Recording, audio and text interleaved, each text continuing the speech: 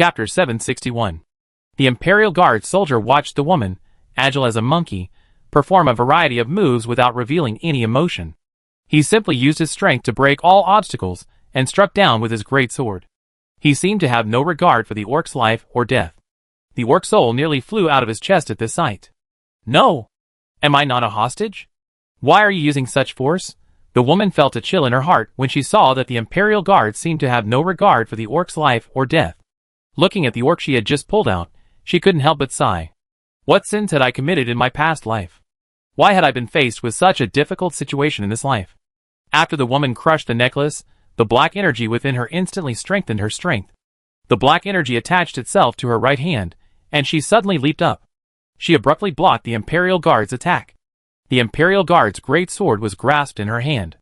The Imperial Guard's brows furrowed as they saw this. What on earth was this? Not only that, the black energy actually began to corrode the great sword. Even the Imperial Guard's armor was eroded. The woman, seeing this, wanted to press her advantage. The Imperial Guards wanted to draw their swords and seek another opportunity to attack. The woman seemed unwilling to give the Imperial Guards a chance. She clung to the Imperial Guards like a piece of taffy. The Imperial Guards tried repeatedly to pull away, but the woman clung to them like a ghost. She practically clung to their bodies, entwining them like a water snake. The Imperial Guards, wearing heavy armor, seemed agile, but in reality, once engaged in close combat, they still had blind spots they couldn't reach. But this is only the first generation of Imperial Guards armor. It will surely be even better in the future. The woman watched the Imperial Guard soldier, who had been tricked by her, and felt a momentary smugness in her heart. De Yin is nothing special, but the next moment, the woman's laughter ceased. Because she saw two more Imperial Guard soldiers flying in from the distance. The two Imperial Guard soldiers, receiving a call for help from their comrades, rushed over without stopping, and then ran directly into the two fighting. The woman's original plan to eliminate the Imperial Guards was instantly shattered upon seeing this. What kind of a fight is this? Run! The woman immediately mobilized her magic power and took off running. The Imperial Guard saw this, showing no mercy. He swung his great sword, striking the woman in midair with a sudden strike. The woman and the young orc fell from the sky like a kite with a broken string. The young orc was already on the verge of cursing, because he hadn't even figured out what was going on when he was stopped by the Imperial Guards. Before he could even figure out which faction the woman belonged to, he was caught between them and tortured. The most ridiculous thing was that neither the woman nor the Imperial Guards treated the young orc as a human being. The young orc was dumbfounded. The woman was ambushed by an Imperial Guard and was instantly snatched away, then violently thrown to the ground.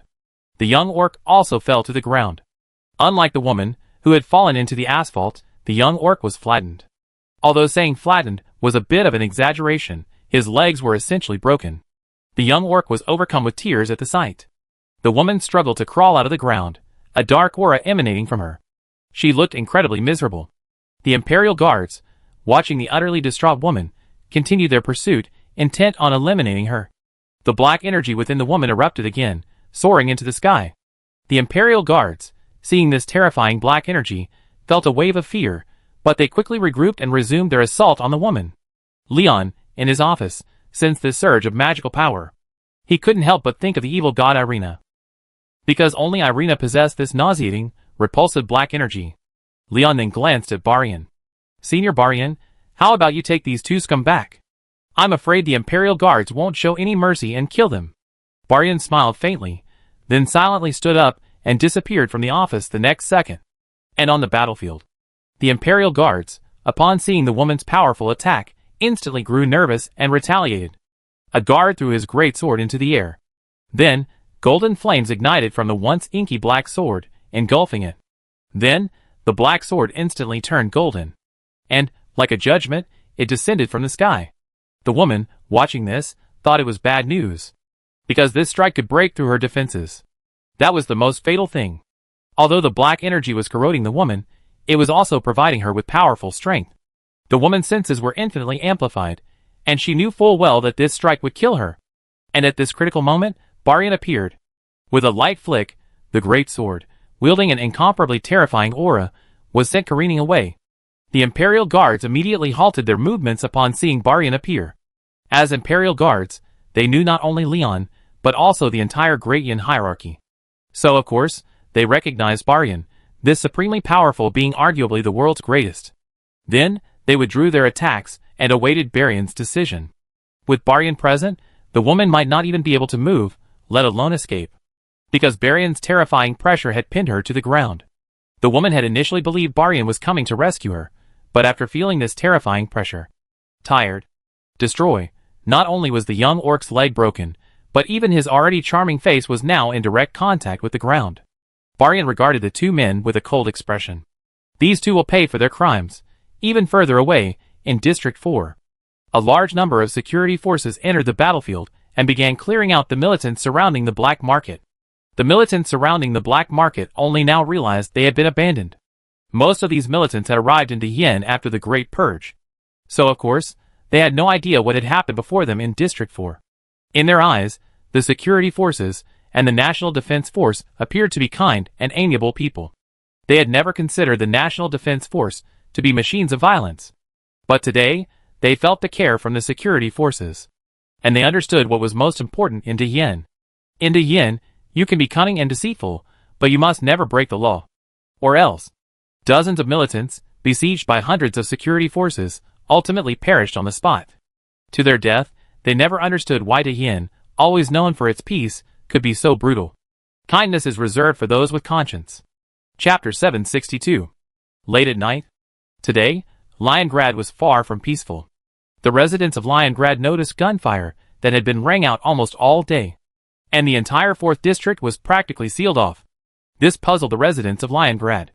But the people of Yen had become accustomed to it. What was the 4th district? It was a place the locals didn't want to settle. It was filled with outsiders who would never obey Yen's rule. At first, Lyon treated all districts equally. Various environmental protection and public welfare projects. But later, those rebellious outsiders in the 4th district believed that the sprinkler trucks and garbage trucks threatened their livelihoods. So they began attacking those working in the environmental protection sector. When Lyon heard about this, he almost sent in troops to wipe them out. But then he thought, these people weren't breaking the law, they were just being anti-human. After all, they were just using dirty tricks to stop environmentalists. Leon simply smiled at these clowns. If he got the chance, he'd make them feel the power of an iron fist. In his previous life, Leon loved playing games and being the number 6. Even if the opponent was dancing in his face, he wouldn't hesitate to strike unless he was confident. But if he did strike, he guaranteed their demise. This 4th district had already crossed Leon's red line. At night, inside the intelligence agency, Hans walked out of an interrogation room and wiped the blood from his hands with a towel. A female intelligence officer approached, holding a stack of documents. Captain, both prisoners have confessed everything. It's all sorted out.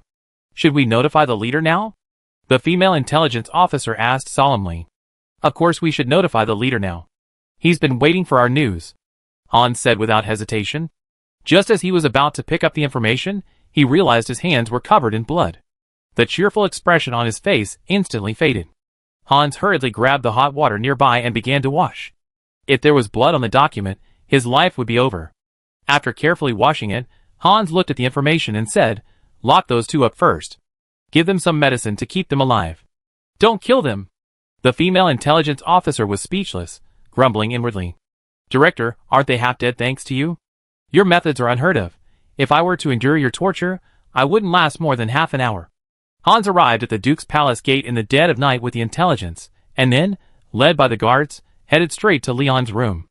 Leon was still awake at this hour, still looking over the 5-year plan and various war plans. After what happened today, Leon couldn't sleep. And with Hans and the others still interrogating him, he wouldn't sleep until he saw the intelligence. Off to the side, Yun Chi, after coaxing Yunli and Mochi to sleep, quietly sat beside Leon and watched him work. Their shadows were cast long by the electric light. Yun Chi rested his chin on one hand, his eyes never leaving Leon. Yun Chi didn't know how many days and nights Leon had been sitting here, doing the same exact thing, the only difference being that Leon had no idea of his specific work hours. For the past few days, Leon had been working at the frontline headquarters in the northern forest. Having finally returned to the Duke's mansion recently, Yun Chi was ready to reward Leon handsomely. Then the incident in District 4 happened. And then Yun Chi was upset. But there was nothing he could do about it. As a leader, Leon had to shoulder burdens that many others couldn't. He had gained supreme status and power, but naturally, he also had to lose something. Leon discovered that these things weren't as wonderful as he imagined. Leon had already begun planning his retirement. There was no other way. He couldn't even take care of his own backyard, and he had 2 little kids to care for. As a mother, Yun Qingqi didn't care at all. These days, the 2 little kids were being cared for almost entirely by the icy frost star. As for Leon's mother, Irina, the driving force behind the birth, failed to fulfill her grandmotherly duties after she had the child. She spent her days traveling with her best friends. Goodness, so you, as a grandmother, are all about pushing and no care, huh? Irina, I just want you to experience what it felt like when I cared for you back then. Leon, when you reach my age, you know. Leon, it's time for bed. Yun Qingqi glanced at the clock, which had already reached 4 o'clock, and couldn't help but speak. Leon checked the time and sighed. Qi, why don't you go to sleep first? I have something else to do. Yun Qingqi pouted upon hearing this. Don't you love me anymore? Yun Qingqi's eyes welled up with tears. Her previously aloof queen image instantly shattered. Leon was stunned. No, I really have something to do. Leon looked at Yun Qingqi and said weakly. Who understands? This destructive power is just infuriating. Yun Qingqi was immediately displeased when she heard Leon still trying to evade her. She hugged Leon and burrowed into his arms, her eyes tearing up. Can't you? Just promise me. Just once. Yun Qingqi pleaded. Leon looked at Yun Qingqi, who had completely changed her usual aloofness. Leon almost lost control. Under Yun Qingqi's constant nagging, Leon almost couldn't hold back. Watching Leon gradually waver, Yun Qingqi's eyes flickered with joy. Finally! Could it be? Just then, there was a knock on the door. Knock! Knock! Knock! Lion instantly stood up, and Yun Qingqi's face instantly flushed with indignation. Who is this? Don't you know we have serious business to attend to? Do you have any professional ethics? At first, Yun Qingqi thought it was Hey You and the others, until Leon spoke. Come in. Hans, who was at the doorway, heard the sound and pushed it open. Then he saw Yun Qingqi, a look of resentment on his face, and Leon, who had suddenly realized something. Leader, the prisoner has confessed. Do I need to step aside? Hans finished, looking at Yun Qingqi. Lion shook his head, motioning for Hans to speak directly. According to intelligence, this orc is the hallucinogen distributor for the entire 4th district, and even for all of Dehien. Hallucinogens are distributed not only in the 4th district, but also in other areas of Dehien. Han said, no longer daring to meet Leon's gaze. Snap! Lion's face darkened upon hearing this, and the pen in his hand suddenly cracked under his crush. Chapter 763. After hearing Han's report, Leon nearly exploded. Watching Leon crush his pen, Yun Qingqi beside him hurriedly grabbed a tissue to help him wipe away the ink. He looked at Leon with concern. Hans, on the other hand, lowered his head, not daring to look up at Leon. He could already sense Leon's rage. In Leon's eyes, these hallucinogens posed a far greater threat than those thugs. Lion had zero tolerance for them. If there was even a hint of them, Leon would have stamped them out. But the problem was, now it wasn't just a hint. It had already ignited. Watching Hans, who lowered his head, Leon knew that while the prevalence of hallucinogens was inextricably linked to the Intelligence Bureau, Hans wasn't to blame. After all, Hans had to protect his own country's intelligence and monitor intelligence from all over the world. The burden of monitoring the entire world fell squarely on Hans' shoulders. Hans was just an ordinary man. How could he possibly have the energy to pay attention to all this? And domestic security had already been handed over to the public security forces. The CIA's surveillance and intelligence work within the country were gradually decreasing. After all, Leon didn't want the CIA's white terror to continue to permeate the Great Flame. The prevalence of hallucinogens is definitely related to our internal affairs. Have you figured out who it is? Leon said, forcing a smile as he looked at Yun Qingqi, who was concerned about him. He then stroked Yun Qingqi's head. Yun Qingqi, feeling Leon's touch, leaned tenderly into Leon's arms. I don't know yet, but it should be at the ministerial level. And this minister has close ties to the Orc Empire, as these hallucinogens almost always come from the north. Hans offered his own assessment. Leon froze upon hearing this, then silently picked up the phone beside him, and gestured for Yun Qingqi to stand. Hello? Is this the 2nd Guards Division headquarters? This is Leader Leon. Message, the 2nd Guards Division, to immediately assemble their forces, and head for Qingqi Kingdom. I don't care what methods you use. I want the Orc Empire to know they done something foolish. Hans and Yun Qingqi exchanged glances after hearing Leon's words. It seems the world is about to become uneasy again. Leon finished, slumping back in his chair. Why do these monsters always appear whenever he's about to make progress? They won't even let Great Yin rest in peace for a single day. But Leon knew that sending the 2nd Guards Division was merely a stern warning to the Orc Empire. Leon believed that even the Orc Emperor Bachmet was unaware of the hallucinogen issue. Because if Bachmet knew about the hallucinogens, he would absolutely suppress the Orc Empire.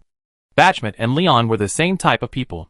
Of course, this refers to their personalities. They both prefer to conceal themselves and won't act rashly without absolute certainty. Lion knew that hallucinogens would eventually be discovered by Diyin, and once discovered, they would suffer. This would only bring unwarranted hatred and war to the Orc Empire. But Leon had no choice but to continue his attack on the Orc Empire. Because Diyin was now the world's hegemon. If someone committed a crime in your homeland, and you didn't give them a slap in the face, where would your dignity as a world hegemon be? After hanging up the phone, Leon looked at Hans. What are you going to do now? Do you need to deploy another guards division to help you solve this problem? Hans paused and thought. Since there's a ministerial level involved, and the incident in District 4 just happened today, there must be problems within the security forces. The military should be deployed. Lion couldn't help but cover his face when he heard this. How long had this security force been established? How could it have already become problematic? The Wehrmacht fought bravely on the front lines, yet they never encountered corruption or other problems. As the saying goes, born in adversity, die in comfort. The longer one lives in comfort, the more prone to corruption and degeneration. Watching Leon don the mask of pain, Hans and the others looked grave. How devastated was Leon? Because before this, Leon had rarely made this gesture. It turned out that Leon was truly devastated. The security forces he had placed such high hopes on had a traitor within them. Furthermore, the hallucinogen problem was poisoning the people of Great Yin. A certain pigtail dynasty was destroyed by this very thing.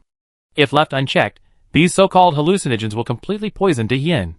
Thinking of this, Leon no longer cared what tomorrow's newspapers would report. He also didn't care how other countries would criticize Diyin. Shock! Such rampant corruption has emerged in the world's hegemon. Shock! Such a thing has occurred in the capital of the world's hegemon.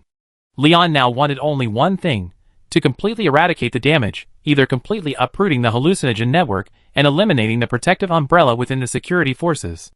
The security forces had finally built a new system, and it was beginning to take shape. With just one blow from Leon, it was very likely to be completely destroyed. But there was no way around it. According to intelligence, the hallucinogens appeared about a month or two ago. That was when the Battle of Kursk was about to end. At that time, the gods had already begun planning to use hallucinogens to poison the Great Yin people. For 2 months, the security forces hadn't uncovered a single clue.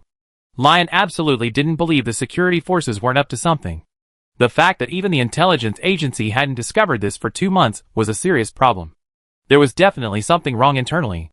Lion suddenly had an idea: disband the security forces and bring in the Wehrmacht to act as security. This was truly infuriating. Lion's thoughts grew increasingly irritated, and he addressed Hans directly. From now on, I will blockade Liongrad for you for 24 hours. If you can't eradicate these cancerous tumors, then you're out. Lion issued a death order. Hans raised his head and replied with his chest held high. No problem. I guarantee we complete the mission.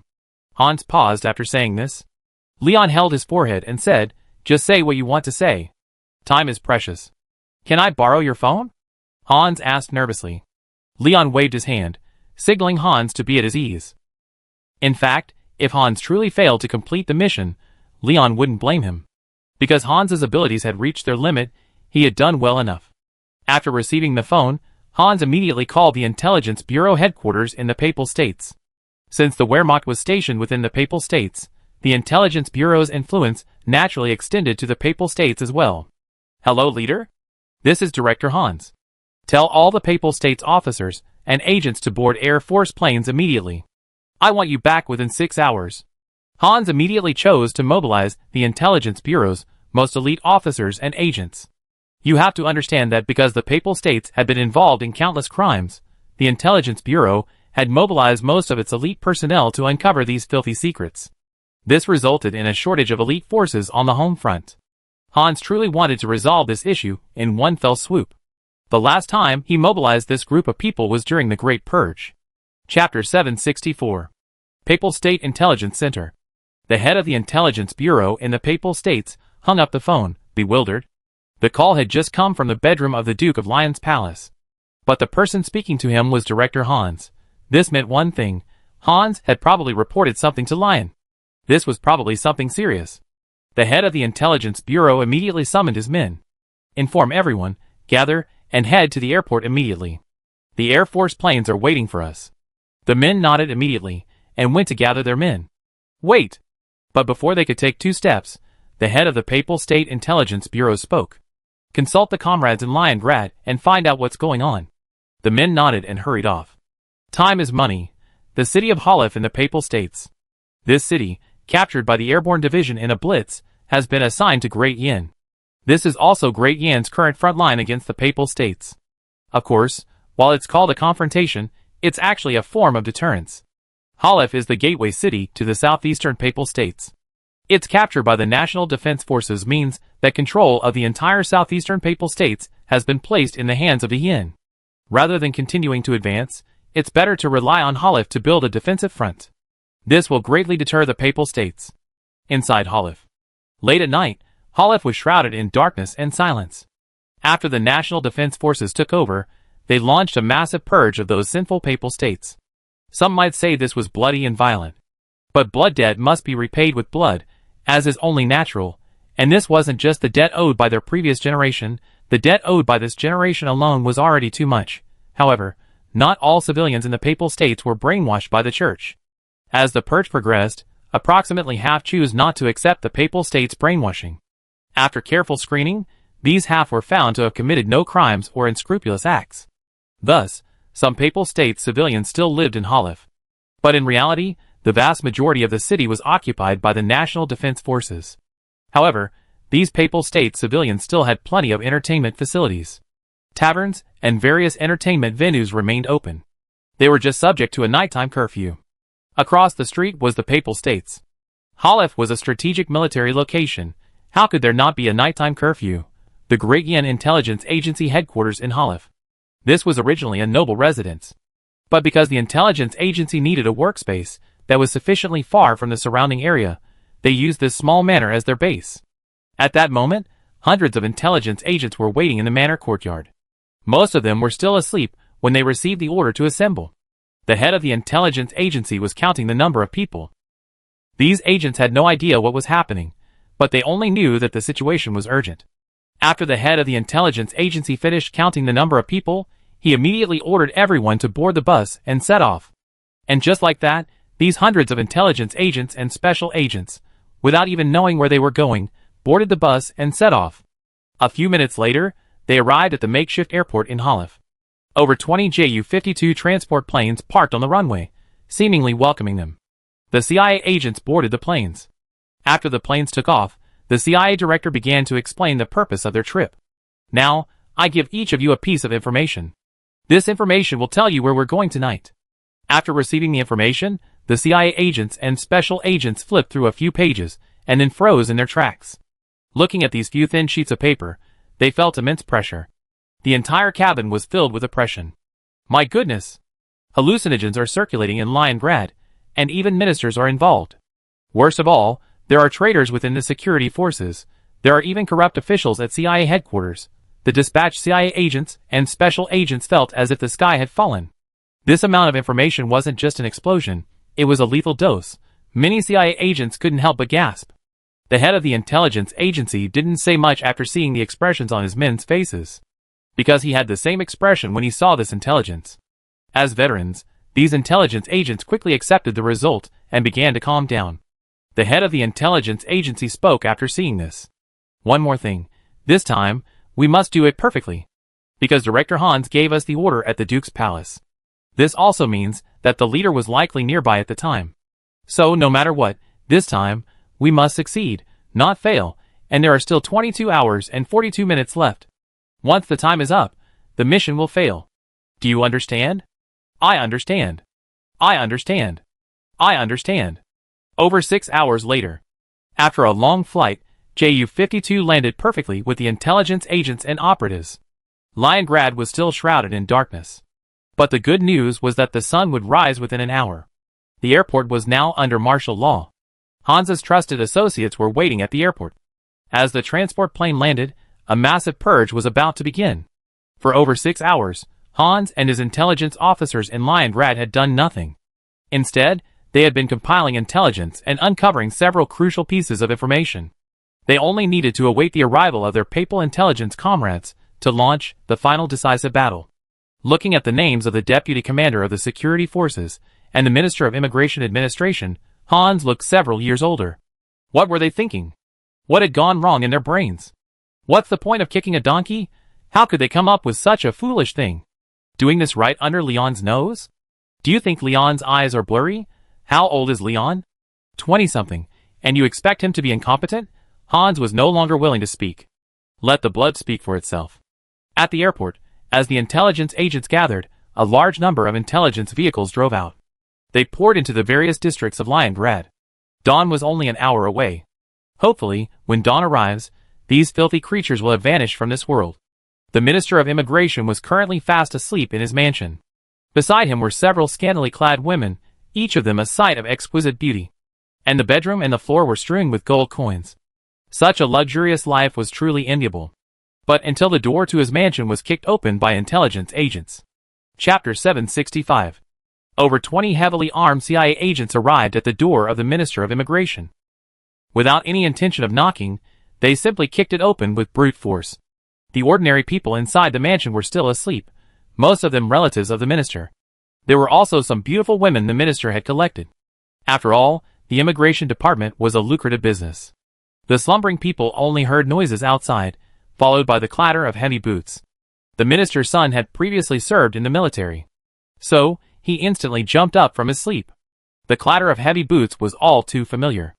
As soon as the minister's son pushed open the door, he saw CIA agents pouring into the hall. Of course, the minister's son knew all about his father's misdeeds, so he immediately started to shout. Bang! The leading CIA agent, armed with a modified AK-74 with a silencer, shot the minister's son dead with a single shot. The minister's son stared at the black uniformed men in disbelief. No! Shooting now? I haven't even opened my mouth yet. Yes, the minister's son had initially wanted to speak, but seeing the heavily armed men, his mouth suddenly shut. But in the darkness, the CIA agents thought he was about to speak loudly. They simply shot him dead. The minister's son, Dealing with the minister's son was just a minor incident. The CIA agents, with ruthless expressions, continued their exploration. Because of the orders they had received before the operation. Anyone who dared to resist or interfere with the operation would be subject to emergency measures. Over 20 agents slowly made their way inside. The minister's retainers heard the kick at the door and the gunshot. As deadbeats, they gradually realized something was amiss. The sound was remarkably like gunshot. And the noise outside the door instantly ceased after the kick. The deadbeats initially heard the kick, but they didn't dare go out to investigate. The minister loved to play happily in the living room late at night. One of the deadbeats once thought something had happened in the hallway in the middle of the night. Just as he was about to go out to investigate, he saw a shocking scene, and the deadbeat was immediately dealt with by the minister. From then on, the deadbeats never bothered to care about what happened in the hallway late at night again. Is life more important, or what? But tonight was different. Why wasn't there a woman's playful noise outside the door? The deadbeats reacted instantly, grabbing their weapons and rushing out. As soon as they opened the door, they were met with the lines of fire from 4 or 5 rifles positioned against the doors and the corridors on either side. Next to the door stood an intelligence agent, armed with a door-breaking device. Both sides froze for a moment. The next second, the agents pulled the trigger. Bang, bang. Several men opened fire, instantly wiping out the assassins, who had just opened the door. The combined gunfire woke everyone in the mansion. But the minister alone didn't wake up. After all, he had been so exhausted the previous night that waking up was difficult. The minister's family tried to go out to the hallway to investigate, but as soon as they opened the door, they were met with the black muzzles of gunfire. Many people collapsed to the ground instantly. The agents showed no mercy, dragging them into the hall like corpses. Then they immediately tied them up. At first, they were shouting, "Do you know who we are? Do you know who my father is? Do you know me?" However, before they could finish their words, a gun was pressed into their mouths, silencing their barking and forcibly silencing their microphones. After searching the other rooms, the agents arrived outside the final room. Inside this room lay the minister, living a life of extravagance and debauchery. The agents exchanged glances, then burst through the door. Bang! The door shattered. The agents rushed in, guns drawn. The commotion instantly startled everyone in the room. The scantily clad women scrambled to their feet, looking at the men in black uniforms, frantically searching for their clothes. As outsiders, they feared not only the immigration department, but also the intelligence agents. Because these agents were truly capable of killing. The minister, startled awake, looked toward the door with an angry expression. "Who's so bold as to disturb my sleep? You?" The minister was about to say something about the national quintessence, but when she caught sight of the agents at the door, the last word caught in her throat. The initial anger vanished in an instant, and Hongwen's face paled. "What are you doing?" "I'm the minister." Click! Click!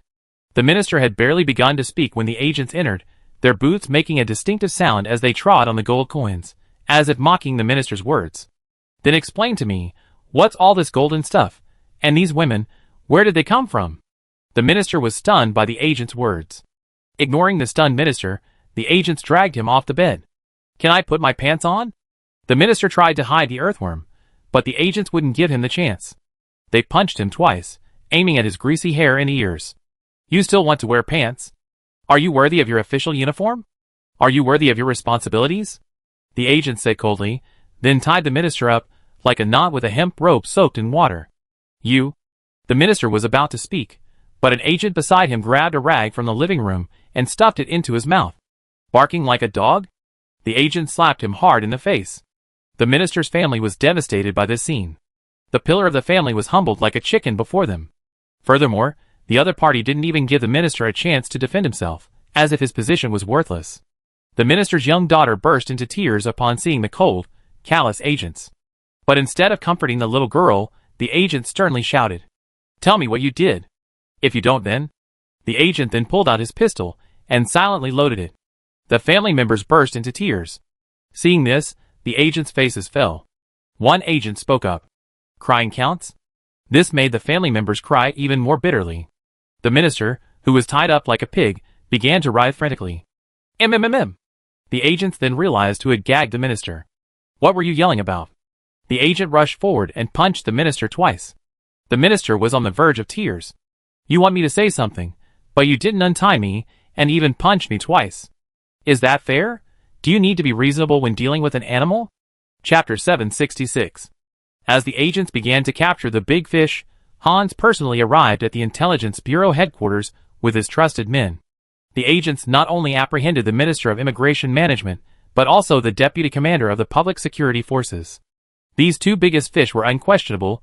Their fate was sealed the moment they appeared on the wanted list. Not only were Intelligence Bureau agents out to apprehend them, but some of De Yan's top fighters were also targeting these two big fish. According to intelligence, the minister and the deputy commander's combined wealth exceeded 1 million gold coins. This clearly demonstrates their wealth-making methods. In just 6 months, they were able to amass such a vast fortune. How much blood was involved? Leon didn't know. The Intelligence Bureau wanted to know, but they couldn't. As these two big fish were about to be captured, Hans's men also took action. The fact that these two fish had reached such a size was inextricably linked to a mole within the Intelligence Bureau. The fact that there was a mole within the Intelligence Bureau had something to do with Hans. After all, the Intelligence Bureau Center in Leningrad was the headquarters of the Great Yin Intelligence Bureau. "You're telling me there's a mole at headquarters?" How could Hans face that? Hans looked at the hundreds of heavily armed Intelligence Bureau agents behind him, his eyes devoid of any emotion, as he gazed silently at the Intelligence Bureau headquarters building. Originally, the Intelligence Bureau headquarters was located in the Capitol building, but it has now been demolished for reconstruction. So, the Intelligence Bureau moved to another building. Across from this building is the temporary office building used by the Great Yin government. It seemed like they were only across the street, but their working habits were distinctly different. The Intelligence Bureau was filled with a sense of oppression and tranquility. The staff in the government office building across the way were beaming with smiles. Hans often admired the people across from his office. Why were they so happy? And these intelligence officers even had to be wary of each other. That was the work of the Intelligence Bureau. Even then, the agents on night duty at the Intelligence Bureau headquarters were about to leave, preparing to swap shifts with their colleagues. As they left the building, they saw the Intelligence Bureau agents assembled in the courtyard. and Hans, standing at the front of the group. The agents were stunned. What was going on? Looking at the agents about to switch shifts, Hans waved his hand, and the fully armed Intelligence Bureau agents began clearing the building. Because tonight, the only people in the building were the traitor's subordinates, and a group of agents preparing for a shift change. Hans had dismissed almost everyone else with various excuses. The intelligence agency traitor didn't think too much of it. Since so much had happened today, Hans's frequent movements weren't surprising to them. Watching the agents preparing to leave, Hans ordered them under guard, then personally led his men into the intelligence agency headquarters. Instantly, the entire headquarters erupted in chaos. Those who had nothing to hide wouldn't have acted so violently. Those who did, like a cat whose tail had been stepped on, instantly exploded. Hans personally led his men in, and these agents, armed with guns and wearing body armor, helmets, and masks, rushed in. The very essence of an elite unit. But how could legs outrun a bullet? If you dare to run, I shoot your legs off. At first, the CIA agents hadn't considered shooting, but the traitors refused to cooperate. Out of desperation, the agents had no choice but to shoot, breaking their legs. Bang! Bang! Bang! As gunshots rang out from within the CIA building, the staff in the government building across the street were in a state of panic. What was going on? What were they doing? The guards guarding the government building instinctively clenched their guns. Gunshots were heard from within the CIA. The soldiers guarding the government building immediately called the military. The military called the Duke's palace in Lyon. Leon, who had just settled into bed, ready for a good night's rest at 5 in the morning, was awakened. Lyon patiently explained the situation to the military personnel on duty. The military personnel, knowing this was a covert operation, stopped asking, but did ask if the lockdown needed to be extended. Lyon said no. Hans had already given the go-ahead. They would complete the mission within the allotted time. As the CIA's gunfire rang out, while the guards guarding the government building remained silent after learning the truth, the government officials and other factory workers who had just finished their shift were agitated. The streets were now filled with CIA vehicles, capturing busloads of criminals and transporting them to the CIA's prison. The sporadic gunfire in the city, coupled with the sounds coming from the intelligence center and the intense fighting in District 4 all day yesterday, had the residents of Leningrad feeling a sense of delusion. Was a civil war brewing? What they didn't know was that yesterday's newspapers were still being reprinted, containing content that shocked everyone in Dien. Inside the intelligence center, dozens of traitors had been apprehended by Hans. The innocent operators who were on their shift tonight were stunned. However, these operators knew Hans rarely arrested the wrong people. After screening these innocent operators, Hans and his team chose to let them go. They were told to go home and await news. In the intelligence center, Hans's office, several intelligence center operators escorted the director into the office. Hans, standing in front of the huge floor-to-ceiling windows, took in a bird's-eye view of most of Leningrad. Tombas, how long have you been with me? How have I treated you these past 3 years? And how has Diane treated you? Aren't you satisfied? Hans finished, looking at Tombas with a cold gaze, as if he were looking at a dead person. Director. The director remained calm.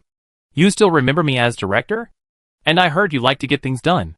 So what are those practical things you do? Hans said sarcastically. I think I'm not wrong. The director, knowing he was doomed, remained calm.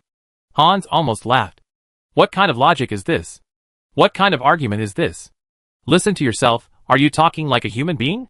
Hans was instantly furious. The director, far from feeling ashamed, spoke with conviction. How can I not be talking like a human being? Look at officials in other countries. How comfortable their lives are. Look at officials in our own country. They live worse than dogs. So what am I wrong about? I'm not wrong. Hans fell silent.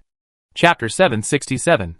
Hearing the intelligence director's words, Hans was almost pissed off. Is that even human language? It sounded as if his corruption was perfectly natural. Dien might be wealthy now, but where did all that money come from? It was almost entirely created through the hard work of everyone. Aside from necessary defense spending and reserves, the rest of the money was invested in the development of Dien. The people of Dien were the direct beneficiaries of this wealth. And, if you spend enough time in Dien, you discover that almost all of the economy and everything else revolves around the people. Many of the people of Dien have awakened and recognized their importance, but they won't use this as a threat. On the contrary, they continue to create wealth with their own hard work. Thanks to Lyon's consistently low taxes and extremely low prices, the wealth in the hands of the people of Dien has increased dramatically. This truly represents the practice of keeping wealth within the hands of the people. There are both advantages and disadvantages to having money in the hands of ordinary people, but the yen is wealthy. So, the money for development doesn't need to be taken from the people. As for the money in the hands of the people, it's what they deserve. If one day we become deeply in debt, we naturally need the people's help. So, when Hans heard the director's words, he couldn't help but hold his forehead. What's this? Isn't this just high-sounding rhetoric to satisfy his own selfish desires? Listen to what you're saying for yourself. Hans pulled out his pistol and pointed it at the director. What am I saying? I'm telling the truth. The yen is so rich, why shouldn't I be greedy? One more doesn't make much, one less doesn't make much. Hans fell silent, and so did the other CIA agents. It was the first time they heard someone speak so eloquently about corruption. Haha, go talk to the leader. Hans waved his hand, signaling for them to take this idiot away. With the incident at CIA headquarters concluded, the entire psychedelic drug ring had been apprehended. Of course, there were still some smaller players. As for these smaller players, they would be rounded up in the next few days. Soon, dawn arrived as usual, and the sun rose as usual. In just an hour, almost all the major leaders of the psychedelic drug ring had been apprehended. And most surprisingly, during the arrests, the CIA agents missed their mark due to the strong resistance of some individuals. They accidentally shot and killed many of the leaders. And as soon as the arrests were completed, endless interrogation ensued. In CIA prison number 1, hundreds of people were arrested, including many with family members. Most of these families knew about the officials' activities, but there was nothing they could do. The lure of money was too strong. So much so that after discovering this, instead of trying to dissuade them, they intensified their actions. Leon didn't offer any further instructions to these reckless families, simply pointing to a family photo. As Leon's trusted subordinate, Hans naturally understood Leon's intentions. Isn't it just a matter of moving to the basement to take a family photo? I think it works. It really works. Inside Intelligence Agency Prison Number 1, screams echoed. These agents and operatives, having witnessed the Papal State's dirty work, finally found an outlet and naturally needed to let it all out. Then these people were in big trouble. With these people apprehended, the newspaper's contents could finally be filled in the all-important section. So, half an hour later, the newspapers, still wet with ink, were delivered to various newsstands. At first, many workers who had just finished their night shift and were about to read the newspaper at the newsstand were puzzled. Why were today's newspapers arriving so slowly? But when they saw the still wet ink, they were stunned. But that wasn't the most shocking thing. When they saw the still wet content on the newspapers, these simple, hard-working workers were instantly furious. The hallucinogens, combined with corruption, had completely ignited these simple, hard-working workers. Especially when they saw the newspaper's description of the hallucinogens, they were instantly furious. How could this hallucinogen be a poison? This was going to destroy the very roots of the Great Flame. They also learned that the hallucinogens were smuggled in from the Orc Empire in the north. These enraged workers spontaneously began searching for the representatives of the Great Yin Parliament. The representatives, who were just about to start their shift, were stunned. They were blocked by the enraged people of Great Yin. Thankfully, however, these people merely expressed their anger to the representatives. The representatives then grew angry too. Fuck you. When did Great Yin become so cowardly? An Orc Empire dares to challenge Great Yin? Believe it or not, I crushed them with one hand. And so, today's parliament became a buzz. Since last night's purge of these scoundrels, Lion urgently needed to convene an emergency parliament. Leon, having just slept for an hour, arrived at the temporary council hall with dark circles under his eyes. The initially angry representatives, looking at Leon's dark circles, were instantly silenced. So the leader hadn't slept all night either? Everyone instantly took their seats like docile children, waiting for Leon to speak. Looking at the crowded seats, Leon realized it wasn't time for work yet, but his eyelids were already drooping. Leon thought to himself, just a little sleep, just a little. At 8 o'clock in the morning, Leon, who had fallen asleep in his chair, was suddenly shaken awake. Leader, everyone's here. A female soldier said softly. Leon hurriedly stood up, realizing everyone was staring at him. He scratched his head awkwardly, then spoke. I'm sorry, everyone, for not getting any sleep last night. Let's get down to business first. After saying this, Leon immediately gushed over a cup of coffee. The council members had also received the latest newspapers, so they all understood what had happened last night. Leader, I think we should establish a new agency within our ranks, to oversee and manage officials. The Intelligence Bureau is no longer suitable for overseeing officials. The Intelligence Bureau excels at gathering intelligence, but overseeing officials has never been their forte, a council member said. Leon didn't say much after hearing this, simply taking a sip of his coffee. The Intelligence Bureau is important, but overseeing officials is even more important. But establishing an agency similar to the Intelligence Bureau would inevitably conflict with it. Headache. And just as Leon was having a headache, a military official spoke with great foresight. Leader, instead of dwelling on this, we should gather our forces and crush the Orc Empire first. Damn it! How dare they sell hallucinogens to us? They're courting death. Many of the young council representatives were instantly excited upon hearing this. Workable. Go figure. Leon was dumbfounded by the excited council representatives.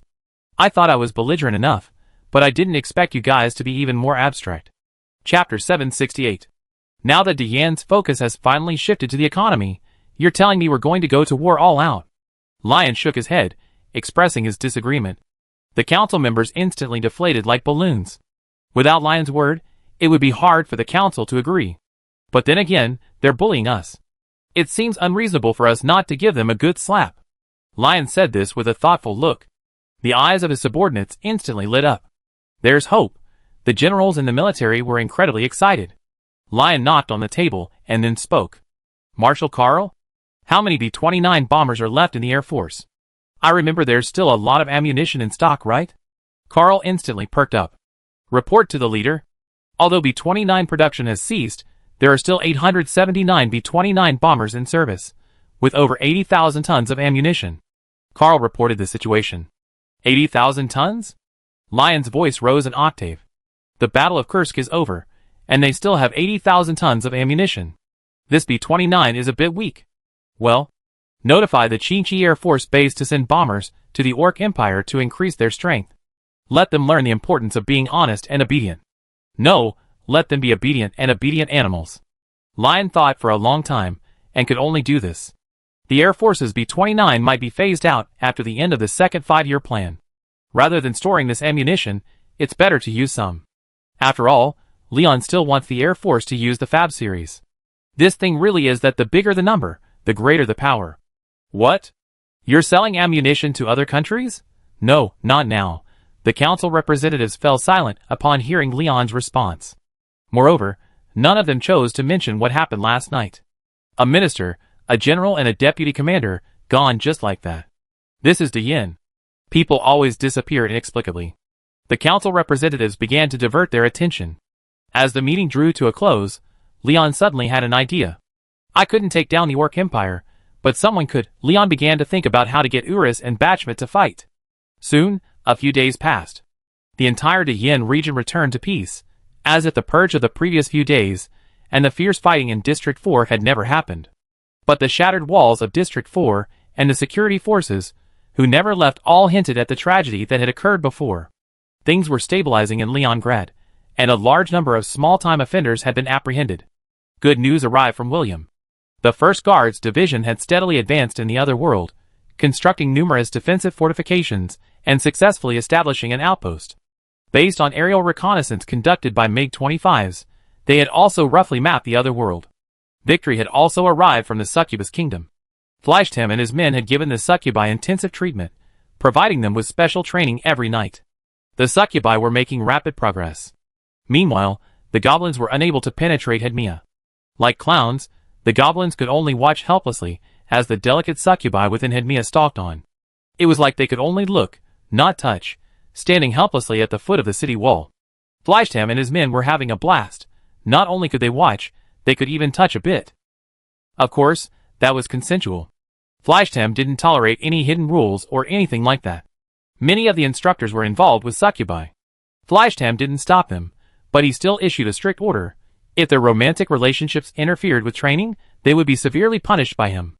Would that affect the Succubi? They might even be older than the instructors. How could that affect them?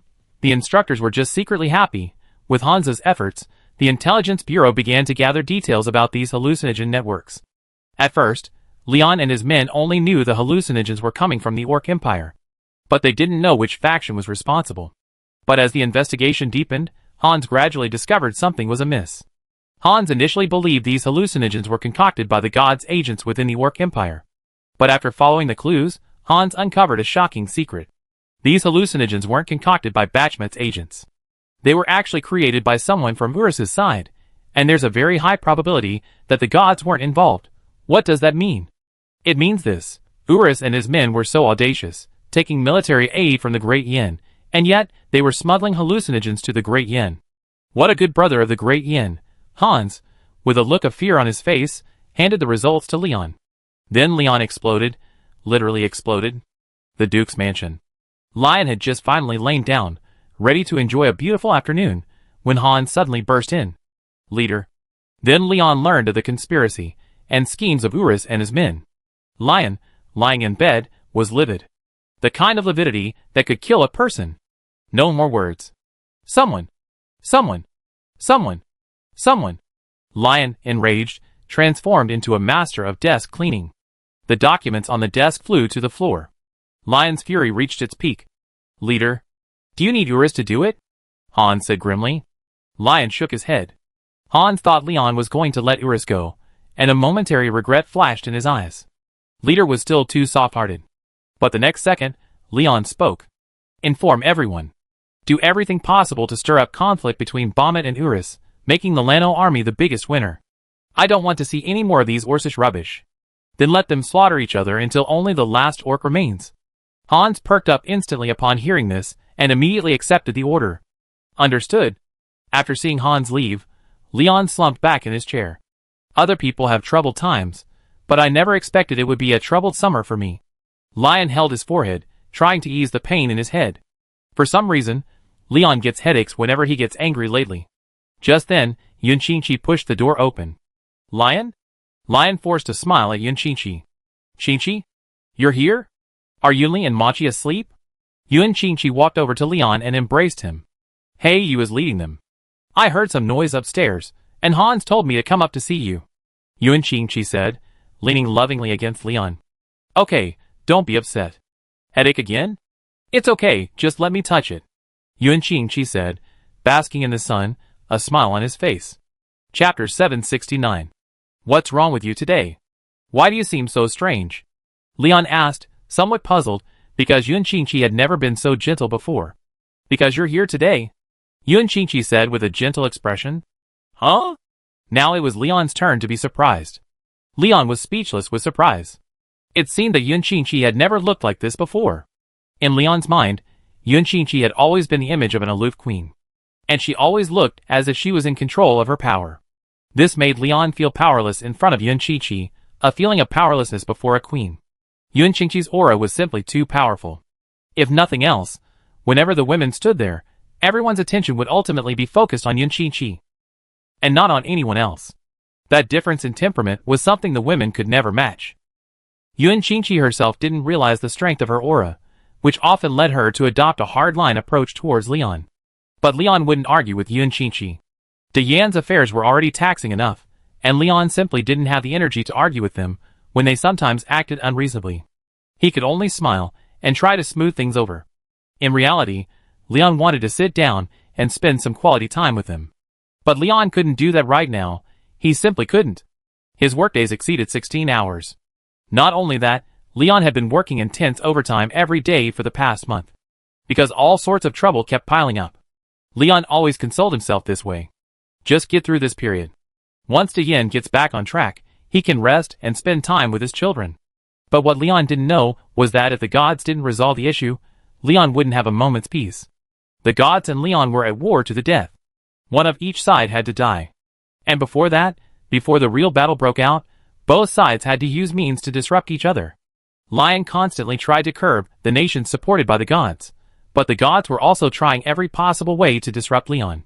Diane's greatest strength was that Leon single-handedly led the entire nation. As long as Leon didn't make any mistakes, the nation would continue to move forward. But this was also its greatest sorrow. All the burden fell on Leon, and those who had been temporarily trained were unlikely to shoulder the heavy responsibility. It wasn't that they weren't good enough, but rather that the times limited them. They not only had to abandon their old ideas, but also embrace the new ones of Leon and his group.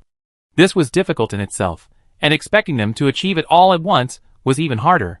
Leon could only give them as much time as possible. But while Leon wanted to give them time, the burden on Leon grew heavier. Although Leon had taken the fountain of life and gained 1,000 years of life, he felt he might die of exhaustion before reaching the full millennium. Isn't Hans the same as Leon? He sat alone, struggling to hold the position of director of the intelligence agency, while the people under him were simply not on Hans' level. Hans always managed to quickly coordinate with Leon, but what about the others? Even Cotties and the others found it difficult to see eye to eye with Leon. Hans was a gift from heaven to Leon. Without him, Leon might have truly died of exhaustion. As his territory expanded, Leon was already looking for ways to recruit talented individuals. He estimated that in 2 years, he would be perfectly capable of being a hands-off boss. But the question was, could he survive those 2 years? Leon didn't know. In the study, Yuan Chichi pressed his face against Leon's and spoke gently. Okay, you're free today, aren't you? Let's go out and play, how about that? Go out? Really? Leon smiled wryly. How would you know if you don't go out? Yuan Chichi nuzzled Leon's cheek affectionately. Leon smiled, then shook his head. Seeing Leon's expression, Yuan Chichi pouted, grasped Leon's cheeks with both hands, and spoke angrily. Promise me you won't cry alone anymore. Remember, you're not just our child's father, you're our husband. If anything goes wrong, you must speak up. We're in this together, or I eat you. Yuan Chichi said, placing his hands on Leon's lips and forcing a smile. Leon sensed Yuan Chichi's concern for him, and the corners of his mouth curled up slightly. Suddenly, he had an idea. He turned over and pressed Yuan Chichi against the chair. Okay, Chichi, how can you talk like that? Believe it or not, I make you beg for mercy. Leon approached Yuan Chichi and demanded fiercely. Yuan Chichi looked at Leon provocatively, his eyes filled with disdain, as if to say, if you have the guts, come over here. All you do is babble. Leon instantly became enraged, grabbing Yuan Chichi's slender waist and tickling him. Haha, stop it, I'm ticklish. Yuan Chichi was a serious person, and Leon's antics had hit her weak spot. After a pause in their playful banter, Leon spoke up. By the way, how did you know I was crying alone? Leon asked, his face filled with confusion. You look like a high-ranking leader, a tough guy without any weaknesses, but in reality, you're just a kid who gets sad when a kitten dies. Yuan Chichi couldn't help but smile, then pinched Leon's dazed face. You're not. You're picking on me, are you? Leon's expression instantly broke. Why are you deliberately picking a fight? I don't know who it is, but he always likes to cry secretly under the covers in the middle of the night. After crying, he uses his mental power to check our rooms to see if we're asleep. Yuan Chichi, his clothes disheveled, looked at Leon lazily. Leon, damn it! My image as a great leader has collapsed. Feeling Yuan Chichi's provocation, Leon couldn't help but clench his fists. As expected, he still couldn't outsmart these centuries-old women. As if sensing Leon's speechless expression, Yuan Chichi gave Leon a heartbreaking pat on the head, then spoke with the gentle words of an elder. Be good, little one. Don't think about dirty thoughts. He winked suggestively. Leon, how could he tolerate this? Leon was about to kiss him. The other 4 women at the door were watching everything from inside through the crack. Look! They're kissing. Don't push me. If you're jealous, kiss yourself. After playing for a while downstairs, Yunli and Machi noticed their mothers were gone, so they came up to look for them. Mommy? What are you doing? Yunli's childish voice rang out. The girls were instantly startled and pushed open the door. Leon was stunned. Yuan Chichi looked at them with anger. You dare to ruin my good deeds, huh? Chapter 770. Looking at the 4 women lying in a heap at the door, Leon's face turned green. These women are good in every way, except that they love to eavesdrop. And they don't come one by one, but in groups. Just listen, is that even right? Not only that, but hey you, that troublemaker, has become incredibly enthusiastic since adulthood. And sometimes he even goads others. That silly bunny in Xian is almost being led astray by Heiyu. The elegant elf princess Leia has also donned a unique outfit. Thinking of this, Leon couldn't help but hold his waist. Damn it! Do the protagonists in other novels have iron kidneys? Why can't I have that? The women caught Leon and Yuan Chichi in their act, and Leon was still dazed. Yuan Chichi went berserk. Leon had been away from home for days, and finally saw the opportunity. He sent the 2 children away and prepared to have sex. And then you told me I was about to eat, and suddenly I can't. Yuan Chichi was furious. Yuan Chichi turned over, placed Leon on a chair, and then, striding forward with long legs, walked towards the 4 women. The sound of high heels clattering on the ground reached the four women's ears. The four women hurriedly scrambled to their feet and fled in panic. Yuan Qingqi gave a strange smile, a flash of red in his eyes. Wait for me. I want to eavesdrop with you too. When Shuangxing and the others saw Yuan Qingqi coming towards them, they panicked. Especially Shuangxing, who didn't dare meet Yuan Qingqi's gaze. Yuan Qingqi smiled at Shuangxing, as if to say something. Didn't I ask you to help me babysit? Why are you here too? Shuangxing, Can't I just come over and study? Watching the mothers react to Yuan Qingqi like mice seeing a cat, the two little ones instantly burst into laughter. Xiuqi, look at the mothers. The way they're running away looks like we're being chased by dogs. Yunli laughed until her stomach hurt. Machi, hearing this, hugged Yunli and nuzzled her, saying with a look of fascination. Yes, sister, you smell so good. Yunli's face instantly fell. I'm talking about business. What are you doing? Yuan Qingqi exploded upon hearing Yunli's words. You're so filial. You said the mothers looked miserable when they were being chased. But what do you mean by being chased by a dog? Yuan Qingqi didn't even bother chasing them. He just walked over, one in each hand, and tried to pick up the two little ones. As mother and daughter, Yunli immediately knew something was amiss, her limbs thrashing helplessly in the air. Let me go, old woman. I'm going to let Dad teach you a lesson. Mochi, still unaware, allowed himself to be grasped by Yuan Qingqi, spinning in midair, his eyes gleaming with wisdom. What happened?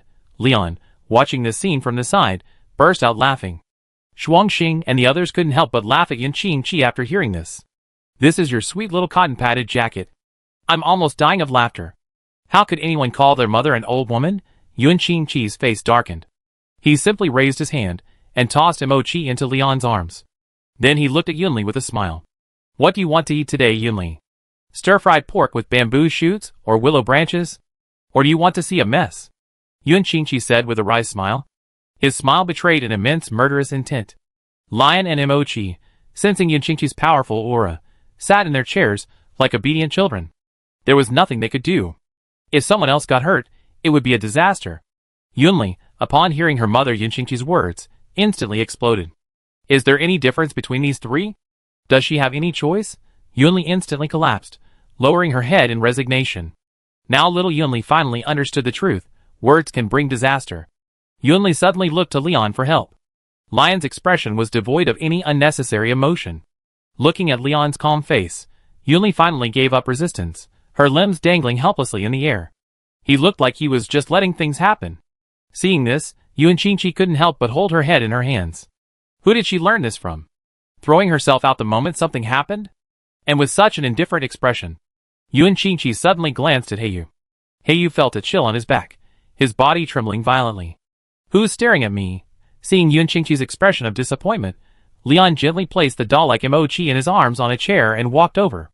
Little Yunli, have you upset your mother again?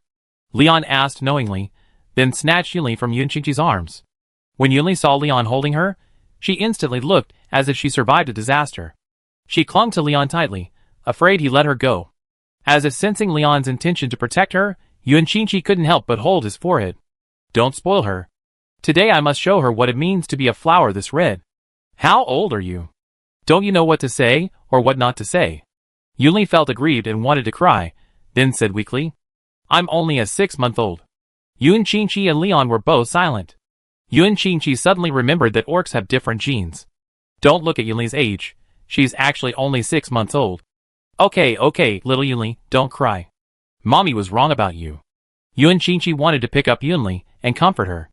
But to his surprise, Yunli clung to Leon tightly, clinging to him like an octopus. Yuan Qingqi tried to hug her, but when he realized he hadn't, he was stunned. This was his daughter. Leon was also dumbfounded. Mom, you're so naughty. I want Daddy. Yunli held Leon, wiping her nose with his clothes, and said stubbornly, revealing only half of her face. Yuan Qingqi was speechless. Mochi, watching this, began to chew on his own hand.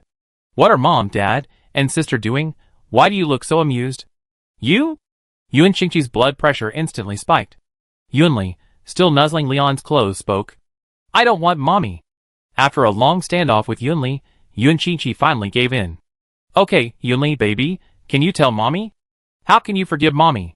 Yunli's tears instantly stopped when she heard this. Her lips curled up, and she spoke with a look of triumph.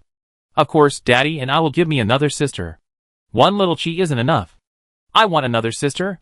Yun Li's words silenced everyone present, especially Leon. He stared at his daughter in shock. No, brother. Chapter 771. While Leon was attending to chores at home, within the spatial rift, the 1st Guards Division was already enjoying themselves. Yes, they were enjoying themselves. At first, the soldiers of the Guards Division thought they would fight to the bitter end. But after fighting for nearly half a month, the enemy, which had initially been endless, had now disappeared without a trace. These monsters weren't without intelligence. At first, they thought the soldiers were just a mob. They launched a frantic charge, but under the Guards Division's artillery fire, they couldn't break through the Guards Division's defenses. At first, all the Guards Division soldiers were on high alert, and the soldiers thought they would be fighting around the clock. In the end, after the heavy howitzers arrived, and the monsters felt the power of large-caliber artillery, they became timid. They were divided into 4 factions, each of which was roughly equal in strength. After thousands of years of fighting, the factions were evenly matched. Primitive humans struggled to survive in the cracks. The 4 factions didn't overly target these primitive humans. After thousands of years of confrontation, humanity had mastered a certain amount of tactics. The entire world had fallen into a state of equilibrium, until the intervention of the National Defense Forces. At first, the 4 factions took turns attacking. It turned out they were just being beaten to a pulp, and the casualties among the factions varied. This led to a shift in the balance of power with the arrival of the Great Flame.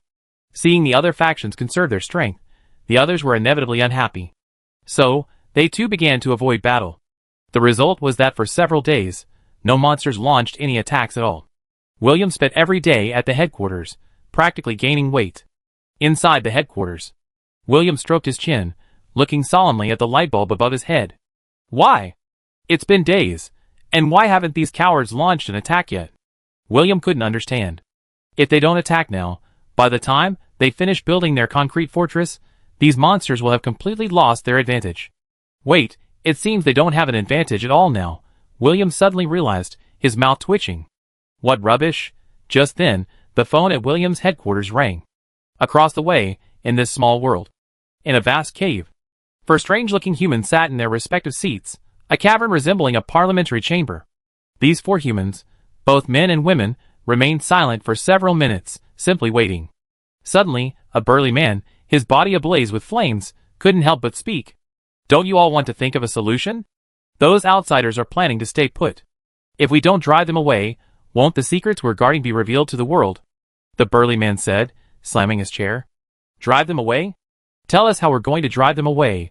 That's easy for you to say, but it's you, the Fire Soul clan, who've been hiding in the background like cowards all day. You haven't contributed much to the operations these past few days. A seductive woman with purple eyes, emanating a black aura, couldn't help but speak. She glared at the burly man fiercely. The man, sensing the woman's gaze, felt a surge of guilt and lowered his head. A stern-faced man spoke from the side. Serena, stop talking about him. Don't you know what kind of person he is? Hasn't he backstabbed us enough in these past few thousand years? The woman couldn't help but chuckle, then spoke sarcastically. Yes, just because he backstabbed us, he's the most powerful of the 4 of us. The woman's sarcasm nearly made the burly man explode. The man couldn't help but say, haven't you all backstabbed us before? You all make such high-sounding statements. We've been through thousands of years. What are you pretending to be? The woman was about to retaliate when a black-haired young man in the main seat spoke up. Enough. As the black-haired young man spoke, everyone present fell silent. According to the intelligence my men brought back, the group entering here is from a country called Great Yin. This country has almost completely occupied the entire Central Plains, and the surrounding Elf Empire and Demon Empire have already submitted to them. The man began. Everyone present instantly grew serious upon hearing this. Though they didn't know the true situation of the Elf Empire and the Demon Empire, upon hearing that Great Yin had occupied the entire Central Plains, they all lost their composure. You have to remember that in their time, the Central Plains was divided into hundreds of countries. These so-called nations were, in reality, merely larger tribes, not even city-states. Humanity without city-states was nothing more than a homeless dog. So when these people heard that Great Yin controlled Zhongzhou and had made the surrounding nations bow down before them, they could no longer sit still. So what should we do now? According to you, Great Yin has become the overlord of Zhongzhou. Then what can we use to fight them? The crowd was arguing, their opinions diverging. Stop arguing, the man said directly. Then everyone stopped arguing. Whether they are the overlord of Zhongzhou or not, since we're here, we must find a way to get along with them. You witnessed their power over the past 2 weeks. Their strength is undeniable, but we're not completely useless either. The key question now is, what exactly do these humans want, or do they intend to stay here and not leave? The young man's words immediately woke everyone up. Yes, the most urgent task now isn't how to deal with William and his men, but to understand what Great Yin and his men are up to. How about this? Tomorrow we visit the human tribes in the valley, and have them communicate with the Great Yin people on our behalf. The young man immediately finalized the plan. Everyone present agreed. But what they hadn't anticipated was that the primitive tribes had offended the Great Yin people. Smith had almost been buried before. The next day, William removed his eye mask and awoke from his sleep. Everything here is good, the air, the environment. The only downside is the time. Because there's no such thing as dark here. Just as William was about to eat breakfast, his subordinate walked in and spoke. The commander's in trouble. Someone's coming. Someone's coming? Isn't that normal? William said without hesitation, but then his tone changed. Wait. Someone's coming. Chapter 772. Wehrmacht Base. The fortress gates are complete, and the main structure is almost finished. And today, every soldier of the Guards division defending the fortress was extremely nervous. Because they saw humans standing at the gate. Yes. Humans. Living people, not those grotesque monsters. At the fortress gate. Grandpa Han, do you think they let us in? The muscular man, Delilah, couldn't help but ask. The white-haired Han stroked his beard and spoke. Until the dust settles, nothing is known. Tisna's face was solemn. She noticed that the uniforms of these soldiers resembled Smith's, and the fluttering red dragon-headed flag was extremely conspicuous. They must be Smith's kind. Smith should be safe, right? Tisna pondered. Just then, William and his men arrived at the fortress. He looked down at the 3 men below, then at the dozen or so behind them. After a rough assessment, he determined that they didn't pose much of a threat. Because the 4 major forces had already ordered their subordinates not to harm the primitive humans at this time, in order to allow Han and his men to contact the Great Flame. Originally, Han and his men could have headed straight for the fortress unarmed, but they didn't want to leave their fate in the hands of others. Although the primitive tribe was surrounded, they remained resolute. At first, when the 4 major forces approached Han and his men, Han thought it was a scam. He decisively refused. Then he saw monsters, dozens of times more numerous than the largest attack recorded in the parchment, surrounding the primitive tribe. Han and the others had no choice but to head for William and his men. Looking down at William from the fortress, Delilah felt annoyed. In the tribe, he was the undisputed king of the hill. The tribe's foremost warrior. No one dared to offend him. No one. Smith, go on, I'm listening. Delilah met William's emotionless gaze, but he didn't back down, staring directly at him. Looking down at the massive Delilah glaring at him, William couldn't help but grumble. Is this a bitch? William shook his head, and decided to go down and see what was going on. At first, William wanted to be cautious. But seeing the spears and longbows in the hands of these primitive men, and the monsters watching from afar, William instantly understood. The monsters were trying to reach out to him. Perhaps they were frightened by the defeat, and wanted to test our intentions and limits. William immediately contacted Leon, who decisively delegated authority, allowing William to act accordingly. That's right. The commander of the Imperial Guards Division has the authority to call Leon directly, and Leon can also call the commander of the Imperial Guards Division directly. This can avoid many situations. After gaining the power to act at his own convenience, William chose to open the fortress's gate under the protection of a Dochi knight who had just reached the 9th level. Han and his companions looked at the rising metal gate, shock written across their faces. Is this something a human could do? And there wasn't even a trace of Dochi or magic power. Looking at the stunned 3 people, William's face was stern. Completely lacking his usual friendly demeanor, he spoke coldly. What are you doing? Are you from this world? This is a military stronghold. No outsiders are allowed near. After William finished speaking, the soldiers in the fortress all pointed their weapons at the men. Dilra, the young fool, looked like he was about to engage William and the others. William looked at him speechlessly. I'm just trying to show you my power. If you don't understand, forget it. It wasn't meant for you to see. The question is, what are you thinking by interfering? Han immediately stopped Delilah and said with a smile, We are humans from this world. According to blood ties, we are somewhat related. Han said amiably. William also knew the principle of not striking a smiling face. But he wasn't impressed by Han's attempts to build closer ties. We are from Yin, not Zhongzhou. Please don't get me confused. Let's get to the point. What exactly are you doing here? William said coldly. Han paused, then spoke. We come to see you, Chief. Your arrival was somewhat unexpected, and we... Wait! Before Han could finish, William stopped him. My name is William, Major General of the Great Yin Guards. You can simply call me Commander William, or General, not Chief. William said hurriedly. General, we come to see you with the utmost sincerity.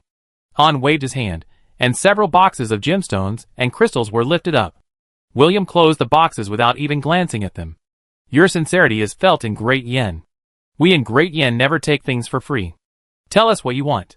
William spoke with a righteous air, as if Great Yin were truly a civilized nation. General, thank you for your kindness. We don't have any requests, just to get to know your country and experience its charm. Han flattered him, and Delilah, beside him, could hardly bear to watch. William, inwardly delighted, was simultaneously plotting how to coax these precious gems from the natives. Oh no! Switch it up. William knew Han and his companions were probably connected to the monsters, and that the monsters were watching them, so he didn't rush to inquire about their existence, instead diverting the conversation with some irrelevant twaddle. Suddenly, William thought of something and casually mentioned it. By the way, since your residence here, did you know one of our men was nearly killed by the natives a while ago? Oh, I forgot to tell you, our man's name is Smith. Your tribe should have had some communication, right? Have you probably heard of this man? Han's smile froze. William, walking along, suddenly sensed something was amiss and turned back. He saw completely different expressions on the faces of the three men. And without exception, they were all incredibly exciting. Tisna couldn't help but facepalm. Delilah sweat-drenched. Han gave an awkward smile. William was stunned. What was this? The next second, William realized what was happening. Oh my God! They're the ones who nearly killed Smith. William was horrified when he realized what was happening, but Han and the others were nearly blown away. Han and the others had never imagined that the ordinary Smith was actually connected to the magnificent fortress before them. And this man, who looked like the leader, seemed to know Smith. This was the end. William was completely paralyzed. Is this world really that small? Chapter 773. William looked at Han and the others with a solemn expression. Han was facing a formidable enemy, for they had no idea how to face William. William's words silenced them. For a moment, they had no idea what to do. After all, they were now on enemy territory, and they could be killed. So, they were all silent, as if waiting for William's words. Tell me the truth. Smith was nearly buried alive. Were you the ones who did it? William said sternly, and his soldiers instinctively drew their weapons. These people didn't seem like good people. Han and the others were at a loss for words. They wanted to explain themselves, but it seemed they had indeed done something stupid. Han's words of defense died in his throat at this thought. For a moment, he didn't know what to say. Delilah spoke directly. Everyone takes responsibility for their actions. I buried Smith alive. Come at me if you dare. Han and Tisna instinctively covered their faces. What else could they do? They had originally planned to negotiate, but he just revealed everything about his side of the story. Han had never imagined Delilah could be so foolish. It seems he overestimated Delilah. William, on the other hand, watched the simple-minded, trembling Delilah with great interest. Interesting. Are you sure you did it all by yourself? After all, lying is punishable by death. Think it over before you speak out, William said viciously. Delilah was stunned. How could there be such a vicious oath? Tishna, standing by, couldn't bear to watch any longer and couldn't help but speak up. Smith accepted our help, but due to the sensitivity of our tribe, Grandpa Han had no choice but to resort to this desperate measure. But I helped Smith escape. Tishna directly disassociated herself from the tribe, while minimizing the impact of the tribe's decision-making as much as possible. William looked at Tisna with some admiration. This woman is clever, but only slightly clever. Because what she said was completely one-sided. If Leon needed an excuse, Smith could have simply kept silent. After all, such things were commonplace in history. Don't you think you're being hypocritical? You claim to have saved Smith, and then you claim you almost killed him. Listen to what you're saying. Does that make sense? Does it make sense? William shook his head with a look of disdain. Upon hearing this, Han and the other two's faces instantly changed. However, at this critical moment, Smith arrived. Leon ultimately chose not to resort to despicable tactics. After all, The other party was at least human, and Leon wouldn't resort to killing his own kind. Of course, if these primitive humans were truly tactless and opposed him, he wouldn't mind using force to help them. But now, Leon not only needed to engage with these primitives, but also to use a human to extract information from them. Smith, on the other hand, was just able to do just that. Smith, newly dressed, was waiting outside in the space for the latest instructions. After William and his companions encountered Han, they immediately ordered Smith to enter the spatial rift. When Han and his companions saw Smith in his military uniform, their faces were filled with emotion. William, standing by, looked like a bystander. This was a huge melon. On the other hand, when Smith saw the people before him, his shock was self-evident. Smith didn't harbor much hatred for Han, but he still felt a little resentment. After all, he had been ordered to kill him. But Smith didn't take the order seriously at all. He had a gun in his hand, and he could easily escape. As for Delilah, he was just a clueless young man who only knew how to follow orders. There was no need to take him seriously. What's the saying? Fighting a dog will only lead to one outcome, getting bitten. And Tisna. Smith looked at Tisna with a complicated expression. William saw the two men staring at each other, his eyes instantly lighting up. Oh my! There's a big melon. The deputy division commander nearby also rushed over, cut a watermelon, and tossed half to William. Where did you get the watermelon? The leader ordered the logistics team to send it to us. They said, we've been working too hard in the other world, so they gave it to us as a reward, one for each of us. The deputy division commander finished speaking, then reclined in a chair, eating the watermelon while watching the others. Seeing the deputy division commander's carefree demeanor, William couldn't help but ask. Didn't you say it was hard work? But how could we have been hard at all? William was silent for a moment, then looked at the melon in his hand. Sorry, I couldn't help myself, it was so delicious. William then joined in the melon eating. Tisna? Smith asked.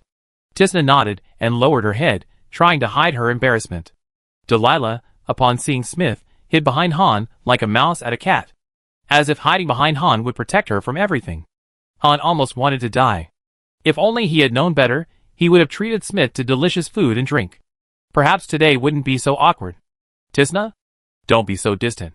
The leader sent me here to speak with you, meaning that past events will be let go, Smith said.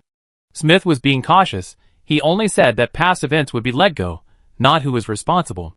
If Han and the others ever seem insolent, Leon, Smith, and William can choose someone to be the villain.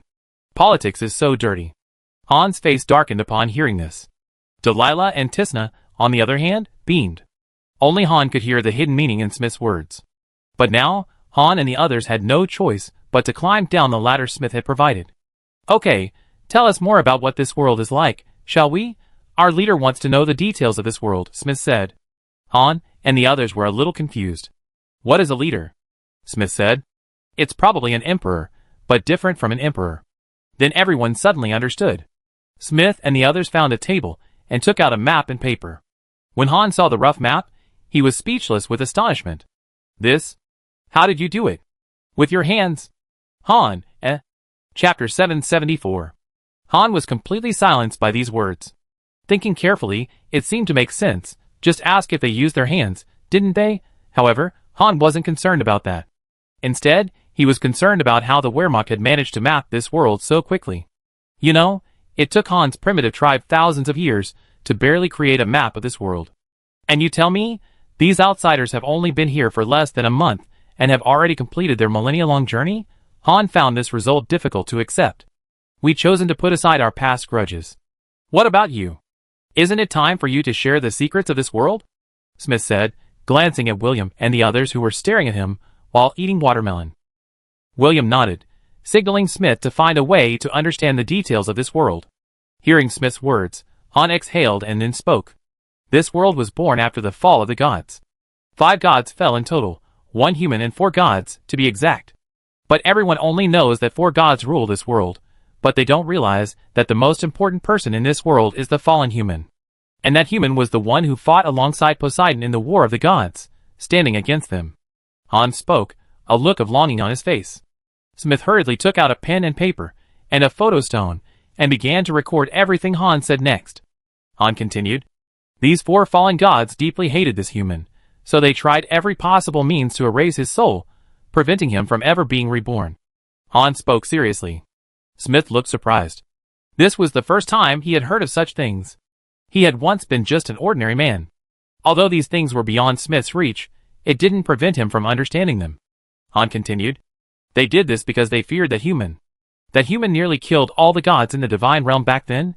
It could be said that everything we face now is closely related to that past.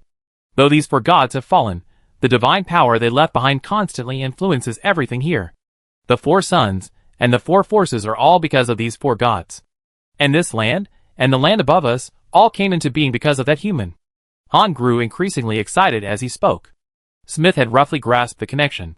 That human created this world, and the four gods wanted to rule it. Goodness, they really can't rest in peace even after death. William, who was watching the show from a distance with a bug, couldn't help but sit up straight. Wow, that little workshop's drugging is seriously powerful. Lion, who was in the bedroom at the moment, also clenched the eavesdropping device in his hand.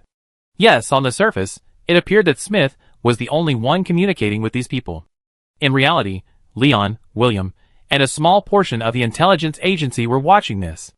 It could be said that every expression and every punctuation mark from Han and the others would be translated by the intelligence agency's professionals. What if Han's words were false? If everything in this world were determined solely based on Han and the others' one-sided statements, wouldn't that seem spurious? Perhaps they were human, but had they truly sided with others over the past few thousand years? The sinister nature of human nature is fully revealed when faced with profit. After all, these humans were driven here by the monsters, used as cannon fodder to confront them. Who knows if these humans have sided with the monsters? And according to Han, it seems that humans and monsters are in opposition. And yet, these humans were sent by the monsters to confront a yin. This in itself presents a serious problem.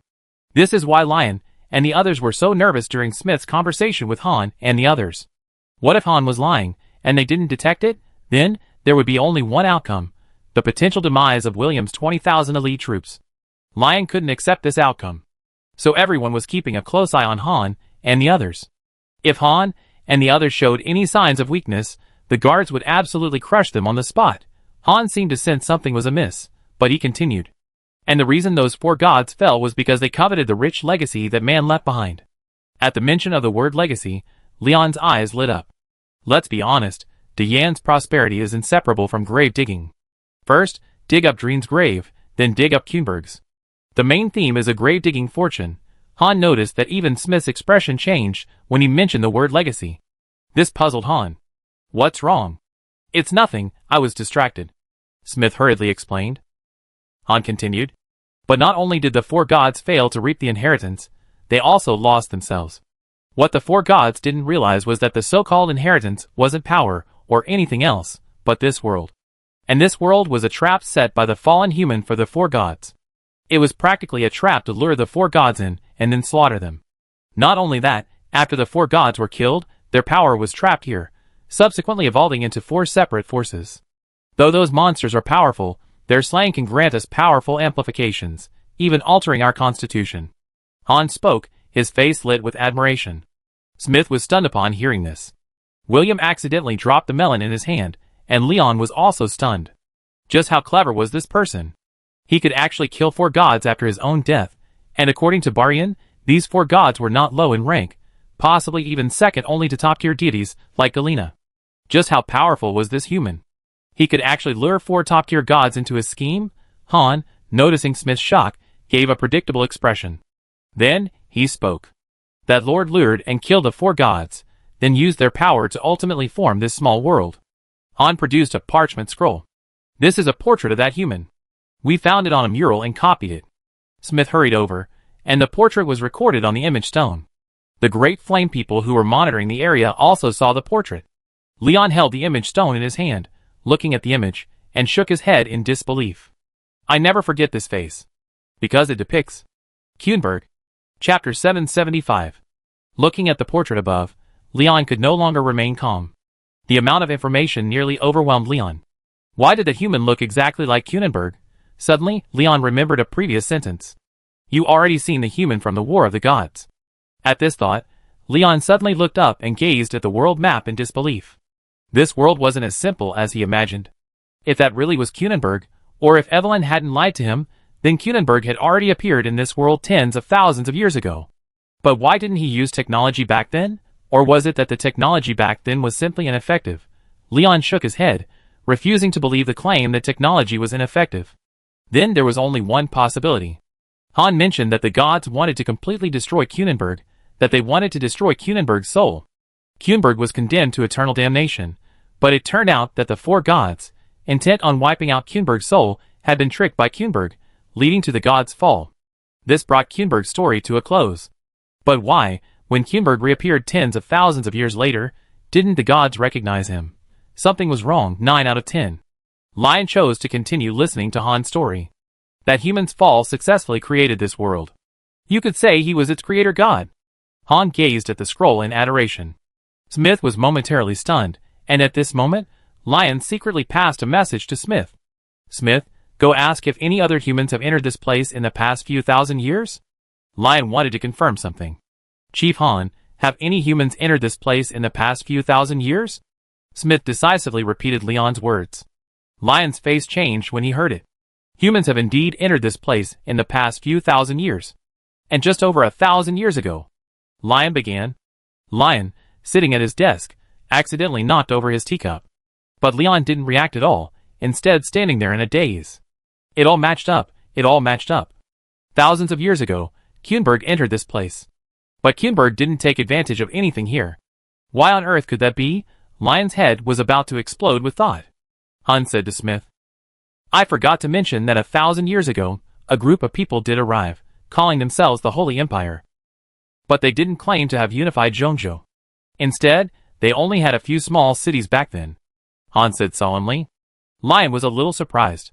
Han's words implied that Kunenberg entered this world at its infancy. What was Kunenberg's purpose in entering this world? Oh yes, there was a man named Kunenberg at the time. He was supposedly their leader. Kunenberg came to this world intending to build it, but he ultimately didn't. Han stroked his beard as he spoke. What did you mean? He said it wasn't the right time yet. And he left something behind. He said he'd meet a man named Leon later, and give it to him. Han looked thoughtful. Smith's composure immediately flared upon hearing this, and he spoke. Is it Leon Julius? Should be. Yes. That's the name. Han was still pondering, but suddenly remembered the name passed down through generations. That's the name. Everyone present was stunned by Han's words. Especially William, who leaped to his feet upon hearing this news. He knew about Kunenberg, and he knew about Leon. But what he didn't know was why the two were so closely connected. Kunenberg had been here 1,000 years ago, but he chose not to make this place public or develop it. So, what was his purpose here? Lion put down the listening device, donned the penance, and flew directly towards the northern forest. He wanted to personally confirm something. In a slightly dilapidated mansion, Evelyn, the Witch of Knowledge, suddenly sensed something. She picked up a thick book beside her and muttered. Kunenberg, I hope you're right. This is the plan of 2 lifetimes. Evelyn muttered. Lion, a 9th-rank Dochi knight, quickly flew to the northern forest. The troops, originally on martial law, saw unidentified individuals approaching from the sky and immediately prepared for air defense. But they didn't expect that this time it was Leon who suddenly appeared. After a brief explanation, Leon followed Barian into the spatial rift. A flash of light passed, and Smith and the others, who were communicating, suddenly saw Leon and the other 2 who had just teleported in. Han and the others were bewildered, while Smith immediately saluted. What's wrong? Tisna was still a little confused. But Smith, standing by, gave her a frantic look. William and the other 2, who were enjoying themselves, also ran over. Leon came directly to Han. What did Kunenberg leave behind? Leon asked directly, leaving Han stunned. Looking at Han's indifference, Leon spoke. I am Leon Julius, Kunenberg's great-grandson and the leader of the Great Yin. If nothing goes wrong, the Leon Kunenberg was referring to is me.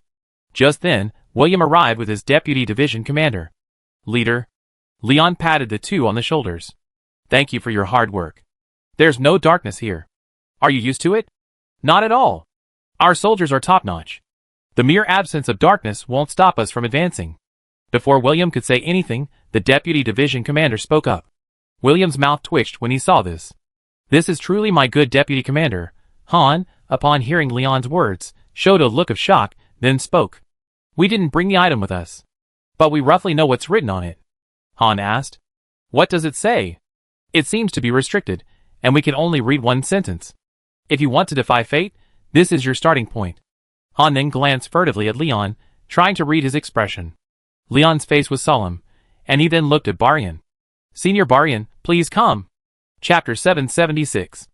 Everyone's words and actions were monitored by the four factions. So naturally, every word they said was heard by the four factions without missing a word. The four factions were just about to order their men to massacre the primitive tribe and uncover all the details they had spoken. However, before they could act, Baryan took action first. As a top-tier expert, Baryan sensed four distinct malevolent forces upon entering this magical world. If the air in the Yan's world was ordinary, then the air here made Baryan feel nauseous. This wasn't because the air quality was poor, but rather because the magical elements in the air were extremely repulsive to a top-tier expert like Baryan. Baryan had long noticed these monsters lurking in the distance. But he wanted to see where these monsters came from, so he hadn't yet crushed the ants. After receiving Leon's order, he also noticed that these scum were about to take action and spoke directly to Han. "Are those monsters in that forest related to you?" Han's expression flashed with surprise. Then he spoke seriously. "They surrounded our tribe, using this as a threat to force us to contact you and learn more about you." Han unleashed the entire story without missing a word. Leon's mouth twitched. He then glanced at Baryan, who immediately understood and raised his hand to pinch. The monsters in the forest's eyes instantly exploded, each one disintegrating into mist. Han was stunned by this scene. Although these monsters weren't particularly powerful in this world, due to their faith, they received powerful blessings. Of course, these blessings are difficult for ordinary people, but not so much for artillery and bullets. Strengthened, but not by much. Because of these blessings, cold weapons are difficult to break, but hot weapons are a different story. Who told you that hot weapons only come in .22 caliber? I'm a gym student, I can handle a .22. Han and the others were stunned as they watched Baryan easily dispatch these monsters. Because they could actually sense the divine power emanating from Baryan. As descendants of primitive humans, their ancestors had naturally seen true gods. Their oral traditions gave them a rough understanding of the divine. Clearly, Baryan was the god who could influence this world. Han couldn't help but ask, "Do you still have gods in your world?" When Kimberg came here, he told our ancestors that the gods of their world were gone. Lion nodded and spoke. "Senior Baryan recently achieved godhood, and may be the only god in the world right now," Leon said ambiguously. "Baryan is a god, to be sure, but the Dragon Lord, Vilya, is an old woman who has lived for tens of thousands of years. After living for tens of thousands of years, isn't it normal for her to become a god? And there are definitely other unknown beings in this world. So, if you can be number 6, then be number 6. No matter the era, number 6 is the most suitable for survival. Especially those who have the ability, but choose to be number 6 often have the last laugh." After hearing Leon's words, Han and the others looked at Baryan as if they had seen a ghost. They were a bit shocked. This seemingly ordinary man before them was actually a god. This seemed different from the gods in stories. Those gods always spoke of themselves as the fruit of love between one god and another. At their birth, the celestial phenomena shifted, and so on and so forth. But this god before them seemed completely devoid of character. Han and the others fell into thought. Baryan spoke to Han. "Someone come with me to retrieve the things." Han glanced at Delilah. "Delilah, you go with this lord." Delilah nodded, agreeing. Delilah felt very uncomfortable here. Smith was already awkward enough, and then there was the gazes of William and the deputy division commander. This made Delilah feel uneasy. After all, it was really hard to feel the gaze of a powerful figure. And not only that, Delilah noticed Leon looking at him too. Although Leon wasn't particularly overweight or thin, and looked like an ordinary person, Delilah could sense a terrifying aura from him. Although he initially looked down on Leon, after sensing his presence, Delilah gave in. "Grandpa Han? How do I get along with this gentleman?" Delilah asked. Baryan shook his head. "You don't have to follow me, and you don't have to leave," Baryan said ambiguously. The next second, he tore through the space before him, instantly forming a dimensional portal. Delilah's face changed when he saw this. Just as Baryan was opening a space portal, he noticed something amiss. When he tried to use space magic to move, this world seemed to be restricting him. Or rather, the magic in the air was repelling him. Baryan was surprised, because in that world, no matter where he was, the magic in the air had a certain affinity for him. But here, Baryan was surprised to find that the magic seemed to be indifferent to him. But under the blessing of divine power, the magic was still obedient. Baryan didn't know what was going on, but he still found a clue. The magic in the air seemed to be affected by divine power. And this divine power seemed to be the remnant of those 4 scumbags. Without thinking, Baryan took Delilah and teleported directly to the primitive tribe. The people in the primitive tribe were stunned. When they saw Baryan and the other two appear, everyone in the primitive tribe became nervous. Many people drew their weapons and pointed them at the two. For the past few days, the monsters had been besieging the tribe, and they had been on high alert for several days. "What are you doing?" Delilah hurriedly stopped the tribesmen. On seeing Delilah, the tribesmen chose to lay down their weapons. Delilah then gave a brief explanation, and the tribesmen looked at Baryan with admiration. After explaining everything, Baryan, with Delilah's help, quickly obtained the items left by Kuenberg. Looking at the parchment scroll in his hand, Baryan was puzzled. Back then, Kuenberg had no ties with him, but he hadn't told him about the dimensional rift. What was written in this parchment scroll? Baryan didn't open it, but instead went straight back to the base through the dimensional portal. Chapter 777. Lion stared at the parchment scroll Baryan had returned, lost in thought. Why is there nothing written on this parchment scroll? Something's wrong. 9 out of 10. Lion glanced at the people staring at him, then at the parchment scroll he couldn't unravel for a moment. Finally, he decided to make an excuse. "Chief Han has come a long way. Why don't you treat him well?" William, Lion's trusted subordinate, reacted immediately. "Understood, Chief. Our 1st Guards Division will show them the hospitality of Great Yin." William was about to draw his gun. The Deputy Division Commander quickly stopped him. "What are you doing, you fool?" "Hospitality," William said without hesitation, and the two men simultaneously glanced at their pistols. "It's the art of hospitality, not the art of hospitality. Do you understand what art of hospitality is?" The Deputy Division Commander's barrage of criticism completely confused Han and the others. Han and the others were instantly terrified, for they had seen this kind of weapon at Smith's disposal. Furthermore, the 4 major factions had also revealed that Great Yin possessed a terrifying weapon. So, they naturally saw William's intention to eliminate them. But the Deputy Division Commander spoke his mind. Lion raised an eyebrow upon hearing this. He still had such talent on his side? Shouldn't he apply for World Heritage status? William finally reacted and spoke. "It's okay, Chief Han, bring your men. I do my best to be a good host." The Deputy Division Commander also smiled. Looking at the two men, one playing the good cop and the other the bad cop, Leon couldn't help but shake his head. Even the Great Yin General is playing tricks. I never seen anything like this in my life. William and the Deputy Division Commander were giving Han and his men a show of force. They had already concluded from Leon's actions and demeanor that he had designs on this land. Since Han was sent by the monsters, he was going to be severely punished. Watching Han and his men being led away, Leon then looked at the parchment scroll in his hand. Baryan also came over and couldn't help but ask, "Did you figure out what it was?" "No, I don't know how to use this thing," Lion said. Baryan frowned at this. "Damn, Kuenberg is just like this kind of idiot. Kuenberg, if you dare, come out. I promise I beat you to death," Baryan said in his heart. Then, a second later, a flash of lightning streaked across the previously clear sky. Boom! Baryan, No, brother, I was just joking. Leon didn't notice the intense expression on Baryan's face. Instead, he stared intently at the parchment scroll in his hand. This parchment scroll is much older than me, yet it hasn't rotted yet? Beyond his confusion, he felt even more uncertain. Because previously, the things Kuenberg had left him were mostly automatically activated, a one-stop service. But now it was different. How could this be a one-stop service? This was just staring blankly.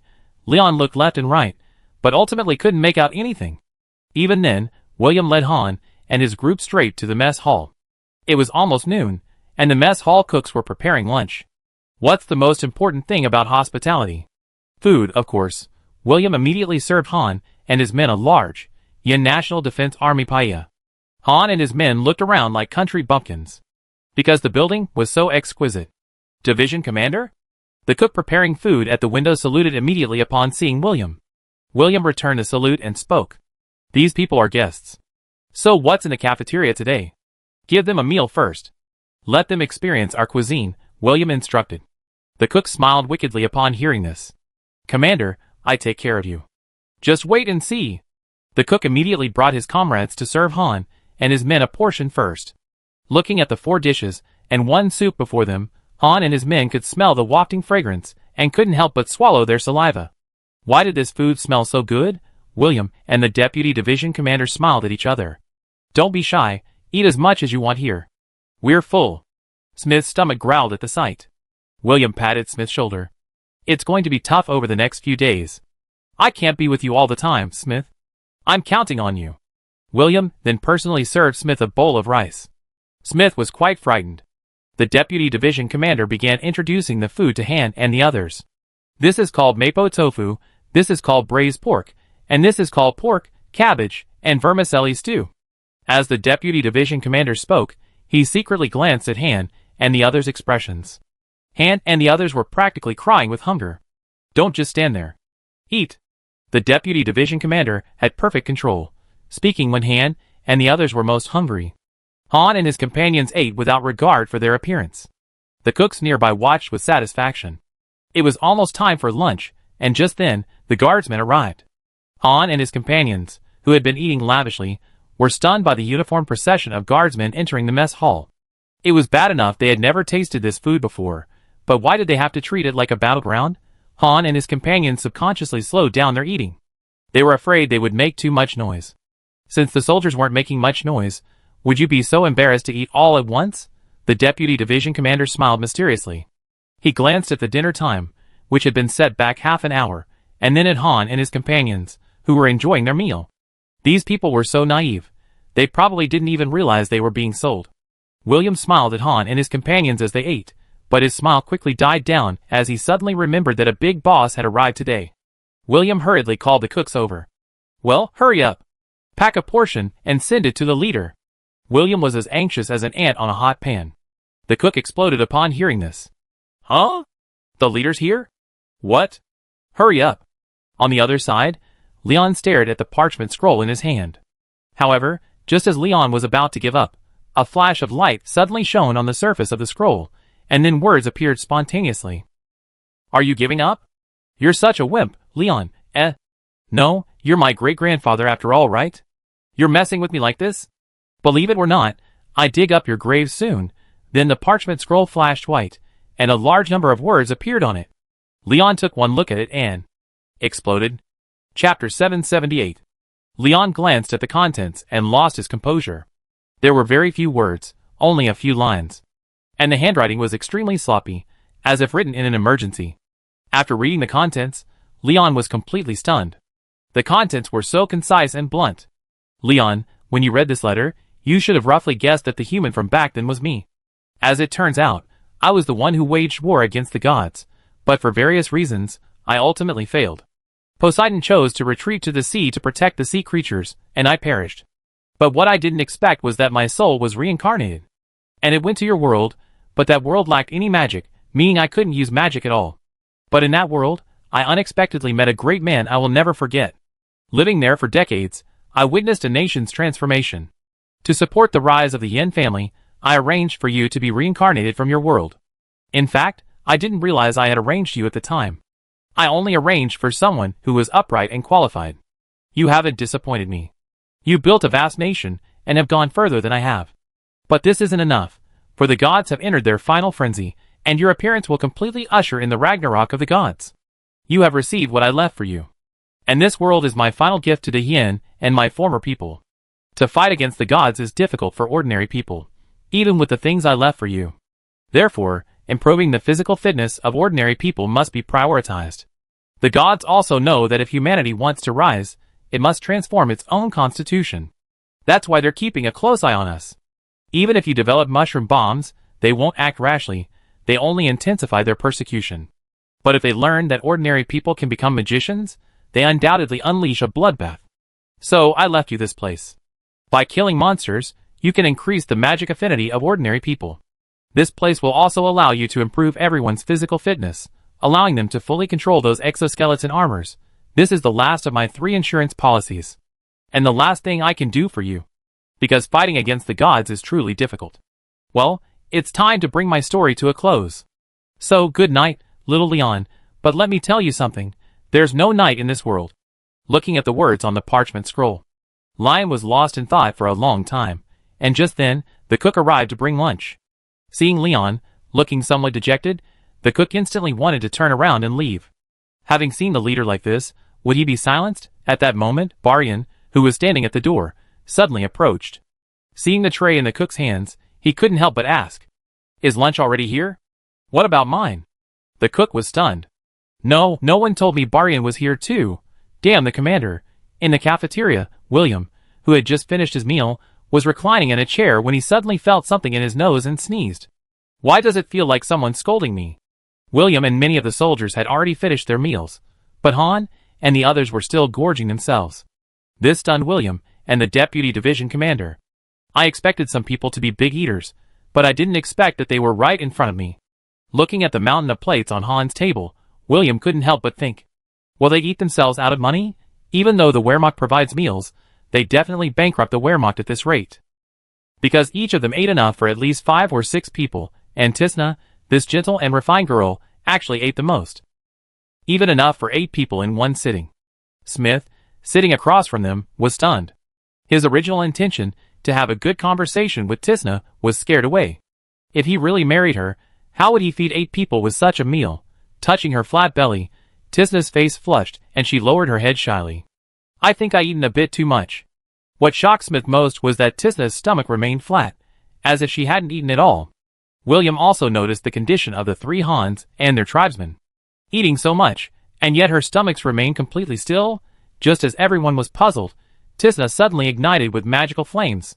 William instinctively drew his rifle, and the soldiers who were eating instinctively stood up, staring at Tisna with extreme vigilance.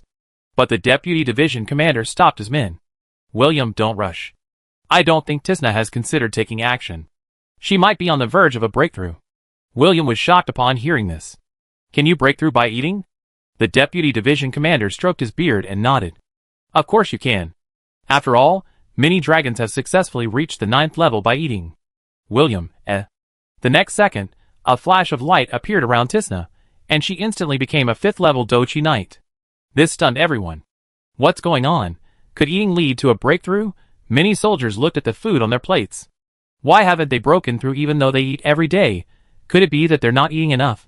Some of the smarter soldiers immediately began eating voraciously. At this time, Tisna had also recovered from her breakthrough and realized that almost everyone's eyes were fixed on her. Han couldn't help but speak after seeing this. Tisna? How did you achieve this breakthrough? Huh? I was eating, and then I felt a surge of power in my lower abdomen, and then I achieved a breakthrough? Han, William, Soldiers, Do you think this is even human language? At this very moment, because the cook hadn't brought Baryan his food, he went straight to the mess hall to fend for himself. Standing at the doorway, he witnessed the entire process of Tissa's breakthrough. Then, he suddenly appeared at William's table. General Baryan. William was about to salute when Baryan stopped him, his face solemn. Tell me, what happened? William then explained what had just happened. Baryan looked at the food on the table with interest. After a careful inspection, Baryan smiled. I see. Chapter 779.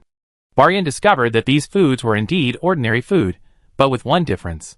A special divine power had emerged within them. It couldn't be called divine power, but simply a special existence. It was precisely because of this divine power that these foods underwent certain changes. However, for ordinary people, eating these foods would have no effect at all. But these primitive humans were different. They had lived here for a long time, influenced by the residual divine power of Kuenberg, and their bodies already contained a great deal of divine power.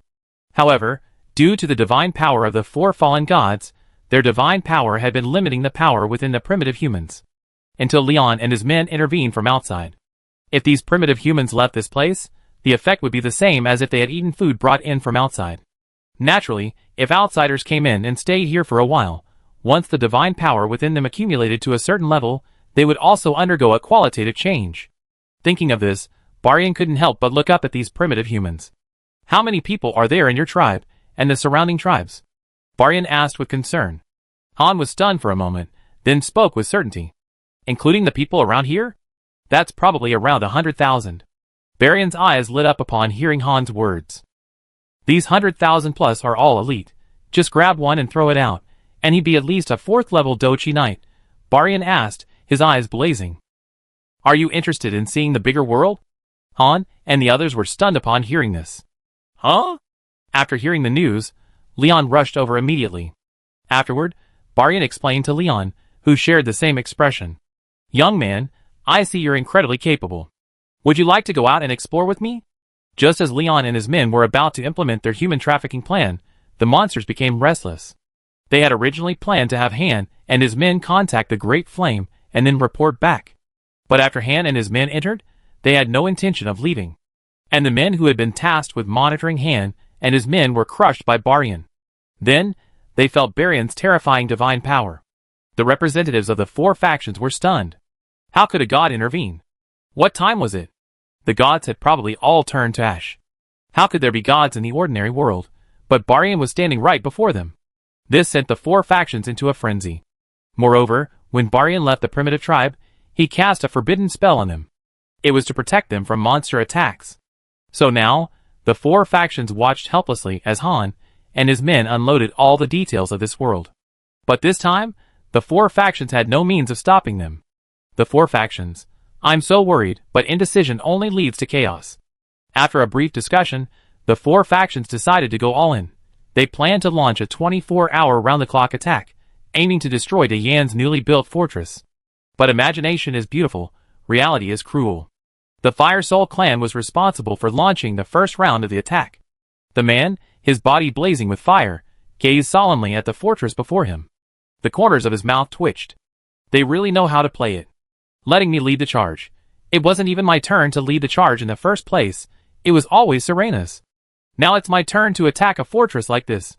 The burly man grumbled to himself, then launched into a 5-minute telegram. The raging apes under his command scratched their heads, unsure of what to do. What was their boss doing here? Wasn't he going to take action yet? As if sensing his men's doubts, the burly man coughed twice, then produced a red crystal inscribed with numerous runes. He held it up. Respected Lord God of Fire, please bless your followers. He grumbled a great deal, and with the last word, the crystal instantly rose, gleaming with a dazzling light. Light showered upon all the apes, and the sun in the sky simultaneously turned a crimson gold. This immediately strengthened the apes. After receiving the strengthening, the apes began to roar loudly. The noise startled many birds in the forest, and sent them flying. The soldiers of the guards division on duty also noticed something amiss. They all turned their attention to the edge of the forest. They also urgently notified the division commander, William. Before William could even reach the defense line, the monsters from the forest rushed out. Tens of thousands of red apes charged forward fearlessly. One red ape surpassed the others and took the lead, attempting to be the first to ascend. Because their leader had said that the first gorilla to break into the fortress would be rewarded with 10 female gorillas. Beauty. Here I come. At first, it wasn't so confident, but this gorilla had received the blessing of the god of fire, and with that blessing, its heart swelled to the brim.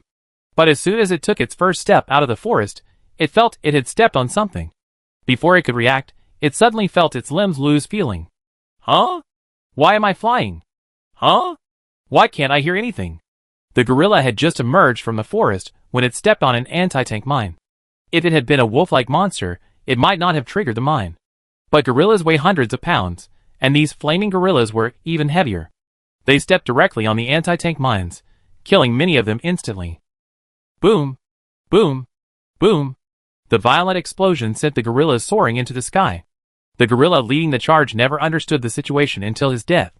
How did he die? As the mine exploded, the soldiers on the fortress reacted quickly and sounded the battle alarm.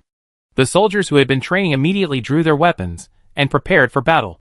The soldiers of the artillery regiment heard the explosion and immediately began to adjust their guns. However, less than 5 seconds had passed since the blast. The artillery commander's phone rang. Hello? This is William. Fire away. I don't want the leader to see those monsters approaching the fortress. The commander immediately cursed. Damn it! I haven't even set up my guns yet. I guarantee we complete the mission. But the commander said it without hesitation. As soon as he hung up, he yelled at the artillerymen outside. Stop wasting time. Fire now. The leader is inside the fortress. The artillerymen wanted to curse, but looking around, there seemed to be no one to curse at. Chapter 780. With the opening of artillery fire, the battle in the other world began once again. In this world, besides the thriving Great Flame, several other nations are also developing. But there is one exception. Most nations develop after war, and many rise from the ashes. But some nations never recover. South of the Elf Empire. Here lies the southern continent, known as the world's iron or land. The southern continent boasts a natural barrier, with almost the entire northern portion bordered by boundless desert. Both the Elf Empire and the former Holy Empire were thwarted in their southern expeditions by this desert. With its unique geographical location and abundant iron ore, the Dwarf Empire should have become a world-shaking power. But as luck would have it, just as the Dwarf Empire was about to launch a war, it encountered the newly rising Great Flame. The dwarves' inherent brutality and warlike nature led them, even after 2 consecutive defeats, to gamble their entire nation's future on a fight to the bitter end against the Elven Empire. The outcome was predictable. De Yen hadn't even deployed its army, merely stalling and defeating the Dwarven Empire's navy. The entire Dwarven Empire's army defenses were completely crushed by the once weak Elven Empire. In the later stages of the war, Leon paid little attention to the conflict between the two nations. After all, it was so one-sided. If they couldn't win, the Elven Empire could easily change its government. The Elven Empire's army directly crushed the Dwarven Empire's northern defenses. Then, relying on armored units and transport trucks, they successfully crossed the vast desert and directly penetrated the heart of the Dwarven Empire. They arrived at a small town 75 kilometers from the Dwarf Empire's capital. The already battered Dwarf Empire disintegrated under this blow. The Dwarf Empire's government was overthrown by an uprising of the lower classes. As the war progressed, the Dwarf Empire completely collapsed. The national unemployment rate reached a terrifying 45%. Wow, back then, 43% was enough to produce a seer. You're already at 45%, aren't you about to take off? As it turned out, the Dwarf Empire really did take off. As the war drew to a close, the lower classes of the entire Dwarf Empire were starving. The bread supply dropped from 350 grams a day at the beginning to only 110 grams by the end. How could they possibly be full? Because from the beginning, that 350 grams of bread wasn't enough to satisfy them. They wanted to resist, but they had no armed forces at their disposal. Powerless, they could only pin their hopes on the army. If the army had been victorious, the war reparations they received would have been enough to bring them back to life. But with the naval fleet defeated by the Great Flame Fleet, even the highly anticipated God of War battleship was sunk. With the navy's collapse, the lower classes began to revolt. But this wasn't the straw that broke the camel's back. The final straw was the collapse of the Dwarf Empire's army. The army, cultivated with the whole nation's efforts, was defeated by the Elven Empire in the northern mountains. The Dwarf Empire's army of over 3 million was no match for the Elven Empire's 1.8 million. This immediately sent the citizens of the Dwarf Empire into a frenzy. They had come to understand that relying on the government and Emperor Andres was hopeless.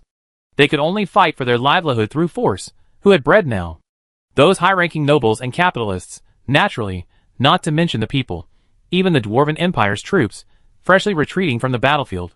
Those soldiers who had fought for their country didn't have enough food to eat. The enraged people launched an uprising. The flames of rebellion ignited the Dwarven Empire. Even the Dwarven Empire's main force on the front lines chose to side with the people. Medhill, the commander of the Dwarven Empire's army, chose to negotiate with the Elven Empire. But the Elven Empire wouldn't give Medhill a chance. What did you do in the Elven Empire? Hundreds of miles of white bones, thousands of miles of desolate land. This is a blood feud, and the Elven Empire must destroy their nation and their race today. Medhill, the commander of the Dwarven Empire's army, tried to resist the Elven Empire's attack. But the Dwarven Emperor Andres had already fled. Yes, they had. The Dwarven Emperor Andres had absconded with his family and millions of gold certificates. He simply didn't care about his own country. It wasn't that he didn't want to, but it was hopeless. The army was in arrears, the people were starving, and the enemy was at the gates. How could he possibly survive? This was a completely unfavorable situation. Rather than struggling, he might as well hang himself on a crooked tree. But Andres was terrified. He cherished his life so much that he secretly absconded with his small treasury and some of his family. The nobles were stunned. For just as Andres had declared his commitment to live and die with the empire, the next moment, he had vanished. The capitalists simply absconded with the money. Left behind were the nobles, bound to their land. The nobles wanted to curse. But they were helpless. Where would they get their money now? It had all been used to support the war, leaving only their land. The enraged people stormed the nobles' mansions, and then purged their entire families. But after digging deep underground, they found little gold or food. Infuriated, they vented their anger directly on the nobles. The screams of men and the cries of women echoed throughout the major cities of the Dwarf Empire. The leaderless uprising was ultimately nothing more than a crime. At first, these people would identify the perpetrators of their grievances. But later, their motives changed. They didn't care if the nobles were guilty or not. They simply broke into any mansion they found, burning, killing, looting, raping, and plundering. Many nobles suffered undeserved calamity. Anyone with even 2 gold coins or a few beautiful women in their home would be broken into by the rebels. The uprising had become a complete crime. This was because these people even attacked ordinary people. A little food at home? A beautiful woman at home? They were the emperor's lackeys. They deserved death. After robbing and savoring beauties, they could no longer turn back. Human evil had been magnified to its extreme. Medhill learned of this and wanted to send troops to suppress it. But the Elven Empire held them tightly. Medhill couldn't even muster 10,000 troops to suppress the uprising. At this point, the Dwarf Empire's army was reduced to only about 400,000. How could they possibly spare troops to support the rear? The Dwarf Empire was in complete chaos, with all sorts of evil spirits and demons emerging. The Dwarf Empire had completely collapsed. To this, Leon could only say one thing: serves them right. Who did those beastly things in the first place? Chapter 781. With the collapse of the Dwarven Empire, the entire order of the Dwarven Empire vanished in an instant. Almost everything in the Dwarven Empire was shattered. At first, these lower-class civilians still fantasized that the rebellion could save them, but a group of lower-class people without any leader had no idea how a country should be run. Perhaps some people thought they could talk and laugh freely, giving orders. But once they were in power, you find they were utterly incompetent. Governing a country isn't something you can just talk about. And what about these lower-class people who haven't even received higher education? It's like corrupt officials. Although they may be corrupt, they also have some ability. After all, in ancient times, many kings used corrupt officials to govern their country. But in the current Dwarven Empire, the entire government has completely disintegrated. Many officials have been killed by the rebels. The rebels don't care if you're a good official or not. As long as you're wearing official uniform, they kill you on the spot. They might even skin you alive and stuff you with straw. This led to many officials refusing to admit they were officials, and even many nobles began to do everything they could to conceal their identities. The entire Dwarf Empire was in turmoil. Whether it was the common people, the nobles, or the officials, none of them were the beneficiaries. The real beneficiaries were the capitalists, who had absconded with the money. After nearly half a month of chaos, the entire Dwarf Empire was in turmoil. Even many rebel forces were suppressing each other in their struggle for power. Fortunately, half a month later, someone finally stood up. The general whose entire family had been massacred by Andres stepped forward.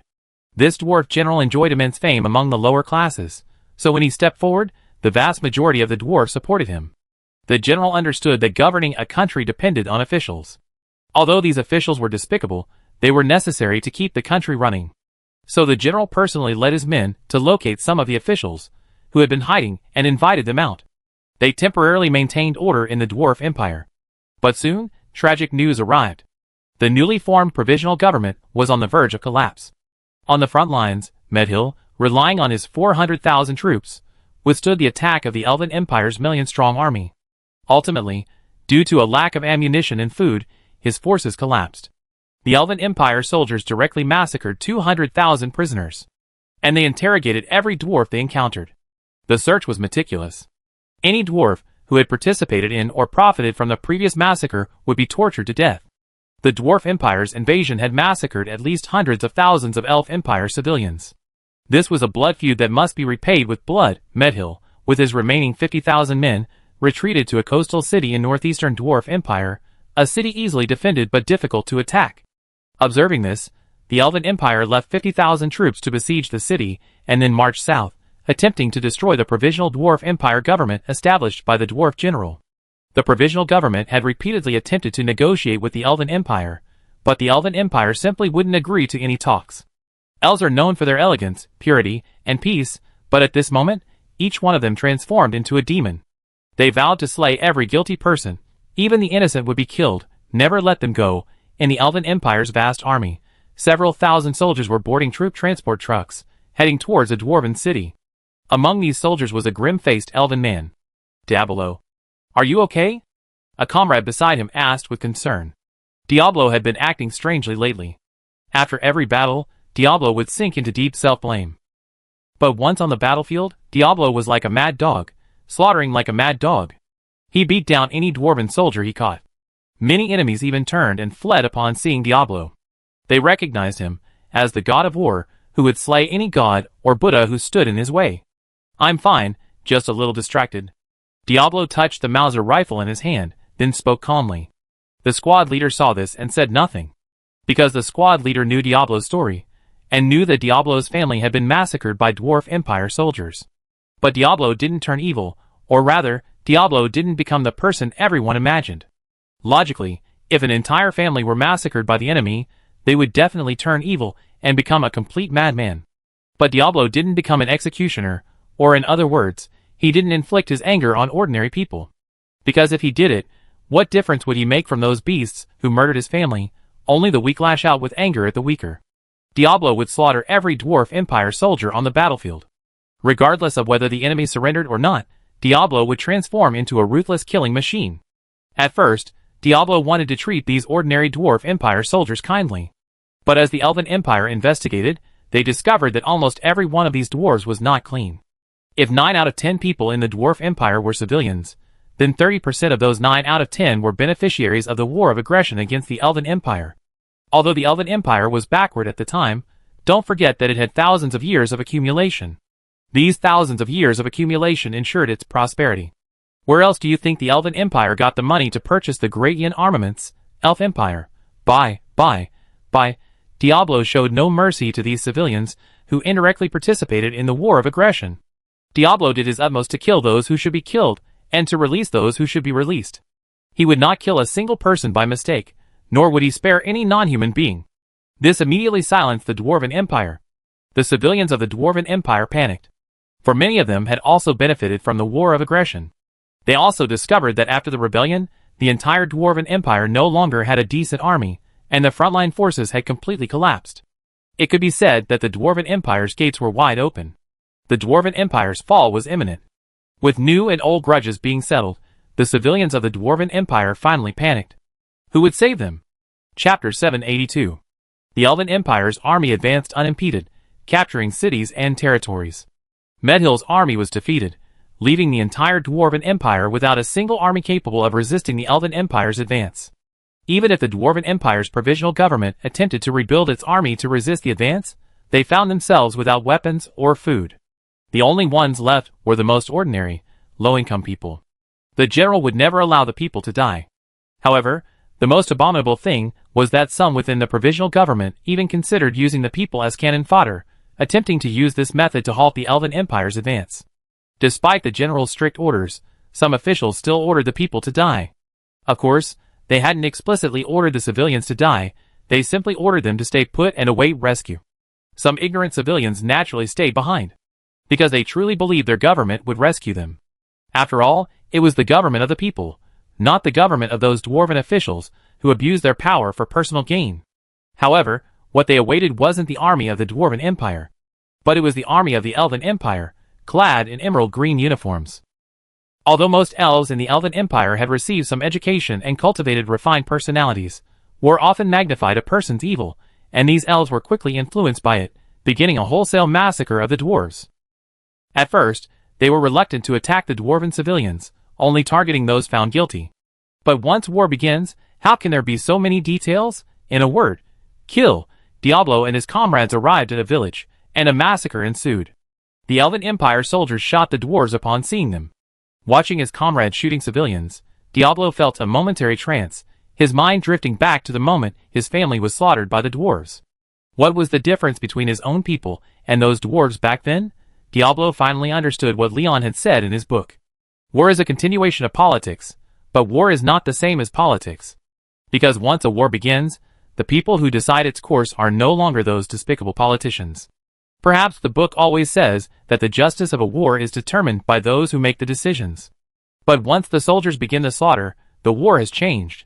War changes us, but the only thing we can do is minimize its impact on us. Because the guns are in our hands, if we unleash the evil in human nature, then are we still human in the end? Diablo suddenly glanced at his uniform. What, exactly, is the meaning of this uniform? They have gone from defenders to invaders. While the Dwarven Empire deserves this, their enemies are the Dwarven army, the nobles, and those in power, inflicting anger on unarmed civilians. What's the difference between this and those animals? The sound of gunfire echoed in his ears. With each shot, a Dwarven civilian fell.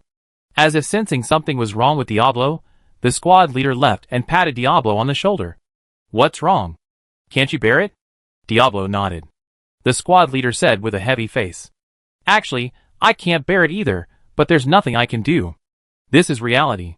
We can't change anything, because the army isn't controlled by you and me alone. Even if the queen arrived, she wouldn't be able to stop this trend in the army. What's the saying? Human desires are like rolling rocks. Once they start, they can't be stopped. After saying this, the squad leader looked at the Elven Empire soldiers, who were slaughtering civilians. After each kill, the soldiers searched for valuable items on their bodies. How is this any different from banditry? And then, just as Diablo was stunned, an Elven Empire soldier raised his rifle and pointed it at the fleeing brother and sister. The little boy couldn't help but look back at the Elven Empire soldiers, his eyes filled with fear. Just as the soldiers were about to shoot, Diablo somehow stopped his comrades. Their comrades were puzzled, but they chose to lower their weapons. Because his comrades also knew what Diablo had gone through, everyone present couldn't help but feel sorry for him as they watched the siblings. At the same time, the soldier reacted, realizing what a foolish act he had just committed. Just as the siblings were about to escape, a sudden gunshot shattered the silence. Everyone was stunned as the older sister lay in a pool of blood. The younger brother, standing nearby, collapsed upon seeing his sister's fall. He glared at the Elven Empire soldiers with resentment. Looking at the little boy's resentful eyes, Diablo couldn't help but think of himself. I had the same look back then. Everyone immediately searched for the soldier who had fired the shot, only to see a young, immature man lower his weapon. They're trying to escape. They must be guilty. The squad leader, upon hearing this, rushed over and gave them 2 stern blows. What did you say? How could you have the heart to do that? These are 2 children. The elven soldier, who had originally raised his rifle, also revealed an angry expression. He had been conflicted when he first raised his rifle, but Diablo had successfully restrained him. In fact, even if Diablo hadn't stopped him, he might not have fired. Diablo watched the dwarf boy kneeling beside his sister from a distance. He then glanced at the soldiers burning, killing, and looting. Diablo suddenly had an epiphany. Even if a nation's army possessed incredibly powerful weapons, if its soldiers weren't mentally prepared, it still wasn't a true army of justice. Diablo suddenly felt a surge of confidence. He wanted to bring about a major transformation in the entire Elven Empire. At the very least, the military must change its current ethos. Diablo wondered why the Great Yin Defense Army was so invincible. At first, Diablo thought it was because the military's weaponry was too advanced. Until just now, Diablo had believed so, but now, Diablo had changed. Diablo finally understood that if the Elven Empire wanted to truly become powerful, a change in the military's mindset was imperative. When would this cycle of revenge ever end? It's better to change yourself than to expect others to change. If the Elven Empire and the Dwarven Empire continue slaughtering each other like this, there will only be one outcome: the utter annihilation of one nation and its people. The sins of the previous generation shouldn't be inflicted on the next, but only if the current generation chooses to acknowledge their past sins. Diablo understood that the Elven Empire needed to change. Chapter 783. The Elven Empire was advancing rapidly, while the Western Empire was cowering. Bonaparte had naturally heard the news that Lion was dispatching troops to northern Yin. At first, Bonaparte thought Lion was planning to lay siege to the Orc Empire. The Demon Empire had also dispatched 100,000 troops to the eastern border, attempting to coordinate Lion's actions. But the Demon Princess Adelheid was overthinking it. Lion hadn't considered attacking the Orc Empire just yet. Not to mention the Orc Empire's current chaos, the muddy terrain alone would be enough to suffice for the armored forces. Rather than that, it would be better to wait until they were strong enough to directly crush the Orc Empire with minimal effort and swiftness. Although Lion repeatedly emphasized that he had not attacked the Orc Empire, other nations disagreed. The one most eager for a war between Great Yin and the Orc Empire wasn't the West French Empire, but the new West French Empire to the north. That's right, Bonaparte desperately hoped that Lion would fight the Orc Empire. Because only if Lion fought the Orc Empire could Bonaparte attack Northwind Harbor. Northwind Harbor has now become the most prosperous city in the entire eastern continent. Not only does it boast magnificent architecture, its economy surpasses all other major cities on the eastern continent. There's even an aircraft carrier docked in the naval port, and an Air Force base housing MiG-25s. These weapons and equipment made Bonaparte envious. Bonaparte hoped to purchase an aircraft carrier from Great Yin, but was rejected by Lion. What's an aircraft carrier? If you want a dreadnought or other battleship, I sell it to you without a second thought. But you're buying aircraft carriers. What are aircraft carriers used for? They're no less significant than mushroom bombs. After all, 2 aircraft carrier battle groups can destroy a country. And you're telling me you want to buy aircraft carriers? Who are you buying them for? Me? Lion decisively rejected Bonaparte's request to buy aircraft carriers. But Lion's reason for refusal was very subtle. Bonaparte, your new West French Empire hasn't even dealt with the West French Empire to the south. So how can you have the ability and financial resources to build a navy? Besides, there's no maritime danger in the eastern continent right now. Bonaparte was humiliated by Lion. Logically, Lion's words should have made it clear. But Bonaparte didn't think so. After ruling the new West French Empire for over a year, Bonaparte had become accustomed to the flattery of his subordinates. So, when his request was rejected by Lion, Bonaparte appeared expressionless. In reality, Bonaparte was practically mad. What? You dare to refuse me? No one can refuse me. After Bonaparte discovered his purchase request had been rejected, he immediately set his sights on North Wind Harbor. However, at this point, Bonaparte did not attack North Wind Harbor directly. Instead, he began mobilizing his troops to attack the Western Empire. The Western Empire? Not a friend? Why are you attacking me? Bonaparte intended to attract North Wind Harbor's attention by attacking the Western Empire, and he secretly contacted the Goblin Kingdom to the east. He wanted the Goblin Kingdom to create the illusion of conquering the Succubus Kingdom, forcing the North Wind Harbor military base to focus its attention on the Succubus Kingdom. To be extra cautious, Bonaparte secretly contacted the three eastern kingdoms. He hoped they would feign an attack on the new West Kingdom, while supporting the Succubus Kingdom from the North Wind Harbor military base. He wanted to completely muddy the waters, allowing Bonaparte to fish in troubled waters. At first, no one agreed with Bonaparte's plan, but Bonaparte had only one thing to say. The East Continent belongs to us East Continentaires, not to those lords from central China. He also promised that if North Wind Harbor was captured, all participating nations would receive a certain amount of military equipment.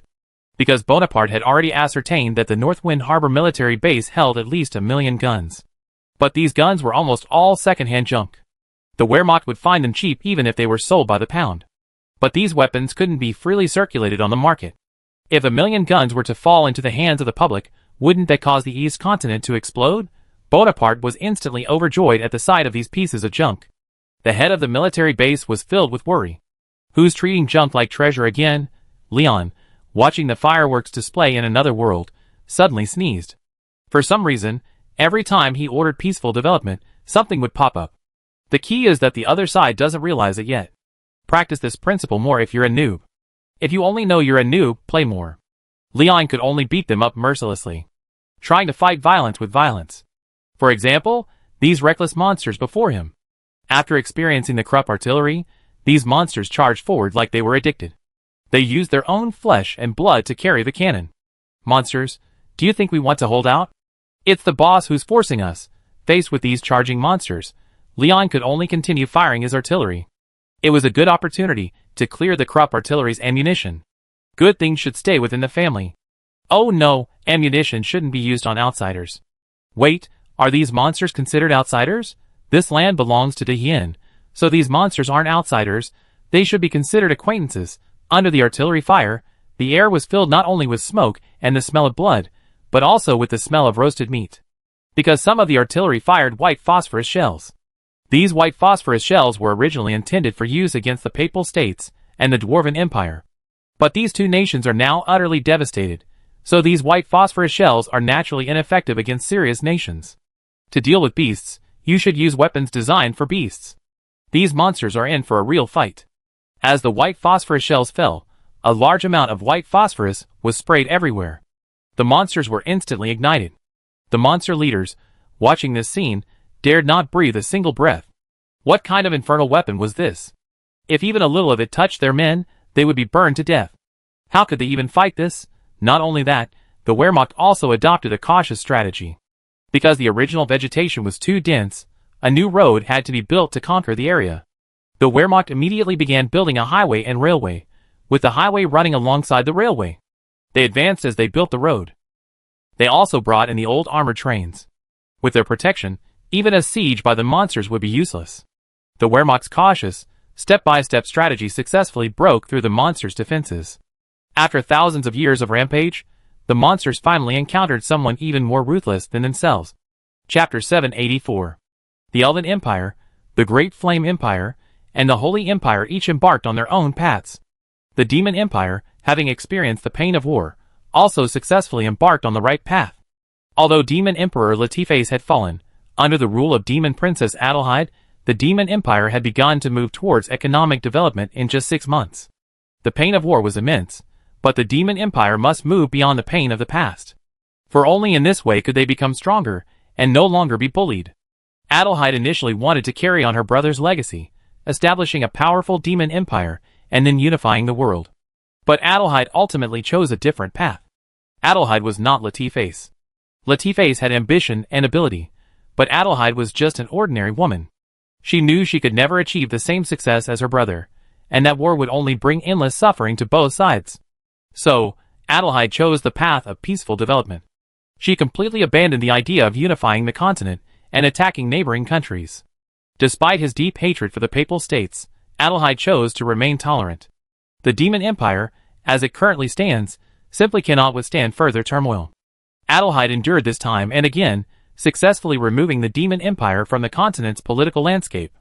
Although the Elven Empire was shattered, Queen Sif continued to manipulate it, keeping it active and visible. This approach had both advantages and disadvantages. Because of the Elven Empire's activeness, all nations paid close attention to it, and its status naturally rose.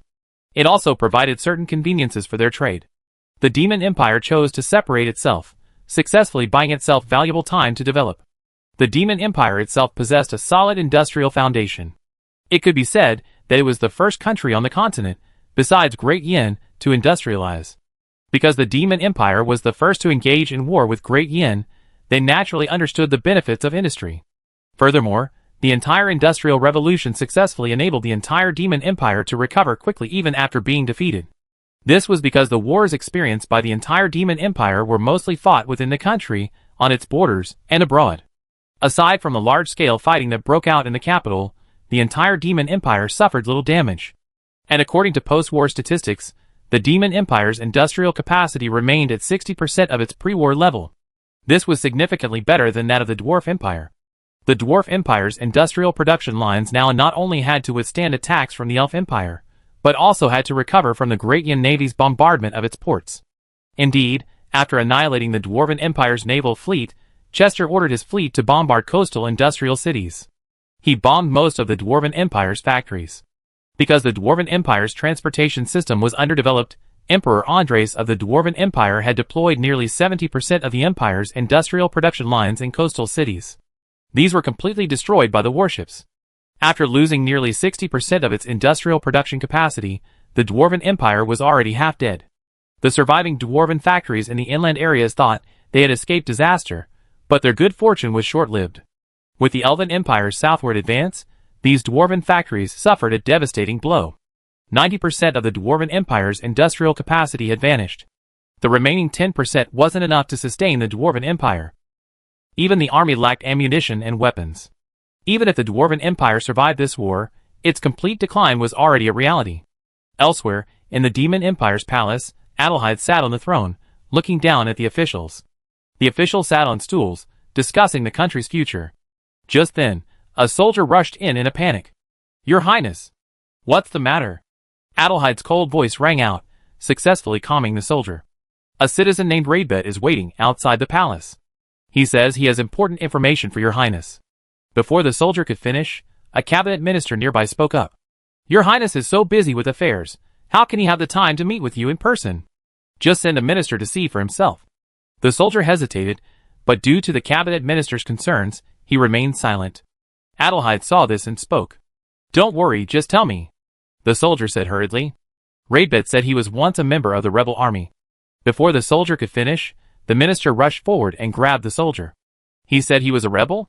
the soldier began. "Once. He said he went into hiding after that because His Highness had issued a special pardon and would not pursue his crimes. But he said he had something in his possession, and if he didn't give it to His Highness, he would never forgive himself." Adelheid was puzzled upon hearing this, then realized something was amiss and spoke. "Then let him in." Soon, a young man from the Demon Empire entered. As soon as he entered the hall, nearly everyone's attention was fixed on him. Raidbel was a little nervous, but he still made his way to the bottom of the stairs. "Your Highness. I am Raidbel, a former rebel centurion." As Raidbel spoke, he suddenly felt everyone's gaze fixed on him. For throughout the Demon Empire, The word rebel had become a taboo word. The damage the rebels had inflicted on the Demon Empire was incalculable. Although Adelheid was forced to grant amnesty to those fleeing demon rebels, everyone knew that it wasn't Adelheid's choice, it was simply forced by circumstances. But today, Raidbell, a Demon Empire rebel centurion, suddenly appeared before them. Naturally, they exploded. Radibert spoke under everyone's gaze. Everyone, I collected these in violation of military orders. The photos here document the atrocities committed by the rebels. And they provide irrefutable evidence of the Papal State's support for the rebels. Adelheid's eyes lit up when he heard Raidbert's words. A cabinet minister stepped forward and took the item from Raidbert's hand. He then examined it carefully. Upon seeing the photos, the minister froze in his tracks. Adelheid, disregarding his appearance, leaped from the throne and snatched the photos from the cabinet minister's hand. They vividly documented the crimes committed by the Demon Empire's rebels, even showing photos of members of the Papal State massacring civilians. Adelheid clutched the photos tightly. One day, the Demon Empire will avenge these tragic deaths, but not today. Chapter 785. Raidbet was eventually forgiven by Adelheid, who then rewarded her with gold coins. He then personally escorted her out of the palace. Back in the palace, some radical ministers wanted Adelheid to raise an army for revenge. But Adelheid shook his head. Everyone, revenge must be taken, but not now. If we blindly launch a war, our fate will be the same as the dwarf empires. Have you forgotten the empire's three-front war that led to its entire demise? I will not launch a war without absolute certainty, so I hope you all understand this. The ministers and officials present bowed their heads silently after hearing this. Yes, it was true. Although Latiface had the strength of a single man against 1,000, he still could not prevent the empire's collapse. The vast demon empire collapsed in a matter of moments. Adelheid reflected on his brother's failure, and ultimately came to a profound understanding. If you can be the sixth, be the sixth. If you can't be the sixth, be the grandson. You laugh at your grandson for being spineless, but he beat you into submission later. Throughout history, in countless wars, those who enter the fray late always reap the benefits. Of course, this doesn't mean that Adelheid must be a top-tier sixth. The current state of the Demon Empire forces her to be a sixth. Although the Demon Empire retains a comprehensive industrial system, it still lags far behind the Great Yin and Elf empires. This is because much of the Demon Empire's industrial base was established during the arms race with the Great Yin. Most of it was copied from the Yin. The De Yin of that time and the De Yin of today are clearly two different nations. Their industrial levels are completely different. Even the current Elven Empire's industrial level is higher than that of the Demon Empire. So what qualifications and capabilities does Adelheid have to wage war? Sometimes, being the sixth son or the grandson isn't something you can just do, it's something you're forced to do. If you had mushroom bombs, would you still let someone ride roughshod over you? You might not necessarily hit them, but you could say it. If you bark again, I give you a real spanking. So now, under Adelheid's leadership, the entire Demon Empire has begun tightening its belt and improving its industrial capacity. Observing the rampant Demon Empire, Leon, out of kindness, reminded Adelheid to prioritize the development of both light industry and agriculture. After all, there were countries that were all about heavy industry and technology back then. There weren't any problems in the early stages, but what about the later stages? Lion didn't want to see this tragedy repeated, for it was an indelible pain. Within the Demon Empire.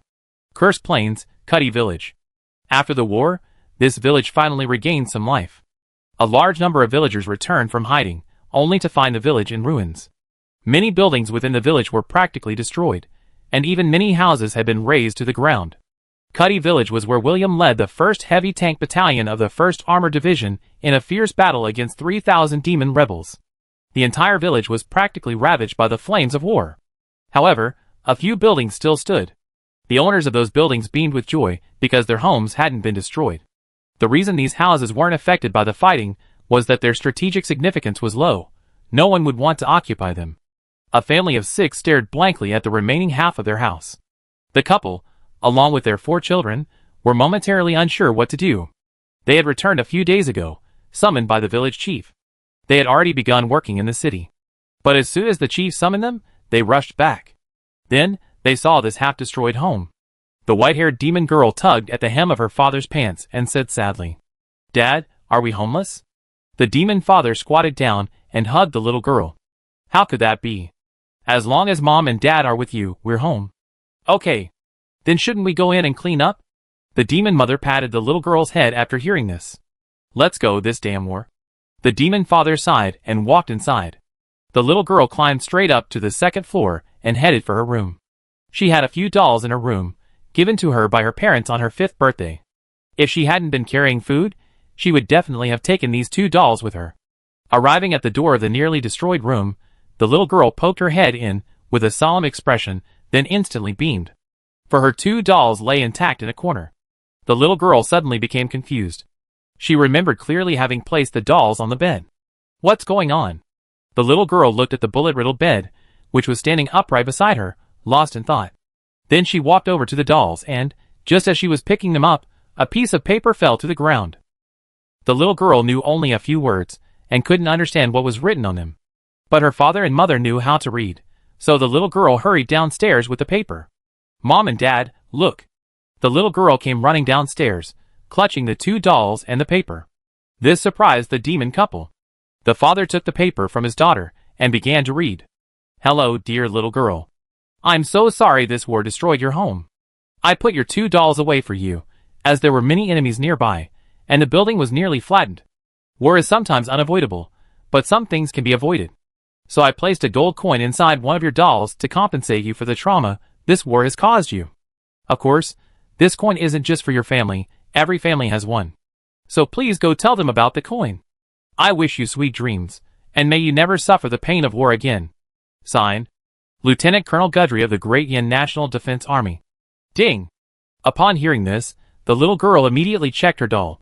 Suddenly, a gold coin rolled out and fell to the ground.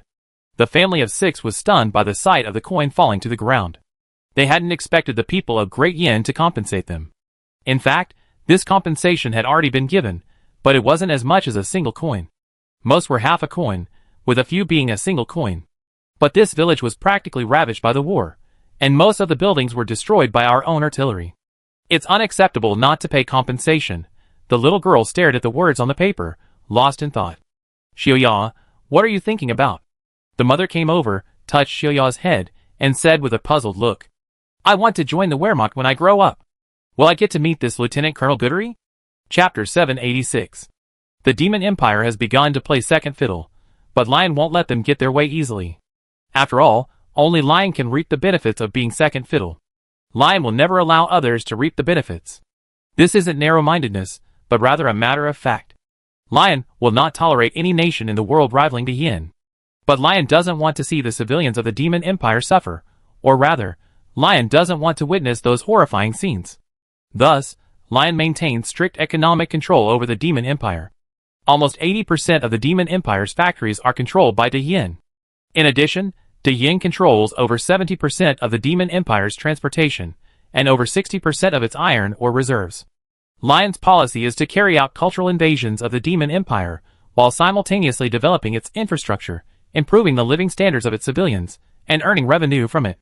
However, this money-making was limited. It was earned while ensuring the basic living standards of the civilians of the Demon Empire. This meant that the civilians of the Demon Empire became wealthy, their material lives improved, and the Yin also earned money from the Demon Empire. According to the law of conservation, since the Demon civilians and the Yin earned money, one faction naturally did not. The one that did not earn money was naturally Adelheide's demon government. The policy of recuperation had already generated very low tax revenue, and the Yin had strictly prohibited the Demon Empire's government from imposing high taxes. Adelheid had very little money at all, but what Adelheid hadn't anticipated was that he wouldn't have to pay for the construction of the Demon Empire himself. The Yin, while earning money, also contributed to the repair of the Demon Empire's transportation lines. The purpose of building a comprehensive transportation system within the Demon Empire wasn't just to aid the Demon Empire or win the hearts and minds of its people. More importantly, it was about making separate bets.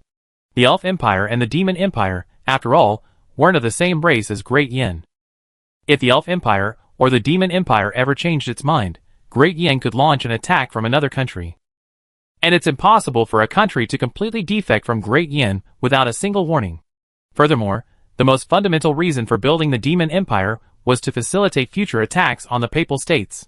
After all, the Papal States wasn't completely dead yet. Thousands of years of bloody, primitive accumulation had enabled the Papal States to recover quickly even after defeat. Lion didn't want to see a powerful Papal State again. Although the national defense forces stationed within the Papal States were pressing forward, the Papal States remained resilient. This was a source of great concern for Lion and his men. However, fostering a powerful demon empire would be a daunting and thankless task for Dihian. So, cultivating an obedient, less powerful demon empire is most beneficial. Adelheid must make a choice, either lead his people through a life of misery and belt-tightening, or choose obedience and gain the support of Dihian, thereby allowing the demon empire to flourish immensely. If it were Latifase would never have been willing to live under someone else's roof. But Adelheid is not Latifase. She is not as powerful as Latifase. The demon empire therefore has no choice but to accept. Perhaps some still have vague memories of Latifase, knowing only that an unknown demon emperor once sought benefits for them, but they find they can't recall that emperor's name. Everything about Latifase has been erased, and so, with the exception of Adelheid, no one in the demon empire has forgotten his name. Leon couldn't help but sigh for Latifase. Leon didn't know whether Latifase was right or wrong, because he wasn't Latifase. In addition to the Great Yin factory built in the Demon Empire, Great Yin Industries also built numerous factories in other countries. This was especially true in the cities along the Inner Sea, where Great Yin factories were located in almost every major coastal city. The Inner Sea actually encompassed the southern Great Yin, the Eastern Elf Empire, and the Northern Dwarf Empire. This sea originally belonged to the Holy Empire, but Great Yin naturally inherited it.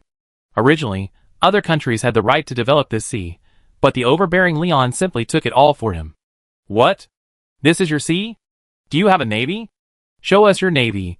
If you don't have a navy, don't talk. And since ancient times, this inner sea has been our Great Yan's territorial waters. Because of Leon's overbearing behavior, the entire sea area has become one voice. While this approach has certain drawbacks, it also has many advantages. It's better to have one company take care of everything than to have several companies fighting. Lion's absolute control ensured absolute peace in the inner sea. Merchant ships from all nations could sail freely on the seas, and there was no need to worry about pirates in the inner sea. If there were pirates, Lion would definitely make them understand what true piracy meant. In fact, the place Lion most wanted to open a factory wasn't anywhere else, but the coastal area of the Dwarf Empire in the far south. For no other reason than that the Dwarf Empire possessed incredibly rich iron ore deposits. And to the north was the Great Yin, and across the way was the Great Yin. No matter how heavy the goods were, they could be shipped by sea. And the Great Yin to the north possessed abundant oil resources. This oil could also be shipped to the Dwarf Empire by sea, thus ensuring the operation of the factories. As the various countries developed, Lion made a surprising discovery. The oil resources in each country were extremely scarce, or rather, they didn't have much oil at all. This puzzled Lion. Logically speaking, although the conditions for oil formation are very demanding, given the vastness of the land, at least some oil would be present. However, no oil fields have been discovered. The currently known oil reserves of all nations combined are less than those of Liongrad, the capital of Great Yin. The people of Lion were annoyed, but soon felt relieved. Each nation had little oil, while Great Yin had an overwhelming amount. Then, they could proceed with their plans. As everyone knows, when you possess absolute oil reserves, while other nations have little, you can speak freely. Chapter 787. As the nation stabilized, the other world progressed steadily. Lion suddenly realized he had absolutely nothing to do. Or perhaps it could be said that Dihian was now completely on the right track, and he could finally rest. But before that, he still needed to give that idiotic Orc Empire a good beating. After all, daring to sell hallucinogens to Dihian meant their nation was doomed. After hearing the news, Bachmet complained to Dihian 25 out of 24 hours a day. He claimed he knew nothing about this, and that it was an injustice. Lion responded, "What are you talking about? Speak louder." "I can't hear you." The 2nd Guards Division entered the Qing Kingdom's territory. Then the Orc Empire's troops advanced. Urus's sphere of influence directly bordered the Qing Kingdom. This meant that Urus would face direct attack from Dihian. Urus was practically fretting. Yes, fretting in every sense of the word. He had already learned that Great Yin had discovered hallucinogens, and that they were connected. And this time, the 2nd Guard had come specifically to investigate the hallucinogens. In the capital of the Qingqi nation, countless orcs lined the streets to welcome the newly arrived 2nd Guard Division. The soldiers of the 2nd Guard Division, seeing this scene, were filled with pride. They too were enjoying the same treatment as the National Defense Force. After all, in the eyes of the public, the National Defense Force's external duties and the Guards' internal duties had become the norm. But these guardsmen also wanted to bring glory to their country, and to receive the praise of the people. Spending every day in Great Yan's homeland was enough to make them grow hair. Finally getting the tanks onto the plains and galloping freely. Shouldn't we indulge ourselves? The friction between the Wehrmacht and the guards is intensifying, and even Caddis, as field marshal, is laughing his ass off. The more the Wehrmacht and the guards compete with each other, the greater their strength will grow. After all nations are in such a mess now. If De Yin were to consider gods as its imaginary enemy, it would be unrealistic. However, if the guards and the Wehrmacht were to compete against each other, it could also create a certain arms race. But everyone has forgotten that there is a special army. Front Army, big brothers, can you please stop fighting? Please consider my feelings. The Holy Empire Front Army fainted in the toilet that night. What the hell is this? Our equipment all slipped through the fingers of these two big brothers. What the hell is this? Currently, De Yin has a total of 200,000 guards, 1.57 million Wehrmacht, and 870,000 Front Army. Most of these fronts are composed of reserves and militia, constantly filling gaps in the Wehrmacht. Lion is already working to reduce the number of soldiers in the Wehrmacht. With the major equipment innovations, a certain standing army needs to be maintained in non-wartime situations, while a larger number should be kept in reserve. After all, the cost of training an elite soldier is completely disproportionate to that of an ordinary soldier. However, with the advancement of technology, war will eventually return to its original form, a competition of numbers. Throughout history, war has been fought, and ultimately, what matters most is not equipment, but people. However, in the short term, Lion will only reduce some civilian personnel and some soldiers who have fallen behind in their fight. Because the world hasn't yet been unified, it still needs a sufficient number of troops.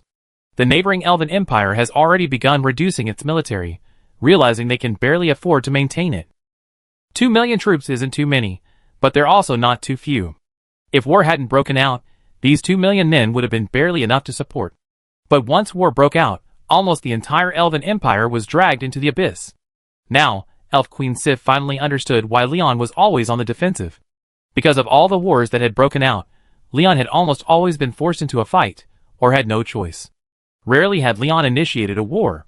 The various nations also understood this principle, and sought to avoid war whenever possible. The Orc Empire led by Bachmet, in particular, was desperate to keep its tail between its legs and act like a grandson. But one nation disagreed, the Qinchi Kingdom, where the 2nd Guards Division had just arrived. The Qinchi Kingdom was a small nation, with a population just over 10 million, far smaller than the current population of Great Yan. But the Qinchi Kingdom possessed an army of over 800,000. Leon repeatedly urged Yun Qinchi to reduce the force, but Yun Qinchi repeatedly stated that this was the opinion of the elders. In fact, Yun Qinchi disagreed. While he disagreed, he also didn't refuse to maintain such a large army. The Qinchi Kingdom may be weak, but don't forget it has a strong brother, De Yin. You know what I mean. That's right, as the saying goes, a dog relies on the power of a man. Oh no, a fox borrows the power of a tiger. Oh no, borrowing the wind from a sail. With De Yan's support, the Qinchi Kingdom naturally had nothing to fear.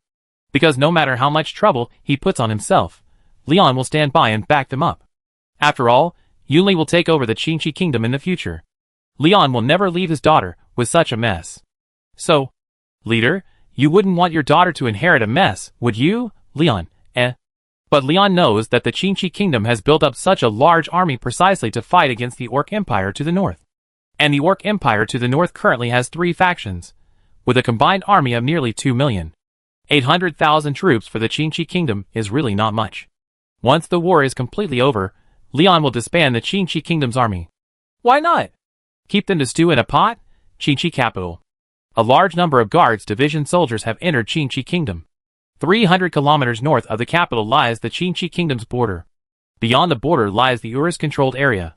When Urus learned of this, he instantly became anxious. He immediately pushed aside Bachmet, who was harassing Leon 24/7, and launched a barrage of messages. Respected leader. Respected. Respected. However, Urus didn't even get a chance to speak. Leon wouldn't even give him a chance to explain. You already sold the replacement machine to my capital. To protect the civilians, I'm already doing you a favor by dropping a sun-scorching missile on your head. When Leon ignored him, Urus flew into a rage, transforming into a desktop cleaning master, sweeping everything off his desk. I'm so pissed. Why is Leon ignoring me? I'm the ruler of a country after all. Leon, whose red ball fell on the floor? I'd pick it up for you. After Leon hung up, he thought Urus would be smart enough to send his men to find the intelligence agency personnel and pass on the information. But Leon overestimated Urus. Urus didn't even send anyone to contact the intelligence agency agents. Instead, he directly dispatched a large army to attack the Qingqi kingdom. Since you want to attack me, I strike first. Our Orc Empire must strike first, no matter what. Anyone who strikes later would be a coward, but the most shocking thing is that Urus used the name of Bachmet. Chapter 788. Bamut, who was enjoying the eye-catching orc beauty in the palace, suddenly heard the news that Urus had declared war on Dian in his name. This left Bamut stunned. What kind of maneuver was this? Could it be done this way? It's true that I want to conquer you, Urus, but isn't it obvious that you're trying to drag me down with you? Upon hearing this, Bamut's defenses were completely broken, and he unleashed a barrage of curses throughout the palace. Urus, you're a fool. You idiot. Idiot. The guard standing by dared not even breathe after hearing this. The emperor's capacity for lechery was truly astonishing. The guards couldn't help but worry about Urus's ancestors and relatives. What a deep grudge.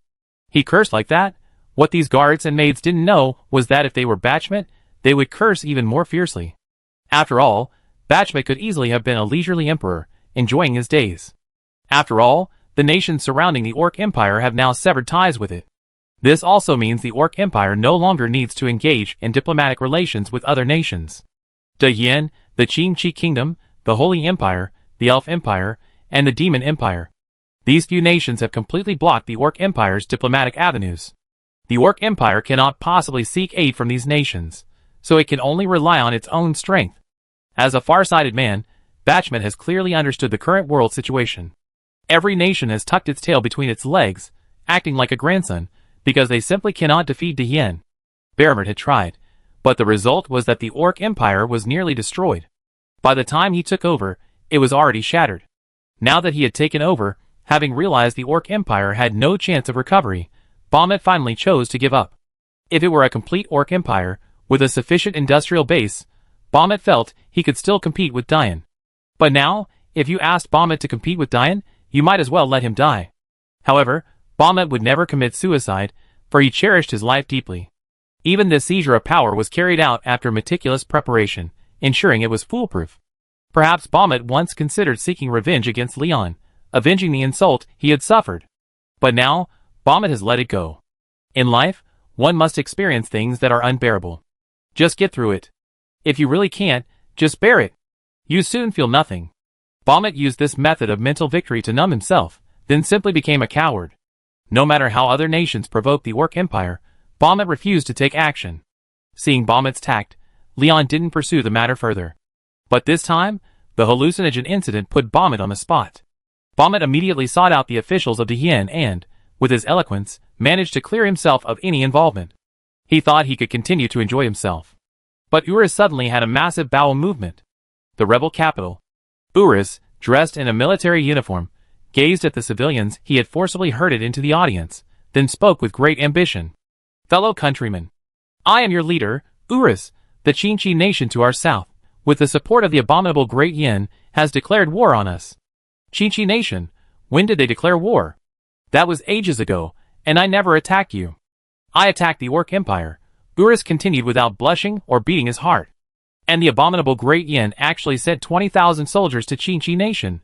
This is a great disrespect to our rebel army. We are one of the most powerful forces in the world. Why do they, the Great Yin, belittle us so? We are human too. We have rights too. Why does the Great Yin always give the aid that should be given to us to others, especially to those lowly orcs? We want to take back what is ours. All the armaments of the Qingqi nation should be ours. Urus spoke almost frantically.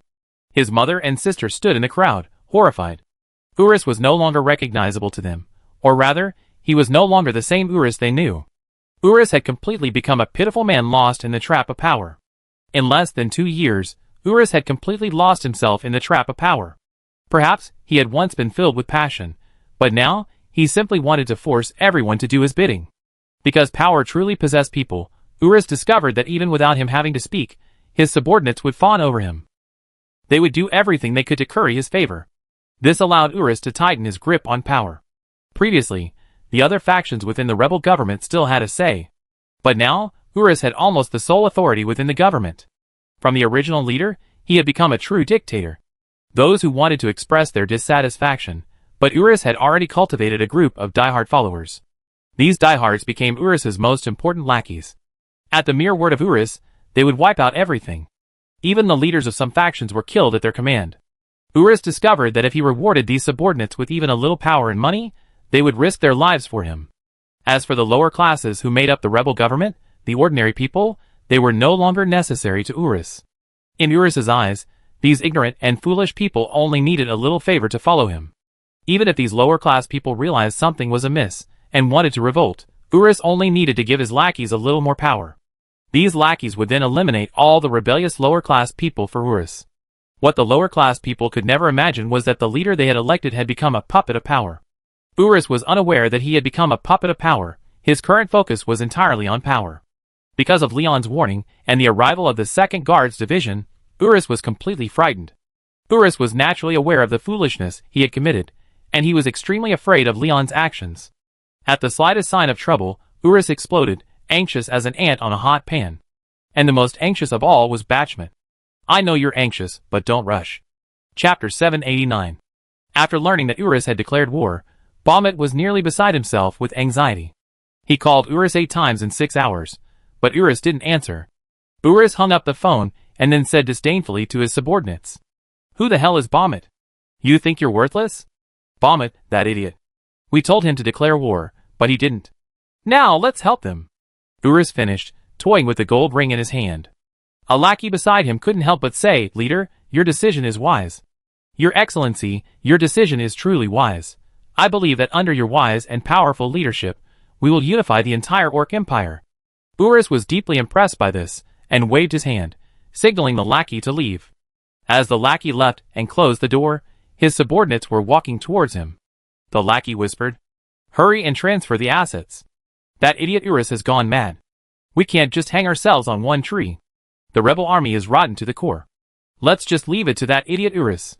The men nodded and went back to deal with their assets. Urus didn't know yet that these men, who had taken his words as imperial decrees, had already turned against him. On the surface, they obeyed Urus's orders, but in reality, they were veiled in disobedience. The rapid decline of the rebel government was largely due to these men's veiled obedience. Even then, Bachmet transformed himself into King Gigi. After discovering that he couldn't contact Dian or Urus, Bachmet's mind raced. This was a threat to his life. How could he possibly surrender? Bachmet immediately summoned his ministers to discuss countermeasures. How should we face the thundering wrath of Great Yin? Even while Bachmet and Urus were pondering what to do, Leon's plan was very simple. He called the Great Yin Air Force Base in the Qinchi Kingdom. "This is Leon." The head of the Air Force Base, who was eating breakfast, nearly vomited his face. "Leader, inform all, command all MiG-25s and B-29s to prepare for combat. The order from Air Force Command will be coming soon, so prepare yourselves." "Yes." "Understood." The Air Force Base quickly became active, and the 6 MiG-25s parked there rolled out of the hangar. Great Yin currently has only a few dozen MiG-25s. 6 are deployed in the Qinchi Kingdom. 12 are deployed on the mainland. 6 are deployed in North Wind Harbor. 12 are deployed in the Elf Empire. 12 are deployed in the Demon Empire. The MiG-25s of the Elven Empire and the Demon Empire were intended to contain the Papal States. This was done in preparation for a thunder offensive against the Papal States. But unexpectedly, before launching a thunder offensive against the Papal States, they were already planning to attack the Orc Empire. Air Force 6.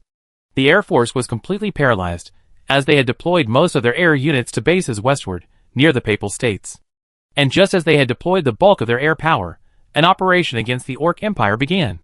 "You leave us alone when we're safe, but when we're in trouble, you start to mess with us. Aren't you playing us like monkeys?" The Air Force exploded. But Air Force Command quickly issued its combat orders. After all, this wasn't just a random order from Lion.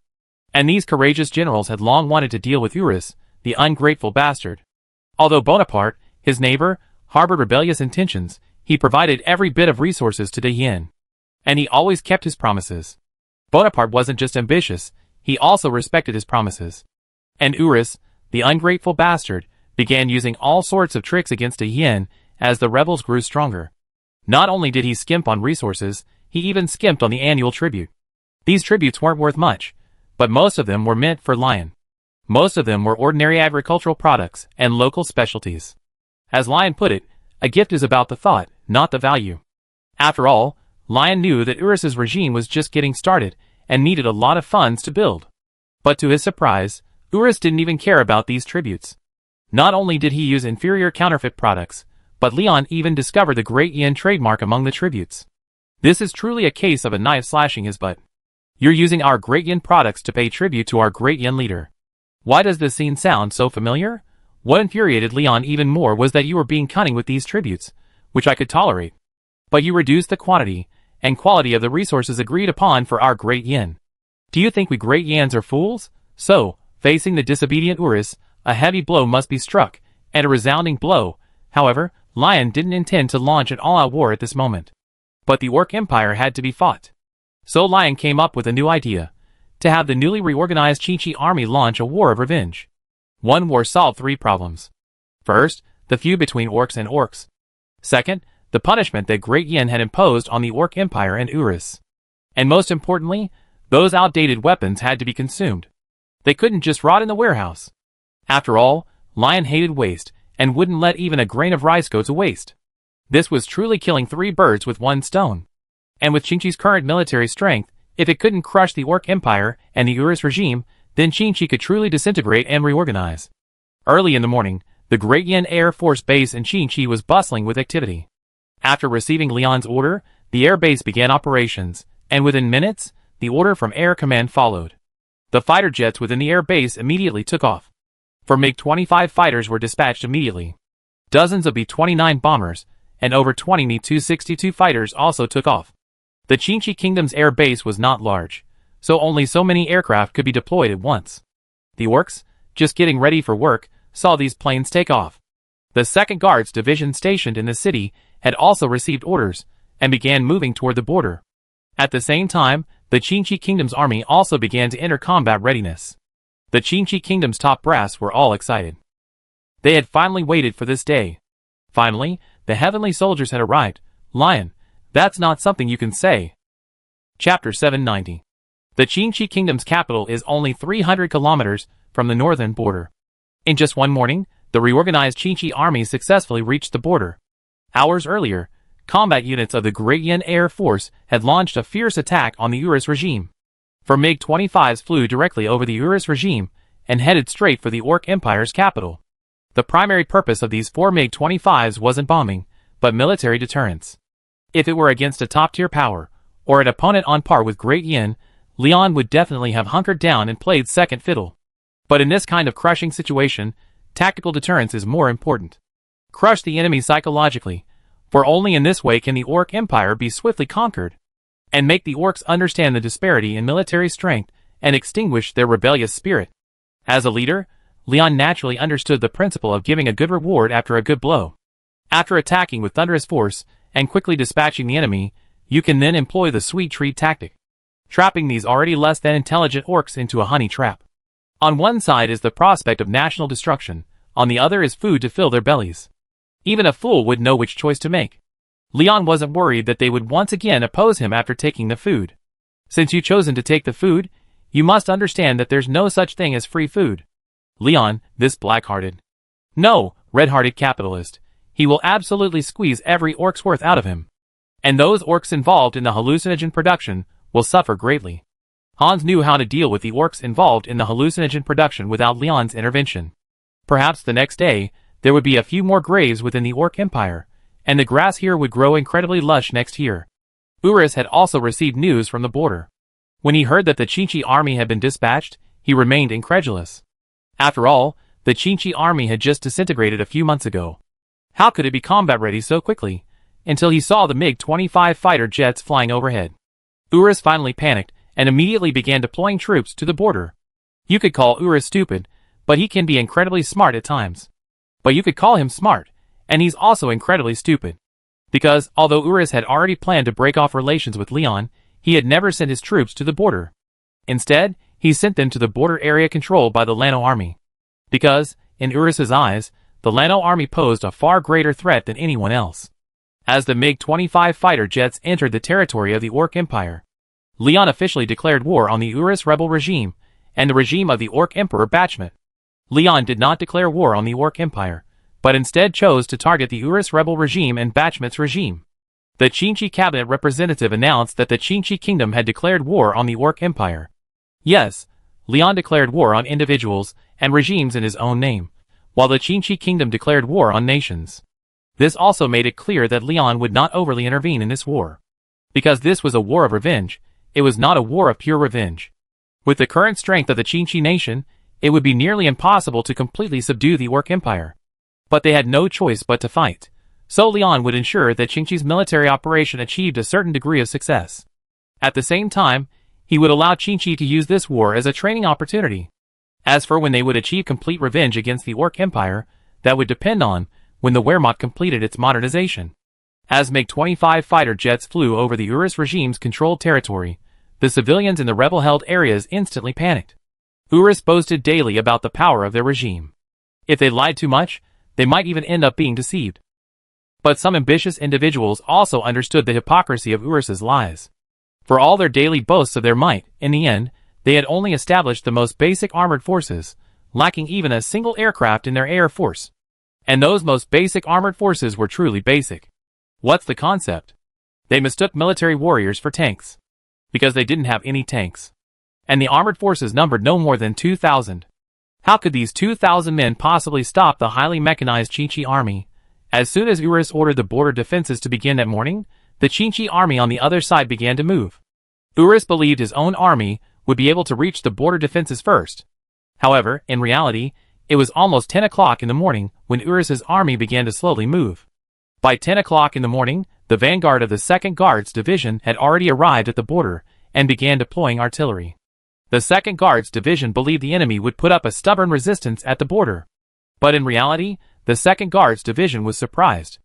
After waiting for half a day, they didn't see a single rebel soldier. Remember, that was 3 hours. 3 hours, and you didn't see a single soldier on your border? It wasn't that there were no soldiers on the border, but that the general responsible for defending the border had already taken the lead and fled. The general was originally Urus's lackey, but after witnessing Urus's various outrageous actions, he was already planning to pack up and flee. After all, he had already made enough money, but had always been frustrated by the lack of opportunities. Now, wasn't the war coming? Finally, his chance to escape. The general summoned his trusted aides and headed straight for the Demon Empire border. The general had amassed a considerable amount of wealth, so naturally, he had bribed officers at the Demon Empire border. However, what the general didn't know was that the officers he supposedly bribed were actually controlled by the Intelligence Bureau.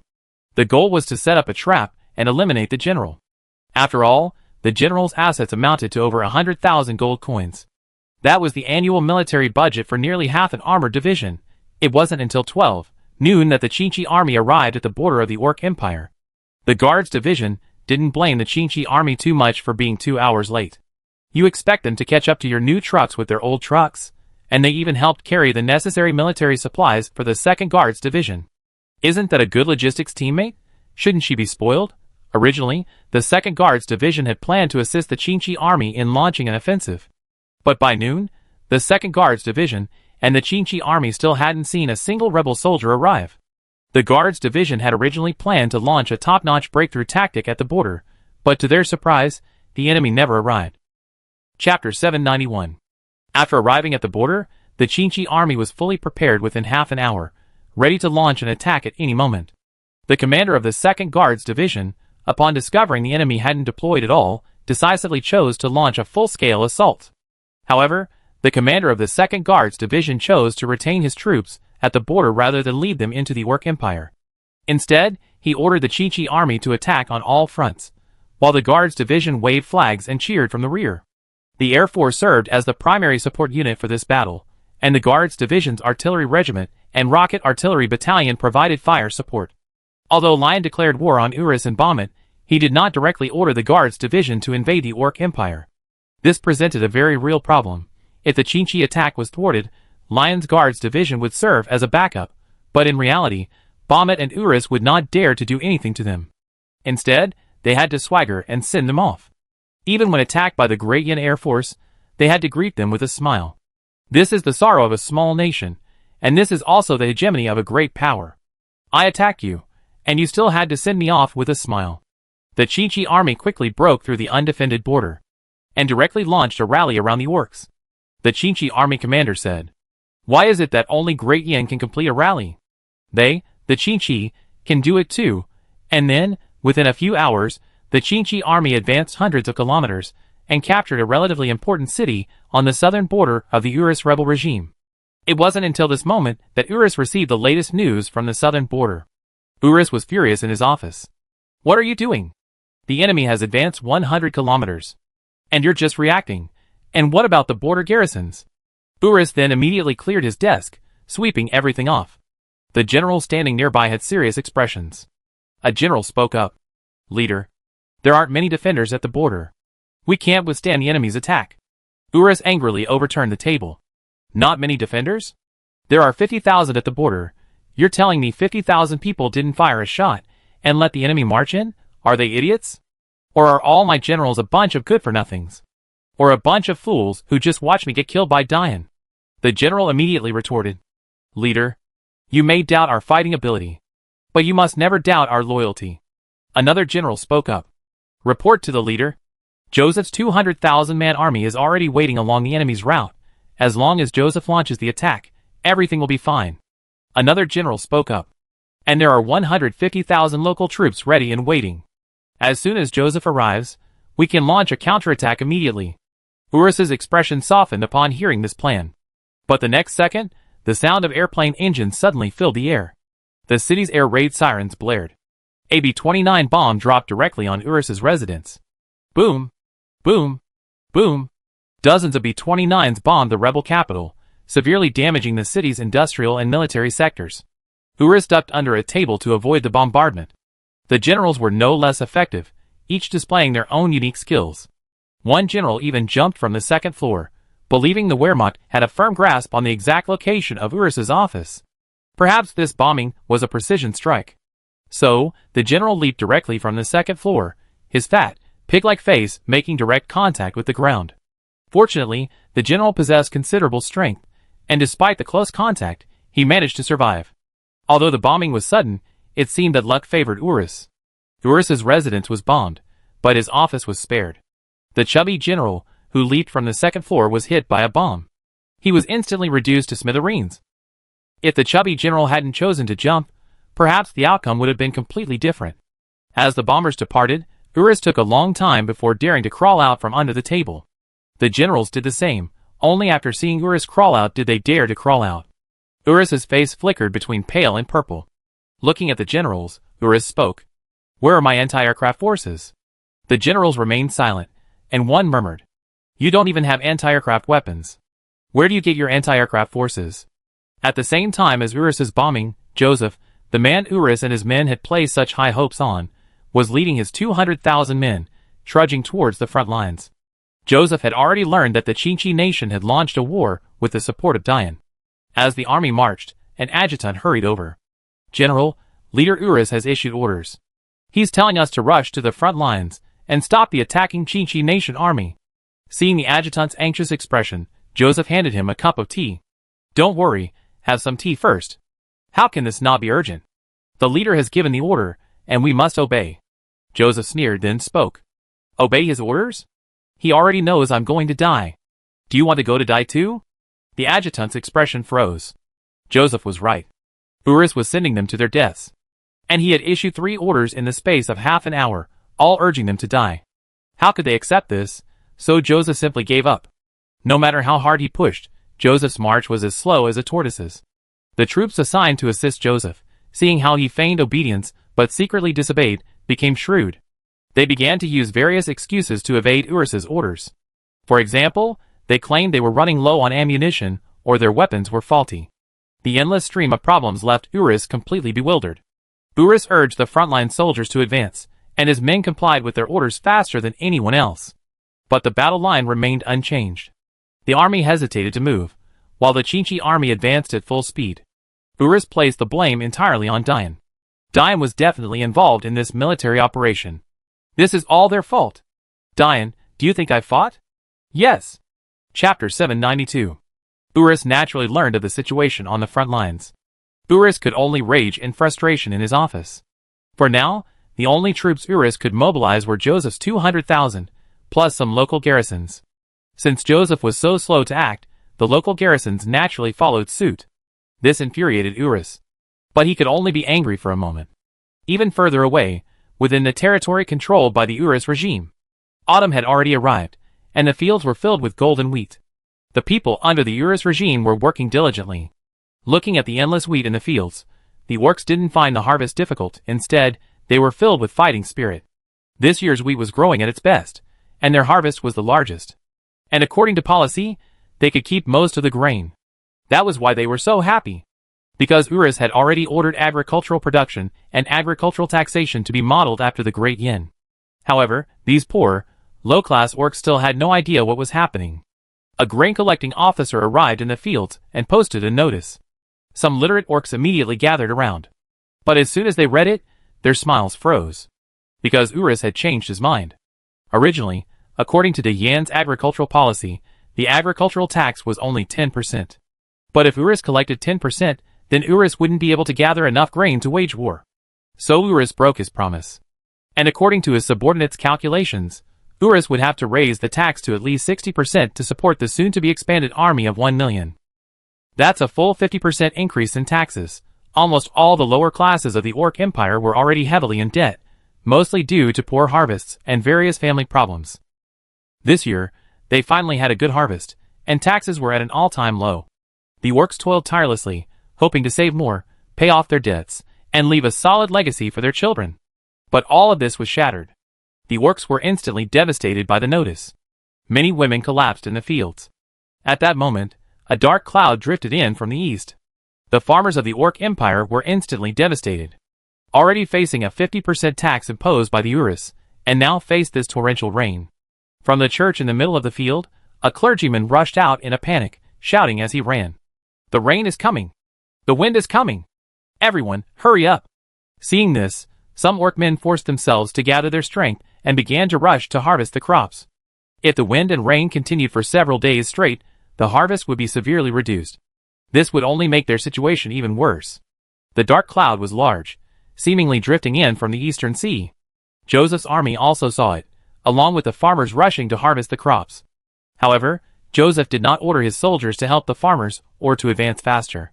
Instead, he ordered them to camp. The large number of troops occupied the people's fields. This created a difficult situation for the farmers who owned these fields. Because they couldn't get too close, the 200,000-man garrison completely blocked a large area of farmland. And these orc soldiers wouldn't even help them harvest the food, they only wasted it. Because Joseph's army wasn't a proper army at all, most of them were bandits recruited from the mountains. Joseph's troops were filled with banditry. A farmer, seeing his fields being occupied, mustered up the courage to confront the army, only to be beaten by Joseph's troops and thrown out half dead. This left these farmers feeling hopeless. What happened to the promises made when Urus came to power? Urus clearly said he would create a beautiful new world for us, but what about now? What had changed? What was the difference between the days when the Orc Empire existed and now? And even if the Orc Empire was in such a bad state, it would still send troops to help farmers harvest the food in such a situation. Because the Orc Empire knew that a portion of this food would go to the treasury. But why was Joseph's army different? These Orc peasants were desperate. 80 kilometers south of Joseph's army, the Chinchi nation's first army was advancing rapidly. The first army had a total of 80,000 troops, equipped with highly mechanized weapons and equipment, and was almost entirely armed to the teeth. The equipment level was on par with the armored divisions of the Great Yin before modernization. The entire First Army had nearly 2,500 armored units, 4,000 trucks of various types, and 600 artillery pieces. The First Army launched an immediate, unstoppable attack. The Second and Third Armies coordinated on the flanks, but their firepower was only half that of the First Army. However, the combined strength of these three armies, nearly 250,000 men, was more than enough to crush the Chinchi Kingdom. The Chinchi Kingdom's top brass initially wanted to increase the number of troops, but was rejected by the commander of the 2nd Guards Division. This was because the commander knew full well that having more troops wasn't always a good thing. This would test the Chinchi Kingdom's logistical supply capabilities. Even the Wehrmacht itself couldn't guarantee the logistics for a 1,000,000-man army at once. Adequate preparations were necessary to ensure that the combat effectiveness of a 1,000,000-man army wouldn't be affected by logistics in the short term. However, as time went on, Even the highly mechanized Wehrmacht couldn't guarantee the ability to guarantee ammunition supplies to the front lines. What's more, Qinchi, a small nation that hadn't even mastered armored cluster warfare, was at risk. Although the 2nd Guards Division didn't take direct action, it did send some officers to observe the front lines with the Qinchi army, and always ready to provide theoretical support to the Qinchi army. After all, Urus's army was armed with scraps left over from the Great Yin, so only the Great Yin people were most familiar with these weapons. Knowing yourself and your enemy is the key to victory. Joseph naturally received the news that the Qinchi army was within 80 kilometers, and immediately ordered his troops to break camp and retreat. Let him fight the Qinchi army. Urus, you're dreaming. Go and have fun. The orc peasants watched the departing army, their faces instantly beaming with joy, but they soon spotted the fluttering Qinchi flag. Their once joyful faces instantly paled. One demon left, and here comes the plague god. Chapter 793. The rebel regime controlled the southern plains. This was the largest grain-producing area under the rebels' control, and Urus valued it highly. So he stationed Joseph's army there.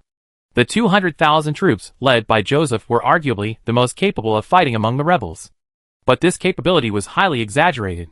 The original Urus revolutionary army had been almost completely wiped out. These most dedicated and capable warriors had been completely lost in the past war. Without this trump card of the revolutionaries, Urus could only pin its hopes on Lano's 600,000-man army. But Lano's army had now broken with Urus.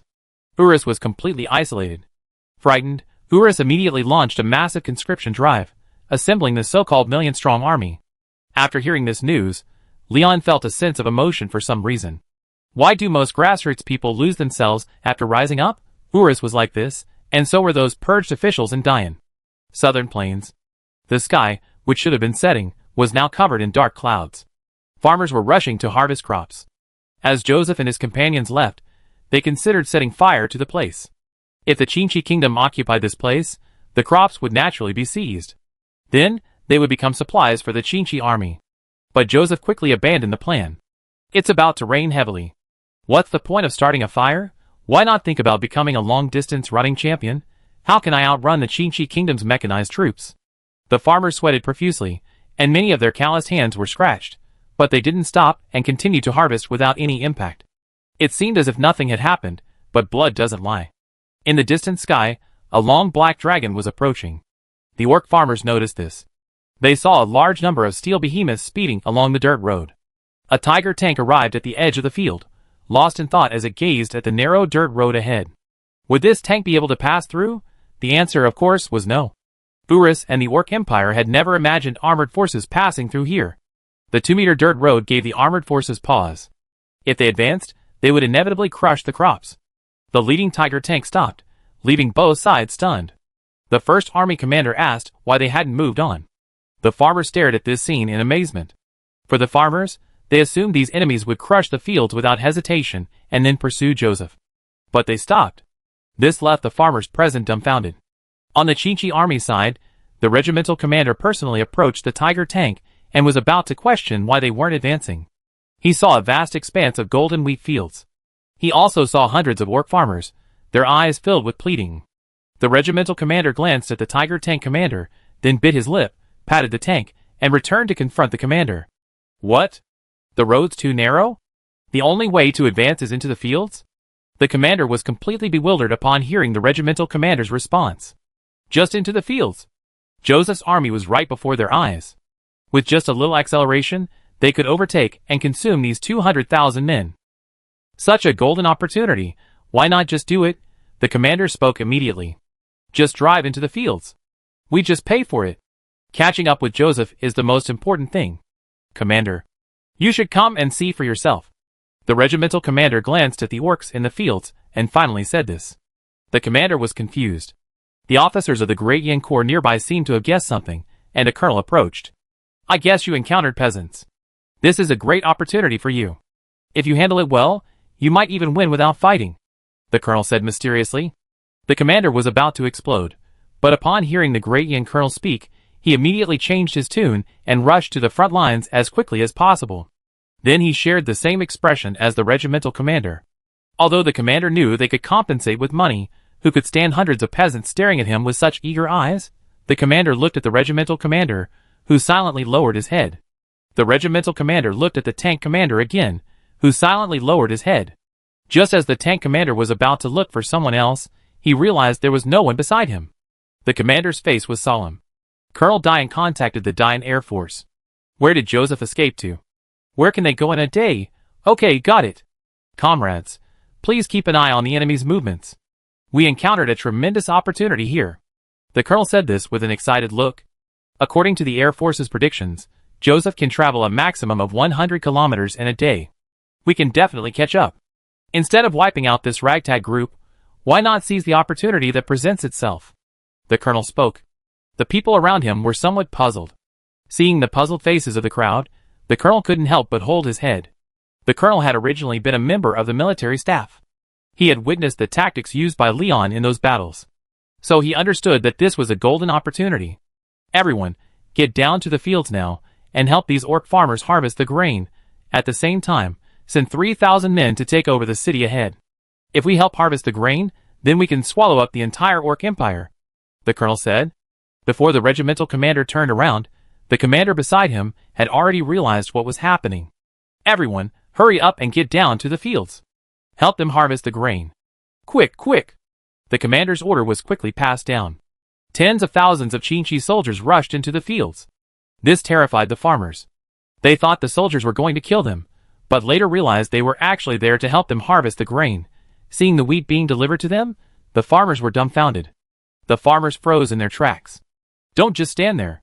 Hurry and load your wheat onto the truck, or I make you suffer.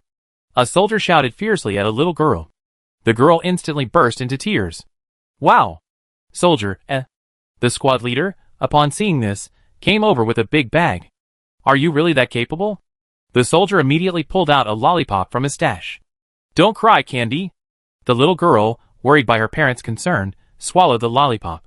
At first, she thought it was poison, but the next moment, her eyes lit up. The parents, thinking their daughter was in danger, were about to fight back when the little girl clung to the soldier's thigh. Big brother, can you please bully me one more time? Will I get candy again? Soldier, Father and daughter, A farmer couldn't help but ask the Chinchi soldiers nearby. Why are you helping us? Because my ancestors once farmed this land. Chapter 794. The soldiers directly helped the Orc Empire's farmers begin harvesting wheat. Most of these soldiers were ordinary farmers. Almost half of the entire Chinchi kingdom were orcs, who had escaped from the Orc Empire. Originally, the orcs were an important part of the Orc Empire, but due to internal conflicts within the Orc Empire, many orc nobles became jealous of their intelligence and talent. Because of their significant differences from ordinary orcs, orcs think more rationally. On the other hand, the orcs tend to think more simplistically and crudely. This led to the orcs' cautious and steady approach being constantly disliked within the government. The emperor, however, sided with the orcs. He was an orc after all. Naturally, the emperor favored the orcs. Emboldened by his favoritism, the orcs began to intensify their oppression of the orcs. This effectively forced the orcs out of power, depriving them of their chance to participate in politics. All walks of life began to target the orcs, forcing them to work in the most difficult occupations. They were forced to either herd livestock or farm. They couldn't even successfully engage in business. For as soon as they had even a little wealth, the orc nobles would seek to seize it. The orcs could only flee southward. Because the Holy Empire lay to the south, and the orcs possessed some human genes, the Holy Empire sometimes provided them with shelter. But the Holy Empire wasn't always strong. When it declined, the orcs were left to fend for themselves. So the orcs hated not the powerless common orcs, but the royal family and the nobles. Suppressing the orcs simply satisfied their own desires. Orcs are extremely jealous. When they see others superior to them, they don't try to catch up, but instead do everything they can to bring them down. Because as long as the other party disappears, they remain the superior. As a result, influenced by this orcish nature, the number of orcs within the Orc Empire dwindled. A considerable number were brutally murdered, while others fled to the borderlands and the bitter cold lands to the north. As the number of orcs within the Orc Empire dwindled, the Orc Empire's progress slowed, eventually being surpassed by the neighboring Demon Empire.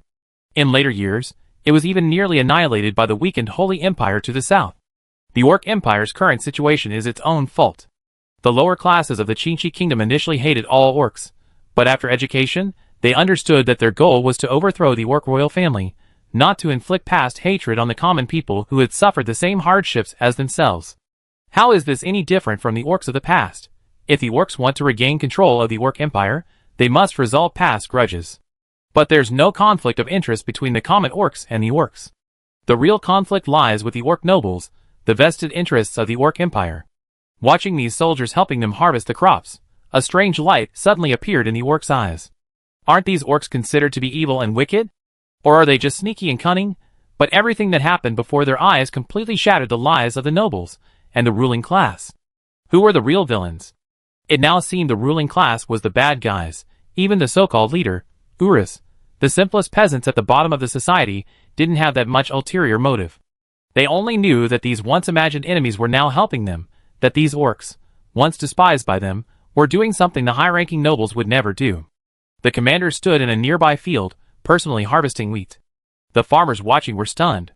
Although they didn't know the commander's rank, the soldiers around them, unafraid to breathe, told them how high his position was. The farmers watched their wheat being expertly harvested by the commander, at a loss for words. How could this commander be so familiar with this? He could even do it better than them. The commander seemed to sense the farmers' confusion and quipped. When I was little, I worked in these fields with my parents, until Baromir began to intensify his oppression of us orcs. My parents had no choice but to flee south with me. Perhaps Baromir could not have imagined that I'm back now. And I no longer need to hide, I can return openly, the commander said with immense pride. The farmers nearby lowered their heads in silence upon hearing this. Yes, the return of these orcs today is inseparable from their initial expulsion. If the orcs hadn't expelled these orcs, perhaps the fate of the orc empire would have been different. But it was too late to say anything now. The orcs must exterminate the orc empire's nobility. If those high-ranking nobles weren't slain, how could these orcs face their fallen brethren? 100 years from now, how would they face the wronged souls beneath the earth? With the soldiers' help, the wheat harvest was quickly completed. Tens of thousands of people worked together, and the second and third armies later joined in the harvest. 200,000 soldiers assisted the farmers. Looking at this 200,000-strong army, the farmers' faces were filled with shock. For these soldiers received no pay at all. At noon the next day, the harvested troops were gathering. Only stalks remained in the fields. The armored units immediately activated their tanks and raced through the fields. A night later, Joseph and his men sailed down the Song River and arrived at a city 300 kilometers away. This city was close to the Bakhmut regime. De Yen had already seen through Joseph's intentions. But compared to these 200,000 miscellaneous troops, the Great Yin command prioritized this harvest operation even more. When the Air Force Marshal heard this, Karl laughed so hard his stomach hurt. This is a direct gift to the Qingqi kingdom. Inform the Air Force to hound Joseph 24 hours a day. I'm going to keep them from eating or sleeping. At the same time, begin the second phase. Cease bombing buildings in areas controlled by the Urus regime. Drop leaflets and launch a public opinion offensive. As for the army, Caddis will probably issue orders soon. Army Command. Inform the Qingqi Kingdom's army to temporarily suspend the blitzkrieg and focus on digesting the occupied areas. After each city is captured, ensure that all pacification policies are implemented. If the Qingqi Kingdom wants to swallow up the Orc Empire, it depends on whether they can seize this opportunity. Chapter 795. Bakhmut, far away in the capital of the Orc Empire, quickly received news of the Qingqi Kingdom's military deployment. Bakhmut also learned that the Qingqi army was helping Urus's civilians harvest grain. Upon hearing this news, Bakhmut understood that Urus's defeat was inevitable. Urus was, after all, only an orc. After becoming a ruler, he was naturally corrupted by power. After all, orcs have a certain limit, unless you're a like Bakhmut, who can break free from their genetic limitations. After all, orcs have a certain brain capacity. No matter how hard you try, you can only be so smart. Bakhmut also learned that Joseph was planning to surrender to him with an army of 200,000. Bakhmut sighed and decisively accepted nearly 200,000 men. If Urus hadn't acted so ruthlessly, Bakhmut could have survived for a while longer. But now it was different. Urus had touched the Great Flame's reverse scale. The Great Yin sent its subordinate, the Qingqi Kingdom, to deliver a crushing blow. This blow completely stunned Urus. And based on the Qingqi army's actions along the way, Bakhmut understood that the Qingqi Kingdom was determined to launch a complete war of revenge and annex the entire Orc Empire. So, Bakhmut had no reason and no way to refuse this war. This war would inevitably result in someone dying. That person would probably be him. Bakhmut thought of this and looked back at the throne behind him. He had only been emperor for a few days, and he was about to be ousted. Thinking of this, Bahamut stood up and headed straight for the palace where the previous emperor, Bahamut, was imprisoned. Inside the palace, Bahamut wasn't confined or even abused like a criminal. Instead, the palace was abuzz with laughter. Although Bahamut was cruel, he had always been kind to his father, cultivating him as his heir. However, Bahamut couldn't help himself and simply usurped the throne. So, after ascending the throne, Bahamut didn't kill his father. Instead, he banished all his concubines to the palace, allowing Bahamut to indulge in pleasure. Bahamut understood his son's intentions, so he naturally closed the door and indulged in lust in broad daylight. What else do you want to do? Rebellion? Bahamut knew he had seized the throne through rebellion, so after his rebellion, he maintained an extremely strict control over power. He wouldn't allow anyone else to share even a little power. He would only give power to those who had to give it. Bahamut initially considered reclaiming power, but later discovered that Bakhmut was far more cunning than he was. After a few unsuccessful attempts, Bahamut decisively chose to retreat and enjoy life. Let anyone fight for the throne, but I won't fight for it, Bahamut, frolicking in the hall, suddenly sensed something was amiss. He noticed his concubines were all stunned. Then, Bahamut glanced toward the door. Bakhmut stood there, seemingly asking if he could come in. Bahamut's expression changed, and he waved his hand, dismissing the concubines. Bakhmut then walked in and sat before him. What are you doing here, you rebellious son? What brings you here? Bahamut teased. The Chinchi kingdom has sent troops to attack Urus. And it looks like they're planning to annex the entire Orc Empire. Bahamut began. Bahamut's expression changed instantly upon hearing this, his initial indifference turning serious. Are you telling the truth? Of course it's true, and the Chinchi kingdom's army has already advanced nearly 200 kilometers to the north. Bahamut began, then picked up a teacup nearby and tried to take a sip, only to discover it was filled with wine. Seemingly sensing Bahamut's embarrassment, Bahamut snatched the glass and emptied it. Are you here to ask for advice? No, I'm here to inform you. There's a high probability we fail. Even if we muster all our forces, we'd be unable to withstand the Chinchi kingdom's nearly insane army, Bakhmut said calmly. Bahamut's mouth twitched upon hearing this. So what exactly do you want? Do you intend to stay and face the fall of the Orc Empire with me, or do you want me to send someone to escort you away? Bakhmut began. Bahamut was stunned by his son's words. You're sending me away? Well, our family can't lose its legacy. But if I escape, Leon will never let me go. He chased me to the ends of the earth. But if you leave, it'd be different. Your abilities are obvious to all. If Leon can see the truth, he naturally leave a legacy for our family. What Leon needs now is to force the Orc Empire to fight to the bitter end, and then have the Chinchi kingdom conquer the Orc Empire with a thunderous offensive, setting an example for all nations in the world. Tell them this is the fate of opposing the Yin. Listening to Bakhmut's words, Bahamut opened his mouth, then nodded silently. Although he didn't know whether Leon would completely eliminate the enemy, Bahamut understood that, as Bakhmut had said, if he left, his chances of survival were very high. As if his father had been persuaded, Bakhmut spoke immediately. Time waits for no man. You must leave immediately. I will personally lead the army to the border to prepare for resistance, Bakhmut said, and stood up. Bahamut looked at his son with some surprise. He was amazed at how quickly his son had grown. At first, Bahamut thought it would take at least 2 years for Bakhmut to. It would take time for him to become a qualified emperor. But all signs indicated that Bahamut had already become a qualified emperor. That night, a fire broke out in Bahamut's palace, completely consumed by the flames. According to reports, Bahamut had died in the blaze.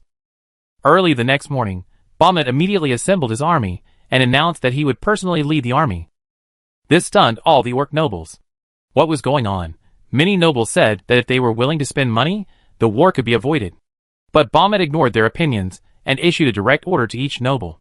He ordered them to dispatch their troops and form a coalition to defend against the Chinchi kingdom's attack. Chapter 796. Soon, news of Bahamut personally leading the army spread throughout the world. When Andres, the dwarf emperor in exile at sea, heard the news, he was completely stunned. Because Bahamut was so crazy, he actually led the army in person. Isn't he afraid of being captured by the Great Yin? Andres shook his head, then said, Is Bahamut really crazy? Inside the Orc Empire, Bahamut was watching over his troops. After a night of mobilization, the 400,000 Orc Empire troops stationed near the capital and in the capital had been assembled. Bahamut had previously launched a coup and had concentrated almost all of his troops near the capital. After the coup, Bahamut did not immediately order his troops to withdraw. Instead, he continued to station them near the capital to deter any remaining rebels. But it didn't matter now. Bachmet assembled his 400,000-man army and urgently transferred border troops from the Orc Empire to the border near the rebel-controlled area. Bachmet roughly calculated that if Joseph's 200,000 troops were added, the Orc Empire could muster at least 800,000 troops, and with the nobles' contributions, he could still muster 900,000 to 1 million. Of course, Bachmet could also forcibly conscript young and strong men to raise an army of 1.2 to 1.4 million. But this 400,000 to 500,000 man army was essentially a motley crowd, used only to fill the numbers. Before the Qinchi Kingdom's army, this motley crowd was like a chicken or a dog, shattered at the slightest touch. Bachmet naturally understood that the Orc Empire's defeat was a foregone conclusion. Therefore, Bachmet never considered implicating innocent people. And these nobles were not innocent at all, for they were vested interests in the Orc Empire. Now that the Orc Empire was in trouble, they had to contribute.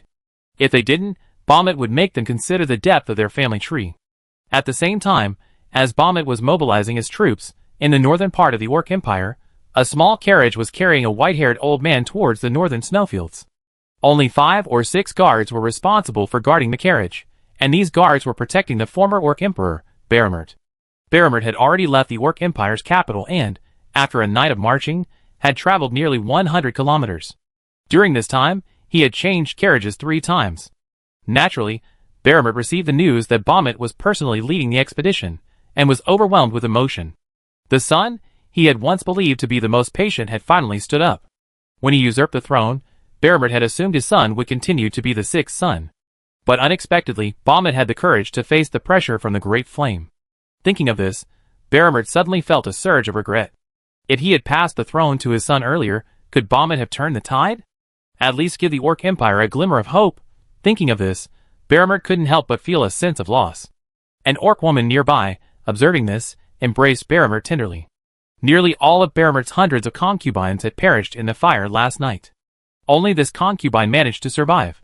Of course, this wasn't because Baromert loved her. It was because she was pregnant. But what no one expected was that Baromert's evasion tactics had long been discovered by the Intelligence Bureau. And the Intelligence Bureau had already dispatched agents to follow Baromert. They reported this to Leon, who was somewhat surprised upon hearing the news. Because Bachmet would actually gather a large army to confront him head-on, and Bachmet, knowing he would lose, didn't mobilize a large force. This meant that Bachmet would not let the common orcs pay for his mistakes, nor would he let them die with him for the sake of this corrupt empire. The nobles were not happy about this. For anyone with a discerning eye could see that Bachmet was planning an epic showdown, and then die on the battlefield. The nobles were immediately displeased. With their substantial assets, they could easily escape. But they overlooked one question. Where could they go? Where in the world could they go? Would they drift on the sea like the Orc Emperor Andres? Andres was able to drift on the sea because he had bribed several officials of the Sanshui Empire with a large sum of money. That's how he gained the opportunity to drift on the sea. If these Orc nobles wanted to drift on the sea, there was a 99% chance that the Sanshui Empire would notify De Yen. There were only 2 outcomes. Either the ship sank, or the people perished. No, that seemed to be the only outcome. Lion was still undecided about Baromert's fate. Baromert must die, and so must everyone connected to him. But the child in her belly left Leon somewhat bewildered. If the child was born, Leon would ensure the complete annihilation of the entire clan. But the child hadn't yet arrived, which made Leon feel apprehensive. And Bachmet had fought so desperately in person, precisely to secure a glimmer of hope for the child's survival. After careful consideration, Leon finally decided. Eradication is essential. After all, Leon didn't want an orc claiming to be a descendant of the imperial family to emerge from the Orc Empire in the future. Even then, the Qinchi army advanced triumphantly. Upon learning that Joseph intended to flee to the Orc Empire, the Qinchi army immediately split into 2 groups. One group marched north to attack the capital of the Urus regime, while the other group prepared for an offensive at the border of the Orc Empire. At the same time, they defended against the army led by Bachmet. Although the Orc Empire still lags far behind Great Yin, Bachmet's meticulous management over the past 2 years has transformed the Orc Empire. It has undergone a profound transformation compared to the defeated Orc Empire of the past. Bachmet commands 400,000 elite soldiers, whose combat effectiveness rivals that of the Qinchi Kingdom. In truth, Bachmet already knew the outcome of this war. But as the Emperor of the Orc Empire, Bachmet carries the blood of the Orc Imperial family. More importantly, he is a member of the Orc Empire's profit-seeking class. The Orc Empire's aristocracy gave Bachmet a prosperous past, so naturally, Bachmet would fight for them to the bitter end. The two sides were on the verge of a war, and Leon couldn't sit still. Because Leon had initially intended to allow the Qinchi kingdom to advance slowly, gradually eroding the Orc Empire. But now, the localized conflict had escalated into a full-scale war. Chapter 797. Bachmet mobilized the entire nation, assembling a million-strong army to counter the attacking Qinchi. The Qinchi commander hadn't anticipated the ferocity of Bachmet's resistance. After all, Qinchi currently only had 450,000 combat-ready troops, with the remaining 350,000 still undergoing training. They couldn't be deployed in the short term. Meanwhile, Bachmet had already assembled a million-strong army, seemingly ready for a fair showdown with Qinchi. The Qinchi commander wished he were dead. He could only order the eastward-bound army to prepare for defense to block Bachmet's counterattack. The main force, meanwhile, continued its campaign against the Urus regime. At this moment, chaos reigned within the Orc Empire. Upon hearing the news of the Qinchi army's sweeping advance, the orcs in most towns along the way immediately began to flee. They didn't want to die in vain, because the rebel soldiers said the Qinchi soldiers would massacre them all. They had no choice but to flee their homeland, dragging their families with them. But even the Urus army couldn't escape the armored pursuit, let alone these civilians who relied on two legs. Naturally, these fleeing civilians soon ran into the Qinchi army heading north. When they saw the steel behemoths, the orcs were terrified. They fled into the fields on either side, trying to escape the troops. But to their surprise, the orcs didn't even shoot at them. They seemed to take them for granted. On the highway, this one runs south to north, ending at the capital of the Urus regime. This highway is the only cement road in the Orc Empire. There's not even any asphalt roads. The Qinchi army couldn't even deploy King Tiger tanks. Given the road conditions in the Orc Empire, wouldn't King Tiger tanks break down? Aside from this one cement road, the rest of the country is mostly muddy. On these muddy roads, even Tiger tanks have trouble navigating them, let alone King Tiger tanks. To ensure that the Qinchi armored forces can fight effectively in the muddy swamps of the Orc Empire, the Great Flame Arsenal equipped the Qinchi tanks with more powerful engines and widened the tracks. This increased the contact area with the ground, making them suitable for combat on muddy roads. Of course, the arsenal didn't actually manufacture tanks at all. Instead, it modified retired tanks from the Great Flame Armor Division and sold them to the Qinchi at a 20% discount. After hearing the news, Yuan Qinchi complained to Leon repeatedly. "Leon, Geisha, could you please sell them the equipment cheaper?" When Leon heard this that night, he nearly fell from the second floor. Even with this, the Tiger tank still performed poorly in the mud. Not to mention the heavier King Tiger. But what the Qinchi nation didn't expect was that the T-34, which they despised, could gallop freely in the mud. As expected, the T-34 is still the T-34. This scene is truly a classic that will be remembered forever. On the roads of the Orc Empire, a half-orc brother and sister were walking along the road. They were one of the few half-orcs in the Orc Empire, and they too suffered from oppression. But they had no idea where to flee. The Orc Empire had a strict law requiring documentation to travel anywhere. Without money, there was no documentation. The Orc Empire had originally used this method to tether the orcs to the land. After Urus conquered the land, he continued this policy. Because Urus believed that development should be pursued everywhere, he couldn't keep everyone concentrated in one place. The orc brother and sister had no way to escape. Thankfully, there were no nobles in the area controlled by Urus. And with the protection of the orc civilians, the brother and sister had survived safely to this day. Of course, their good times only lasted half a year, because war had arrived. Upon hearing of the coming war, the brother and sister immediately began fleeing north. Because Urus never revealed who launched the attack, many people still didn't understand who had actually started the war. However, many who saw the fighter planes soaring overhead naturally assumed that the Great Yin had dispatched troops. The siblings faced widespread disdain during their escape. Although their fellow orc villagers protected them, the sheer number of people on the road was too great. Some insiders even threatened to kill them. After all, it was these orcs who had started the war. The siblings could only cautiously flee. He used his cloak to hide his fox ears and tail. "Sister, I'm hungry." The younger brother beside him suddenly spoke up. "It's okay. We be nearing a city soon. There be food up ahead," the sister said, seemingly wishful thinking. The younger brother shook his head. "But we haven't eaten in a day and a night." "I'm really hungry, sister." The younger brother collapsed. The long-term malnutrition, coupled with a day and a night without food, was too much for the fox-eared boy. The moment he collapsed, his cloak fell away, revealing the boy's fox ears and tail. All the orcs' eyes instantly turned to him. The villagers tried to protect the siblings, but seeing the hundreds of orcs surrounding them, they retreated. The sister, seeing this, hugged her brother tightly. "Don't be afraid, brother. We'll be able to see Mom and Dad soon." The sister's eyes welled up as she spoke. The orcs rushed forward in an instant, almost reaching the siblings. At this moment, a loud noise suddenly erupted in the distance. A large number of tanks sped down the road, quickly approaching the encircled crowd of orcs. For safety reasons, the armored unit immediately stopped, trying to determine why these hundreds of people had gathered. What if they were laying mines? If the armored unit ran over them, they'd be finished. "What are you doing?" The commander of the leading Tiger tank leaned halfway out of the tank. The orc civilians instantly scattered. The commander then spotted the half-orc siblings trapped in the center. Seeing this, he wiped his eyes. "There are still half-orcs within the orc empire? Am I seeing things?" The commander looked at the gunner, who also looked as if he had seen something. "You saw it too?" "Yes." After a brief pause of shock, the commander spoke immediately. "Then why are you still standing there? Save them." The commander said this and flew off the tank. Chapter 798. The tank company commander looked at the fox siblings before him, and for a moment, he recalled his past experiences in the orc empire. He too had been bullied by the orcs. His mother, because she had earned some money, had been beaten by the orcs, jealous of her, and ultimately died from her injuries. So the tank company commander hated the orc empire, he hated all orcs. But he also knew that if the root cause wasn't addressed, the conflict would only end in mutual destruction, ultimately benefiting the person behind the scenes. As if sensing someone approaching, the fox sister instinctively hugged her brother tightly. Feeling his barely breathing body, she spoke with a tearful voice. "Don't be afraid, brother, it won't hurt soon.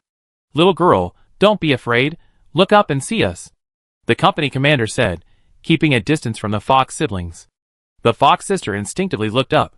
A storm was approaching, and the strong wind rustled the fox girl's ears and hair. My sister brushed her hair out of her eyes, and saw a group of soldiers in light blue uniforms. And the company commander, who had just spoken. At first, the fox sister was stunned, but then she quickly realized what was happening. She stared at the soldiers in disbelief.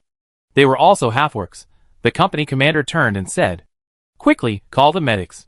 A soldier immediately ran back and arrived at an SDKFZ-251 half-track vehicle with a Red Cross insignia. "There's something going on up ahead. The company commander wants you there. Bring glucose or something. 2 of our fellow foxes might be injured." The soldier spoke. The medic immediately stepped to the front of the line, medical kit in hand. Several medics approached with stretchers. Seeing the soldiers approach, the fox girl instinctively hugged her brother tightly. "Don't worry, little sister. We're doctors, or chaplains," said a cat girl in a medic's uniform. Looking at the cat girl's cat ears, the fox girl chose to trust her. After a quick check, the cat girl medic spoke. "Your brother is fine. He fainted from low blood sugar from long-term malnutrition and lack of food." With that, she instructed the soldier to give the fox boy glucose. And she carried him onto a stretcher. "Little sister, let's go together. You stay here." The cat girl glanced at the orcs lining the road. There was a dangerous glint in their eyes. The fox girl nodded, then followed the cat girl medic back to the half-track armored vehicle that had been converted into a medical vehicle. From the outside, the fox girl still looked a little frightened. She had some reservations about this steel behemoth, but once inside, the fox girl felt a deep sense of security. Why did she feel this way? "Little sister, haven't you eaten in a few days? You look so dirty. Go wash up when we get to the next city. I got some food here. Take it for now. Ask me for more if you need more." The cat girl stuffed a bottle of glucose and some snacks into the fox girl's mouth. The fox girl was a little confused. She didn't know why they were giving her food. Why are you being so nice to us?" the fox girl asked, lowering her head. The cat girl, who was wiping the little fox boy's body, smiled slightly. "Little sister, how could you think that? We're compatriots. If I don't treat you well, who else can I treat well?" The other medics in the car couldn't help but chuckle upon hearing this. After the incident with the fox siblings, the convoy continued on its way. They paid no attention to the orcs lining the road. Under normal circumstances, the company commander would have definitely given them some food, but things were different now. If he had been a little later, the fox siblings might have been gone. What right did they have to shamelessly ask for food, However, the company commander still inquired about the reason and gave some food to the orcs, who had cared for the fox siblings. And under his supervision, he let the orcs eat it all. He was worried that the orcs would snatch up all the food as soon as they left. With the matter settled, the convoy continued on its way.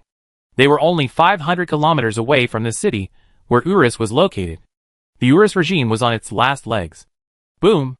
A flash of lightning flashed across the sky, and the torrential rain finally began to fall. The convoy continued on its way. But it was still affected by the downpour. At first, both Great Yin and the Qing Kingdom believed it was a natural disaster. Unexpectedly, as intelligence agents analyzed the information, it was revealed that this torrential downpour was ordered by Urus. Urus had created this torrential rain in order to temporarily halt the Qing Kingdom's offensive. Facts prove that Urus's decision was correct. The convoy was indeed affected. Urus also had another motive: to wait for Bahamut to join the battle. Because Bahamut was already on his way with his army. My own army of 600,000 plus Bahamut's army of 1,000,000. 1.6 million versus 450,000. The advantage is mine. The Qingqi army was indeed affected. But Dayin was not. Qingqi Dayin Air Force Base. Feeling the heavy rain, the pilots boarded 2 MiG-25s on the runway. The pilot said to his wingman, "Show these ungrateful bastards what it means to be a king of the sky." As the cockpit closed, the MiG-25, having completed all preparations, instantly ignited and took off, heading towards the capital of the rebel regime. Due to the heavy rain, the Qingqi army commander and the Dayin officers consulted and unanimously agreed to temporarily suspend the march. Under the tent, the fox girl looked up at the downpour. The cat girl beside her came over and patted the fox girl's head. "What's wrong? What are you thinking about?" "I'm thinking about my future. Will I be able to live openly in the sunshine with my brother?" The fox girl said hopefully. "Of course. Qingqi Nation welcomes you." Just then, the company commander ran in through the rain, carrying a few cans of food.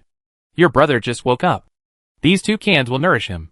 You suffered so much over the years," the company commander said apologetically. If they had grown stronger sooner, perhaps they could have saved more of their compatriots. The fox girl took the cans, somewhat bewildered. "Damn the orc ruler, that ungrateful Urus, actually used the weather to stop us. Doesn't he know this rain will cause countless crops to rot in the fields?" The company commander suddenly cursed. Then everyone fell silent. What else could they do now besides talk? And just then, the roar of engines suddenly rang out in the distance. The next second, 2 MiG-25s flew directly overhead. The soldiers of the Qingqi Nation were instantly in an uproar. The company commander couldn't help but jump at the sight of the passing fighter jets. As expected, Dayin is always the most reliable ally. The pilot looked at the cheering soldiers below, a smile playing on his face. "Those ungrateful bastards are ours. Don't you dare try to steal our lives." The fox girl stared blankly at the departing fighter jets. The 2 silver-white fighter jets left an indelible mark on her heart. Chapter 799. 2 MiG-25s flew directly all the way to the capital of the rebel regime in a short time. In the city, in an open space. A large number of troops protected this open space. In the center of this open space, numerous inscriptions were carved into various crystals. And it was unknown where Bruce had obtained so many giant magic crystals. Each magic crystal contained extremely powerful magical fluctuations. If Leon saw these crystals, he would definitely say it was a waste of resources. Using so many rare magic crystals to create a rainstorm. It was truly a waste of resources. Lion would definitely transport all these magic crystals back to Pierchet, and have Robert ruthlessly drain all the magic power contained in them. A large number of magicians gathered in the open space, maintaining the magic arrays on these magic crystals. They had to keep this rainstorm going for at least 2 or 3 days before Bachman joined the war. At first, Urus was reluctant to do this. Using such a rare magic crystal was too painful. Their production was extremely low, and they were practically utterly rare. These magic crystals were confiscated from the mansions of nobles. These nobles had passed these treasures down through the ages as heirlooms, only to have Urus lavishly use them. Even the magicians felt deeply sorry for the crystals. At first, they tried to persuade Urus to find another solution. But then, they realized there was no other solution, unless Urus and his men had a peak 9th level magician to protect them. Originally, Urus had recruited 1 or 2 8th and 9th level magicians. But upon hearing that Dayin was about to attack Urus, the 2 magicians instantly fled, abandoning their high salaries. In their eyes, they were out here to make a living, and they only came to help Urus for the money. But now, faced with a choice between money and life, they decisively chose life. After all, there are very few people who would choose money over life. Especially for those of them who already possess considerable strength. It's better to survive than to fight for a few ounces of silver. Urus's face was solemn in his office. He had received the latest news. Most of the officials had packed up and fled.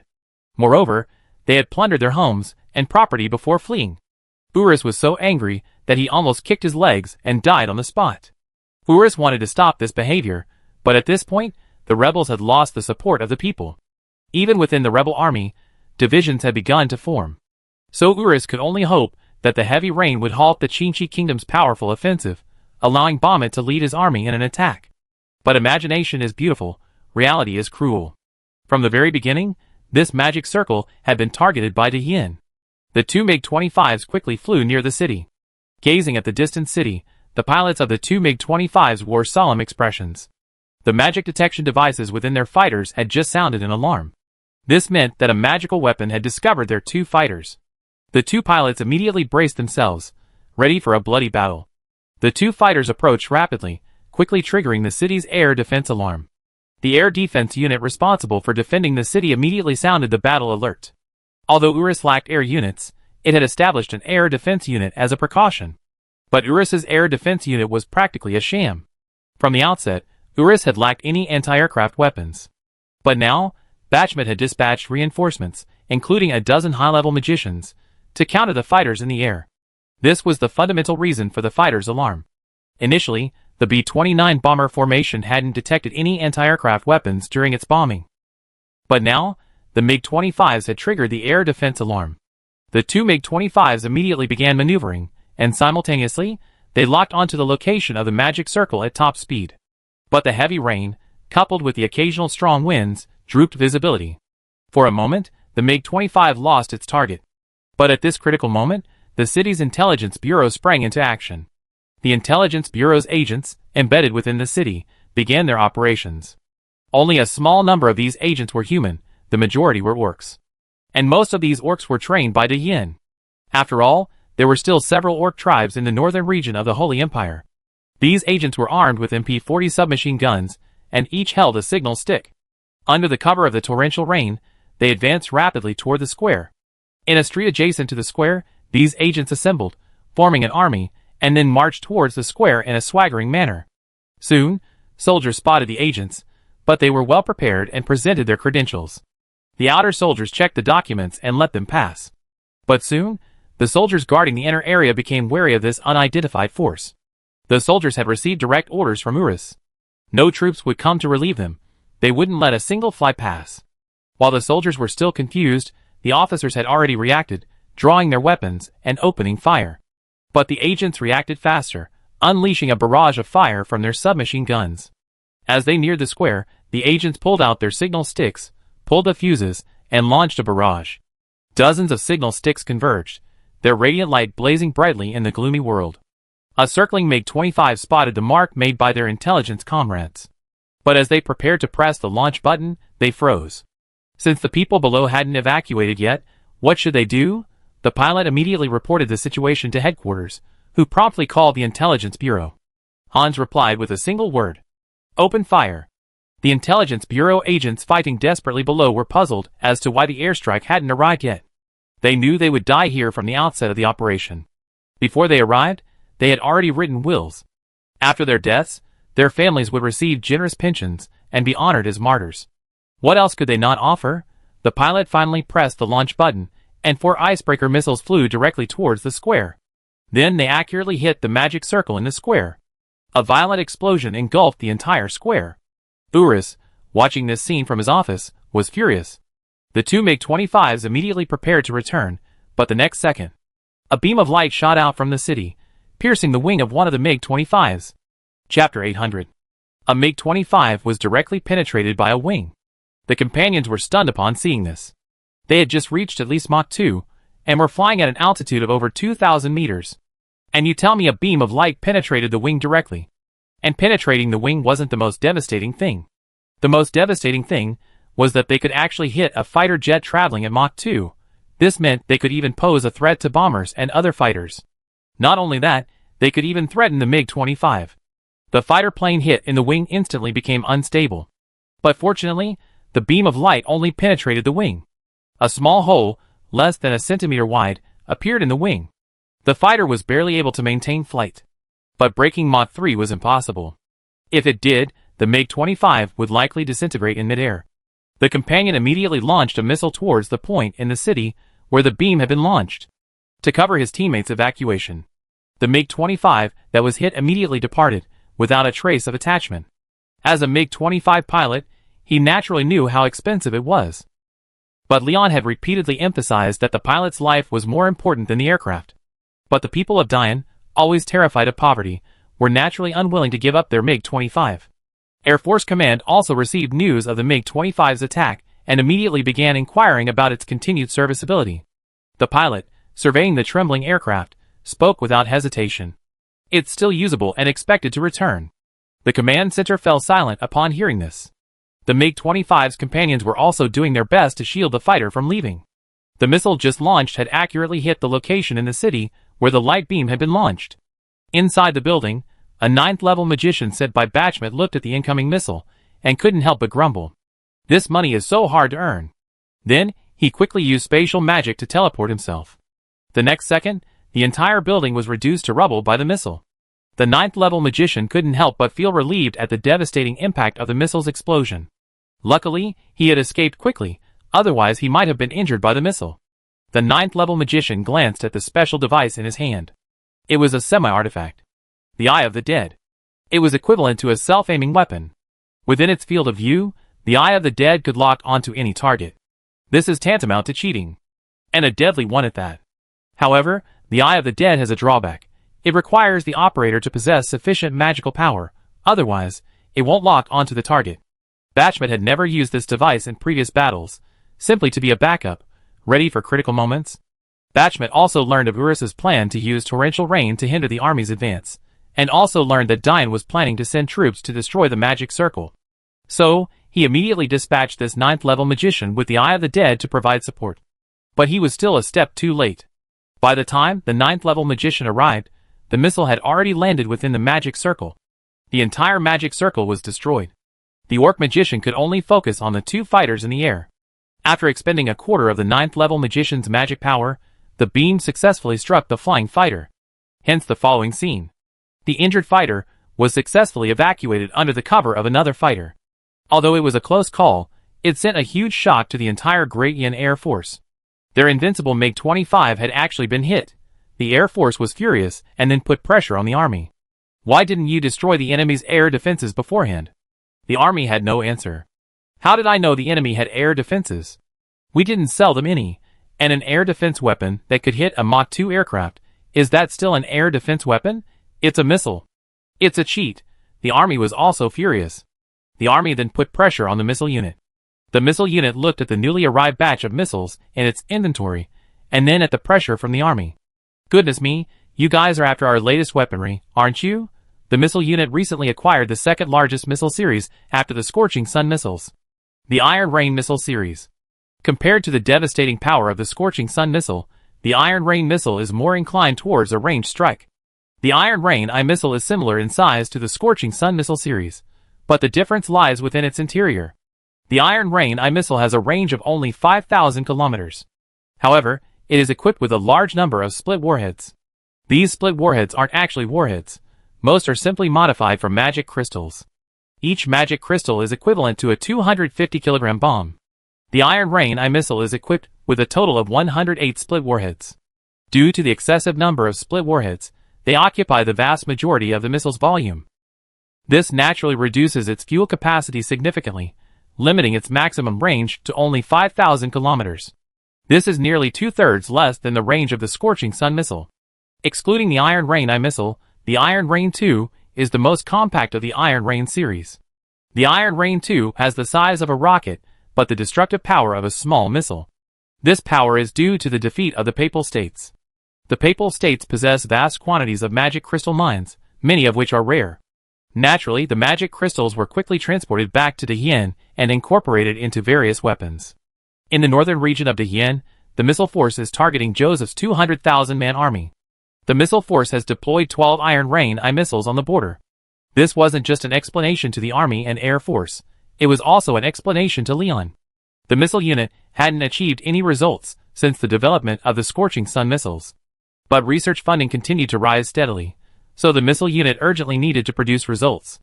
And right before them was a perfect opportunity. With Leon's authorization approved, 12 Iron Rain missiles flew directly towards Joseph's army, which was approaching the border of the Orc Empire. De Yin would not tolerate indignation, nor would he wantonly bully others. But for now, the Orc Empire certainly deserved a good beating. The 12 Iron Rain missiles entered Orc Empire territory and accurately targeted Joseph's fleeing army. Joseph, who was marching, suddenly felt a chill on his back. The next second, 12 Iron Rain missiles fell from the dark clouds. The missiles disintegrated in the air, and a large number of fragmented warheads fell into the advancing Orc army. Chapter 801. The Iron Rain missile flew directly over Joseph's 200,000-man army. Then, amidst the dark clouds, its main warhead disintegrated. 12 Iron Rain missiles split midair, and thousands of fragmented warheads fell from the sky. The Iron Blood fragmented warheads utilize a magic-charged activation mode. This means that the warheads must absorb magic energy midair before fully activating. This is the ingenuity of the Great Flame Research Institute. They have repeatedly reduced the originally limited volume, successfully accommodating hundreds of warheads within the missiles. The Blazing Sun is the Institute's pioneering work in the field of missiles, while the Iron Rain is in advanced development. As if sensing movement from the sky, the Orc soldiers all raised their heads. Something seemed to be falling overhead. Looking at the dark clouds overhead, many Orc soldiers tightened their grip on their weapons. For some reason, they felt something bad was about to happen. Joseph also sensed something amiss. Something seemed to be flying towards them from the sky. At first, Joseph thought they were fighter planes from the Great Yin Air Force. He immediately ordered his soldiers to disperse to prevent the bombers from striking. Joseph's orders had some effect.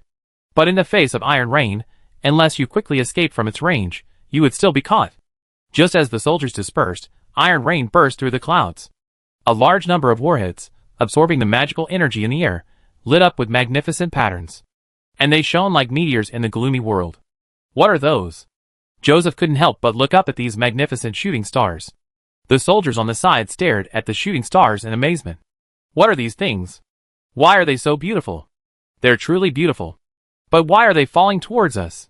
Run! At first, the soldiers wanted to admire the meteor shower, but soon realized what was happening. They began to flee in all directions. Joseph, displaying his ingenuity, jumped directly into the nearby Sangjiang River. His lieutenants followed suit and jumped in. The soldiers, however, were not so clever. Some of the calmer soldiers were distracted by the soldiers running around, and for a moment, they didn't know where to run. At that time, the Iron Rain had already begun to fall. Across the plain, the Sangjiang River flowed quietly. The dazzling Iron Rain fell upon Joseph's army, blasting the fleeing Orc soldiers away. Iron Rain had already appeared on battlefields during World War I, but at that time, it mostly consisted of hundreds of steel darts. Dropped directly from aircraft, it could easily penetrate a soldier's helmet. It caused massive damage at minimal cost. This Iron Rain missile was the forerunner of later cluster bombs. Iron Rain earned its name from its torrential rain-like attack. Lion used this name in the hope that the Iron Rain missile would devastate the enemy like a torrential downpour. Whether it could destroy others is unknown, but Joseph and his men were instantly destroyed. The Iron Rain fell onto the plain, creating a flower of iron on the ground. The tens of thousands of troops across the plain suffered a devastating blow. Luckily, Joseph adopted a split march, otherwise he would have exploded on the spot. There were only 80,000 troops on the plain, marching in a long straight line formation. But the Iron Rain wasn't a random strike, it was a targeted attack. Most of the 80,000-man army was instantly wiped out. Many saw these iron flowers before their deaths. Why does beauty always come with danger? Joseph suddenly emerged from the water. Then, he was stunned by the scene before him. The entire plain was instantly riddled with holes. Countless bodies lay exposed on the plain, and countless soldiers, having survived, devastated themselves by the sight of the bodies around them. It was like hell on earth. A soldier crawled out of the mud, his eardrums freshly bruised by the shockwave. The soldier, sensing a world without sound, stared blankly at the world around him. Everywhere were the bodies of his comrades weeping and devastated, and soldiers running about insanely. Not just the soldier, but all of them. Blood, severed limbs, and wailing filled the land.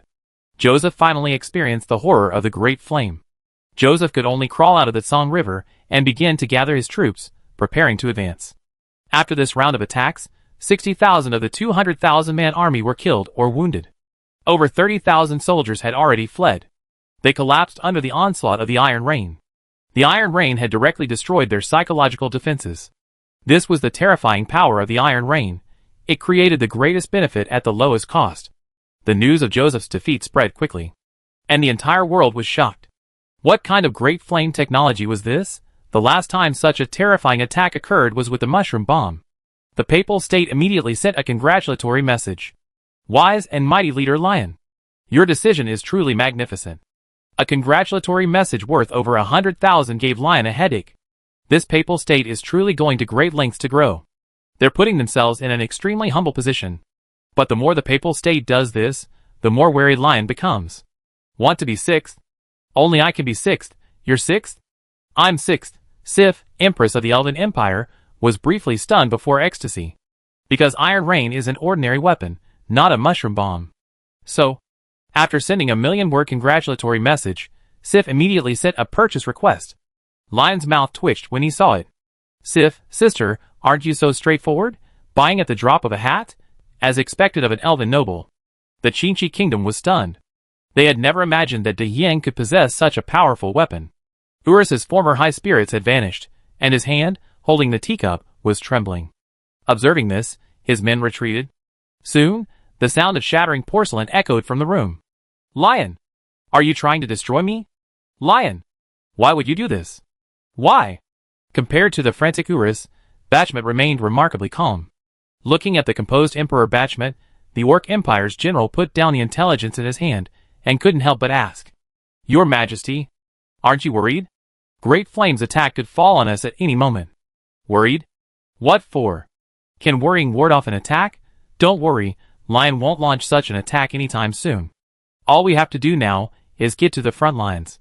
If we don't, Lion's attack will truly fall on us, Bachmet said, shaking his head helplessly. Chapter 802. Just as the Orc Empire was suffering a war of revenge against the Qinchi nation, news of the latest developments reached the other world. With the assistance of numerous magicians, progress was rapid. The battle line advanced along the railway and highway, signifying a steady advance. Although the monsters attempted to block the advance, they were unable to completely halt the Wehrmacht's steady advance. The Guards division advanced cautiously, choosing to play the safe side. They revealed no flaws. The monsters were instantly anxious, for as the railway advanced, the secrets of this world would gradually be revealed. After over a month of effort, the Guards division, with the help of magicians, had advanced the railway nearly 400 kilometers and eliminated all monster strongholds along the way. The monsters attempted to block the Guards division's advance, but ultimately failed without exception. The Wehrmacht had brought out its antique armored train. The train's mobile firepower was used to suppress the monsters. To bolster the armored train's firepower, it was equipped with numerous 37mm anti-aircraft guns. The guns were positioned horizontally, serving as firepower weapons. It was also equipped with several guns with a caliber of 100mm or greater. The armored train's firepower was so overwhelming that the monsters despaired. They could only leave it alone, allowing the Guards division to advance steadily. But as the Guards division advanced, they gradually discovered something amiss. This world seemed very different from the previous one. It wasn't just a difference in time. This world exuded a sense of strangeness. As the Guards advanced, the secrets of this world gradually emerged. As they advanced, the Guards discovered numerous corpses. Most of these corpses belonged to animals, but there were also some human remains. However, these bones were extremely old, with not a trace of tissue visible. They were practically bare bones. And these bones weren't completely white bones.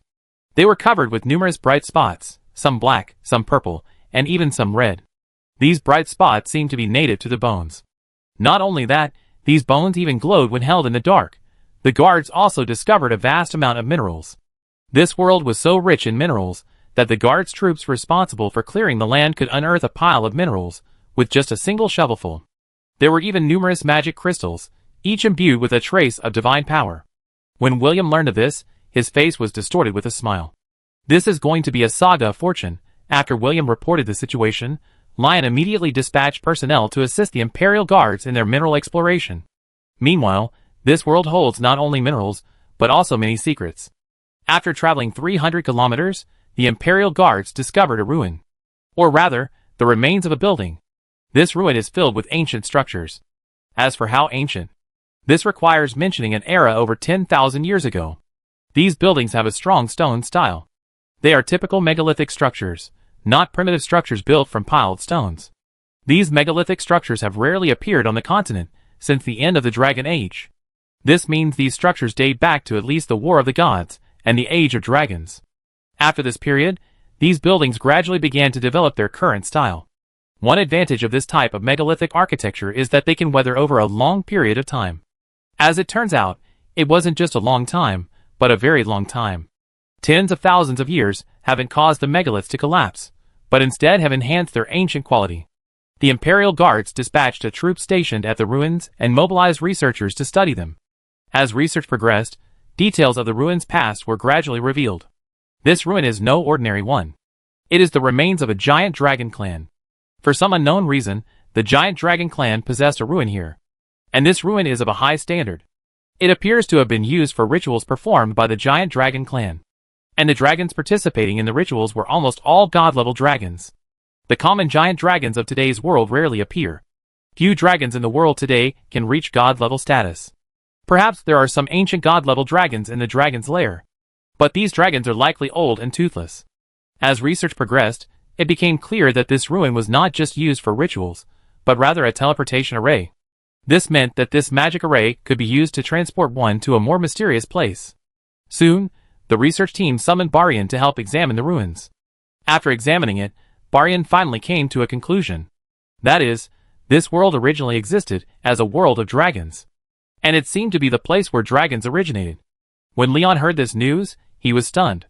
How was this getting more and more confusing? The involvement of the four gods was already quite abstract. And there were also primitive humans involved. Even more abstract, there were dragons involved. This exceeded Leon's expectations. Because it was so abstract. Dragons, gods, ancient people, monsters. Is this a mahjong game? After Barian's inspection, he found that the altered teleportation array was still functioning. This greatly exceeded Leon's expectations. After a careful inspection, Barian finally confirmed that the teleportation array was functioning properly. After discussion, everyone unanimously decided to explore where this teleportation array led.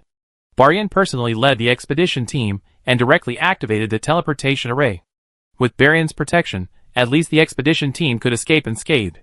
The expedition team was also equipped with numerous teleportation scrolls. If they felt any danger, they would immediately flee. Through the teleportation array, Barian led the expedition team into a cave. This cave was no ordinary cave. It could even be described as an underground kingdom. It was truly enormous, awe-inspiring. And they were startled upon entering. As soon as they entered, the entire cave was ablaze with light. The entire cave illuminated, revealing the cave murals. Looking at the murals depicting giant dragons, the expedition team was stunned. The murals looked truly magnificent. They looked as if they had been created naturally, and they exuded an invisible pressure. Upon entering, Barian hadn't noticed, and the overwhelming pressure nearly knocked the entire expedition team unconscious. Eventually, with Barian's help, the pressure was successfully suppressed. These individuals survived. The dragon's might had nearly taken their breath away.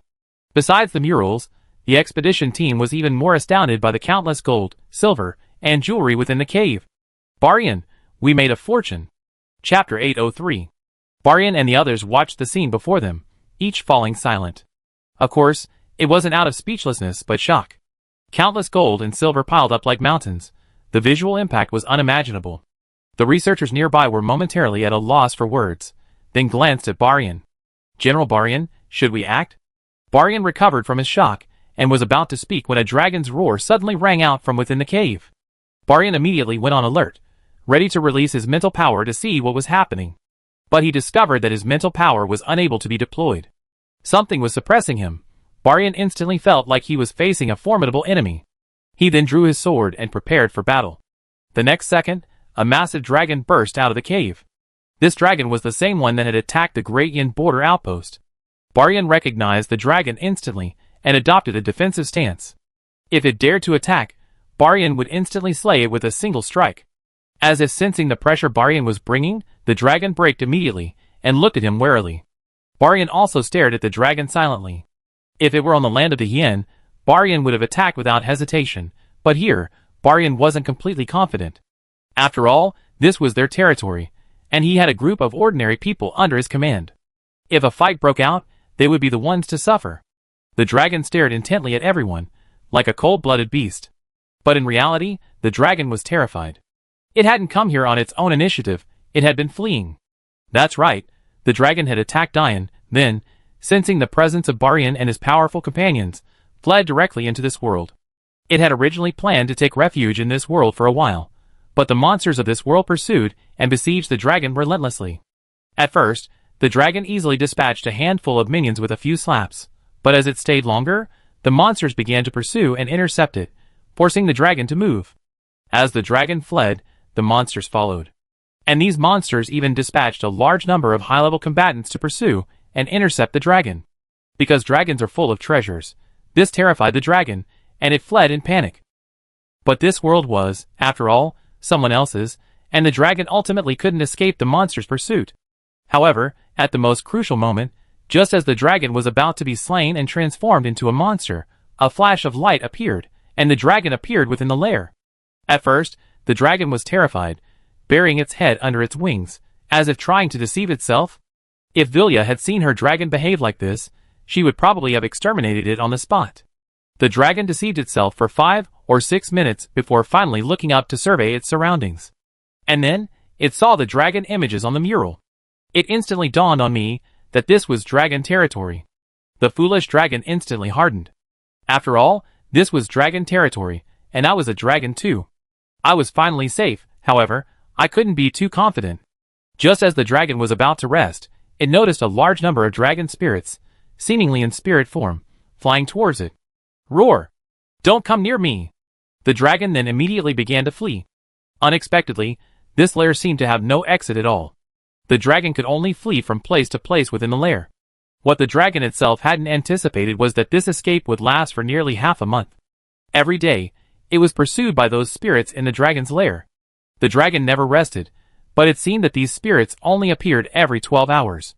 That is, after appearing, it would take 12 hours for them to disappear, and then another 12 hours for them to reappear. Thanks to this mechanism, the dragon could rest. And there were actually some tiny animals in this cave. But most of them were mice and other rodents. The dragon had no choice but to eat these scavengers to fill its stomach. This nearly killed it instantly. It was so disgusting. The kind of taste you never want again after trying it once. The dragon remained in its lair for nearly half a month, waiting for Baryan and his companions to arrive. At first, the dragon thought someone had come to rescue it. To his surprise, someone actually came, and it was a real person.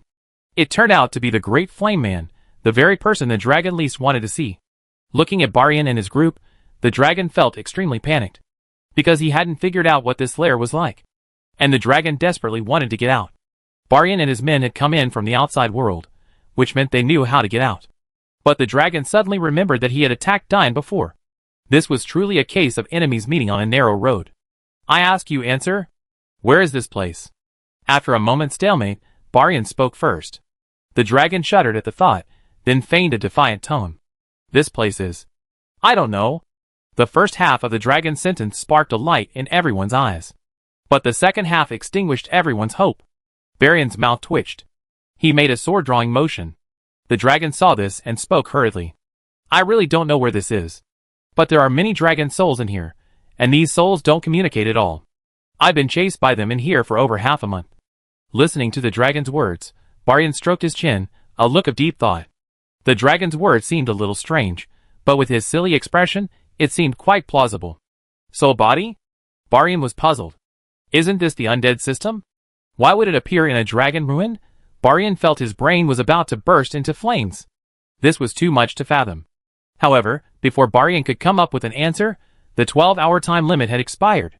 One after another, soul dragons floated out of the ground and flew towards Baryan and his group. The dragon nearby instantly flapped its wings and fled. Baryan reacted immediately and led his men to evacuate. However, at this critical moment, Baryan inadvertently looked up and saw a special eye on the dome above his head. Chapter 804. Baryan felt the oppression of the massive eye above him. Under the pressure of the eye, Baryan's mind drifted for a moment. But he quickly recovered and focused his gaze forward. Those drifting souls. The dragon tried to escape, but found it impossible, so it cleverly hid behind Baryan and his companions. The dragon's enormous size frightened everyone, but the dragon was even smarter, shrinking to the size of a pet dog. This stunned everyone. As a dragon, he had his dignity, but now, in the face of death, dignity meant nothing. Seeing the dragon so docile, Baryan paid no attention. Instead, he focused his attention on the dragon souls before him. These dragon souls seemed to have their own consciousness, and they all flew towards Baryan and his companions.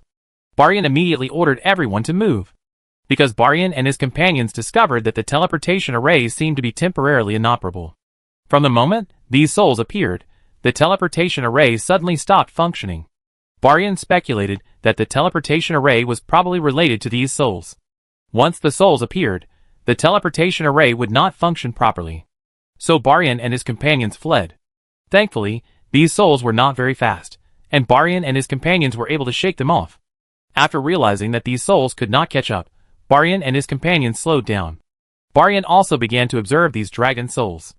After careful observation, Baryan found that these souls did not seem to intend to harm them. Thinking of this, Baryan couldn't help but glance at the dragon beside him, which had shrunk to the size of a puppy. Aren't dragons said to be intelligent? Why is this dragon so stupid?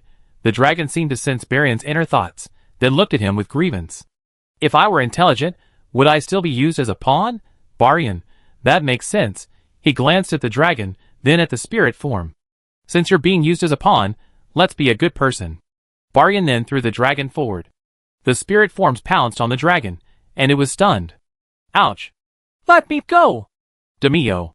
Brother, don't do this. The dragon covered its eyes, trying to deceive itself. As long as it couldn't see, it was safe. The dragon pierced through the spirit forms, and they tried to grab the dragon. But one spirit form, one body form, and the other a physical form, so they were destined to never meet. The dragon passed through the spirit forms. A spirit dragon was even shattered by the dragon. Cough, cough. The thrown dragon rolled twice on the ground, coughed violently, and then exhaled a wisp of gas. The gas eventually coalesced into a spirit dragon. What is all this? How did it all get into my lungs? The next moment, the dragon froze. All the spirit dragons were staring at this one dragon, seemingly with an unspoken secret, their gaze fixed intently. The dragon seemed to sense something, and uttered a few simple words in dragon language. The spirit dragons didn't react at all, simply staring at the dragon. A spirit dragon looked at the dragons, then pointed its neck into the distance. That direction was exactly where Baryan and his group had just teleported from. You want me to go with you? The dragon asked. The spirit dragon then floated up, and flew towards the teleportation array. The dragon looked at Baryan, who nodded in agreement.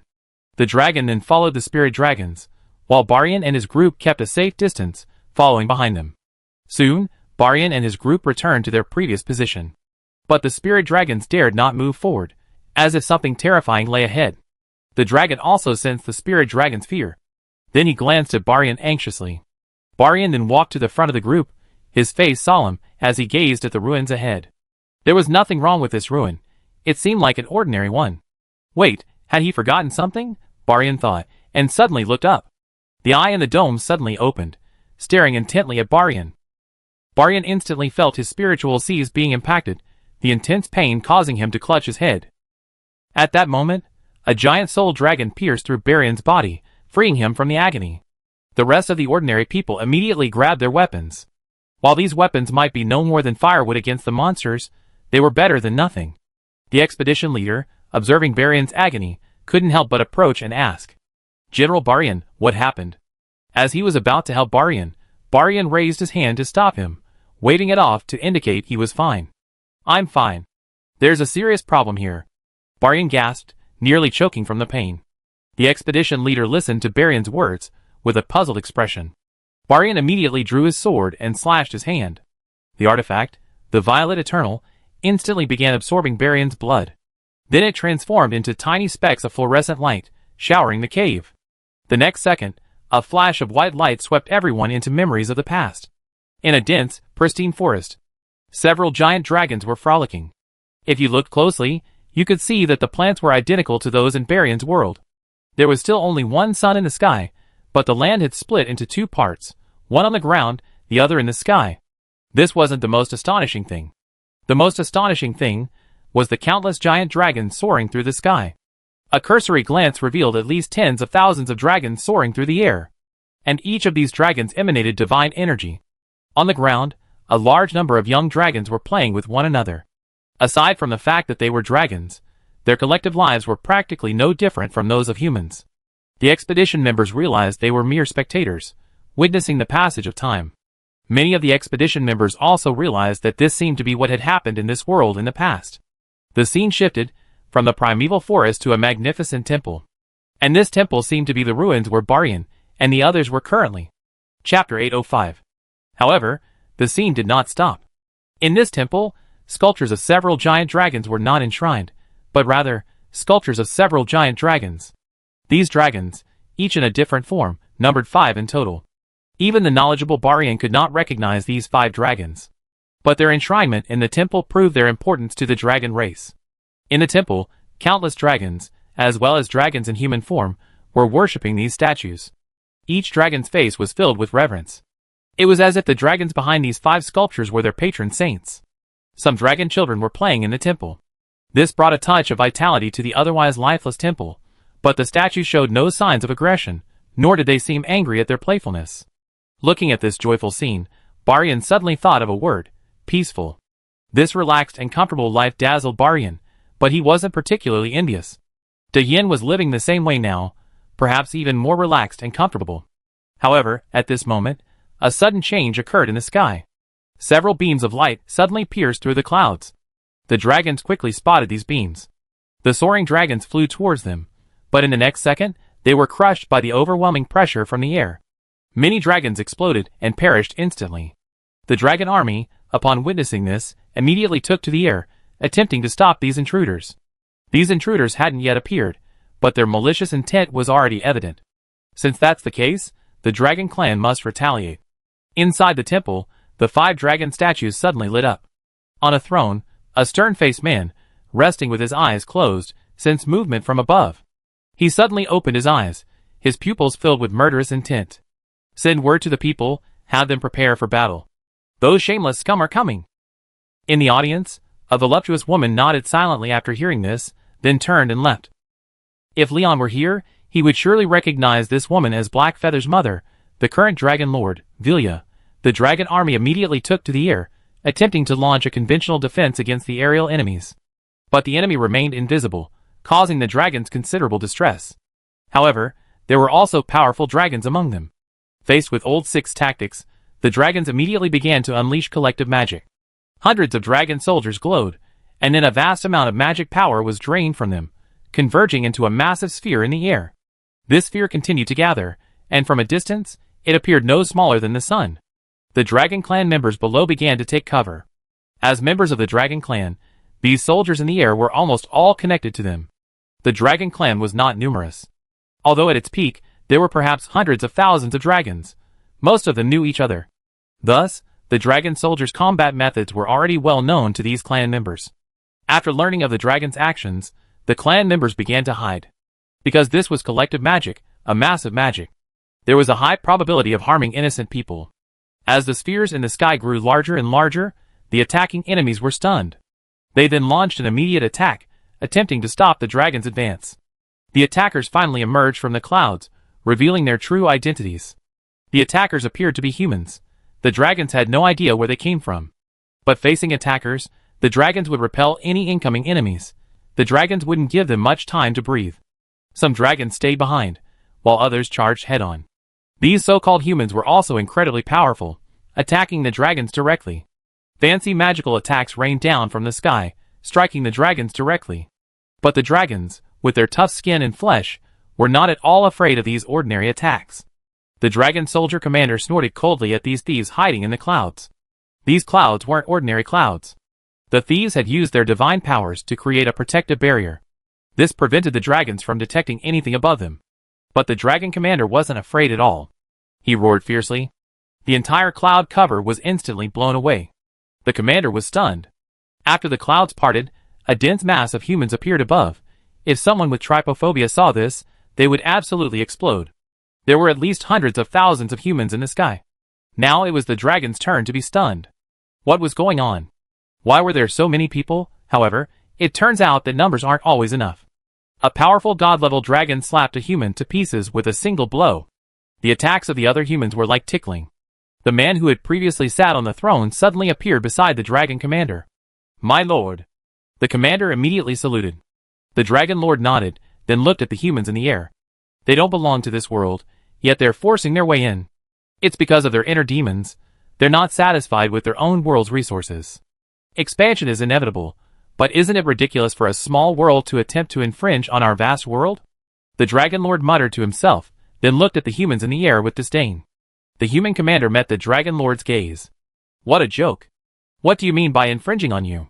Since ancient times, all resources have been reserved for those with the best abilities," the human leader said disapprovingly. "Then let's wait and see who will have the last laugh." The dragon lord said this, raising his hand and squeezing it. Space collapsed, revealing a small black hole in his hand. At this moment, the massive magic used by the dragon soldiers had already gathered, and the black hole in the dragon lord's hand had also condensed and formed, colliding directly with the small sun in the sky. A terrifying explosion nearly blew both sides away. The humans were directly blown away by this terrifying force. Many humans were even reduced to ash on the spot. The massive shockwave affected both sides, but the dragons were simply too massive. Because of their superior tonnage, the dragons remained motionless. The humans were instantly silenced. At this moment, Barian recognized the true identities of the humans on the other side. These humans were the gods, the supreme gods of the divine realm. To be precise, this scene took place before the War of the Gods. So what exactly happened in the Age of Dragons? Chapter 806. After witnessing the dragon's stubborn resistance, these gods instantly fell silent. This was because they had one crucial advantage: their extreme fear of death. For them, the idea of a friend dying before their own was commonplace. They relied on three things to survive: sell out their brothers, sell out their brothers, and sell out their brothers. What are brothers? Isn't that something they can sell? In fact, the divine realm had long since set its sights on this planet, but the dragon clan had always ruled it. If the divine realm wanted to intervene, they would inevitably have to go to war with the dragon clan. At first, the gods tried various means to corrupt the dragon clan. But the dragon clan had nothing left to corrupt. They had both money and power. Seeing their plans for corruption fail, the gods had no choice but to wage war. So, the gods spent thousands of years planning. They pooled all the resources of the divine realm to train this army of hundreds of thousands. Each of them has reached god level, ready to invade this planet. But the dragon race is not made of clay. The planet supreme will has devoted all its efforts to cultivating the dragon race to resist outsiders, and the dragon race understands the supreme will's intentions. Thus, they have always served as the planet's guardians. And under the control of the dragon lord, the dragons rarely bully other races. For the dragon lord knows that the dragon race is only as good as it is today because the supreme will chose them, recognizing their potential. If a dragon becomes arrogant due to its favor, the supreme will can sever all its resources in a snap. The dragon clan still has its share of scum, but if they make a mistake, the dragon lord will send them to the wicked dragon's lair. These sinful dragons will live out their days in solitude. So now, facing these foreign enemies, the dragons are all fired up. After a massive explosion in the sky, the gods looked at each other, unsure how to launch another attack. Because the dragon is now like a hedgehog, if you reach out to touch it, you'd definitely be pricked. The dragon lord stared intently at the ants in the air. Even a large number of lice bites a person, let alone these god-level scoundrels. Great dragon lord, we do not wish to antagonize the dragons. Our home is under serious threat, so we hope this planet will have room for us. Dragon lord, you are incredibly generous and magnanimous. You will surely agree to our request, right? You don't want your reputation to be shattered, do you? The commander of the gods spoke, transforming himself into a pathetic figure. The dragon lord sneered upon hearing this. Are you even talking like a human? Look in the mirror. What the hell are you? You nearly destroyed your own home, and yet you come to us, asking for my protection. This is the first time I heard someone talk about seizing territory so righteously. Are you here to seize territory, or are you just visiting, but you just touched my people? Isn't that clearly a case of seizing territory? What's the point of your words? The dragon fell silent after saying this, then raised his hand again to create the black hole. Upon seeing this, the gods were dumbfounded. What kind of dragon is this? Can't they just talk peacefully? If a fight breaks out, you dragons won't be in a good place. These gods, who cherish their lives so dearly, panicked instantly. The leader of the gods, observing the hesitation of those around him, couldn't help but sigh, then issued a direct and forceful order. Everyone, find your targets. Since the dragons won't negotiate, kill them all. The gods' faces were filled with resistance, but they nonetheless chose to obey. Hundreds of thousands of gods launched an immediate attack, and the dragons barely managed to muster tens of thousands of dragons to fight. Dozens of gods besieging a single dragon should have been a one-sided battle, but because these gods were all hiding their tactics and ready to flee at any moment, the dragons suddenly gained the upper hand, and the supreme will of this world had already reacted and began to buff the dragons with various buffs. But the gods were the attackers after all, and they had made ample preparations. After realizing the supreme will was intervening, the god commander immediately produced a special weapon and used it immediately. This weapon was forged with the lives of tens of thousands of gods. It had no other purpose except to suppress the supreme will. The god commander threw the weapon high into the sky, and the entire sky was dyed red, even the sun. It was as if the entire world had entered its final countdown. The Dragon Lord frowned upon seeing this. Because the supreme will was suppressed, the dragon clan's buffs would be greatly reduced. The dragons, already outnumbered, might be at a disadvantage. But the Dragon Lord wasn't afraid at all, and spoke directly. My people. These people are coming to plunder our resources, and destroy our planet. We can't tolerate them. With this, the Dragon Lord instantly transformed into dragon form, and roared fiercely. He stopped condensing black holes with his hands, and a dozen massive black holes suddenly appeared in the sky. The god commander was stunned by what he saw. Others fight by using their ultimates, but you just throw black holes in a fight? With their supreme will suppressed, the dragon's strength plummeted.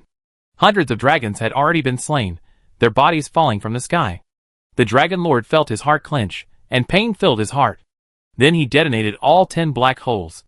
The terrifying explosion forced a ceasefire between the two sides. The Dragon Lord didn't order a retreat. Instead, he ordered all young dragons and juvenile dragons to enter the temple. The Dragon Lord knew he had to lead the dragon clan in a fight to the bitter end against these outsiders. For the dragon clan had no choice but to fight to the bitter end.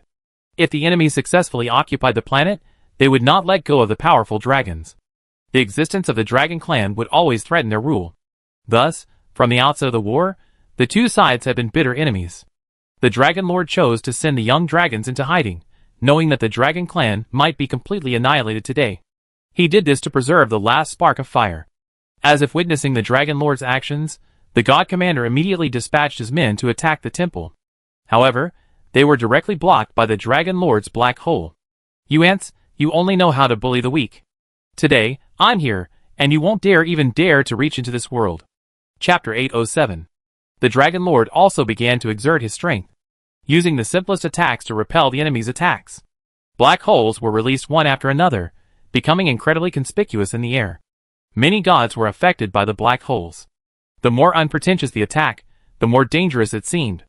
Many of these gods were nearly sucked in by the black holes, which infuriated the god commander.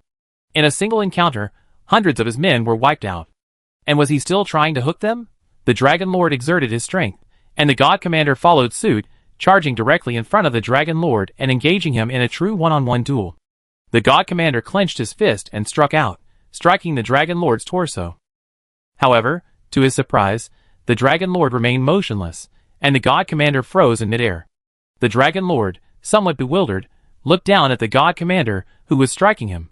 His eyes were filled with confusion. Are you tickling me? The commander of the gods then realized that the Dragon Lord had already deployed his domain. The Dragon Lord's domain covered almost the entire battlefield. The others tried to intervene, but for a moment, they were completely helpless. The Dragon Lord's domain revolved almost entirely around him. Everyone within it, whether enemy or ally, would be subject to his restrictions. Their strength would be greatly weakened, and the Dragon Lord's defense would be greatly enhanced, effectively giving him a suit of heavy armor. Then, there was the scene just now, where the commander of the gods punched Cotton. The Dragon Lord was also unwavering. Having friends from afar is a blessing, isn't it? Just give him a slap in the face. The commander of the gods was shot down in a disastrous manner, sinking completely into the earth. The Dragon Lord attacked the other gods simultaneously, momentarily holding off the enemy's attack alone. The opposing enemy was completely helpless against the Dragon Lord. Relying on his exceptionally durable attributes, the Dragon Lord transformed into a supremely reckless force. For a moment, the Dragon Lord's reckless tactics rendered the entire divine army powerless. However, at this moment, the gods also began to exert their strength. You have your tricks, I have my tricks. The commander of the gods was dragged from the earth in a state of disarray by the Dragon Lord. The Dragon Lord then grabbed the shattered commander of the gods and slammed him to the ground. The commander of the gods was about to counterattack, but the throw effectively interrupted him. The commander of the gods learned his lesson this time and began to gather strength within the earth. However, the devil is always stronger than the good. The Dragon Lord launched a powerful attack, then compacted the earth with a single kick. The commander of the gods, Although the Dragon Lord possessed immense combat power, he was unable to stave off defeat. After all, the enemy had the advantage in numbers, and the dragon's stamina would eventually be exhausted. As the battle progressed, more and more dragons fell. The corpses of dragons littered the battlefield. Of course, the opposing gods were in no better shape. The army of hundreds of thousands was now reduced to a mere tens of thousands. And almost every one of them was wounded. On the dragon side, only the Dragon Lord remained standing. But the Dragon Lord himself was also severely wounded, his massive body covered in numerous horrific wounds. The leader of the gods had also lost an arm. He tried to use divine power to heal, but the Dragon Lord's destructive attribute remained lingering on the wound, preventing him from using it. If he didn't address it quickly, he would sooner or later be slain by this destructive attribute. Seeing the Dragon Lord alone, the gods' faces were filled with joy at the prospect of success. It seemed they were about to conquer this world. Inside the temple, the red sky and sun gave it a strange, eerie appearance. Nearly 1,000 young dragons hid within, praying to the 5 statues, trying to get their ancestors to bless them. If praying to the ancestors truly worked, then what was the point of the Dragon Lords? Of course, this time, the statues actually appeared. The 5 statues shattered on the spot, transforming into 5 beams of light that flew towards the doomed Dragon Lord. The Dragon Lord, who had closed his eyes, awaiting death, suddenly felt 5 streams of power pouring into him. The wound healed instantly. Not only that, the Dragon Lord was surprised to discover that his own magic power had been replenished. It was as if he had buffed himself at the moment of greatest exhaustion, and then instantly revived with full health. The Pantheon and the gods naturally noticed this strange scene, each believing the Dragon Lord was about to launch a counterattack. But the Dragon Lord chose to play it safe.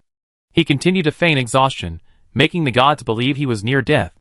Seeing the Dragon Lord's lack of reaction for a long time, the gods assumed he was doomed, and sent several of them forward to finish him off.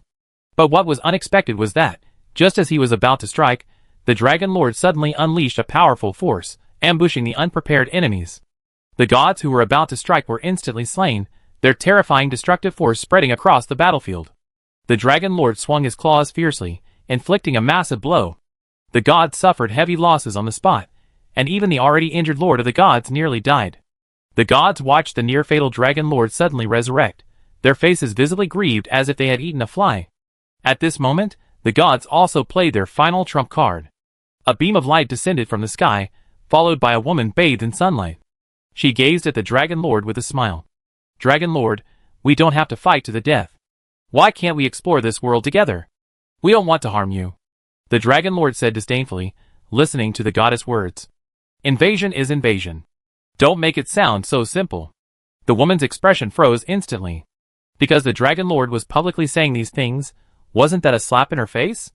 Since that's the case, with both sides having suffered such heavy sacrifices, why don't we sit down and call a truce? The woman began. Now it was the Dragon Lord's turn to remain silent. Although he deeply disliked peace talks, at this point, the Dragon Clan had suffered too much. If the fighting continued, they might be wiped out. Chapter 808. Hearing the words of the Lord of the Divine Realm, the Dragon Lord agreed. At this point, negotiations were the only option. The Dragon Clan had suffered heavy losses, and further fighting would only lead to failure. And there was no telling if the opposing Divine Realm had any backup plans. The Dragon Lord couldn't possibly stake the fate of his entire clan. The Dragon Lord could only contact the Supreme Will, attempting to have it help him make a decision. But the Supreme Will had already stalled, completely silent. For a moment, both sides simultaneously ceased their actions. On the Dragon Clan side, only a few dozen dragons remained alive, while the opposing gods' camp was also facing a grim situation. They themselves were not feeling well either. Hundreds of thousands of top-tier gods had been reduced to fewer than a few thousand. The top combatants of both sides had been nearly completely decimated in this clash. The Lord of the Divine spoke. "We must descend into this world. This is our bottom line." The Dragon Lord's face was solemn upon hearing this. He knew, of course, that these gods harbored ill intentions. If they were allowed to interfere with this world, it would be an utter ruin. But the current situation clearly put them at a disadvantage. The Dragon Lord was now at a loss, unsure what to do. As the head of his clan, the Dragon Lord naturally had to consider his own, but he must not forget that the Dragon Clan was nurtured by the Supreme Will. So, he must now obey the Supreme Will's will. But the problem was, the Supreme Will hadn't given any instructions at all. No matter how much the Dragon Lord questioned, the Supreme Will never responded. The Dragon Lord was frantic, scrambling like an ant on a hot pan. He had to find a way out for his people. As for the other races on this planet, it all depended on their own luck. On the other hand, it wasn't that the Supreme Will was unwilling to speak, but rather that it had been restrained by the gods. The Supreme Will was powerless to refrain from the Dragon Lord's inner thoughts, for the Dragon Clan had already fulfilled their mission. They had done everything they could to stop the gods' attack, and only a few thousand young dragons remained. It was time to preserve their flame. Our clan needs time to discuss. I tell you the plan in 3 days. The Dragon Lord chose to speak to buy time, hoping that the Supreme Will would issue a decree within those 3 days. Only then could the Dragon Lord shirk responsibility. If the Dragon Lord took the blame, it would likely crush him to death. After hearing the Dragon Lord's response, the Lord of the Gods remained silent and quietly led the gods away. The Dragon Lord watched this scene silently. It was said to take 3 days, but the results were actually today. The Dragon Lord immediately summoned the remaining dragons and began to discuss how to handle this matter. At the same time, contact with the Supreme Will continued unabated. But the Supreme Will never appeared again, as if it had never appeared in this world. At night, the Dragon Lord was in the temple, discussing how to formulate negotiation terms. The Dragon Lord's original intention was not to make any concessions, but things went against his wishes. According to the latest intelligence, the other party was determined to make a move on this world. At this point, no matter what he said, it was useless. With the other party now in control, the Dragon Lord could only begin to use treaties to restrict the other party as much as possible. But the Dragon Lord overlooked one thing. What he couldn't gain on the battlefield, he couldn't gain at the negotiation table either. In the temple, countless young dragons wept beside the bodies of their parents. Most of these dragons' parents had died in today's battle, and many had never witnessed death, especially witnessing their parents die in front of them. For dragons, death was a distant concept, but now, it was no longer so. After a brief discussion, the Dragon Lord checked the time and dismissed everyone, seemingly preparing to rest. Vilya, however, noticed something strange about the Dragon Lord. Inside the palace, the Dragon Lord sat alone on the throne, unlit, silently seated. "Master, are you all right?" Vilya asked, and the Dragon Lord forced a smile before speaking. "You actually figured it out. The blessing of the 5 ancestors doesn't come without a price. In 7 days, I will completely disappear from this world." The Dragon Lord spoke calmly, as if death were a trivial matter. Vilya immediately knelt on one knee upon hearing this. "Master, you will not die. You are the king of the Dragon Clan. You will lead the Dragon Clan to revival. How can you fall like this?" Vilya asked with concern, but the Dragon Lord calmly shook his head. "No matter who you are, death is inevitable. Don't be fooled by those enemies who daily claim to have achieved immortality. In reality, whether their immortality is truly immortal is still uncertain. If your lifespan reaches hundreds of thousands, or even millions, then you can certainly claim immortality. The average lifespan of our dragon race exceeds tens of thousands. But none of us claim to be immortal because we know we will eventually die. The power of the laws of time cannot be reversed, no matter how powerful you are. Perhaps some can, but none of the people I met can do so." The Dragon Lord said calmly. "So what should we do now? They seem to be relentless. If nothing unexpected happens, our supremacy will be completely lost. This world will be taken by them. All we can do now is strive for control of this world." Vilya silently lowered her head upon hearing this, remaining silent. 3 days later, the Lord of the Gods and the Dragon Lord finally reached a conclusion after their final consultation. The Dragon Clan would retain their position as world hegemony, but dragons were prohibited from interfering with the beliefs of all races within this world. This successfully paved the way for the gods to rule the world. The Dragon Lord wanted to refuse, but found himself completely powerless and without reason. In the end, this seemingly equal treaty was signed. The Supreme Will remained silent, and the Dragon Lord assumed it was only temporary. But to his surprise, it wasn't. The Supreme Will's silence lasted for tens of thousands of years. Because of the sacrifices of the Dragon Clan, the invasion of the Divine Realm was successfully slowed. For tens of thousands of years thereafter, the Dragon Clan engaged in a constant game of chess with the gods.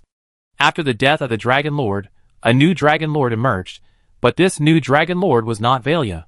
This Dragon Lord was ultimately slain by Kunberg, and only after him did Valia emerge. And this ruin became the graveyard of countless dragon corpses.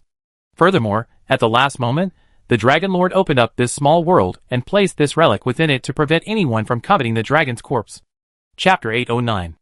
Everyone witnessed the past of this ruin and the history of the Dragon Clan. After experiencing the illusion, both the expedition team and Baryan chose silence. Baryan could guess a little, but he never imagined the past history would be so complex. Those high-ranking gods had once been so powerful. And the Dragon Clan was no less powerful. The two sides fought to the death. If it weren't for the Dragon Clan, perhaps the history of this world would be rewritten. As everyone awoke from the illusion, Baryan silently gazed at the weathered ruins. This ruin was not only a dragon's graveyard, but also the burial place of a once glorious past. Just as Baryan was stunned, the eye above his head opened again. Baryan then looked at the large eye above his head. This eye was definitely not that of a Dragon Clan. It was filled with evil and tyranny. Even Baryan would be affected by the eye. Baryan immediately released his mental power throughout his body, hoping to prevent the eye from interfering with him. But contrary to his wishes, the eye chose not to continue interfering with Baryan, but instead attacked the researchers. As ordinary researchers, they were naturally unable to resist the eye's influence. Instantly, the researchers were affected by the giant eye. Baryan immediately drew his sword and thrust it directly overhead. A large number of silver-violet petals followed the sword upwards, colliding head-on with the giant eye above his head. The giant eye itself was a mental attack unit, and was instantly silenced by such a direct blow. Its eyes closed, its appearance half-dead. Baryan didn't give up, but instead pursued relentlessly, continuing its attack on the large eye. At that moment, movement struck the ruins. The souls from earlier suddenly converged in one direction. As the souls gathered, a massive dragon appeared before everyone. Baryan recognized it instantly. It was the Dragon Lord from the illusion. Dragon Lord? Baryan asked. The Dragon Lord's soul remained motionless. At first, Baryan thought all souls were speechless, but suddenly, the Dragon Lord's soul spoke. Are you the ones the Supreme Will was talking about? After hearing the Dragon Lord's words, Baryan realized what was happening and asked with some confusion. What do you mean? As a rising star, Baryan naturally had no idea what the Supreme Will was. Even Kunberg had only heard of it vaguely. It is fate that has chosen you, bringing you here at this time and meeting me. The Dragon Lord patiently explained. Baryan, after hearing this, looked thoughtful for a moment, then spoke calmly. We are sent by De Yen to explore this place. If we offend you, we will leave immediately. Baryan, still unsure of what lies within, spoke cautiously and carefully. The Dragon Lord shook his head and continued. You can use everything here. There is also a large amount of gold, silver, and even magic crystals. You will need all of these. Tens of thousands of years ago, we were defeated. We betrayed the Supreme Will's trust in us, but you are different. You must complete what we failed to accomplish. Listening to the Dragon Lord's words, Baan's face darkened. Why does this sound so much like passing the buck? This isn't the right way to pass the buck. Seeing Baan's puzzled expression, the Dragon Lord spoke. If I'm not mistaken, according to the Supreme Will's final message, you have now begun a direct confrontation with the gods. But now the gods are on their last legs. Unwilling to reap what they sowed, they ultimately reaped the bitter fruit of their own actions. From the outset, the Supreme Will knew it would be difficult for us to resist the warlike gods. Therefore, it directly placed a restriction on the very source of our world. Once the gods drain our world's source power, they will inflict a backlash. The more they drain, the more the backlash accumulates. The gods, however, are unaware of this. They only know how to drain endlessly. At first, we all thought they were simply gathering the power of faith, but later we understood. They not only want to gather the power of faith, they also want to drain this world dry. After tens of thousands of years of extraction, the divine realm has accumulated a vast amount of source power. But they haven't noticed anything amiss. Even with so much source power, they still haven't recovered to their pre-war strength. The backlash has reduced the amount of source power they absorb to less than 10%. They can only barely maintain the divine realm's operations. The extracted source power still exists within the divine realm, awaiting your counterattack and reclaiming it. The Dragon Lord couldn't help but burst into laughter when he said this. At first, the God realm was still gloating over their secret extraction, unaware that this was just the beginning of their nightmare. The Dragon Lord looked at the somewhat bewildered Baryan and his companions, but without getting anxious, he spoke. I said all this, but I'm sure you understand. But beware, the God Realm should have already noticed something, so you better hurry. The Dragon Lord then transformed into tiny specks of light and vanished into the ruins. Baryon watched the Dragon Lord vanish into thin air, then looked at the expedition team behind him. I hope you keep my words to yourself today. If you let a single word out, I don't need to explain what the Intelligence Bureau will do, right? Baryon said calmly. But after he finished speaking, the air seemed to freeze. The expedition team then began to explore the ruins, but apart from the murals, countless gold, silver, and magic crystals, they found nothing else of value. While the expedition team was exploring, the dragon, now the size of a puppy, saw no one paying attention and instantly came up with an idea. It stealthily ran towards the teleportation array. But before it had taken a few steps, its limbs suddenly flew off the air, and Fate was strangled by the neck. The dragon looked up and saw a grinning Baryon. The dragon immediately feigned death, but Baryon had already thought of a countermeasure. It looks like the silly dragon is dead. How many pounds of flesh must this be? I never had dragon meat before. Should we grill it or braise it? Baryon's whisper was like a demon, and the dragon instantly panicked. No, buddy! I don't smell good. Chapter 8:10.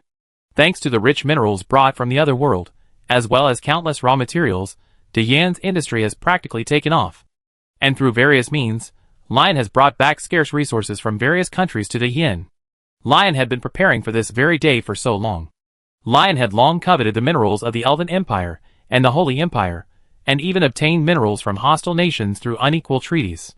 So, Yan is now mobilizing the entire world to develop technology. Technology has naturally exploded like a gusher. The aircraft manufacturing plant almost failed to take off. Because the Space Center had liaised with them, they also had access to many aerospace engine blueprints. Aerospace is also a thing. Rocket engines are also engines. With the support of engine technology, the aircraft manufacturing plant has begun designing and manufacturing the Su-27 fighter jet, and is also developing a derivative model, the Su-27K. Lion actually wanted to go all in and develop the Su-33, abandoning the Su-27K. However, after realizing that several departments were cutting into his own pockets, Lion could only shed tears of frustration. The Su-27 is an excellent fighter, not only battle-tested, but most importantly, inexpensive, and can be extensively modified into a carrier-based aircraft. The Su-27 was originally intended to counter the F-15, but its performance exceeded expectations, keeping it in service today. You could call the Su-27 old, or you could call it cheap, but it can fight, it can also fly. The rough-and-tumble designers at the aircraft manufacturer were instantly intrigued when they saw this cheap, durable product. They all put their full efforts into figuring out how to land it. Unlike the aircraft manufacturing plant, the Missile Research Institute has been keeping a very low profile these days. Aside from a few words, when the Iron Rain missile was unveiled, the Missile Research Institute hasn't spoken at all. It's as if the Missile Research Institute is completely invisible. If they don't speak, you never know they exist. In stark contrast to the Missile Research Institute's silence is the Navy's shipyard. The shipyard has halted all production of the Essex-class aircraft carriers, and plans only to complete the 4 Midway-class aircraft carriers currently under construction in the shipyard. These 4 Midway-class aircraft carriers have already begun modernization. At the same time, some of the currently active Midway-class aircraft carriers have returned to the shipyard for modernization after the war. The Midway-class aircraft carriers can undergo modernization. This allows a new generation of carrier-based aircraft to take off and land on them. This will greatly enhance the Navy's long-range strike capability. That's why these Navy geniuses are so high-profile. Leon allocated 20 million gold coins to the Navy in one fell swoop. He wanted them to build a naval fleet capable of dominating the world. Not only that, the naval shipyard also included the Type 052 guided missile destroyer in its production plan. With the aircraft carrier nearing completion of its refit to provide a platform for a new generation of carrier-based aircraft, battleships will also be phased out. Missile ships will become the dominant theme of the era. Leon initially intended to use Kuenberg's legacy directly to build an aerospace carrier. However, according to Robert's response, magic fusion is difficult to control, and fission alone is insufficient to generate the power required for an aerospace carrier. Therefore, the aerospace carrier plan had to be postponed for now. During this period, if Great Yin wanted to maintain its dominant position, it must equip its Navy with global strike capabilities. Equipping the Navy with new generation missiles and fighter jets would significantly increase the Navy's combat effectiveness. It would even be possible to conduct ultra-long-range strikes without deploying the army. The army's role seemed to have become one of occupying territory, controlling local areas, and maintaining public order. The army no longer had the same high spirits as before. After receiving a large amount of military funding, the Navy suddenly became disdainful. The Army and Navy had always been at odds, and this was due to frequent direct conflicts over military spending. Although the Air Force had higher military spending, a stronger Air Force would benefit both the Army and Navy. However, the conflict between the Navy and the Army was significant, as one was responsible for land operations, the other for the sea. Direct communication between the two sides was rare, except during integrated land, sea, and air operations. Only then would they cooperate directly. For the rest of the time, the two sides were at loggerheads. For over 3 years since the founding of Great Yin, the Army and Navy had been constantly exchanging insults. Whenever high-level military meetings were held, especially when discussing military spending, the Army and Navy would argue bitterly. Each side insisted on not letting themselves be at a disadvantage. Thankfully, despite their frequent verbal spats, the Army and Navy were united on foreign policy. Whenever there was an external enemy, they would unite against it. The Army's development, on the other hand, was slower, as the differences between weapon versions were relatively small, and the T-72 was already sufficient to meet current combat needs. The priority now is to strengthen individual combat capabilities and firepower. The individual tactical missile program has begun implementation, and many artillery-launched missiles are also under development. However, compared to the other two armies, the Army's ability to spend money is relatively weak. This made Caddis very dissatisfied. Why must our army have to live in such poverty? Caddis set his sights on those military garrisons. Since military funding is low, we must find ways to generate some extra income. The Army's method of generating extra income is simple, directly investing in local factories. However, most of this investment comes from Caddis's own pocket, and the money Caddis earns is basically invested in Army equipment development. This left Leon speechless, and he could only ask Caddis to regulate his subordinates to prevent corruption. In addition to the military's rapid growth, other industries have also taken off completely. The expenditure on education alone almost equals the total military spending of Shanghai's Army and Air Force. Compulsory education has been implemented into Yan's mainland, and the Holy Empire has established numerous schools in major cities to ensure its implementation.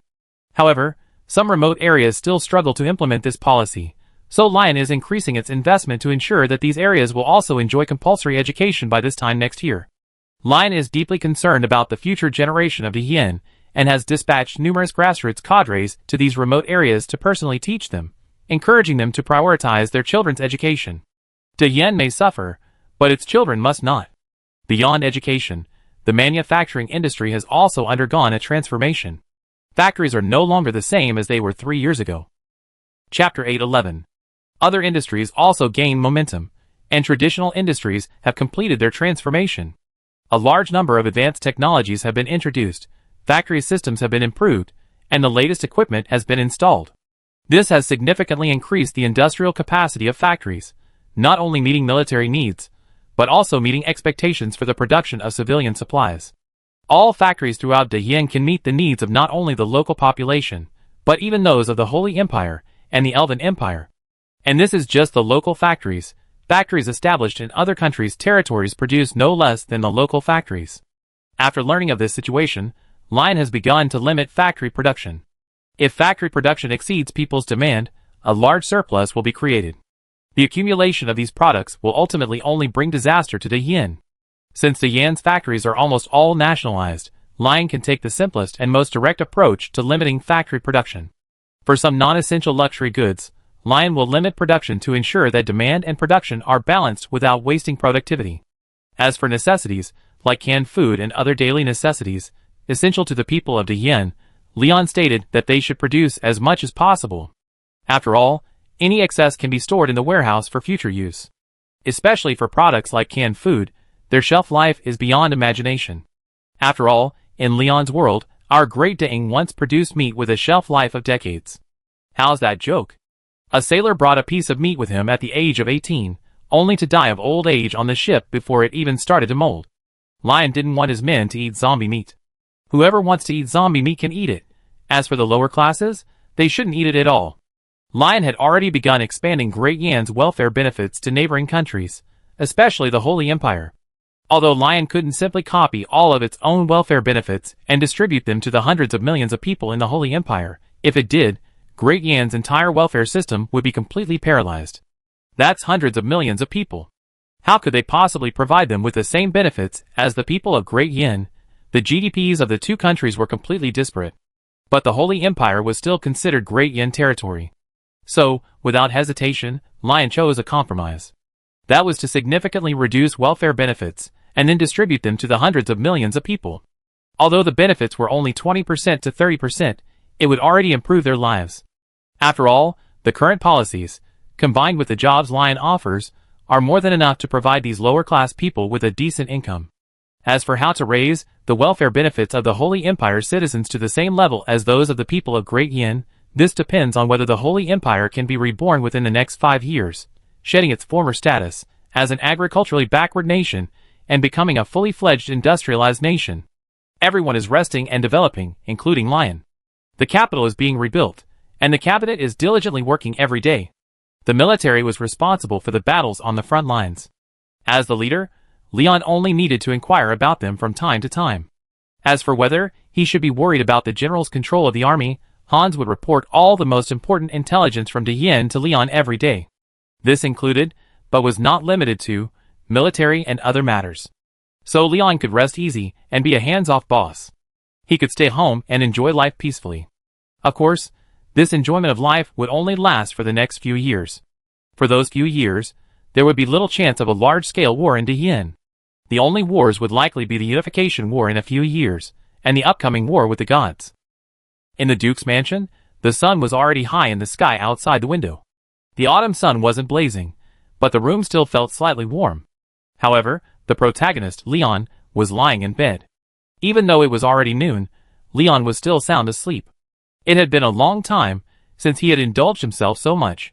For the past few days, Leon had been able to get a good night's sleep every day.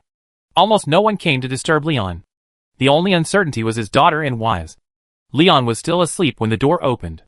Squeak!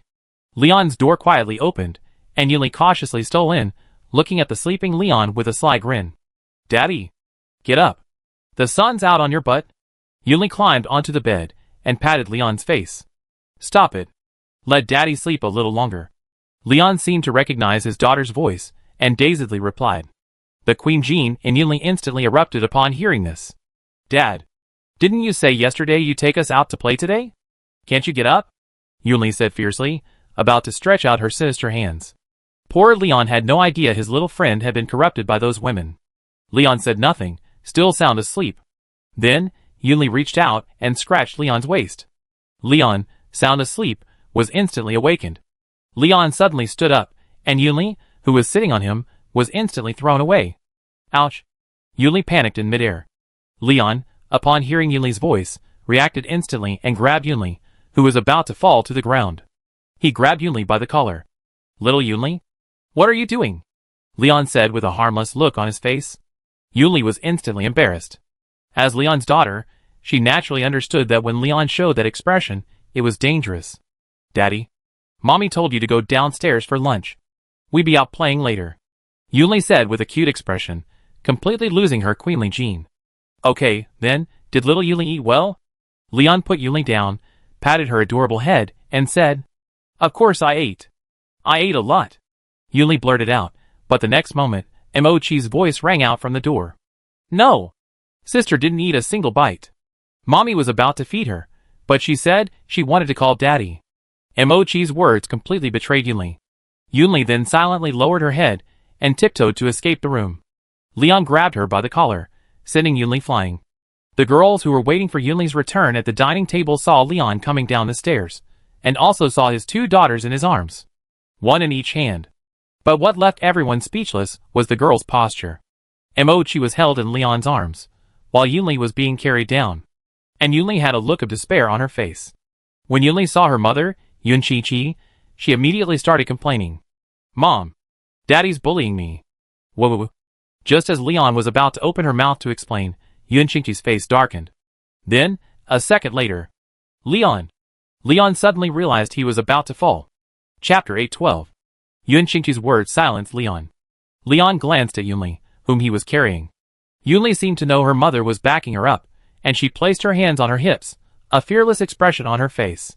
Leon's face was furious. His daughter must have been spoiled. How dare she act so arrogantly in front of her own father? Is there any justice in this? Is there any law in this? But Yunli had never heard the saying, the higher the virtue, the higher the evil. Leon suddenly smirked, then spoke calmly. She came up to wake me up. I thought she was telling me to get up, but she was trying to avoid dinner. Yunli was furious when she heard this. No, Dad. How could you be so mean to your own daughter? Yunli was about to retort when she felt a chill stare down at her. She mechanically turned her head away, only to see her mother, Yun Qingqi, staring at her with a half-smile. The glare of someone stabbing intent couldn't be hidden. Yunli baby, come here. Mommy needs you for something. Yun Qingqi said with incredible tenderness. Yunli's body trembled instantly. It was common knowledge that in this family, Leon was sometimes the true emperor, and sometimes the true younger brother. Which position he held was a matter of a moment's thought. However, most of the time, especially when outsiders were present, Yun Qingqi would give Leon ample face and allow him ample room to flourish. To outsiders, Yun Qingqi was a perfectly competent little wife. At home, however, Leon had to carefully consider her voice. Sometimes, the head of the family wasn't always the one who spoke. So, although Leon was a chatterbox at home, as soon as Yun Qingqi started to exert force, Leon had to give in. Because Yun Qingqi would not only drain Leon physically, but also at night. Lion was inconsolable. So much so that when she saw Yun Qingqi that night, her legs trembled. At the dinner table, Yun Qingqi, seeing her daughter act as if she hadn't heard anything, stood up. Then, with a smile on her face, she approached Yunli.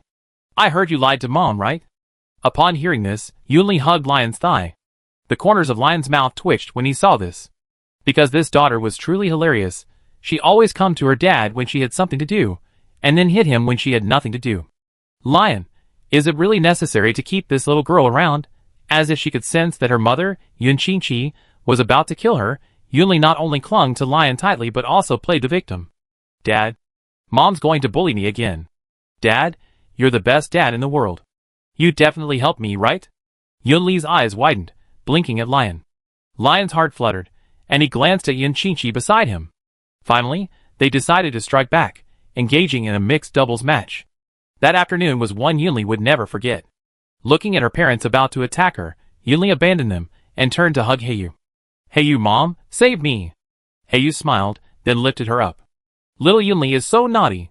You actually lied to me, saying you were going to call Daddy. You were actually trying to avoid lunch. It seems I need to punish you severely.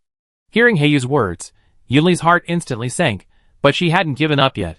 If one mother isn't enough, then find another. Mom for a star. Froststar smiled upon hearing this, then silently pulled a whip from her storage ring. Yunli was stunned upon seeing this. Frightened, Yunli quickly hugged Leia, who was standing nearby. Mom, Leia. Leia felt the pendant on her thigh and smiled. Don't be afraid, Yunli. I won't do anything to you, Leia said with a smile, as if she were Yunli's last straw. Yunli was instantly moved to tears upon hearing this, hugging her thigh and nuzzling it affectionately.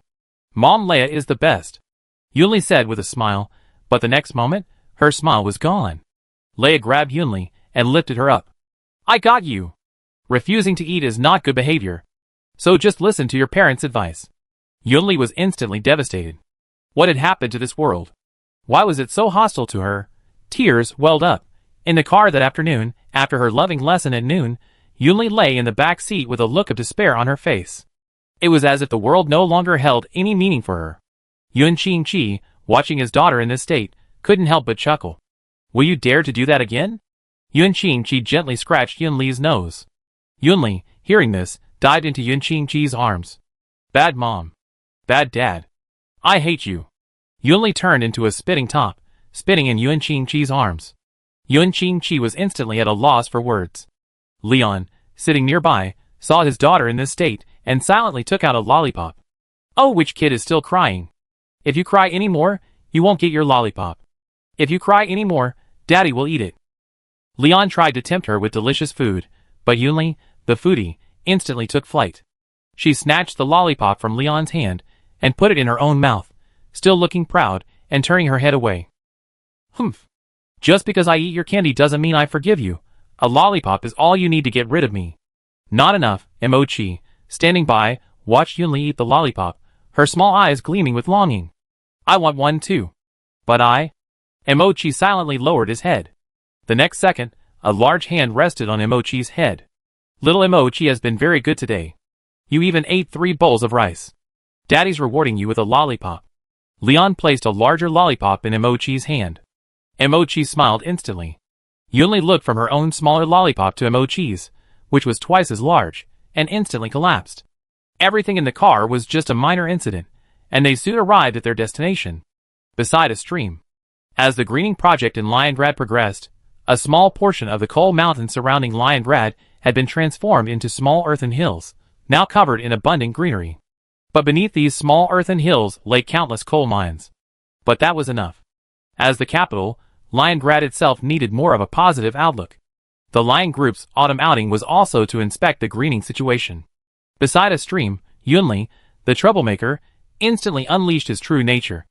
Chapter 8:13. Yunli, the devil of mischief, immediately took off her shoes and jumped into the stream to play. Her tiny feet slammed into the water, sending a massive splash. This was a disaster for the fish in the stream. Don't forget Yunli, though young, was at least a 3rd-level magician. With one kick, all the fish were blown ashore. Yunli's target from the beginning had been the fish in the stream. The reason was simple. Yunli wanted to eat grilled fish. Yunli stood in the stream, barely reaching her knees. Each kick blew out several wandering fish. Fish, what crime have I committed? Emochi squatted beside the stream, watching Yunli catch fish with the most brutal methods. The women quietly took out a pile of food and spread it on a cloth, then began a female-to-female conversation. Leon, also enjoying a rare moment of leisure, lay on the grass, leisurely basking in the sun. But things went against his wishes. Leon was definitely not going to have it easy. The next second, just as he was about to rest, Leon was called out by Leia. Shall we go for a walk? Leia asked eagerly. Leon was slightly taken aback, but quickly realized what was happening. Yes, you should go for a walk. Leia has been with me for so long, and it seems I never really gotten along with her. Okay. I heard there's an orchard nearby. Let's go check it out, Leon said, starting to stand. Yun Qingqi and several other women, sitting on the grass nearby, were secretly watching Leon. Leia had already informed them of her actions today, and they sincerely hoped that she could improve her relationship with Leon. Although Leon always wanted to make amends with Leia, she never opened up. Because Leia's younger brother had previously been involved in human trafficking, he was naturally punished by law and given a peanut as a reward. Although Leia expressed her understanding at the time, no one could get over the fact that her brother had died. Faced with Leia's indifference, Leon showed no resentment. Instead, he continued to get along with her, and did his best to make amends. Leon also knew how good Leon was to her, but Leia still couldn't get over the hurdle. Leia tried countless times to talk to Leon in person, to open up and overcome this hurdle. However, Leon's work was so busy that he didn't even have time to spend with his daughter Yunli. This resulted in a long period of inability for the two to communicate. Today's autumn outing was not just about having fun. It was also about helping Leon and Leia resolve their misunderstanding. Leia, are you happy these days? Not bad, except I miss home a bit, but Mother has managed the Forest Elf Kingdom in good order. Mother hopes I can be your good wife and help you. Leia lowered her head as she spoke. Yes, she was supposed to be Leon's good wife, but now she's nothing more than a decorative element, completely useless. Yun Qingqi possesses immense combat power. Froststar possesses a brilliant mind and often assists Leon with government affairs. Even Blackfeather can provide protection for Leon in crucial moments.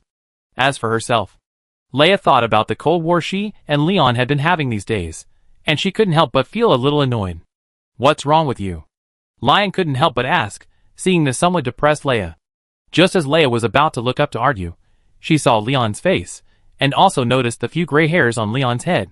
Leia was stunned, then carefully examined Leon's face. She noticed that Leon's face was drastically different from 3 years ago. Gone was the ease of the past. Instead, beneath the smile, a deep sense of fatigue lay. Leia was silent, but soon spoke. I'm planning to apply for a teaching position next month. I don't want to be just a vase. I don't want to see you so tired. I want to help you with something, okay? Leia stood there, hands behind her back, leaning forward slightly, and said seriously, "Ah? You're going to be a teacher?" Lion didn't laugh, but was surprised. Knowing Leia's level, he had to admit that applying for a teaching position was a bit of a stretch. Leia is the type who can manage logistics and serve as a mascot. If placed in the Forest Elf Kingdom, then Leia would naturally be a qualified princess and a suitable spiritual symbol. But in Deyen, there's no need for a new spiritual pillar. However, Leon naturally supports Leia's ideas unconditionally. Nonsense! If Leia hadn't given him the first pot of gold during the Divine Punishment Winter, he'd probably be buried somewhere by now. So Leon absolutely supports Leia's ideas. Leon absolutely supports his wife's ambitions, and he's happy for Leia to become a teacher. Only when Leia achieves a certain level of success can Leon bring Leia's child to the forefront. Of course, by bringing Leia to the forefront, Leon means bringing Leia's child to the forefront of the Forest Elf Kingdom. The Elven Empire has a tradition that the Emperor is elected from among the various kingdoms.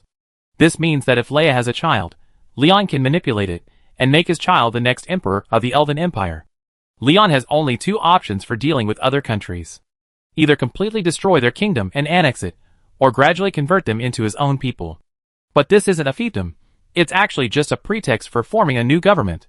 After all, it's impossible to blatantly force people in, so this is the only way to achieve his goal. As the two talked, Leon recalled the days they spent together during the Winter of Divine Retribution. At that time, Leia mistook herself for a human trafficker and nearly got herself killed. Lion and Leia walked side by side along the stream toward the orchard. All around them, Intelligence Bureau agents and special agents were already on guard. Next to an Intelligence Bureau vehicle, 3 Intelligence Bureau agents were discussing quietly. "Have you heard? There's been trouble within our great Yin government lately." One agent spoke, and the other 2 listened intently. Chapter 8:14. "There's no one else here, so let's get started," an operator couldn't help but say, looking at the operator who was keeping things a secret. He glanced at another operator nearby. The other operator immediately nodded in agreement. The operator then whispered, "I heard from a friend of mine who works at the Holy Empire Intelligence Bureau that the Holy Empire is a bit chaotic right now." An operator frowned upon hearing this. Chaos? Aren't hundreds of thousands of troops fighting bandits? It's been almost a year, right? And there's no result? The operator plucked an orange from a nearby fruit tree as he spoke. "Don't even mention it. The chaos isn't caused by the army, but by the local officials. We've been at war for the past few years, and the Holy Empire is too far away to reach." At first, the director sent only hardened personnel, but as time went on, the leader and the director focused their attention on the war and the enemy countries. "Some foul things have emerged within the Holy Empire." The operator snatched the freshly peeled orange from his companion's hand and began to eat a slice. "Dirty things?" The operator whose orange had been stolen froze in place, not at all angry about the theft. "They're just dirty things. Most of the officials in the Holy Empire are young people trained here. At first, everyone thought these young people could accomplish great things, but they actually did." The operator ate another orange slice as he spoke. The operator who had peeled the orange shoved it directly into his hand. "Eat, eat, eat. All you know is eat." The operator remained unperturbed by the scolding and continued. "You all know the Holy Empire. Most places still have feudal remnants. When these young officials arrived, they immediately took office with a bang. This made the local people idolize them, showering them with feudal servility and flattery, praising them to the skies. A small number of officials fell for it right from the start, and began abusing their power for personal gain. That wasn't the worst part. The worst part was that as their networks expanded, they began to drag others into the fray. In order to quickly gain control of the Holy Empire, the leader gave these officials a certain amount of power, but most of it was focused on people's livelihoods. They had no military power at all. But the local people didn't know. Some officials abused their power, not only embezzling money but also satisfying their own selfish desires. None of the beautiful women in the villages under their jurisdiction escaped their clutches. Not only that, they also dragged others into their traps, becoming pimps. Those young, inexperienced officials had never seen such a scene before. A whole group of officials were implicated. "You had sex with women and taken money, but you can't possibly betray us, right? They're using this method to keep it secret." The operator fell silent. As intelligence agents, they should have reported this to Leon. But the intelligence agency is no longer Hans's, because the director of the Holy Empire Intelligence Bureau branch has been implicated by these officials. The entire Holy Empire intelligence system has been completely blocked. If it weren't for the war, this would have been exposed long ago. Now that the war is over, it will probably be exposed soon. So no one is complaining. Are the laws of Great Yin just for show? Another young operator spoke up. Complain? Can you even leave the village? Feudal remnants are killing people. The people still think these mascot officials are powerful lords. How can these deep-seated feudal remnants be eradicated? Even if someone goes out to report, the Holy Empire officials will protect each other, and the Intelligence Bureau branch director will shield them. Tell me how you're going to play it. It's right that the people shouldn't fight the officials. The operator sighed, feeling sorry for the people of the Holy Empire. How about we do something big? Report to the leader? Given the leader's temper, he'd definitely make them pay. The young operator spoke up. How can it be that simple? Acting on impulse won't get you far. The Yin has been established for 3 years, and many officials have engaged in illicit transactions. If you want drastic reforms, I'm sure many more people will die. The operator who peeled the orange earlier spoke up. Are we just going to sit back and watch? Can you live with that? The young operator said righteously. I want to. But I have family. I'm not from the Yin. I moved here. I don't have the same benefits as you do.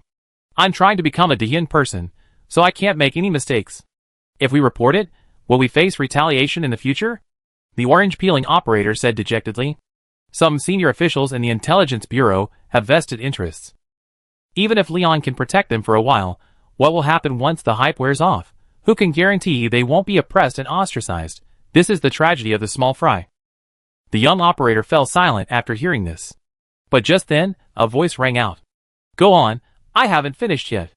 Tell me what other incredible things the Holy Empire has to offer. No problem. Let me go slowly. The operator froze, just as he was about to speak. Sweat instantly covered his forehead. What was that voice just now? The operator mechanically turned his head. Laya and Leon were right behind him, and Leon was still smiling. Leader.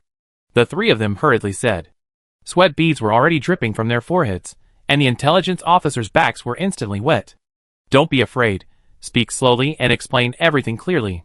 I won't blame you. Don't worry, as long as you explain everything clearly, I only need 3 more guards at the gate of the Duke's mansion, Leon said with a smile. Laya, standing beside him, looked nervous. Leon actually laughed. The sky was falling. Laya had already used magic communication to call Yanchinchi and the others.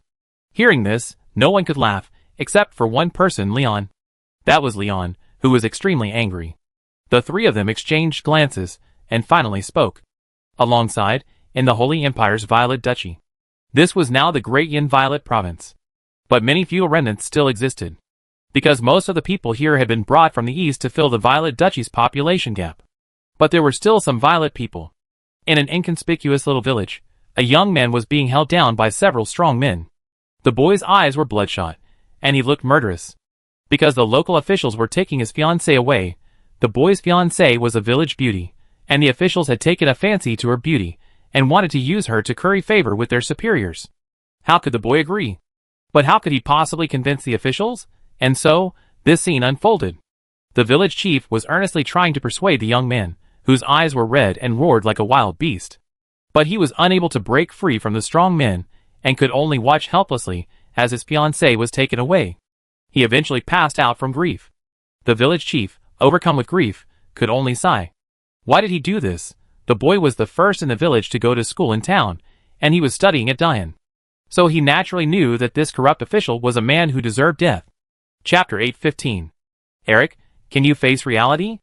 It's your blessing that the master has taken a liking to your fiancée. A villager, who had benefited from the official's favor, was trying to persuade Eric. But young Eric refused to listen. The vast majority of the village had completely succumbed to the official's tyranny. Under the official's combined brainwashing and sweet talk, the villagers naturally chose to obey his orders. And every time he took the girls away, he would claim he was taking them to enjoy a good life. But in reality, these women were gone, never to return. What awaited them was endless torture, and being given away as gifts to other officials. Once they were sent out, their lives were no longer in their own hands. So Eric naturally knew that if his fiancée was taken away, death would await her. And they would never see each other again. So Eric ignored the words of comfort from these foolish villagers. They might be pitiful, but at this moment, they were pathetic. And foolish and ignorant. Eric drove all the villagers out, and then quietly stayed alone in the house. At first, the village chief and his men thought Eric was losing his mind, and tried to come in to counsel him, but he closed the door, and sent them out. After driving them away, Eric calmed down. Although his fiancée had been taken away, she would not be transported away until tomorrow. So success or failure depends on tonight. A cold glint flashed in Eric's eyes, and he looked at a portrait on the wall. This portrait was none other than the first Violet Duke, Barian. As a hero of the Violet Duchy, Barian's portrait was displayed in nearly every household. Eric's household was no exception. Looking at Barian's portrait, Eric murmured, "Karenina, just wait. I come to your rescue soon." With that, Eric lifted the portrait from the wall. Behind the portrait was a recessed groove in the wall. In this recess lay a single Violet Knight armor and a knight's sword, symbolizing the Violet Knight status. This was the pride of the Violet people. The Violet people were proud to be Violet Knights. Although there were no Violet Knights now, this did not diminish their admiration for them. Only one Violet Knight could be found in every 1,000 people. And this Violet Knight armor and sword were left behind by Eric's father. Eric's father was once a Violet Knight, accompanying Caddis on 4 expeditions against the Orc Empire. Later, due to Caddis's exile, Eric's father was forced to remain in the Violet Duchy. Due to the accumulation of past injuries, Eric's father eventually passed away 10 years ago. 2 years after his father's death, his mother also passed away, leaving behind Eric, who was less than 10 years old. Eric has managed to survive to this day thanks to the help of his uncle's family. However, his uncle's family was massacred during the previous Orc Empire invasion. But before that, his uncle had arranged a marriage for Eric. His fiancée was his childhood sweetheart, Karenina. Eric looked at the knight's sword and had a plan in mind. Although Eric was no different from an ordinary person, as the saying goes, like father, like mother.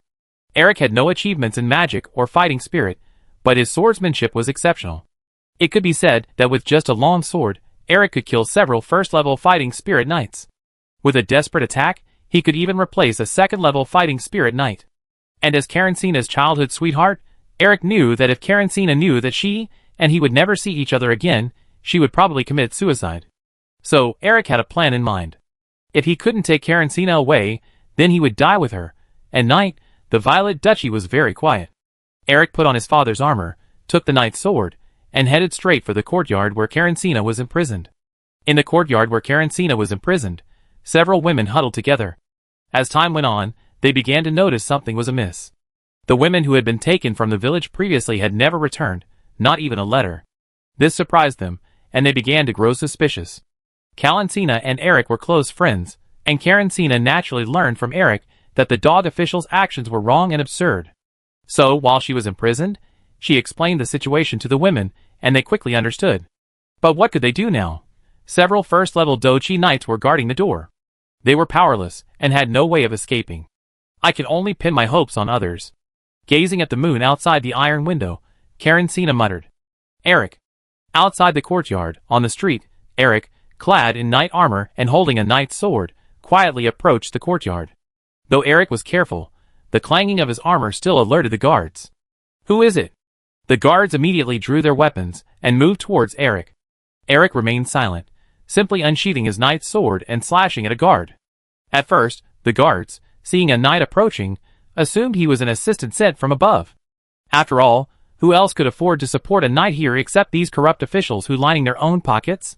But when they saw the gleaming knight's sword, they were startled and immediately drew their swords to block. Eric, with his incredible strength, swung his sword, sending an oncoming enemy flying. The Violet Knight had 2 swords, a long sword for use on horseback, and a great sword for foot combat. Eric charged forward, carrying both swords on his back. Enemy attack. The guards reacted immediately. But they had no time to prepare, and were swung back by the great sword. Many first-level Dochi knights were dumbfounded. This knight looked like an ordinary man, so how could he be so powerful? The guards rushed forward, but were all repelled by Eric. Seeing the situation was not looking good, the guards immediately called for help. Eric's heart froze as he watched the crowds grow. It looked like he couldn't get through. A second-level Dochi knight approached, his face frosted. Boy, I can sense who you are. Give up. The people should not fight against the government. If you don't follow your heart and pursue the justice enshrined in books, then what good are books? Eric shook his head and assumed an attacking stance. The second-level fighting knight shook his head and then drew his sword. Chapter 816. Eric was no match for him, launching a fierce attack with his knight's sword in hand. The second-level Dochi knight initially hadn't intended to use his Dochi, but after taking 2 blows, he immediately chose to do so. If the Dochi Knight didn't use his full strength, this second-level Dochi Knight would likely be defeated. Eric's swordsmanship was truly too tricky. If this Dochi Knight hadn't used his Dochi, the outcome would have been uncertain. Ding! Ding! The sound of metal clashing echoed across the surrounding wilderness. The first-level Dochi Knights all paused, silently watching the duel unfold, a duel with no chance of winning. As the battle progressed, Eric's helmet flew off. The crowd finally saw Eric's true identity, and many Dochi Knights recognized him as the young man from the daytime. As guards, they naturally wanted their leader to win. But who hasn't been a teenager? For their jobs, the guards had to win, but out of emotion, they didn't want Eric to lose. Some even secretly cheered Eric on. These guards were forced to engage in such dirty work to keep their jobs. But not all guards had lost their conscience. After nearly 10 minutes of fighting, Eric, a mere ordinary man, was finally defeated. But the opposing second-level Dochi Knight wasn't faring any better either. Even after invoking his Dochi, Eric held out for a while, engaging in a back-and-forth battle with the second-level Dochi Knight. This nearly sent the second-level fighting Chi Knight into a rage. He couldn't defeat them without Dochi, and he still couldn't defeat them with Dochi. So, hadn't all his Dochi training been in vain? As it turned out, his Dochi training hadn't been in vain. Looking at Eric, who had been defeated by him, the second-level fighting Chi Knight looked helpless. The fighting Chi Knight naturally knew why Eric had come this time, so he admired him greatly, but he also felt helpless for him. Because no matter what Eric did, he couldn't take the one he loved away. Calancina had been spotted by a high-ranking official, so she had to be taken away. This meant that if Eric couldn't defeat them, then she would be taken away. But now, Eric had already failed. Young man, go back. You can't take her away. The second-level fighting Chi Knight spoke, trying to dissuade Eric from his thoughts. But the injured Eric remained silent, sitting on the ground in a daze. I still can't defeat them. Kalanzna. For the first time, Eric felt a deep sense of despair, a despair that permeated his heart. The second-level Dochi Knight left, came up, and patted Eric on the shoulder. Kid. Hurry up and leave. If you don't, when that officer gets here, you be arrested. The surrounding Dochi Knights chimed in, moved by the young man before them. These Dochi Knights were young once too, and they had their own ambitions. They knew they were aiding and abetting the evil, but the pressures of life forced them to yield. Once, like Eric, they were fearless, hating all kinds of evil, and fighting for justice. But until life had bent his back, his spine was no longer as strong as it once was. Eric froze in his tracks upon hearing this, then glanced at the knight's sword in his hand. But he still had no intention of leaving. Whether or not he succeeded today, he was ready to die. The Dochi Knights looked anxious, and just then, another group of the dog officer's men arrived.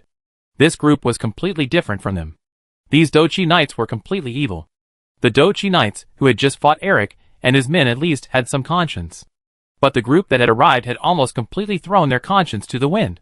The reinforcements arrived, and upon arriving, they saw Eric defeated. They then demanded the whole story from the Dochi Knights in a stern voice. After understanding the reason, the Dochi Knights had no intention of letting Eric go. Instead, they looked at him greedily. This is a promising swordsman. He definitely fetch a lot of money.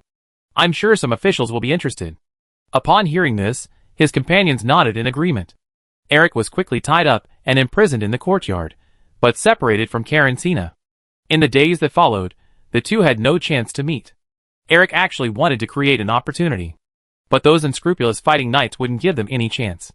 And so, half a month passed, and Carancina and Eric finally managed to meet. But by then, the corrupt official had already arrived. Carancina and the other women were supposed to be transferred the next day, but a new official arrived from above. It would take time to corrupt the new official, so the dog official's erotic network went into hiding. In the blink of an eye, half a month passed, and the new official was successfully implicated. The dog official then began to pursue his plan. In the courtyard, the unscrupulous fighting knights had all gone out to greet the dog official, leaving only the group of fighting knights who had previously fought Eric. These fighting knights brought Eric to Carancina, and then began their patrol as if they were blind. Eric looked at the fighting knights with some gratitude, then shook Carancina's hand. You must survive. I will definitely rescue you. I will. Little did Eric know, he was already in danger. At first, the unscrupulous fighting knights wanted to sell him out. But when the dog official heard someone was trying to rescue him, he became enraged and sentenced Eric to 10 years in prison. Eric. You won't lie to me, will you? Although Karencina had already guessed that Eric couldn't save her, she still wanted a spiritual anchor. I won't, I swear. As long as I live. I will never forget you. Eric hadn't finished speaking when the fighting knight rushed in and took him away. Because the corrupt officials had arrived. Soon, Karencina and the others were taken to the capital of Violet Province. What Eric hadn't anticipated was that he would face 10 years in prison. Even until he was thrown into prison, Eric didn't react. It seemed his life was over. Eric looked at the sky outside the iron bars, and couldn't help but think of Karencina's face. Chapter 817. Inside the cell. Eric stared at the world outside the bars, his mind lost. He had been imprisoned for a week. The incompetent official hadn't said what to do with Eric. Eric was actually terrified of being imprisoned for 10 years. Because Karencina was still waiting for him to rescue her. But fate seemed to have played a trick on Eric. Not only did the incompetent official imprison Eric for 10 years, he even issued him a 5,000 gold coin fine. When Eric received the fine in prison, he was completely stunned. He had done nothing wrong, yet he was fined 5,000 gold coins, and that was 5,000 gold coins. How could he possibly owe so much? But the facts were clear, and the incompetent official ordered his men to deliver the fine to Eric. Eric sat in his cell, gazing at the sky outside. He recalled the happy days he had spent with Karencina, then glanced at the ticket in his hand. Why on earth was this happening? Why did all this bad luck happen to him? Eric lay in his cell, tossing and turning his thoughts. Just as Eric was lost in thought, the second-level Dochi Knight from earlier arrived outside the cell. Eric! How are you doing? The second-level Dochi Knight asked. Eric chuckled self-deprecatingly. How can I expect to be doing? I just muddle through. I don't know how to get out. Eric was speaking the truth. As he said, he truly didn't know how to get out. This was a real prison, not some kind of cell block. It was either 10 years in prison, or waiting for an honest official to discover him. But both of these were practically impossible. Looking at Eric's dejected expression, the fighting knight was at a loss for words to comfort him. Finally, he pulled a wooden sword from the black cloth behind him. You're a promising young man. While I don't know how to get you out, you can't give up on your training halfway. Eric took the wooden sword the fighting knight offered him without hesitation. Because when Eric saw the wooden sword, an idea came to him. Since so-called justice couldn't save him, he would fight his way out with his own hands. Watching Eric accept the wooden sword, the fighting knight's face was filled with relief. Practice hard, you'd definitely get out. With that, the fighting knight left without a backward glance. In the days that followed, Eric trained diligently every day. Since the wooden sword was given by the fighting knight, the prison guards couldn't quite confiscate it. Besides, it was just a wooden sword, nothing serious. Although Eric couldn't leave the prison, he still managed to hear about the outside world. Less than 2 weeks after Eric entered, the Battle of Kursk broke out. With the heavy snow outside and the newspaper in hand, Eric stood silently by the window. Eric naturally knew that Leon was a good man.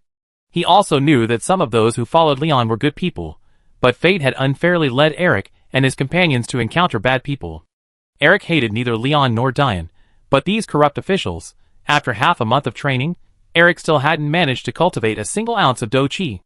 This meant it would be difficult for Eric to become a qualified Do-Chi knight. But Eric never gave up. Outside, snow fell heavily, and Eric, lightly dressed, continued to train diligently. Because Eric believed that hard work pays off, a few months passed in a flash. Eric still couldn't become a Do-Chi knight, even though he swung his sword 10,000 times a day. His swordsmanship had reached the pinnacle, but he still couldn't absorb the Do-Chi from the air and become a Do-Chi knight. Over the past few months, the Do-Chi knight had often visited Eric. Not only would he bring Eric the latest newspapers, but he would also bring him news about Karencina. Karencina was still alive and untainted. Because Karencina had been favored by an official's daughter, and because Karencina was considered a talented woman in the village, she knew much about the history of the Violet Duchy. The official's daughter loved to hear stories, so she saved Karencina from being raped by her father, thus saving her from certain death. The daughter was also quite kind to Karencina. She often bought her new clothes and treated her like a sister. But the naive daughter was completely unaware of her father's dirty deeds, and assumed he was abusing his power to gain control of Karencina. But the truth was often far more filthy than one might imagine. Under the protection of the daughter, Karencina lived a relatively good life. After learning of Karencina's recent situation, Eric, a young man who had been imprisoned for over 6 months, smiled a rare smile. Karencina is doing well, and I'm happy for her. You still haven't become a fighting chi knight? The fighting Chi Knight asked the crucial question. Eric shook his head. I still can't feel the presence of fighting Chi. Maybe I'm just not cut out to be one. Eric felt a little hopeless. If he could truly become a fighting Chi Knight, he would have become one over the past decade. Just as the fighting Chi Knight was about to speak, the jailer beside him warned him. Sir, it's time to go. Time's up. The fighting Chi Knight had no choice but to leave, leaving Eric to endure a difficult life in prison. At night, Eric looked out the window at the moon and thought of Karencina's face. And of his past, ordinary life. No! I must get out. Eric suddenly remembered something his father had said to him before he died. As a qualified Violet Knight, you must understand that you are at your strongest when the moon is high. Eric thought of this, and a decision had already been made. I must not be working hard enough. If I just work a little harder, I will definitely become a fighting knight. Eric then took up his wooden sword and practiced in his room in the middle of the night. The jailer on duty was stunned when he saw this. Brother, we know you're imprisoned unjustly, but you don't have to do this, do you? You're training yourself to death. Eric practiced swordplay every night for over a month. The jailers were moved by Eric's diligence. And they couldn't help but care about him. Even the warden had heard Eric's story. He couldn't help but feel pity for this infatuated young man. He also felt disgusted with these great flame borers. This is the way the world is.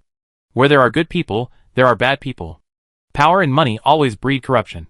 Eric practiced swordplay under the moonlight for a month. Although he saw no progress, he refused to give up. Because he knew that if he didn't work hard, he would achieve nothing. However, just as Eric was about to continue his moonlight swordplay as usual, he suddenly sensed a fighting spirit in the air. Has he finally gotten it? I gotten it! Chapter 8:18. Eric was practicing swordplay as usual, but soon, he noticed something was amiss. Because his condition today was clearly off. Eric could actually sense the Do Chi in the air. The entry point to Do Chi training is to sense it. For the past 18 years, no matter how diligently he practiced, he could never sense the presence of Do Chi, not even a trace. He could never sense it. He was even ridiculed by the entire village because of this. Eric's father was a legitimate Do Chi Knight. Like father, like son, like daughter. Logically, Eric should also be a qualified Do Chi Knight. But after so many years, Eric still hadn't become one. Over time, the villagers stopped paying attention to Eric. Even Eric himself seemed to have given up on becoming a Do Chi Knight. Until something unexpected happened a few months ago, forcing Eric to stop trying. But after months of hard work, Eric still saw no results. This left him frustrated and impatient. However, after those days of impatience, and upon learning that Kalanza was safe, Eric's impatience subsided. Instead, he began to focus on his training. He routinely swung his sword 10,000 times daily, seemingly meaningless, but to him, it was a necessary task. Even the jailers were puzzled by Eric's daily 10,000 stroke routine. However, Eric reveled in it, and began to develop his own unique swordsmanship. The swordsmanship he had previously practiced was largely inherited from his father. Eric wanted to carve his own path. He believed that since there were corrupt officials in this society, and it was nearly impossible for Leon to eliminate them one by one, there was only one solution: to kill them all himself, and regardless of his strength, he should protect his loved ones and the weak, not aid the evil or stand by and watch. If kindness and justice were lost in people's hearts, would there be any hope for this world? This was Eric's inner truth. God has always rewarded those who work hard, and Eric finally achieved his goal. While practicing swordsmanship, Eric suddenly felt a surge of powerful fighting spirit in the air. At first, Eric thought everyone could sense such a strong fighting spirit, but he was mistaken. Such a vast amount of Do Chi is extremely rare, especially for a beginner. Even a tiny sliver of it could make one a Do Chi Knight. But what Eric could sense was immense. So much so, it practically enveloped him completely. Eric had assumed it was just the same concentration of Do Chi as everyone else's.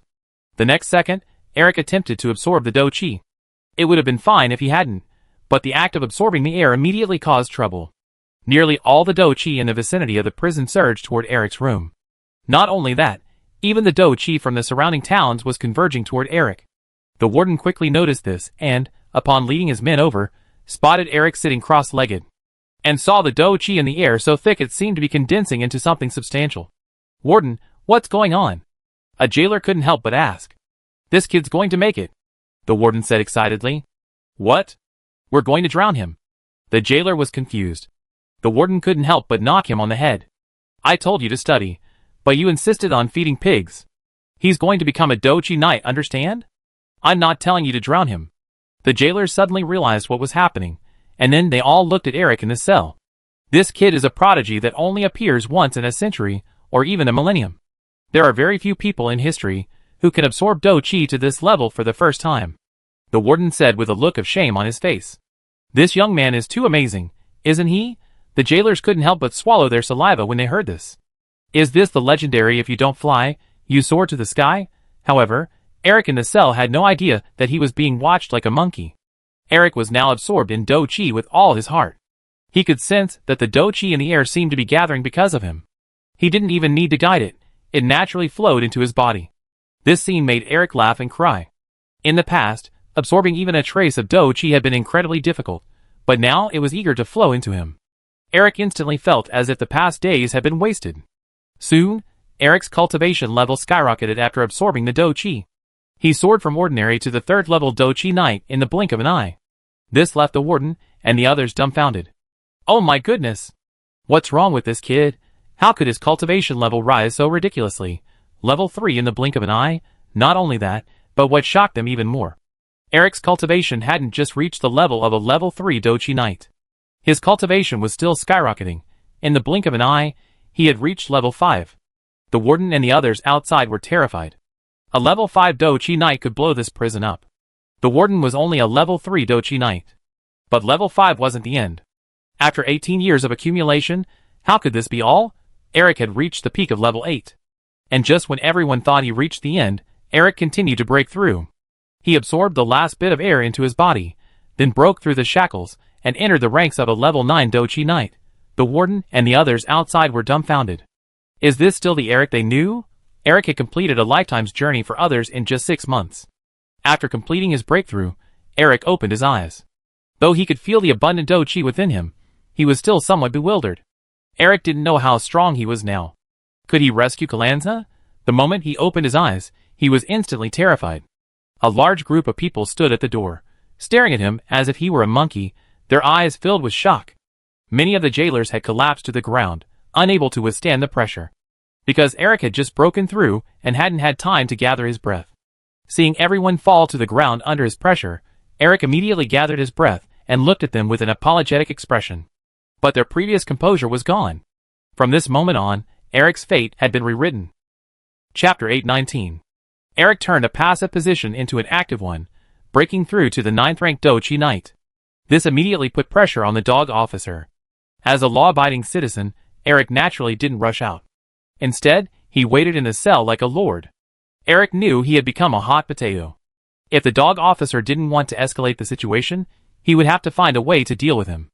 If the dog officer came to see him, he would have 1,000 ways to kill him. When the warden learned of Eric's breakthrough to the 9th rank Do Chi Knight, he didn't hesitate and immediately notified the dog officer. He also prepared to see how the dog officer would respond, and had already ordered someone to go to Great Yanliangler to inform the leader. This situation was no longer under their control. The dog officer was stunned upon learning of the situation. He then immediately contacted his superior. The superior was no pushover, and immediately mobilized his forces. A large number of personnel were assembled, including 2 peak level 8th level Do Chi Knights. And most importantly, the dog officer had Kalanza abducted. With Kalanza in his possession, even Eric, possessing 9th level strength, was hesitant to act rashly. Ultimately, the dog officer imprisoned her. The men sent by the warden were abducted and killed along the way.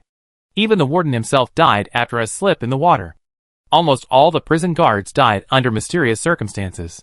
The only one still alive, and aware of the truth, was the 2nd level Do Chi Knight.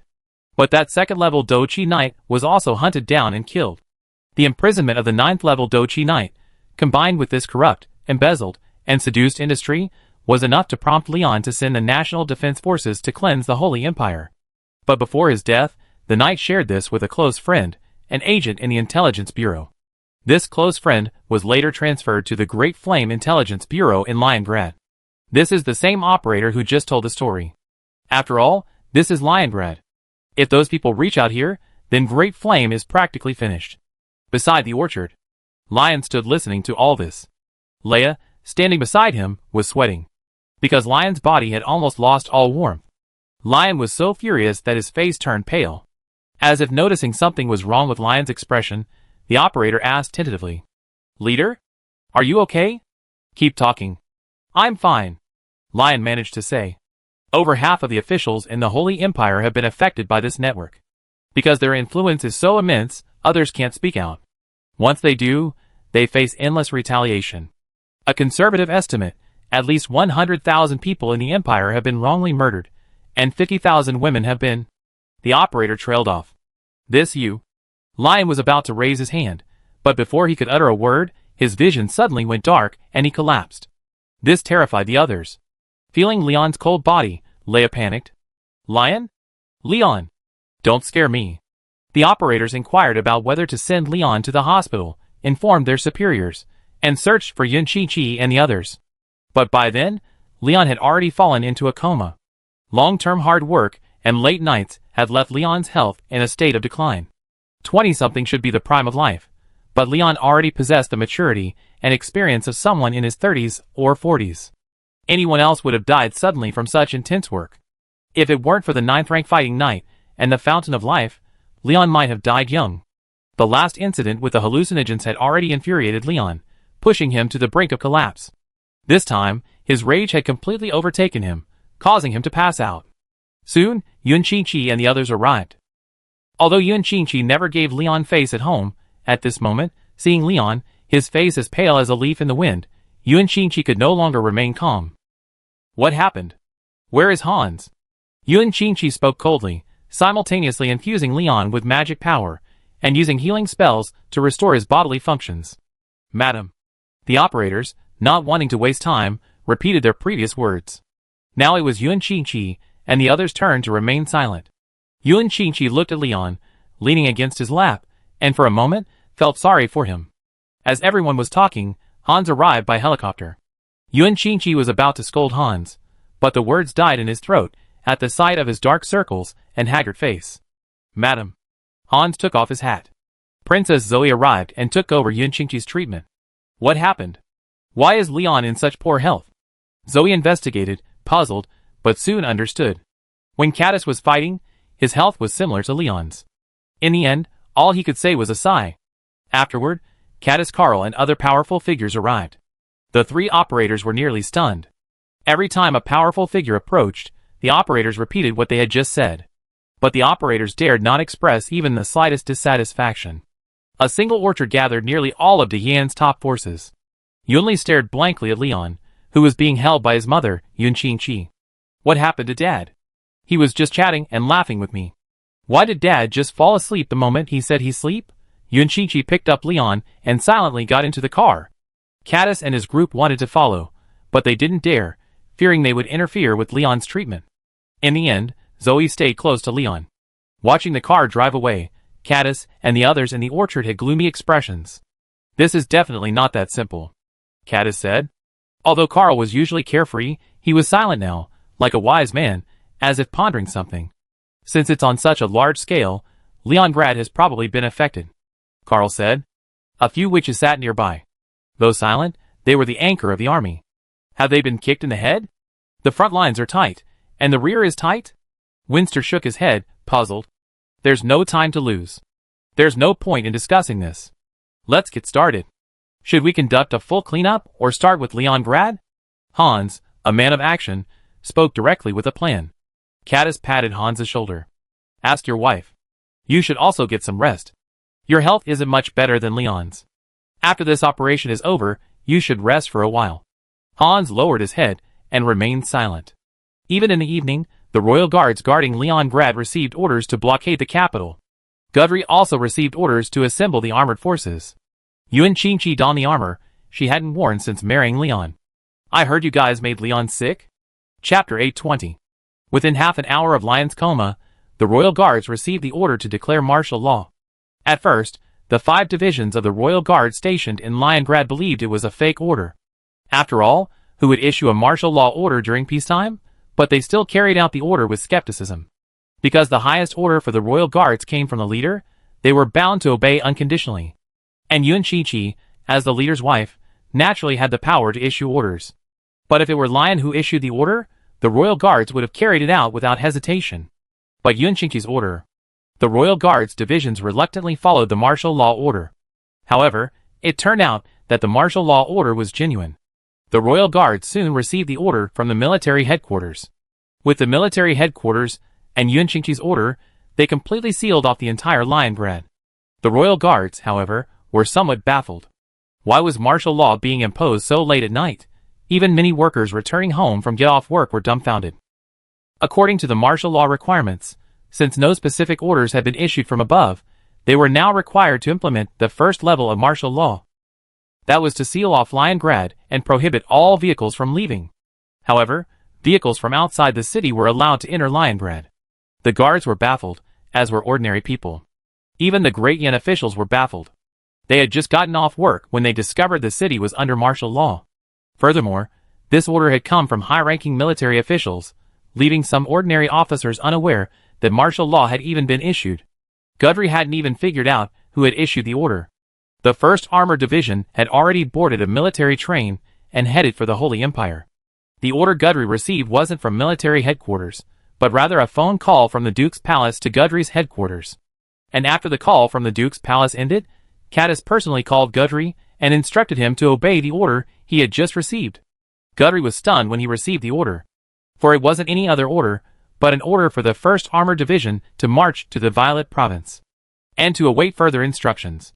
But the most crucial thing was that they had to carry enough ammunition to last at least one battle, and even more outrageous, the logistics department had actually approved the ammunition for them. Gudri thought about it and realized something was completely amiss. Gudri soon received news of the martial law in Lion-grad. It seemed someone had brought this upon themselves again. Outside the Duke's palace, the 2nd Guards Division had sealed off the entire area and blocked any vehicles attempting to enter the palace. Because within the blockade, over 2,000 Intelligence Bureau agents had already assembled and were on standby. Tonight, they would follow Hans and Yuan Qingqi to purify all officials in Lion-grad who had connections to the corrupt officials of the Holy Empire. As the deputy commander of the operation, Hans asked Yuan Qingqi how to deal with those officials associated with the corrupt officials. Yuan Qingqi's answer was simple. What else can I do? Of course, I exterminate their entire family. I won't let even a single rat go. Hans was somewhat surprised, for this was the leader's wife. Why would Yuan Qingqi say such cruel words? But Hans soon felt relieved, because Hans remembered what Yuan Qingqi did before becoming the leader's wife. She was a legitimate queen. Having spent so long raising her husband and children, many people have forgotten Yuan Qingqi's former ferocity and cruelty. Inside the room, Yuan Qingqi, clad in armor, sat in a chair beside the bed, quietly watching the sleeping Leon. With Zoe's help, Leon had stabilized, but he needed a long period of rest and recuperation. He couldn't expect to continue his high-intensity work for at least 6 months. However, Leon hadn't woken up yet, and it would take at least 2 to 3 days for him to recover. After issuing the martial law order and the order for the intelligence agents to assemble, Yuan Qingqi had been sitting in the room for an hour. During that time, he had done nothing but quietly watch over Leon. Yunli, carrying the snacks she had been reluctant to eat, came to Leon's bedside. Dad, I won't bully you anymore. Dad, could you please wake up soon? I can give you some of my treasured candy. Yunli looked at the pale Leon, feeling helpless for a moment. Her voice cracked with tears, her eyes reddening, and she couldn't help but hug Yunli's legs. Mom, I'm scared, Yunli said fearfully. Don't be afraid. Mom's here. Yuan Qingqi patted Yunli's head, smiling broadly. Just then, there was a knock on the door. Hans gently pushed the door open, glanced at Yuan Qingqi, and nodded, signaling that the intelligence agency agents were ready. Yuan Qingqi then patted Yunli's head and said lovingly, Mom has to take care of something. Can you go play with your sister first? Yunli placed all her snacks on the bedside table. Then, glancing back at Leon in bed, she reluctantly left the room. Yuan Qingqi looked at the sleeping Leon and kissed his forehead. Honey, go to sleep. You have a surprise when you wake up. Yuan Qingqi smiled. Then, he gently tucked Leon in and walked out. As the door closed, Yuan Qingqi's smile vanished, and he spoke coldly. Have you found the perpetrators? Han shuddered at the cold breath and spoke hurriedly. We checked everything. There's nothing we can do. We can only find so much in a few hours. But if we arrest them all and interrogate them, we'd definitely be able to find the real culprit. Hans's face was solemn. Then why are you still standing there? Lead the way. Yuan Qingqi then pulled out a mask. The terrifying patterns on it reminded her of the bloodthirsty life she led as queen. Don't treat all the leaders' wives as mere decorations. Laya, who was making soup for Leon, suddenly sneezed. Who's scolding me? When they saw Yun Qingqi emerge with Hans, the intelligence officers were instantly furious. As intelligence officers, they naturally knew Yun Qingqi's past life. They also understood which of the leader's wives was the ultimate boss. Yun Qingqi looked at the 2,000 intelligence officers outside the door, then turned to Hans, motioning for him to read the order. Everyone in the intelligence agency, listen up. Immediately arrest the individuals listed. Anyone who resists will be executed on the spot. Regardless of whether the individuals on this list are disabled or dead, I demand only one result. Bring them, or their bodies, to the intelligence agency. Hans didn't say much, but simply read the order. Yun Qingqi didn't wait for Hans and the others. Instead, he immediately made his way to the home of the most senior official on the list. A cabinet minister's residence. Cabinet Minister Whiteisner had just finished his day's work and was about to have dinner with his family when, the next second, a woman in dark purple armor appeared in his home. Chapter 821. A few minutes ago, at Whiteisner's home, Whiteisner was playing with her daughter. Today was her daughter's 15th birthday. As a cabinet minister, Whiteisner wielded considerable power, especially when Leon was on the front lines. The cabinet assumed almost all authority. Of course, only almost, as the cabinet had no power to mobilize the military. To prevent the cabinet from monopolizing power, the military, the intelligence agency, and the cabinet were in conflict with each other. In peacetime, these three parties could still balance each other, but in times of war, the military and the intelligence agency focused their attention on external affairs, giving the cabinet ample room for maneuver. And Whiteisner abruptly embarked on his outrageous actions. Even before the Battle of Kursk, when the war with the Demon Empire began, Whiteisner had already begun abusing his position as cabinet minister for personal gain. Furthermore, during the subsequent Holy Empire Liberation War, Whiteisner used his own unique tactics to plant numerous loyalists within the Holy Empire. Because many newly appointed young officials in Great Yin were still unaware of feudal dregs, they often visited high-ranking officials, as they had done in the feudal era. As a veteran of the old times, Whiteisner naturally accepted these visits, and after taking up their posts, these young people frequently presented him with gifts. However, Whiteisner refused to accept them directly, instead using various means to transfer the gifts to his children. Primarily, it would be easy to detect cabinet ministers accepting bribes. But there was no way around it. Whiteisner was incredibly clever. He had his children collect the gifts and bribe some of the top intelligence officials. If Hans were still around, he would have undoubtedly discovered these schemes. The problem was that almost 2.5 of the previous 3 years had been spent fighting or planning for war. To win a war, one must prepare supplies and intelligence before it even begins. The intelligence agency naturally neglected domestic intelligence surveillance. This led to the tyranny of Whiteisner and his faction. From the beginning, accepting gifts satisfied Whiteisner's appetite. But human greed knows no bounds, and Whiteisner soon discovered that these gifts were far too meager to satisfy his desires. What could those young officials do? Of course, they intensified their exploitation. Due to the Holy Empire's wars, coupled with the previous peasant uprisings and various natural and man-made disasters, Lion's funding for the Holy Empire was substantial. Originally, no one was allowed to embezzle these funds, but they took advantage of Leon's presence at the front lines to oversee the battle. Through various means, they embezzled nearly a quarter of the funds. Some might say a quarter isn't much. But if the Great Yin government's budget expenditure last year was only 140 million gold coins, and military spending accounted for 40 million of that, education and other projects accounted for nearly 80 million, while the allocation to the Holy Empire reached a whopping 20 million gold coins. 20 million gold coins. That's almost all of the army's total spending at its peak last year. Because last year, the army became the backbone of the National Defense Forces, and their spending naturally received the highest level. Yet, the army, with 20 million in military funds, fought wars across the country, fought against the enemy, and expanded territory. That's why they had 20 million in military funds. But what about these corrupt officials in the Holy Empire? They quietly embezzled nearly 5 million gold coins. 5 million gold coins. And that's just the money they embezzled from the Great Yin treasury last year, not counting the money these corrupt officials took from the lower classes of the Holy Empire. However, what Hans and everyone else didn't expect was that over 1 million of that 5 million gold coins went into Whiteisner's pocket. Because almost all of those corrupt officials in the Holy Empire were Whiteisner's students or visitors. So much so that many officials returning from vacation from the Holy Empire would visit Whiteisner's mansion to pay their respects to him, and thus join this money network. Inside Whiteisner's mansion, the simple furniture and interior seemed to betray Whiteisner's poverty. But the scene at the table was quite different. Because it was his daughter's birthday, Whiteisner had ordered a large quantity of food, many of which were very expensive. While Leon knew that expensive food wasn't necessarily a good thing, and could potentially lead to negative consequences, he also knew that some foods were made from expensive raw materials, and their prices would naturally rise. There was no need to suppress prices, and leave those who had painstakingly sourced the ingredients in vain. Whiteisner's monthly salary was 3 gold coins. Alas, even with 3 gold coins, Whiteisner couldn't afford to order all this food. But Venetian didn't mind. She looked at the exquisite food without any excitement, and simply picked up the food and placed it in her daughter's mouth, as if it were a daily routine. "Dad, I don't want this. I want fruit from the Elven Empire," Whiteisner's daughter said with a look of disgust. However, the lobster she disliked cost nearly half a gold coin. "Lion, I never been that rich.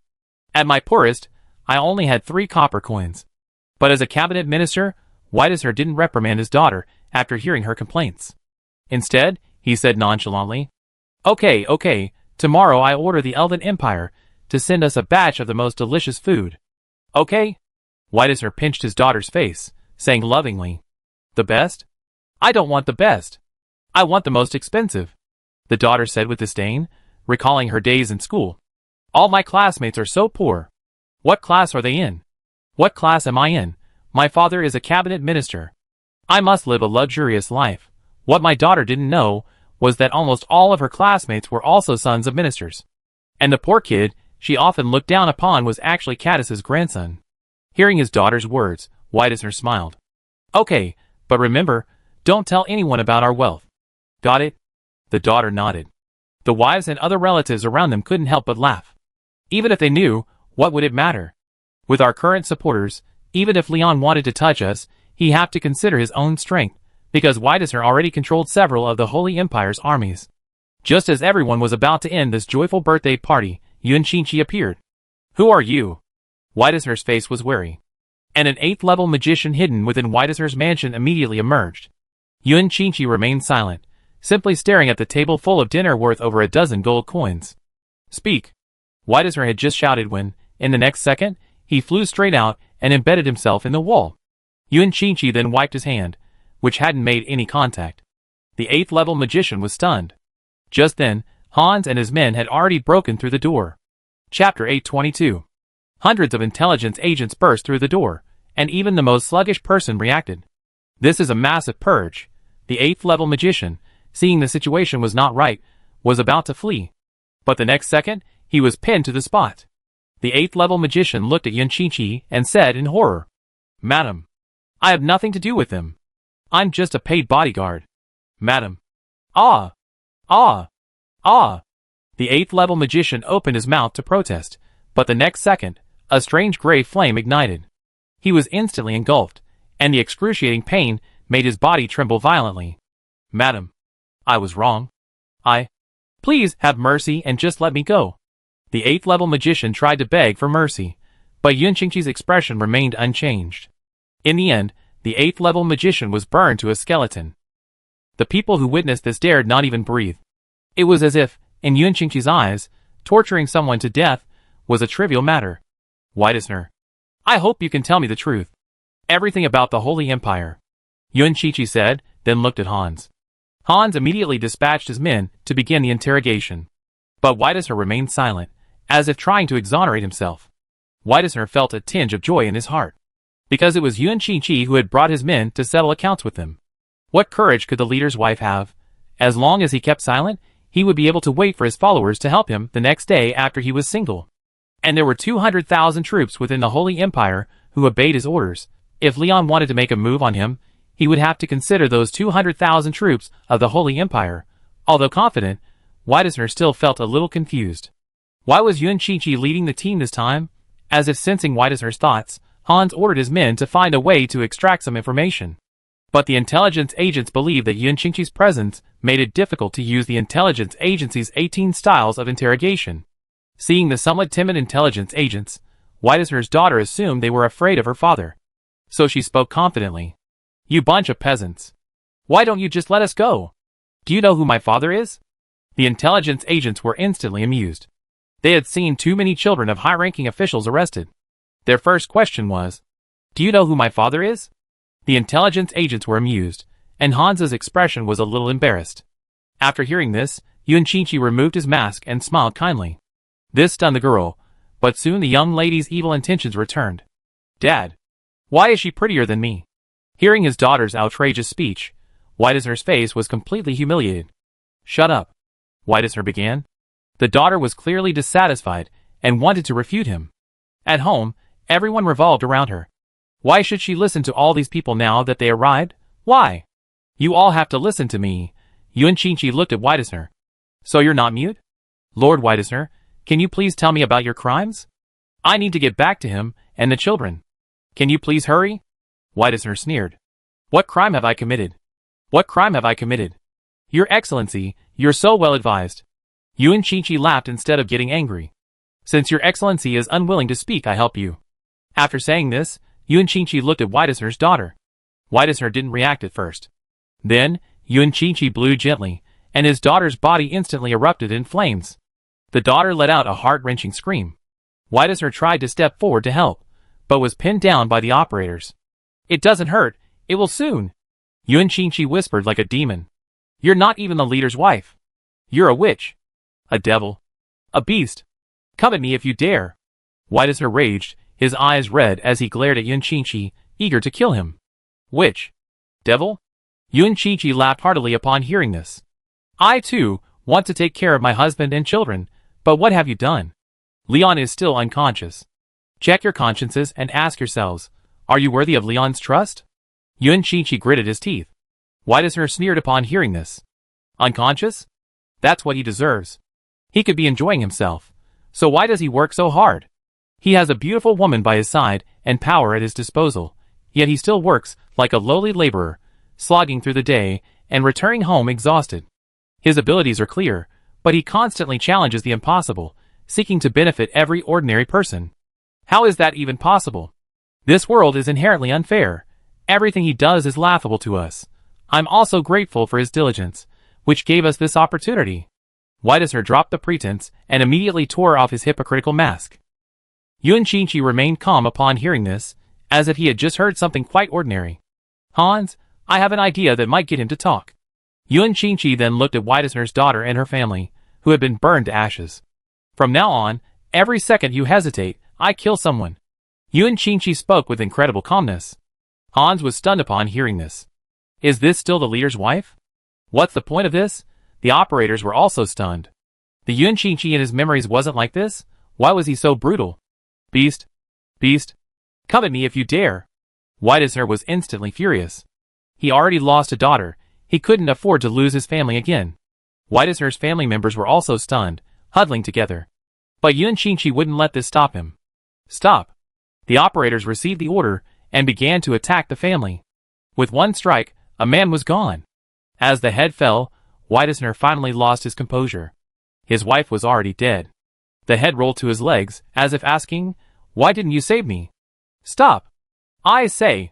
Whiteisner began, appearing to age decades in an instant. Quickly, Whiteisner confessed everything he knew. The intelligence agency also took notes. Just when Whiteisner thought the matter was over, Yuan Qingqi ordered the extermination of the entire family. You liars! Whiteisner's face was filled with rage. When did I say I'd let you go? You die a horrible death. Bitch! Whiteisner's words were still hushed forever. Yuan Qingqi walked out with a frosty expression, and a massive purge began behind him. Tonight isn't over yet. The accounts aren't settled yet. Yuan Qingqi put on his mask again. Chapter 823. You're awake. Leon opened his eyes in a daze. He saw Yu standing before him, looking surprised. Huh? How long have I been asleep? Leon was bewildered. He couldn't quite recall what had happened before. He only remembered having a very long dream. How long have you been asleep? Yu tapped his chin with his index finger after hearing this. After a moment of careful thought, he said, You've been asleep for a very long time. De Yin has already unified the world. Listening to Yu's words, Leon was puzzled. Had he really been asleep that long? According to his own predictions, even the fastest unification of the continent would take 2 or 3 years. And that was only if he abandoned the second 5-year plan. If the second 5-year plan was implemented, the War of Unification could be launched in about 3 years. In 4 years at most, the entire world could be unified with minimal cost. But according to Yu, it seemed that the world had already been unified. So, logically speaking, it seemed like he'd been asleep for over 2 years? Leon was instantly astonished. How could he sleep so long? For a year or two at a time. But hey, you wouldn't lie to him, and there was no need for her to do so. Now it was Leon's turn to reflect on life. Why had he fallen into a coma? Leon couldn't quite remember. But then, he suddenly realized a perfect way to verify whether he really slept that long. Leon jumped out of bed and drew aside the curtains. Dazzling sunlight streamed into the room. For a moment, having been deprived of sunlight for so long, Leon couldn't open his eyes. After a long moment, Leon slowly opened his eyes. Looking out the window at Leningrad, Leon was stunned. Because the Leningrad outside the window had changed drastically compared to the Leningrad he remembered. Before, from the second floor of the Duke's palace, he could see the borders of Leningrad. That is, the land outside the city. But now Leningrad was so vast that it was beyond words. From a distance, Leningrad was at least 3 or 4 times larger than before. This meant that the population had also increased, nearly 3 or 4 times, reaching nearly 5 million. And the buildings outside the window were different from before. The buildings built during the first 5-year plan were shabby and short. And those buildings he had never seen before were towering skyscrapers. These skyscrapers seemed to be the ones planned for the second 5-year plan. But there were some differences from his plan. Because those skyscrapers were so incredibly tall. Not only that, there were even several of those planned aerospace carriers docked in the sky above Leningrad. Looking at this outrageous Leningrad, Leon felt a little bewildered. Is this still Leningrad? What the hell did this even do to me? Beside him, Hayu looked at the dazed Leon and waved in front of him. Then Leon hugged Hayu. Ouch, what are you doing? Hayu's face flushed instantly, and he lost all strength. No way. It's still daytime. How could? What if he wants? Should I give it to him or not? Hayu's mind was already racing. Even Hayu's ladylike figure didn't make her any smarter. Can you loosen up a little? I can't breathe. Hayu whispered softly. After hearing this, Leon suddenly felt Hayu's body and his arms grow hot. What's wrong with you? Are you sick? You're the one who's sick. Humph. Stupid guy. Hayu left immediately after saying this. Seeing Hayu so easygoing, Leon became even more convinced that this seemed like reality. Because if he'd been dreaming, Hayu hadn't been so easygoing. Hayu stared at Leon, who showed no reaction, and for a moment, he didn't know how to get him to take the initiative. Finally, he could only leave in anger. Leon continued to stand by the window, gazing at the world outside with a sense of emotion. Just then, a beautiful black-haired girl walked in. Looking at this black-haired girl, Leon was a little surprised. Who is this? The black-haired girl walked over without a word, hugged Leon, and then spoke coquettishly. Dad. Leon's face was filled with confusion. What did he call me? But he quickly realized that this seemed to be his daughter Yunli. Yunli looked at the bewildered Leon and instantly lost her temper. Dad. Don't you want me anymore? Why don't you recognize me? Yunli grabbed Leon's collar, her expression matching Yunqingqi's. Goodness, they're mother and daughter. Even their expressions are the same. Leon was instantly at a loss for words. Meanwhile, a woman in a black dress entered the doorway. Leon? Yunqingqi looked at Leon, then tilted her head slightly. Watching Yunqingqi appear before him, Leon suddenly felt dazed for some reason, like a wounded little boy seeking comfort. Leon hugged Yunqingqi. Yunqingqi's eyes widened. Don't move, let me hold you. Leon said, hugging him even tighter.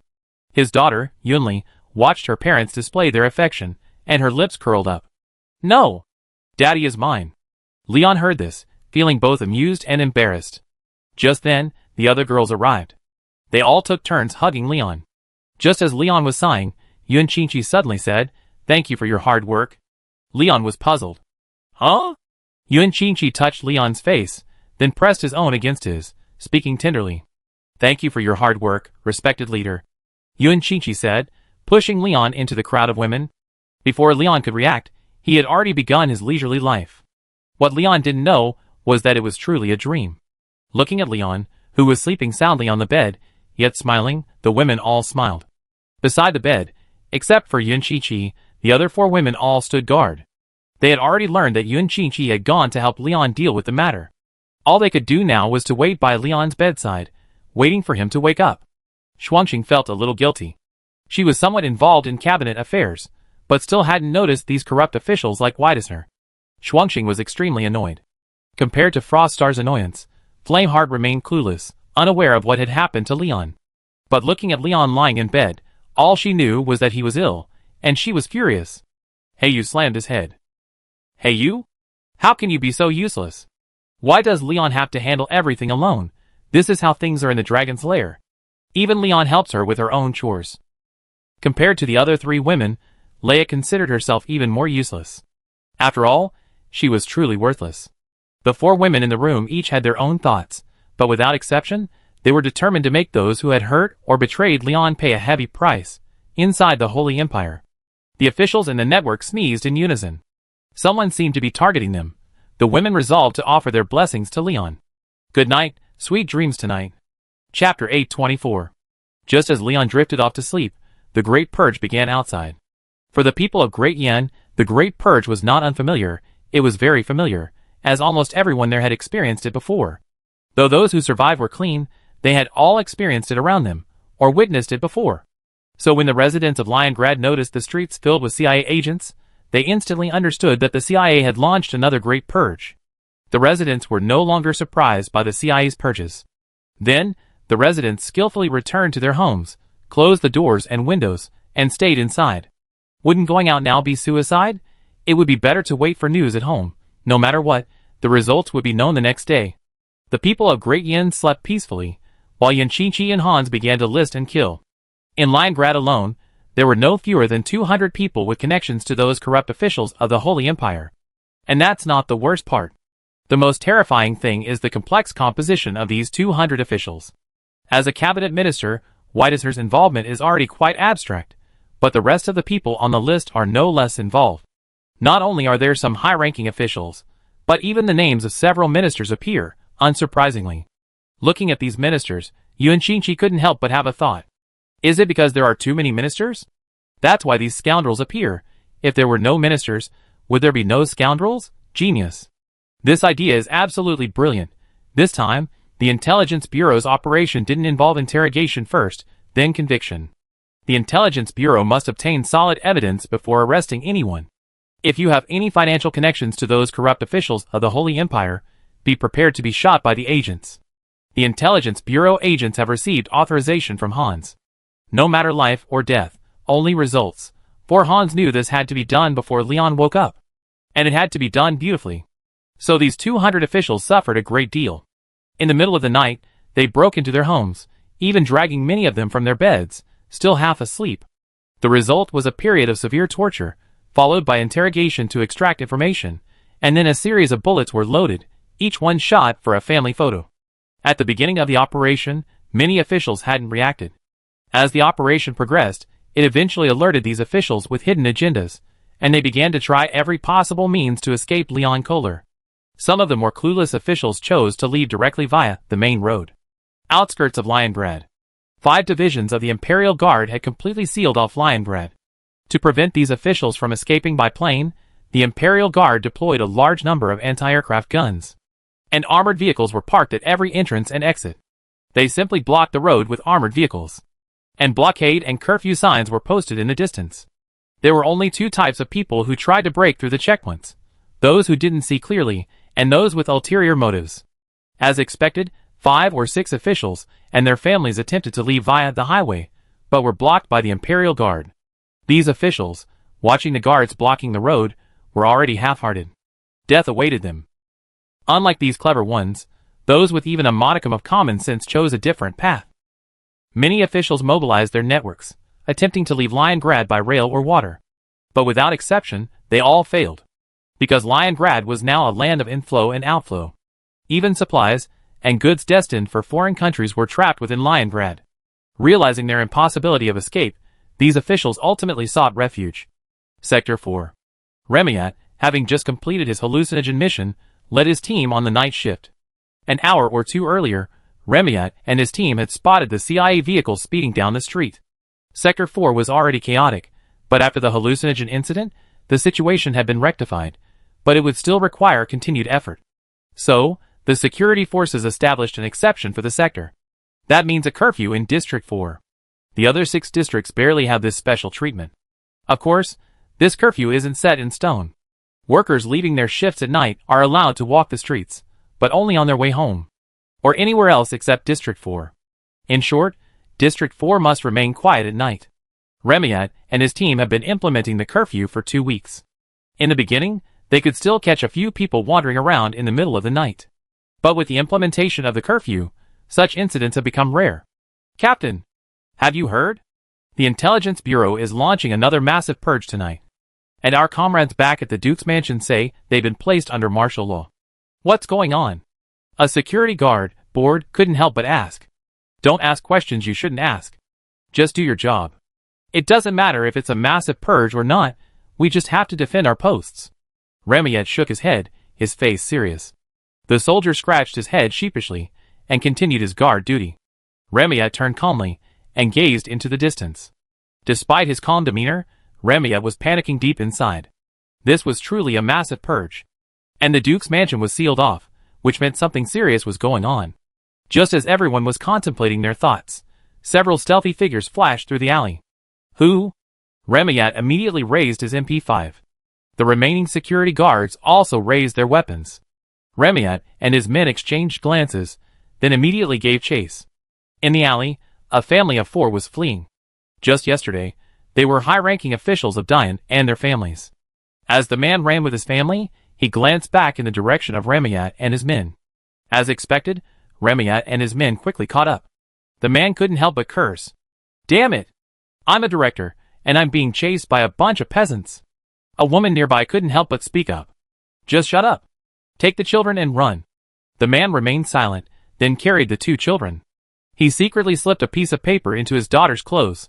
He then gestured to her to keep quiet. As long as there's life, there's hope. I will take revenge. The next second, Remiat and his men took a shortcut and blocked the family's path.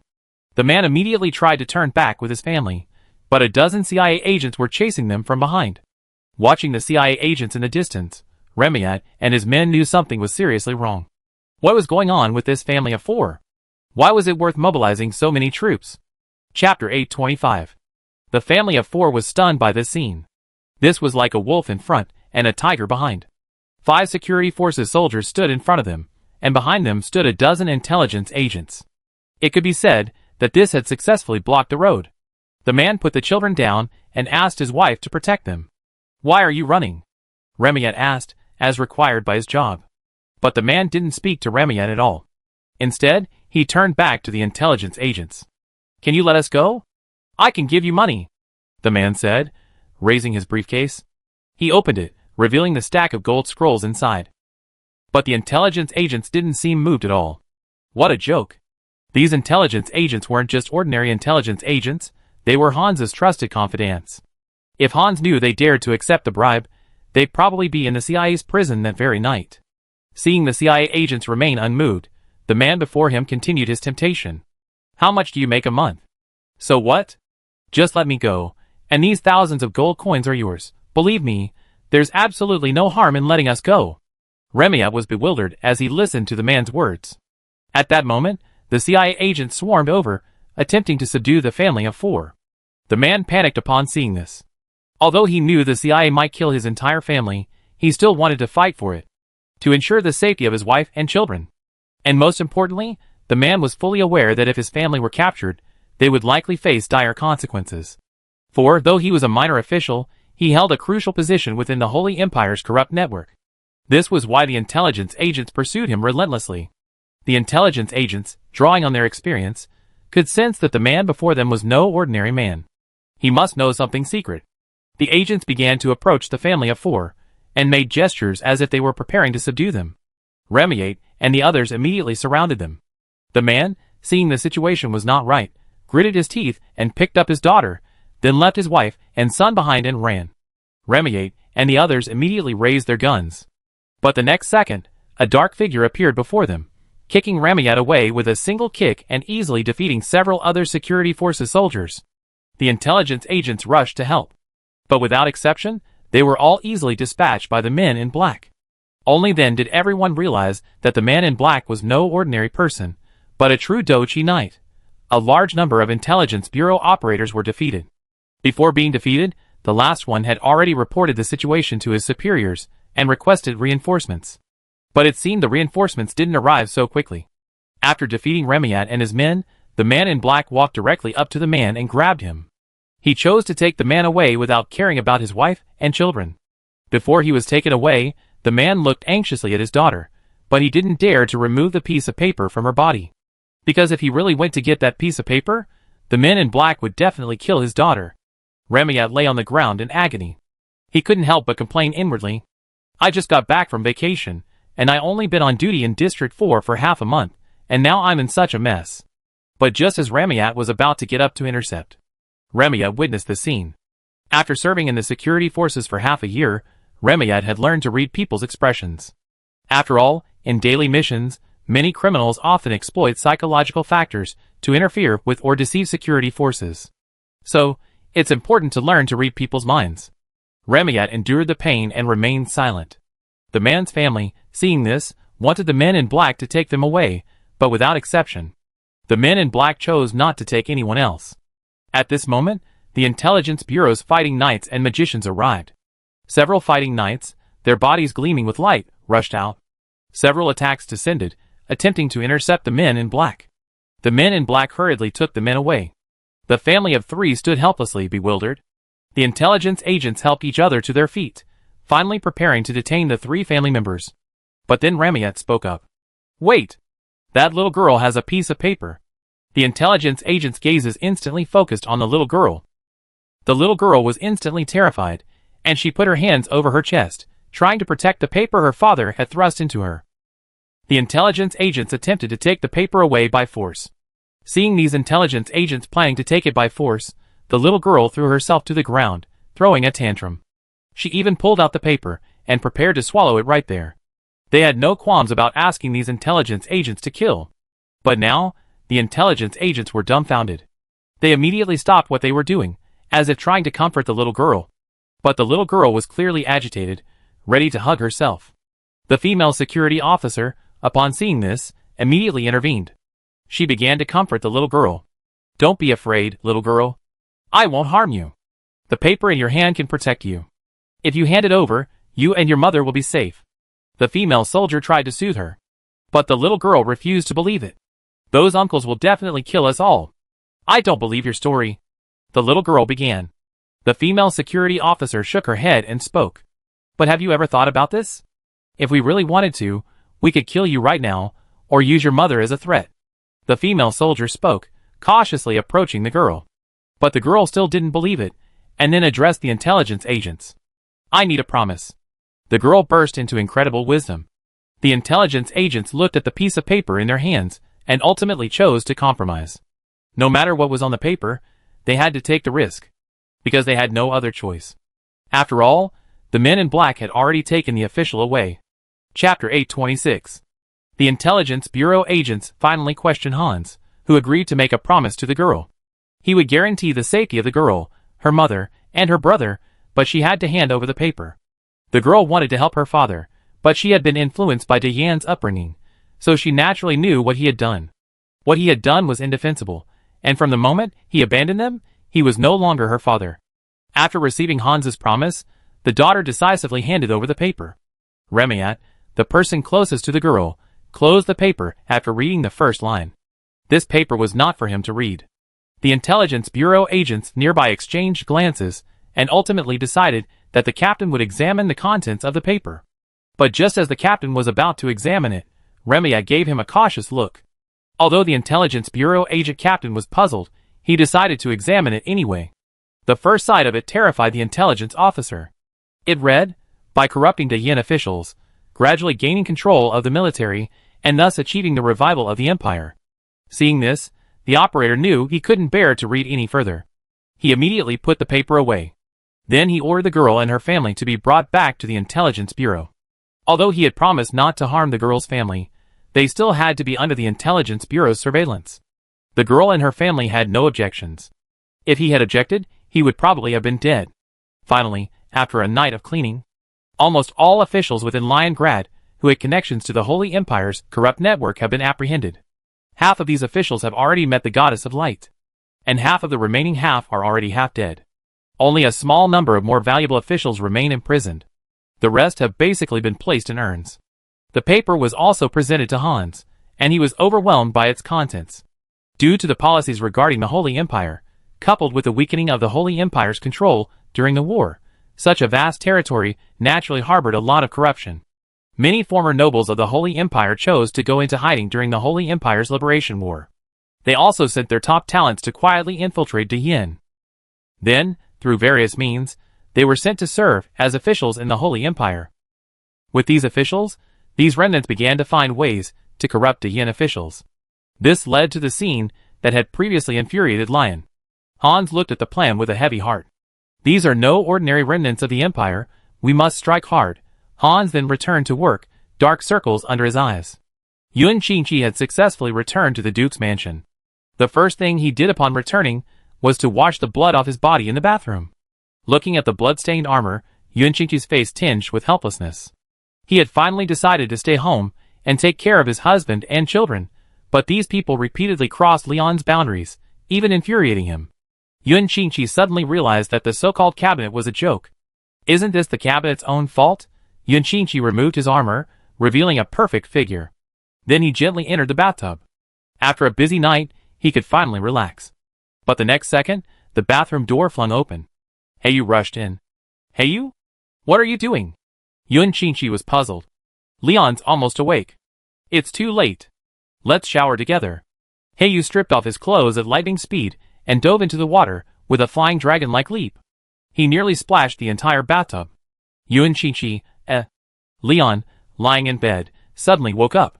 Then he saw Shuangxing, sleeping on the desk beside him. At first, Leon didn't react, staring blankly at Shuangxing, sleeping amidst the pile of documents. Then he silently picked up his coat and gently covered Shuangxing with it. After doing all this, Leon stared blankly at Shuangxing. Froststar slept as quietly as ever. Suddenly, her ears twitched. Leon hurried back to bed, pretending nothing had happened. Froststar watched Leon leave, a faint smile playing on her lips. Froststar had woken up as soon as Leon had, but just as she was about to get up, she saw Leon approaching, so she had no choice but to lie down on the table. She then saw Leon thoughtfully covering her with clothes. Froststar had a habit of twitching her ears when she was shy. So the twitching wasn't in her sleep, but simply out of shyness. But just as Leon returned to bed, he suddenly remembered how he had become so angry.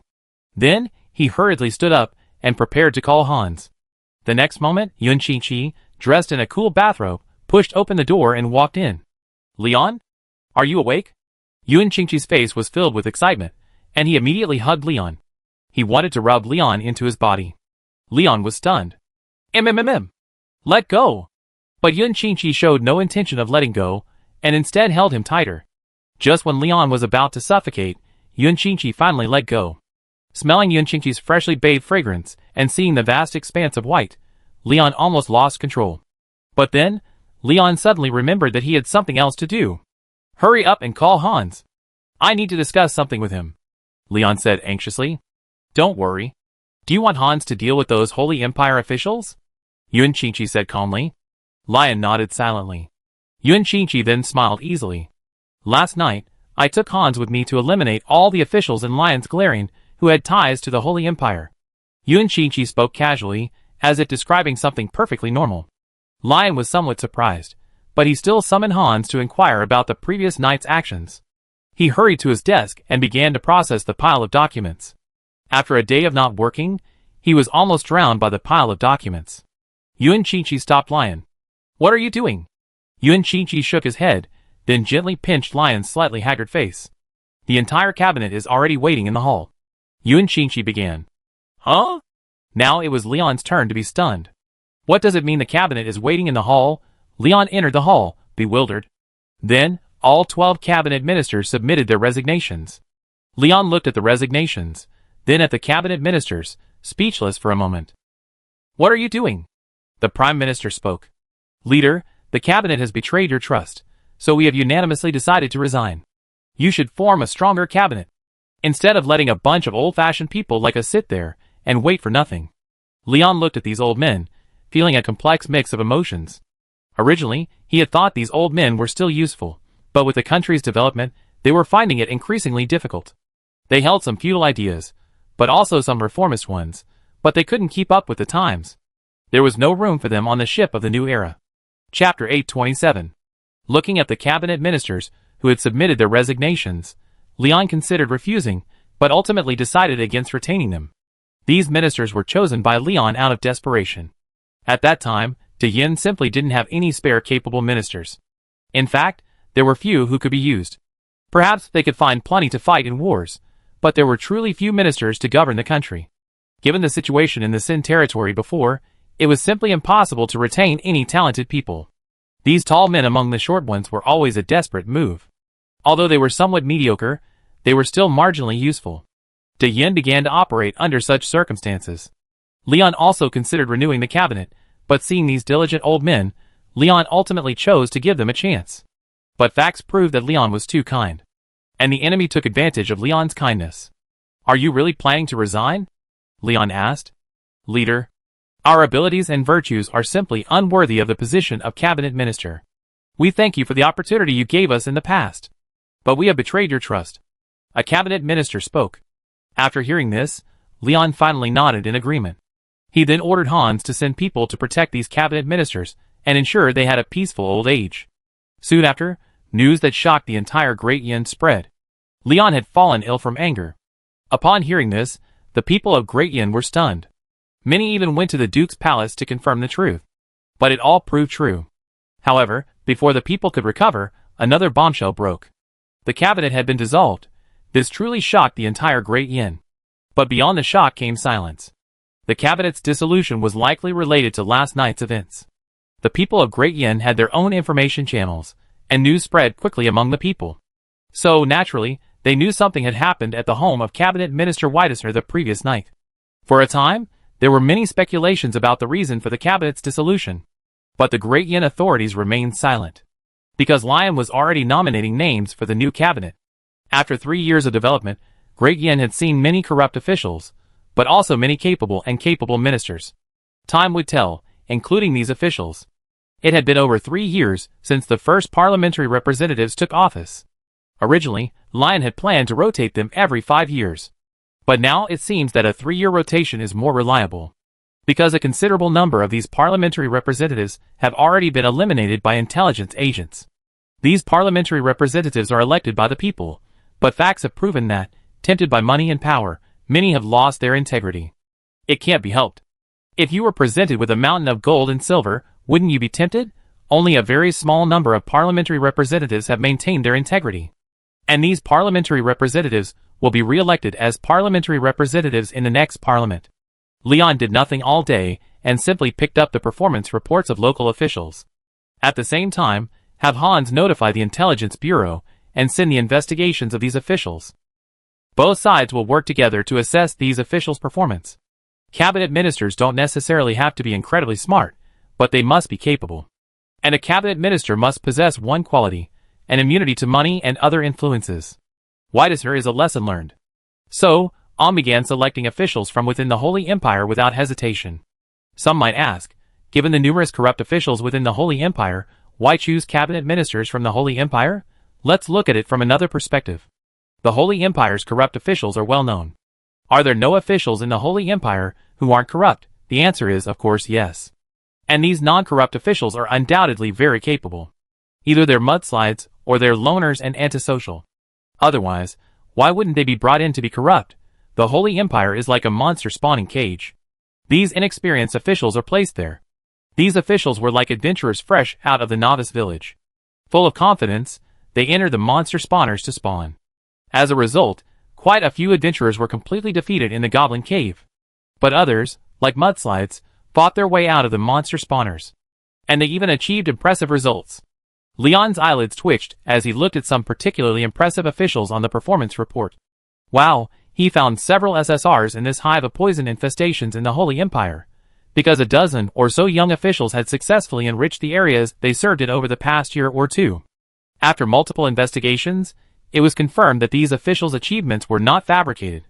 But when Leon saw the achievements of one official, he was completely unconvinced. This official had already been among the best students in school. And after becoming county magistrate in the Holy Empire, he successfully doubled the county's economic output in just a year and a half. Crucially, there were no factories in the area. It was this official who awakened the local people's thinking and, with proper guidance, put them on the right path, doubling their income. and the local crime rate plummeted. The more Leon read, the more astonished he became.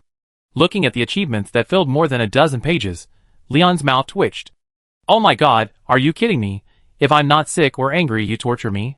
Whenever I'm sick or angry, you withdraw my funds. Is there any justice in this? Is there any law in this? Isn't this bullying an honest person? Leon's 3 questions completely stifled him. He looked at the name on the report.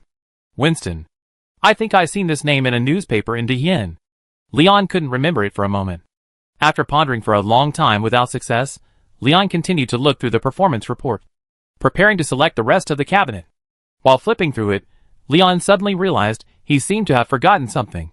Even elsewhere, within the Holy Empire, Gudry led the 1st Armored Division to the Violet Province. And then, Gudry was stunned. There had been no follow-up orders from the military or Leon. And the local garrison sent someone to inquire why Gudry had brought his troops here. Gudry was suddenly overwhelmed. My leader, where are you? Chapter 828. Far away in the Holy Empire, Gudry was lost in thought. Last night, upon receiving the order, Gudry led the 1st Armored Division and set out from their base without hesitation. Finally, they boarded a military train and headed directly to the Holy Empire. And in the end, there were no follow-up orders from the military. As a general, Gudry's small head was already awash with thoughts.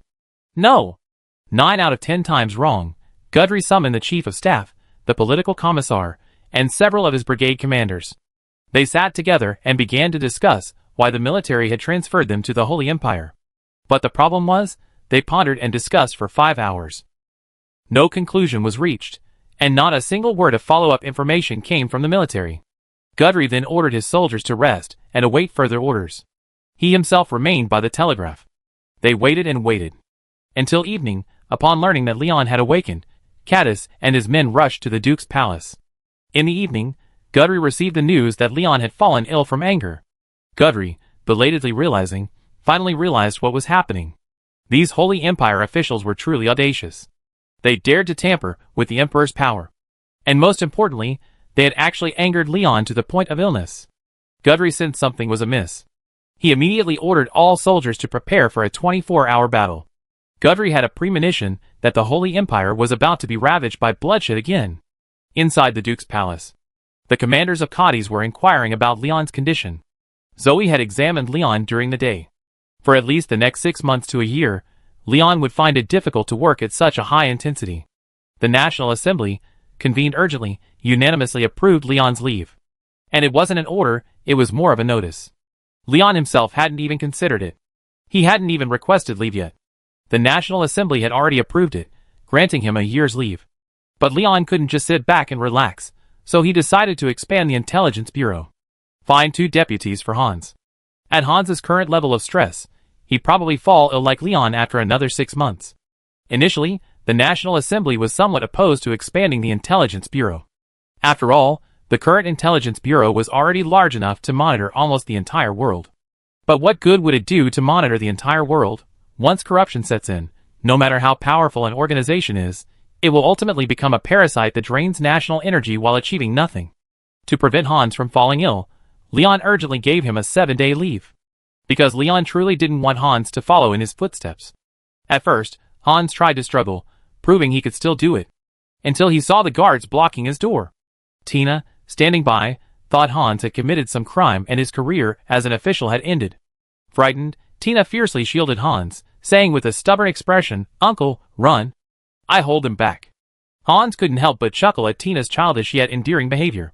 This left the guard stunned. Is this still the same ruthless villain? Is this still Leon Grad? Seemingly noticing something strange about the way the soldiers were looking at him, Hans' smile faded, and he spoke seriously. What? Haven't you seen enough? Do I need to remind you to close the door? The guards immediately closed the door. Tina was bewildered. Aren't they here to settle accounts with the uncle? Tina, puzzled, then spoke. Uncle, are you greedy for money? Why are there soldiers blocking the door? Uncle, if you're greedy, can't you give me some? I'm living with you, after all. If you get caught, won't I be caught too? You're greedy, and I'm not. Isn't that a loss?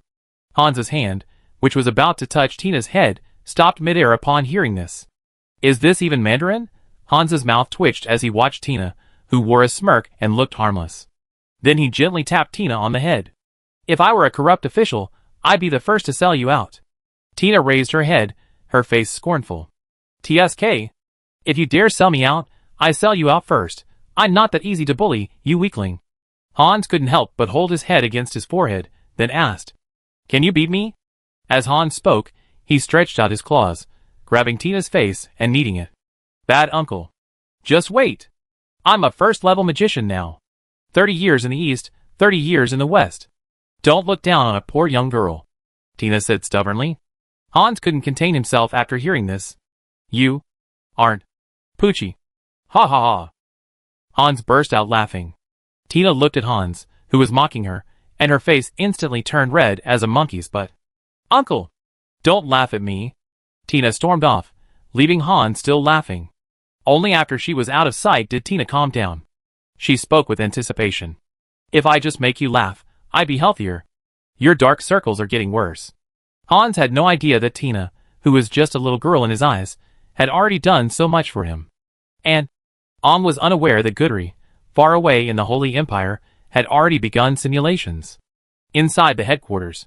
Although Gudry hadn't received any orders yet, he had a rough idea of what orders would arrive. Looking at the troop deployments on the map, Gudry was simulating how to use the newly upgraded 1st Armored Division to sweep across the Holy Empire. Now, the 1st Armored Division was equipped exclusively with T-72 tanks, and every soldier was armed with an AK-47. Their machine guns had been completely replaced with PKMs. Infantrymen no longer had to rely on running. This was because a large number of BMP armored personnel carriers had been deployed to every company-level unit. The Army's infantry finally had more people than they needed. Since that was the case, let's strike hard. Sand Table Forces. 50,000 versus 800,000. Chapter 829. Soon, that evening, Gudry received an order from the military. According to intelligence, at least 150,000 to 200,000 troops within the Holy Empire were controlled by corrupt officials. These troops had acquired a considerable amount of weaponry through various means. However, this equipment was almost entirely outdated. That is, the Mauser rifles and various T-34 and Panther tanks that had been kept in reserve. These weapons and tanks were no longer used by the native Great Yin army. Even the Qing army had received a certain number of AK-47s. Only the Elf Empire, the Demon Empire, and the Holy Empire still used these outdated weapons. But in their eyes, these weapons were not outdated, because their opponents' weapons and equipment were even inferior to theirs. While the locals were clever and would upgrade their own equipment based on their enemies, everything took time to adapt. It would be difficult to develop a complete military-industrial system in just 3 years. After all, their opponent is Great Yin, a nation known for its cunning tactics. You just developed a tank, and they unleashed a torrent of steel. You just developed the Leopard tank, and they already advanced to the point of equipping it with reactive armor. How can we possibly fight them? Although these corrupt officials from the Holy Empire were sent from Great Yin, they were only sent there a year or two ago. Back then, they happened to encounter the powerful Tiger tank. To this day, they still believe the Tiger tank is the true king of land warfare. So they contrived every possible means to obtain these Mauser rifles, Tiger tanks, and other tanks from the arsenal. De Yan's control over new equipment was very strict. The problem was that the Wehrmacht focused a great deal of its attention on controlling new equipment, and naturally, the control over these older equipment was much less stringent. This was how these corrupt forces were able to obtain these outdated weapons and equipment. Originally, Lion had planned to equip the Holy Empire front with new equipment. But there was no way around it. The Holy Empire army couldn't control it on its own. After identifying his enemy, Gudry immediately began to dispatch his troops. Although the enemy numbered only 200,000, a small number of them had already fought in the war. They were no longer just fresh recruits. Similarly, they at least had older equipment. Their combat effectiveness might even be comparable to that of the previous 1st Armored Division. This was a full 200,000 enemy troops, meaning 4 armored divisions. That's the 1st Armored Army. However, what made Gudry feel fortunate was that these 200,000 men weren't all stationed in one place. 50,000 of them lived in the Violet Province.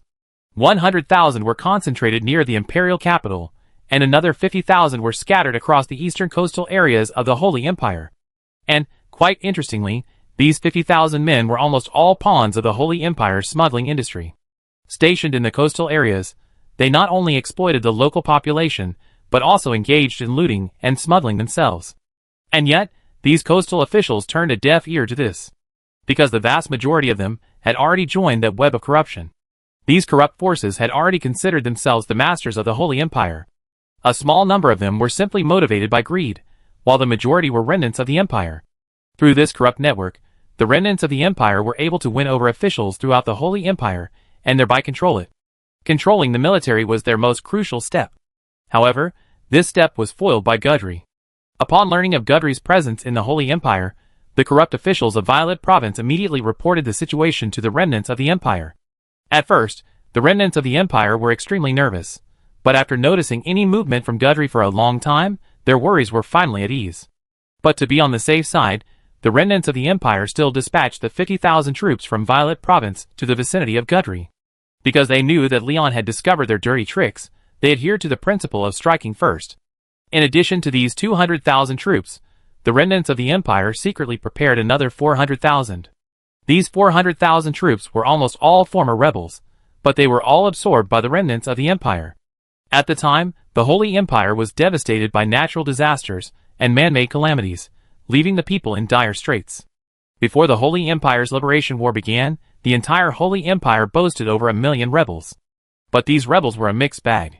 Many were recruited by the Holy Empire's nobles themselves. After all, the Holy Empire was already on the verge of collapse. These nobles could not afford to be buried alive with the Holy Empire, so they naturally cultivated their own forces. If the Holy Empire truly vanished one day, they could easily say, are kings, princes, generals, and ministers truly of the same species? However, all of this was disrupted by the Holy Empire's Liberation War. Therefore, these remnants of the empire could only fragment the rebel forces and become bandits. This led to the previous bandit suppression operations. In the Violet Province, after dispatching his troops, Gudry received a report from his subordinates. A 50,000-man Holy Empire front had surrounded them.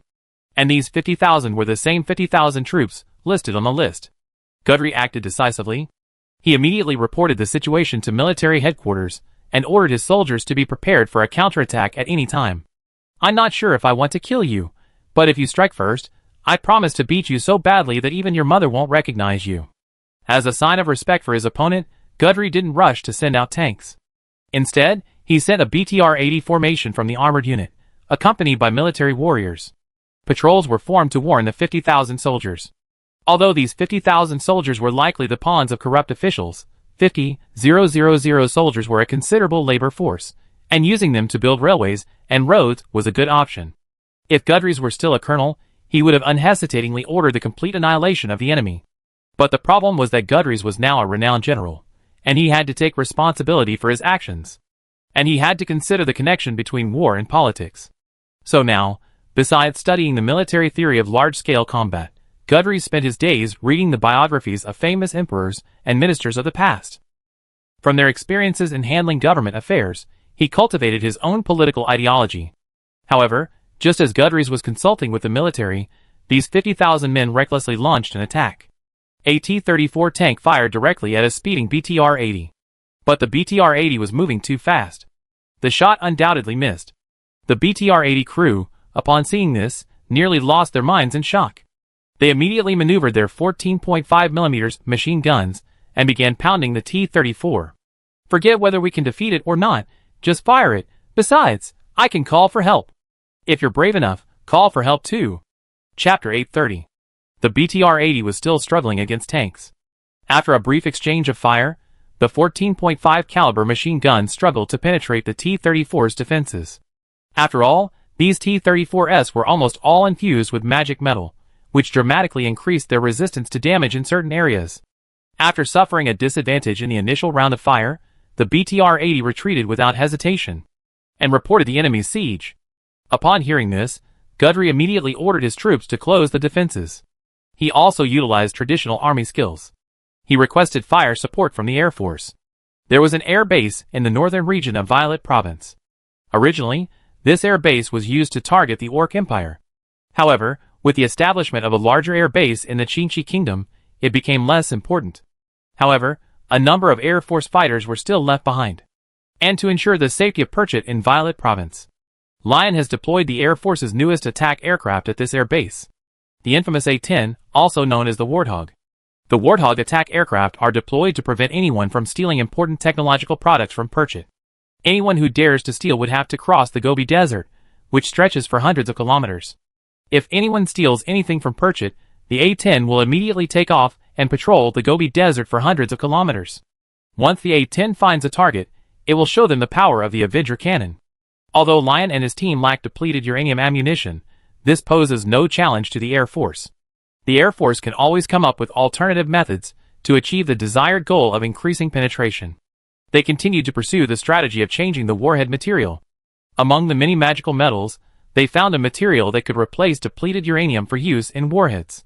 And this material was even stronger. The A-10 was originally Leon's hidden weapon.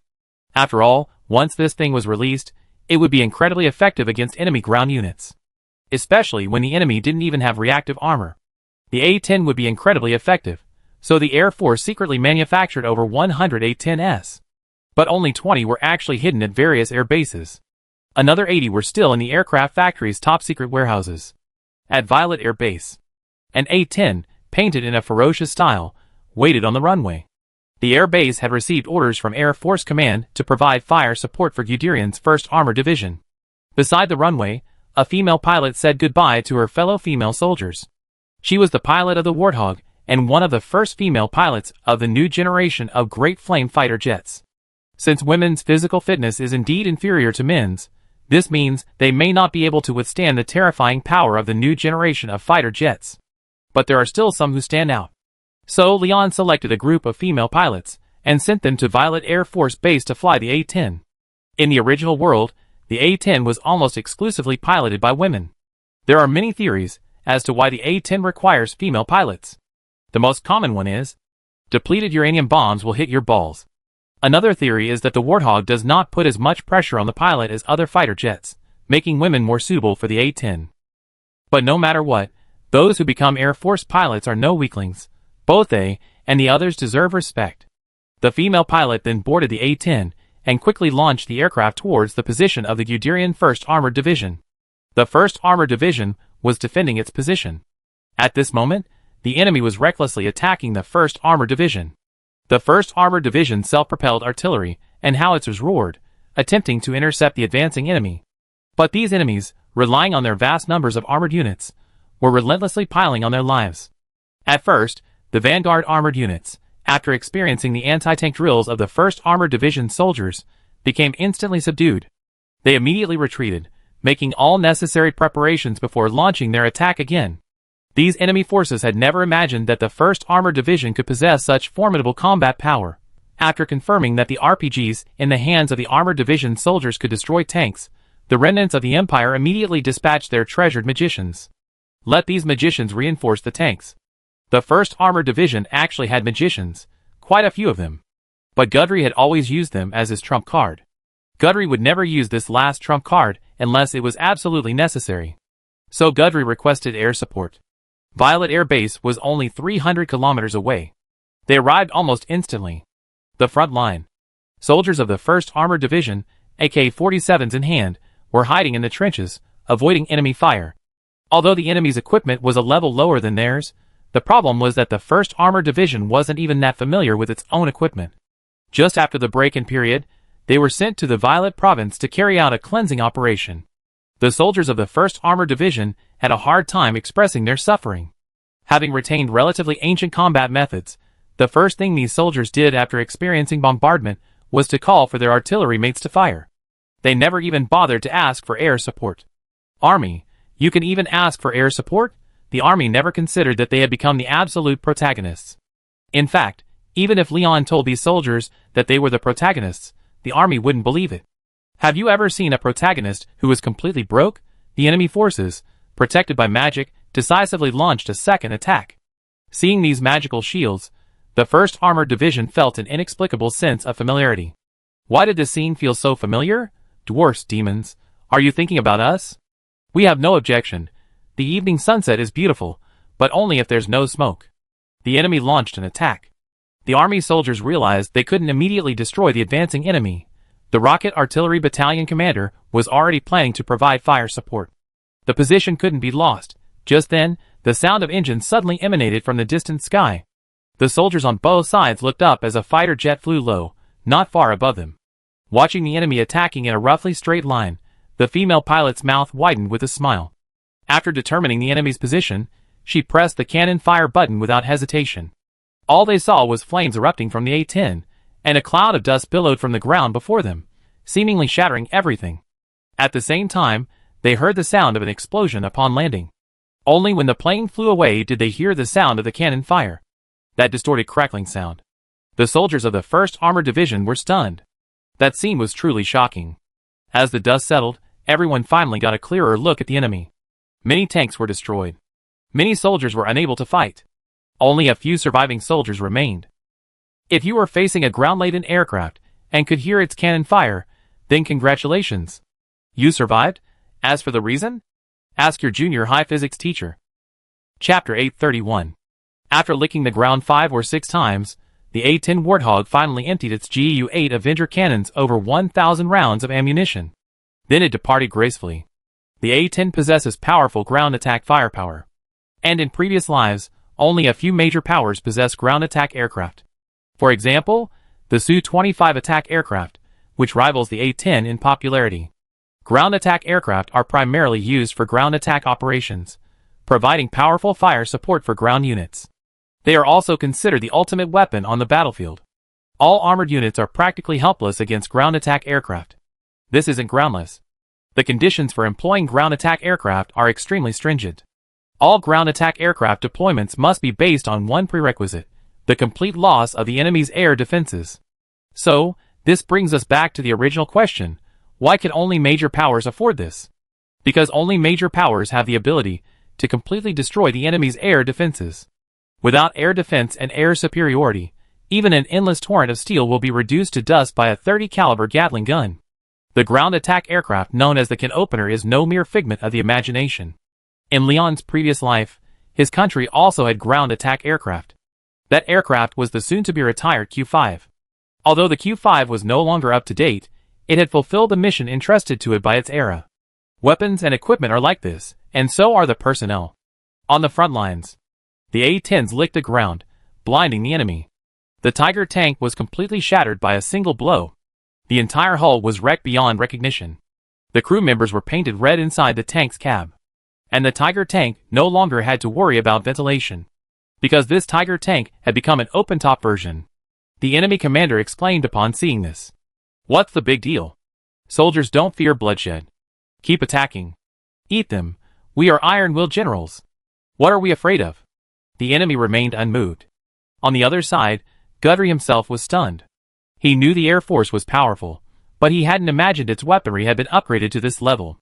Guthrie glanced at the T-72 beside him. "No, we can't lose face. We must strengthen the army. With the support of the Air Force, a single A-10 terrified the 50,000-man besieging army. Because their scattered comrades had already told them that De Yen was invincible. These enemy troops were foolish, but not stupid. They foolishly followed the remnants of the Empire. After being hit by the A-10, they decisively chose to save their lives. Which is more important, life or money? What good is money if you're dead? The 50,000 strong and iron-willed soldier surrendered without hesitation. The commander, seeing this, was furious and cursed. "You are committing treason. Do you deserve my respect?" Then a soldier spoke up. "How about kidnapping him? We can still get some credit?" "Yes. If it weren't for the money, who would be willing to risk their lives for him?" The men thought about it, and their eyes suddenly changed as they looked at the commander. They had originally planned to assemble their troops for a general attack, but before they could even launch the attack, the enemy sent someone to announce their surrender. And most shockingly, they kidnapped their own commander. It wasn't until the commander was brought before Guthrie that Guthrie believed these men had truly surrendered. After the surrender, Guthrie hurriedly ordered the men to be tied up and notified several Holy Empire fronts loyal to Great Yin to keep a close eye on the prisoners. Then he led his 50,000-man army and began the rally around the Holy Empire. Guthrie naturally understood the importance of speed in war. Besides, this was a major purge. No matter what, swift action was necessary. Guthrie requested the military to allow the Holy Empire fronts to cooperate with them and assist in the purge. The military naturally agreed. After all, the military was eager for Guthrie to conclude the purge as quickly as possible.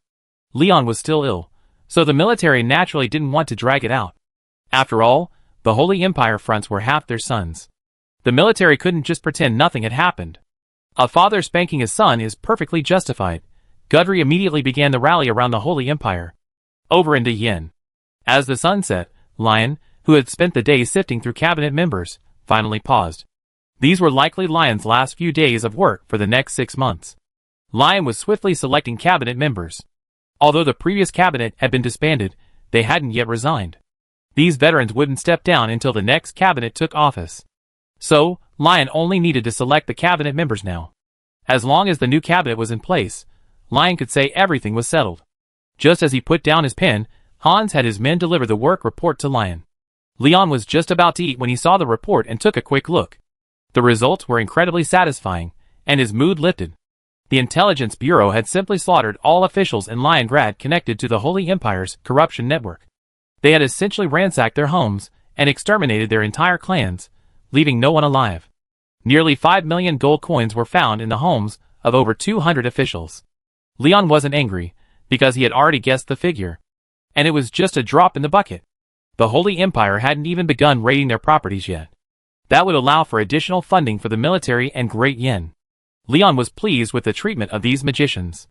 In the past, magicians had always enjoyed certain privileges. But in Great Yin, magicians had lost those privileges. Besides their status as magicians, they were no different from ordinary people. And magicians could not oppress the people. If they committed a crime, they would face the wrath of Great Yin. Perhaps some magicians had gotten away with it. But they overlooked one issue. What about the future? Where could they escape to? Space. Or the Divine Realm? Noble. The smart kid has already paid the price, and is now lying flat on his face. The magicians involved in this operation will suffer greatly. They will be made examples by Leon. Their cultivation will be immediately abolished, and they will be exiled to the mines of the eastern continent. In serious cases, their cultivation will be abolished, and they will be executed by slow slicing. As the number of rebellions involving magicians increases, Leon's patience is limited. And the Intelligence Bureau can't completely control everything. Leon plans to establish a department specifically to deal with magicians. Just as Leon was pondering, the door opened. Chapter 832. Lion, who was reading the intelligence, hadn't noticed his door had been pushed open. Suddenly, Leon felt the intelligence in his hands being snatched away, and then a face appeared between his hands. A familiar face appeared before him. Shinchi? Why are you here? Looking at Leon's puzzled face, Yuan Shinchi couldn't help but grab Leon's face and rub it. Why am I here? How dare you say that? Everyone's waiting for you downstairs for dinner. Do you have the nerve to keep them waiting? Yuan Shinchi, detached from her usual aloofness and dominance, spoke softly, like a neighbor's older sister, clutching Leon's face. Lion's expression instantly turned red. Can you please stop touching me? Can't we just have a good chat? And don't I have any dignity? Lion said helplessly. What dignity do you need at home? You only have one purpose at home. Yuan Shinchi gave Leon a wink and licked her lips. Leon was so frightened that he immediately flew out of the room, dashing down the stairs without a word to his seat at the dining table. Leon, what's wrong with you? Why are you so flustered? My mother, Irina, had just returned from the Holy Empire. Because there were many of Irina's closest friends there. But these close friends were just close friends. They had the audacity to invite Irina over to stay connected. Irina knew they had ulterior motives, but some of them were still worth meeting. And she also wanted to see the beautiful scenery of the Holy Empire. But the problem was that Leon fell ill within a few days of leaving. Irina rushed back from the Holy Empire, only to find Leon had regained consciousness upon his arrival in Liongrad. Although he still had a minor ailment, Leon was no longer in critical condition. Irina didn't feel any resentment about this incident. She only had one son, and she certainly didn't want anything to happen to him. But at the same time, Irina knew her son was no longer the same son who followed her around and called her mom. This son no longer needed her protection, he was now capable of standing on his own. All Irina could do now was raise Leon well and control her own words. She had to understand what to say and what not to say, and who to associate with and who not to associate with. If she really couldn't stay idle, she could go on a trip and see her childhood friends. This was Irina's state at the moment. Facing his mother, Leon was just about to speak. His daughter Yunli spoke up. Dad, have you been bullied by mom again? Yunli spoke without hesitation in front of the mothers and grandmothers, her childish words flowing freely. Leon's mouth twitched when he heard this. He was about to give Yunli's little head a good rub to show her who was the king here, but then he turned around and spoke again. Yunli, Daddy has a question for you. Do you like Daddy or Mommy? Leon decided to win over his daughter, making Yunli his sweetheart, helping him fight Yunqingqi, a woman who only knew how to exploit him. Is this even fair? All they do is exploit me day after day. I'm still a patient. Can my kidneys handle this? Leon looked at his daughter expectantly. Hey you, and the others beside him also looked eager to see how Yunli would handle this life-threatening question. Little Mochi, who was gorging herself, immediately put down her food upon hearing this. She jumped off her chair and came to Yunli. Sister, this is a life-threatening question. Mochi's face was filled with anxiety, but she couldn't swallow her food. She became increasingly anxious. Finally, she was dancing with anxiety. Yunli couldn't help but hold her head in her hands when she saw this. My silly sister? Am I as stupid as you? Mochi, you're calling me stupid? Mochi looked at Yunli, then at herself, her whole body swelled with rage, ready to retaliate fiercely, but she finally let go. You mess with me, you're just stepping on cotton. Hey you, and the others couldn't help but chuckle at this.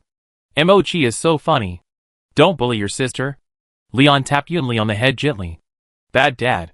Yunli pouted, hands on her hips, looking ready to fight Leon to the bitter end. Leon then spoke up. You haven't answered Dad's question yet? Leon said, as he picked up Mochi, trying to comfort the angry Mochi. Yunli watched Leon pick up Mochi instead of her, and instantly became anxious. No! Dad, you're bullying me. I cry. Give me 2 lollipops. Or I cry for you to see. Leon looked incredulous. Is this daughter useless? Why is she so abstract? Tell me or not. If not, Daddy won't want you anymore. Leon said fiercely. Yunli's face darkened instantly, and she walked over to Xuanxing. She hugged Xuanxing's thighs and said pitifully, Xuanxing Mom. Daddy bullied me. Leon, Everyone burst out laughing. Froxing looked at Yunli, her face full of anticipation, and decided to satisfy her. She said coldly, Leon. These 2 words silenced Leon. Okay, I give you 2 lollipops, but can you finish your meal first? Yunli was about to respond when Yunqingqi came down from upstairs. Yunli grabbed hold of a lifeline and ran over. Mom, Dad is bullying me. Mom, help me get revenge. Yunqingqi didn't believe Yunli's story at all, instead teasing her. Really? Yunli, why is Dad bullying you? Just tell me why, and I give you a lollipop. Yunli was instantly captivated by the thought of a lollipop and spoke without hesitation. Because I said my sister is stupid. Yunqingqi stopped talking before she finished. She could already feel the air temperature drop several degrees. Great. You grown up. Bullying your sister, huh? Yunqingqi instantly acted like a shrew, losing her usual coolness and queenly demeanor. She grabbed Yunli and started beating her up. Yunli immediately transformed into a mask of pain. Daddy, save me! Leon gloated over this, patting Mochi's head and saying with a look of mirthful delight. Mochi, you have to know that Daddy treats you the best, so don't bully him like them. Lion spoke earnestly, like an old father. Mochi nodded, bewildered. Yunli, seeing that her father hadn't even bothered to save her, felt a sudden pang of despair. As if seeing through Yunli's ulterior motive, Yunqingqi snorted with disdain. Ask Daddy to save you? Your daddy's doomed tonight, too. Ah? Me? Is that right? Lion looked at Yunqingqi in disbelief, then pointed at himself. Hey you, and the others blushed. Lion's defenses were broken when he saw this. You're blushing like a teapot. Mochi, witnessing this, a strange light shone in his small eyes. Chapter 833. After hearing Yunqingqi's words, Leon was stunned. Leon, what are you talking about? What do you mean I'm doomed tonight too? Irina, upon hearing this, looked like she was enjoying the fun and seemed to be planning to add fuel to the fire. It would be best if someone died. Yunqingqi seemed to notice Leon's expression and glared at him. What? Unconvinced, Leon didn't hesitate and glared back. Don't think I'm afraid of you. What a joke. Leon is truly not afraid now. Because the previously weak Leon has now received an epic power-up. That means Leon has been granted a 6-month, or even a year-long vacation. We have a long way to go. I don't believe I can't deal with you. Leon, displaying his family-leading demeanor, walked over and snatched Yunli from Yunqingqi's hands. Why don't you thank Dad? Leon said.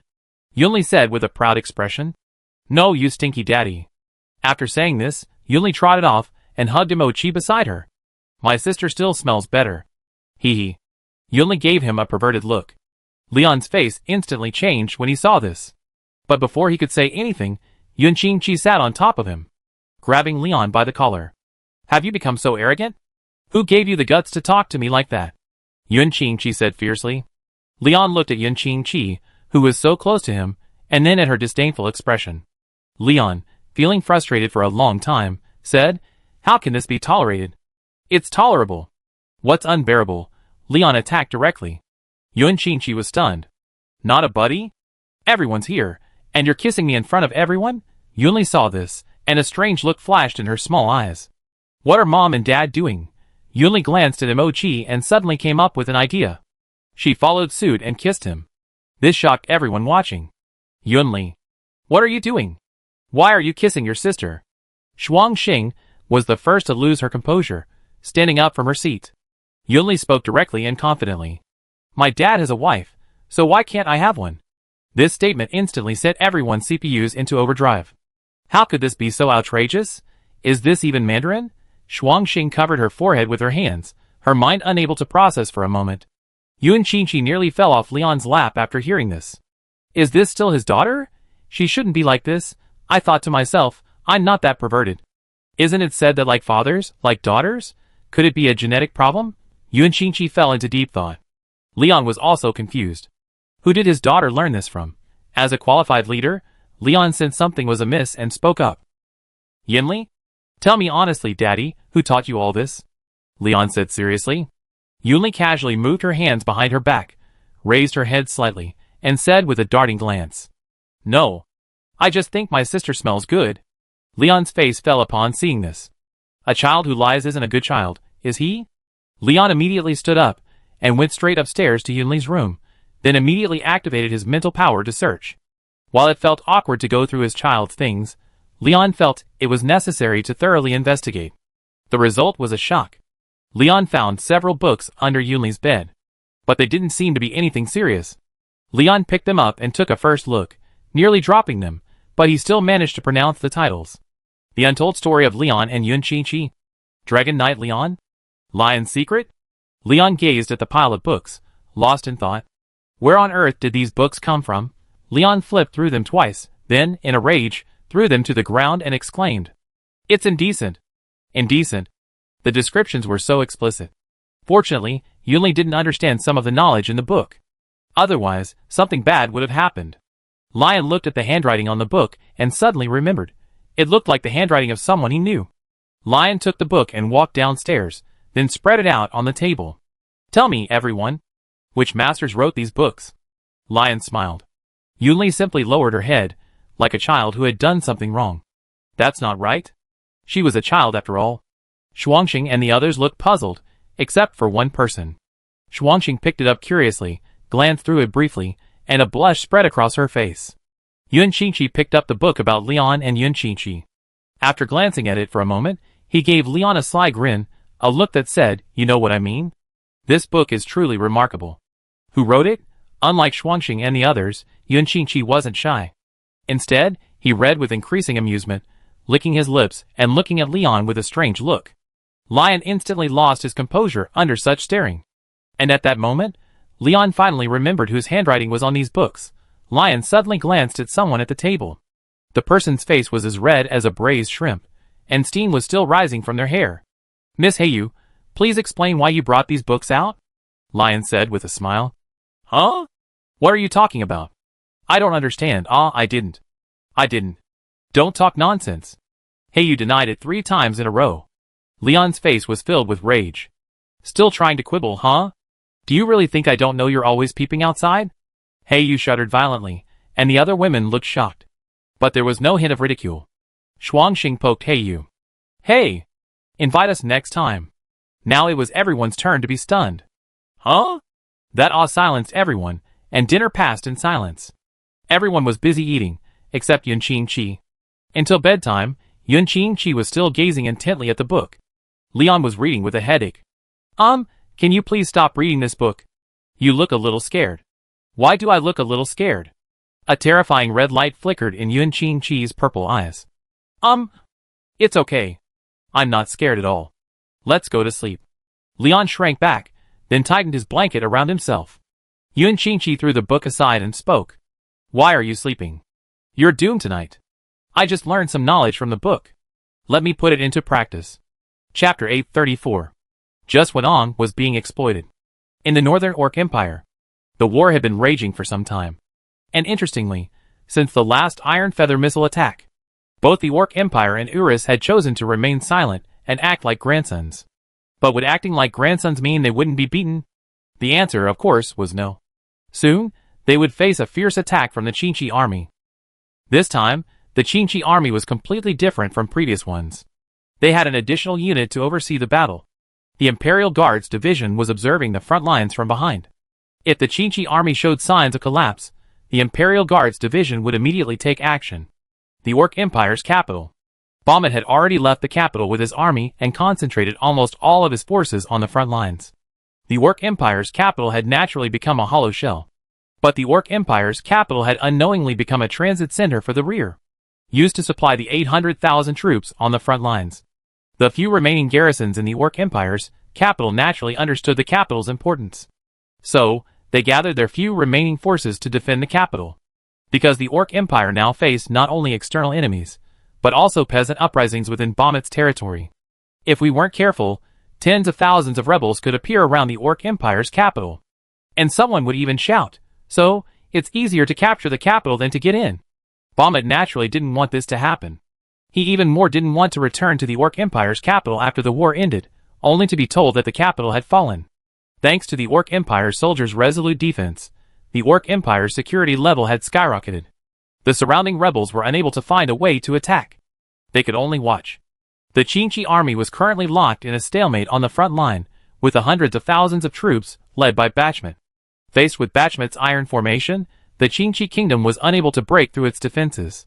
So, they had to unleash their greatest skill, their ultimate weapon, call for help. The Major General soon received a request from the Qingqi High Command. They hoped that De Yang could find a way to break the deadlock and allow the Qingqi army to continue its advance. The Major General's situation was also difficult. Facing Bachmut's iron formation, there were only two options. One was to slowly wear it down. But that would take a very long time. The other was to let the iron formation collapse on its own. But how could this be done? The general set his sights on the Orc Empire's long battle line. Such a long battle line? The enemy's logistical pressure must be immense. Wait, logistics? The Major General immediately set his sights on the Orc Empire's rear. He contacted the military, hoping to connect with the Intelligence Bureau through them, and have them reveal the location of the Orc Empire's supply center. For something as trivial as locating a supply center, the Intelligence Bureau quickly uncovered it. The supply center wasn't difficult to locate, as the frequent shipment of military supplies was bound to draw attention. The group quickly zeroed in on the Orc Empire's capital. When they learned the supply center was in the Orc Empire's capital, almost everyone was in a state of panic. For no other reason than that the Orc Empire's capital wasn't a particularly easy target. Not only was it vast, but its walls were also formidable and towering. And most importantly, the Orc Empire's capital possessed a comprehensive magical defense system. This was modeled after the Holy Empire's capital, the Imperial capital. Therefore, if they wanted to launch a surprise attack on the Orc Empire's capital, they would have to break through its magical defenses. The Major General, while requesting support from the military, began researching how to break through the Orc Empire's capital's defenses. While the Major General was thinking, the military was also considering the issue. The military quickly decided on a battle plan. That was all the Major General could see, but the military had a different perspective. They naturally knew that Leon had several more trump cards up his sleeve. So, after a brief discussion, the military immediately ordered the missile forces and the air force to launch an immediate attack on the Orc Empire's capital, depleting the magical power reserves of the Orc Empire's capital's magical defense shield. At the same time, a call was placed directly to the 1st Airborne Division's headquarters. The 1st Airborne Division, stationed and training within the Papal States, quickly received the order. It was to dispatch at least one airborne regiment to the Orc Empire. The Airborne Division commander agreed without hesitation. Because if the 1st Airborne Division remained idle any longer, it would become a mess. Soon, a regiment of the 1st Airborne Division boarded its own flight unit and headed directly to the Qingqi Kingdom Air Base. In the evening, at the Qingqi Kingdom Air Base in Dian, the base commander suddenly halted all takeoffs and combat missions. This puzzled the pilots, but they obeyed anyway. The pilots could only stay at the base and enjoy this hard-earned moment of leisure. However, just as they finished dinner, they heard movement in the air. As Air Force pilots, they quickly recognized the sounds of aircraft. They all looked up simultaneously. Dozens of large transport planes had landed directly at the airport. The Qingqi Kingdom Air Force Base was one of the most prestigious of the Dalian Air Force bases. But even such an air base couldn't accommodate these dozens of large transport planes. This resulted in many large transport planes being parked directly on the runway. The pilots were stunned. For a moment, they didn't recognize these IL-76 transport planes. That's right, the Air Force hadn't even had time to deploy the IL-70SIXS. As soon as the IL-70SIXS came off the production line, they were snatched up by airborne troops. But the Air Force commander realized that these were the overlords of the airborne troops. As the transport planes landed, a large number of helicopters followed closely behind. Watching the helicopters land, the Air Force pilots realized that the overlords had arrived. After the airborne troops arrived at the air base, they immediately began resupplying. They're launching an attack on the Orc Empire's capital tonight. As airborne troops, they're destined for the toughest battle. The Orc Empire's capital's defenses are several notches higher than Hollis. So all day today, the air base could hear missiles whizzing overhead. The Air Force itself has been heavily bombarded with combat missions. At first, they didn't realize why they were attacking the Orc Empire's capital, until they saw these overlord airborne troops. These are truly exceptional individuals. Chapter 835. The Air Force pilots fell into deep thought as they watched these true masters. Although the Army considered the Air Force superior, in reality, these airborne troops were the true masters. Once the airborne troops took action, almost all three services, including the Navy, Army, and Air Force, had to cooperate with them. Lion didn't view the airborne troops as disposable, but rather as the absolute main force. Because the airborne troops, equipped with modern equipment, appeared behind enemy lines, they would inflict a devastating blow. They would threaten the enemy's supply lines and disrupt their troop deployments. No one would tolerate an elite force appearing behind their backs.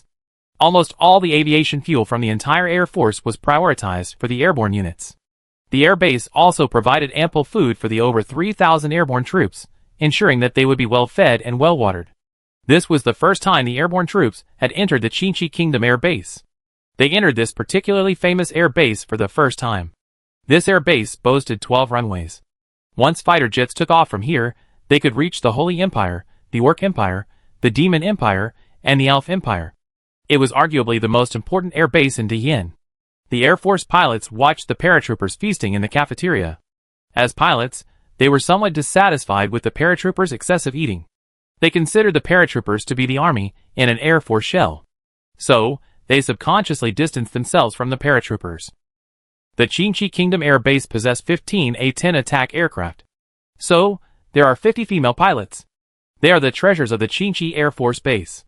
The other male pilot's greatest daily pleasure is admiring these heroic female pilots from afar. Due to their special circumstances, paratroopers can practically never see a female all year round. In isolated training grounds, there are no holidays year-round. Fighting the toughest battles, doing what others consider suicidal work. This is the airborne force. So, the paratroopers who were eating also noticed these female soldiers. Everyone's eyes widened. "Captain? Captain! Look! Look! There's a beauty," said a paratrooper, tugging at the lieutenant colonel's shirt. The soldiers at the same table were all staring, their eyes widened, their food dropping, some even stopping to swallow. "What are you all staring at? Is she that pretty?" Marjlov asked, then turned around and shared the same expression as his men. "It's unavoidable. They haven't seen a woman in over a year." Everyone present was in their 20s, full of vigor and vitality.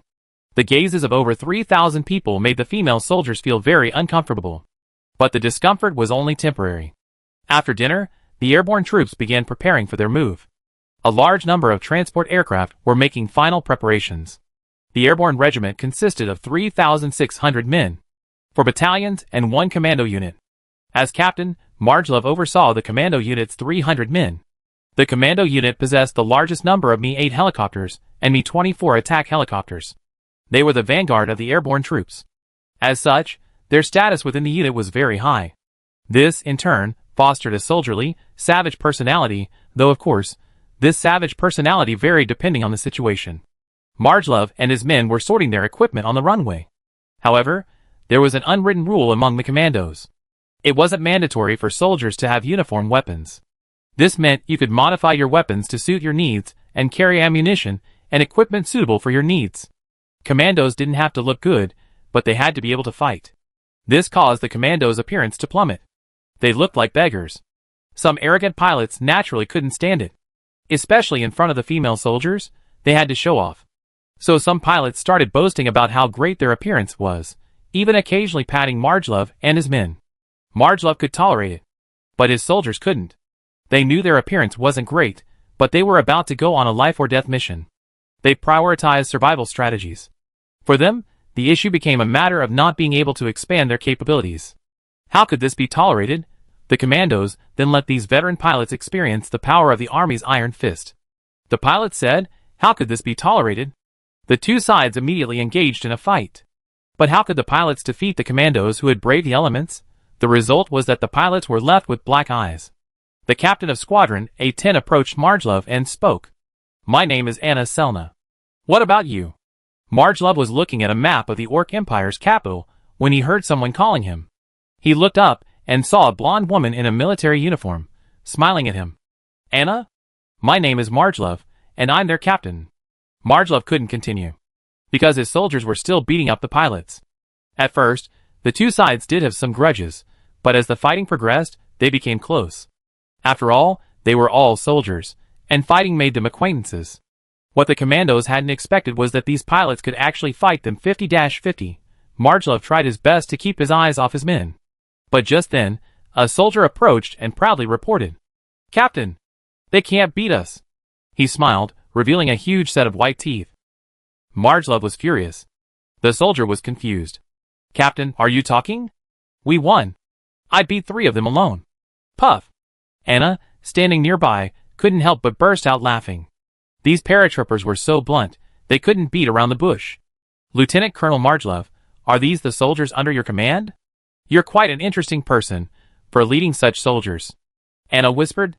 The soldier rubbed his bowl-cut hair, a look of confusion on his face. "Is this woman scolding the captain or praising him? Should I give her a beating?" "She'd definitely tell you." Marjolov shook his head helplessly, then suddenly thought of something and said, "Captain Anna, are you providing fire support for the first attack?" "Yes." "Yes, and I know you're the first attacking force, so I came to see you and ask how I can cooperate with you." Anna nodded and began to explain. Marjolov frowned, then spoke. "Excuse me, what aircraft are you flying?" "A-10. Parked over there." Anna proudly pointed to the powerful weapons parked on the runway, as if to show off their powerful weaponry. "What's A-10? Marjolov's words completely stumped Anna. Chapter 836. Anna looked at Marjolov, unsure how to respond. As an airborne soldier, Marjolov was naturally well informed. But the A-10 was indeed quite secretive. No wonder Marjolov didn't know about the A-10. "The A-10 is powerful," Anna said proudly. "How powerful?" "I think the Mi-24 is the strongest." Marjolov wasn't to be outdone. The two of them ended up chatting endlessly. Anna shook her head and then spoke. "Let's not discuss this anymore. Let's discuss the battle plan," Anna said, looking at Marjolov. Marjolov took out the map she had just hidden. Anna looked at it, only to see it covered in dense markings. Looking at Marjolov's markings, Anna was stunned. Because based on these attack lines, it can be inferred that Marjolov and his men will attack the Orc Empire's capital with the most brutal force possible. That's why Anna was shocked. Don't Marjolov and his men know that the enemy has set up heavy defenses to defend them? "What are you doing? Why are you looking at us like that?" Marjolov was puzzled. Why did Anna's look seem off? "You're committing suicide? As a commander, don't you know that this is tantamount to committing suicide?" As a great yin, Anna naturally didn't want her compatriots to die in vain, so she quickly tried to persuade them. "Pursue death? Of course, I know the enemy has made every defensive preparation, but we must attack." Marjolov spoke, then glanced at Anna, who looked bewildered. Anna didn't seem to understand Marjolov's explanation, so Marjolov continued.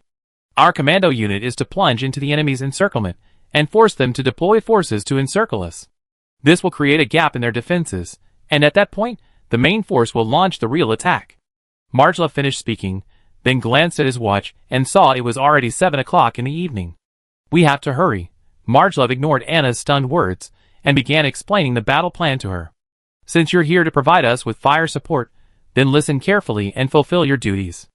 Quickly, thanks to Marjlov's easy-to-understand explanation, Anna quickly understood Marjlov and his team's attack route. Anna and her team's mission was to destroy as many enemy ground-based air defenses as possible to prevent them from posing too great a threat to the commandos' attack. Before that, the missile corps would launch a missile barrage. The Air Force would also deploy Tu-95 bombers and a large number of MiG-25 fighters. The entire capital of the Orc Empire would be destroyed. Watching Marjlov give his men these suicide orders, Anna's eyes flashed with a strange light. At first, she had just wanted to come and walk around. After all, they had to follow Marjlov's orders in this operation. As an Air Force officer, Anna naturally looked down on these airborne troops. But now, after learning about the commandos' mission, Anna was filled with admiration for them. Now Anna finally understood why the commandos were so unstoppable among the airborne troops. They had to clear the way for their comrades behind them. How could they not give them face? Soon, at 8 o'clock in the evening, with a hail of missiles flying overhead, the air base deployed nearly 80% of its aircraft. A fierce attack was launched directly towards the Orc Empire's capital. Watching the fighter jets take off, Marjlov's expression relaxed a little. The more fighter jets took off, the less pressure Marjlov and his men would face in the attack. Marjlov's pressure was reduced, but the pressure on the opposing orcs was incredibly great. Inside the Orc Empire's capital, the Orc Empire soldiers gripped their weapons nervously. For the past 2 days, the opposing Great Flame had been firing missiles at them from time to time. Although it was only a few missiles, they had to be on guard. If a missile broke through the defenses, a single strike could flatten half a street. But activating the magic shield was not worth it. So the orc soldiers tried every possible way to defend against and intercept these missiles. But without exception, they were ultimately intercepted from the ground. The general guarding the Orc Empire's capital realized something was amiss. The Great Yin wouldn't attack a single location for no reason. So, the general's head shot up, a terrifying thought forming in his mind. The Great Yin was going to attack the Orc Empire's capital. The general immediately reported this to Bahamut. When Bahamut heard this, he didn't scold the general for being suspicious. Instead, he pulled 50,000 troops from the front lines and sent them back to defend the capital. The general breathed a sigh of relief upon hearing this. But before he could relax, he saw the missiles whizzing through the sky. "Activate magic defense," the general shouted. In fact, the soldiers had already activated their shields without the general's order. One missile was enough to deal a heavy blow. "You're telling me this starry sky doesn't need shields activated?" Besides shields, the Orc Empire soldiers were doing everything they could to intercept the air. The Orc Empire suffered from an air disadvantage in the previous war. So, Bahamut has vigorously developed air defense. But the amount of air defense equipment is impressive. Because they already have World War II air defense equipment. Then De Yin pulled out the MiG-25. Although they had never faced the MiG-25, they had heard of its terrifying speed. So, they naturally understood that their air defenses were a joke. As the missiles fell, the Orc Empire instantly went to work. A large amount of anti-aircraft fire began to intercept the missiles. There were even laser weapons. But the Scorching Sun and Iron Rain missiles weren't so easy to intercept. The sky was ablaze with activity. Tracer bullets, lasers, and missiles split warheads. It was a fireworks show for everyone in the Orc Empire's capital. The missiles struck the shields, sending ripples of magical energy ripple through them. And the shields flickered rapidly, yet they remained resilient. Thanks to their magical shields and hidden anti-aircraft firepower, the Orc Empire successfully repelled the first wave of attacks. But what they didn't know was that the first wave was just the starter. Hundreds of fighter planes, mixed with Tu-95 bombers, were heading for the Orc Empire's capital. And the second wave of attacks was spearheaded by twice as many missiles as the first. Orc, this is a high-level game. Chapter 837. Soon, at midnight, the second wave of attacks from the Great Flame had already begun. The Orc Empire soldiers, who had been clearing the battlefield, were stunned. Why was the Great Flame so ruthless this time? He wouldn't even give them a break. And what was he aiming for here? Tu-95 or Tu-160? But the missiles didn't answer their questions. A barrage of them rained down, slamming heavily into the Orc Empire capital. The defending Orc Empire troops immediately activated their defensive shields. But this time, the shield seemed ineffective. Because this attack was several times more powerful than the previous one, the load on the magic shields increased dramatically. For a moment, the entire shield flickered at an alarming rate. Even the Orc Empire soldiers themselves were terrified. But was fear useful? The answer was, of course, no. Under the barrage of dozens of missiles, the Orc Empire capital's shields, already weakened by a round of wear and tear, began to falter. Even the Orc Empire soldiers themselves didn't believe the shield could hold out. And yet, miraculously, it held. Many of the Orc Empire soldiers were gloating. But their joy barely lasted a few seconds before a formation of aircraft arrived. The Tu-95s demonstrated to everyone what it meant to drop dumplings. Heavy bombs were dropped like they were free. The Orc Empire soldiers, who had just relaxed, were stunned. How could they possibly handle this? The answer, of course, was to use their hands. The Tu-95s, combined with the MiG-25's attack, rendered the Orc Empire's capital shields as fragile as paper. Almost at the moment of contact, the shield surrounding the Orc Empire's capital shattered instantly. The heavy bomb dropped by the Tu-95s directly and accurately hit the military garrisons within the city. However, they didn't kill many soldiers, as most of them had already wandered around the city. But the Tu-95's mission wasn't to kill a large number of people. Their mission was simply to destroy military targets and clear the way for Majlov and his men. With the Air Force's attack, the Orc Empire's air defenses were instantly silenced. Any air defenses left standing would face the ferocious attacks of the MiG-25s. Under these circumstances, the Orc Empire's air defenses were almost completely destroyed. At least during the second half of the bombing, the Air Force didn't suffer much damage at all. So, the Air Force relayed the information that the Orc Empire's air defenses had been completely destroyed. However, this information proved to be false, because the Orc general had guessed that Dian might attack the Orc Empire's capital. However, they didn't know how they would attack, so the Orcs had hidden a cache of weapons to prepare for any unexpected situation. Due to the misinformation transmitted, Marglov and his men fell into a trap. At 3 o'clock in the morning, Marglov and his men, armed with over 30 helicopters of various types and escorted by 12 A-10s, launched a surprise attack on the capital of the Orc Empire. However, they were unaware that a large number of Orcs were already well positioned in the capital, awaiting them. The Orc general judged that tonight was the perfect time for Dian and his men to attack. 2 consecutive devastating blows. Doesn't that clearly tell you I'm about to launch a general offensive? So the Orc general ordered half his soldiers to rest in civilian buildings, while the other half remained under martial law. This rotation back and forth prevented a nighttime attack from the Great Flame tonight. Proof that waiting for the opportunity wasn't foolish. The Orc soldiers on guard soon heard the sound of aircraft in the distance. They immediately sounded the battle alert. But by then, the A-10s had already charged in. They immediately unleashed their 30mm cannons and began to pound the ground furiously. The problem was, before they even finished pounding the ground for 2 seconds, anti-aircraft fire suddenly erupted in the Orc Empire's capital. A large number of attacks flew towards the A-10 attack aircraft in the air. Seeing this, Anna immediately prepared to order the formation to return. Because the A-10s were designed for pounding the ground. In reality, if the enemy possessed anti-aircraft fire, they would be a joke. But the problem was, Anna and the others weren't the main characters. Marglov saw the dense anti-aircraft fire within the city. He glanced at the time, which was already 3 in the morning. As the commander on the front lines, Marglov had to make a decision quickly. Although he knew it was a trap, if they didn't take the Orc Empire's capital tonight, Bakhmut would undoubtedly move all the supplies inside the capital. At that point, destroying the Orc Empire's supply chain again would be difficult. Marglov reported the situation and began to formulate a specific landing plan based on the situation. Anna and the others saw that Marglov and his men had no intention of retreating, so they gritted their teeth and continued to deal with the anti-aircraft fire. The Guards Division commander was stunned upon hearing this, then looked at the Air Force staff officer beside him with a strange expression, as if questioning him.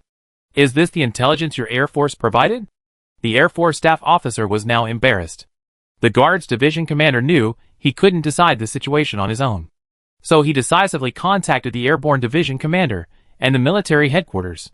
But those military officials had won so many battles, almost never losing.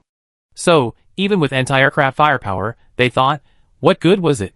The Great Flame Heavenly soldiers were invincible, but the Airborne Division commander ordered a halt to the attack. But the military headquarters ordered the attack to continue. Marglov on the front lines was instantly losing his mind. Should he fight or not? Marglov's mind raced. At this moment, an A-10 was severely damaged and had to be evacuated. Anna urged. What should we do now? Marglov was undecided, and just then, a Mi-24 Hind attack helicopter, which had been covering its teammate's Mi-8 helicopter, was attacked. He endured a barrage of attacks, ultimately damaging his tail. The helicopter instantly lost balance and began a 360-degree spin in the air. Then it crashed directly into a tower within the city. Miraculously, the Hind helicopter latched onto the tower's roof, preventing it from falling or exploding. But the 7 or 8 crew members inside were trapped for a moment. Marjolov, upon seeing this, immediately ordered an attack. We couldn't stand by and watch these 7 or 8 comrades be captured by the orcs, as they would never let them go. Since we've been discovered, we must attack. As long as we kill everyone, we have successfully infiltrated. Chapter 838. Marjolov acted decisively, ordering everyone to launch an immediate attack on the Orc Empire's capital. The Orc Empire soldiers initially thought Marjolov wouldn't attack. They thought it was impossible for anyone to brave their intense firepower. But Marjolov actually did it. Marjolov led his commandos in an emergency landing. This stunned the Orc Empire soldiers. Were they that aggressive? Although Marjolov knew it was a trap, he had his own considerations. If they abandoned the attack tonight, the previous 2 rounds of attacks would be wasted. The Great Yin family was indeed a powerful force, but it couldn't be wasted like this. So Marjolov had to attack. Even if he didn't attack tonight, he would have to launch another attack on the Orc Empire's capital tomorrow or the day after tomorrow. By then, the enemy's defenses would be even more complete. Then, under the astonished gaze of Anna and the others, Marjolov led his troops in a sudden, powerful attack. Under the gaze of all, they airborne directly into the capital of the Orc Empire. Me-24s launched a direct attack with a dragon strike. Attack helicopters flew almost close to the ground. This rendered many anti-aircraft weapons ineffective against these helicopters. If they opened fire, they would damage buildings and potentially injure the civilians inside. The army of the Orc Empire's capital was not particularly brutal. Most of its soldiers were educated. So they naturally understood that these civilians, like themselves, were struggling to make a living. Why bother with these lowly people? Thanks to the courage of Marjolov and his men, the helicopter unit flew close to the buildings. This temporarily overwhelmed the enemy's anti-aircraft fire. Finally, the 300 commandos landed safely. Except for one Me-24 attack helicopter, which was shot down, the remaining helicopters successfully released the commandos on board. After dropping off the commandos, the helicopter unit immediately took off and departed. Anna and the others were stunned. How did they do it?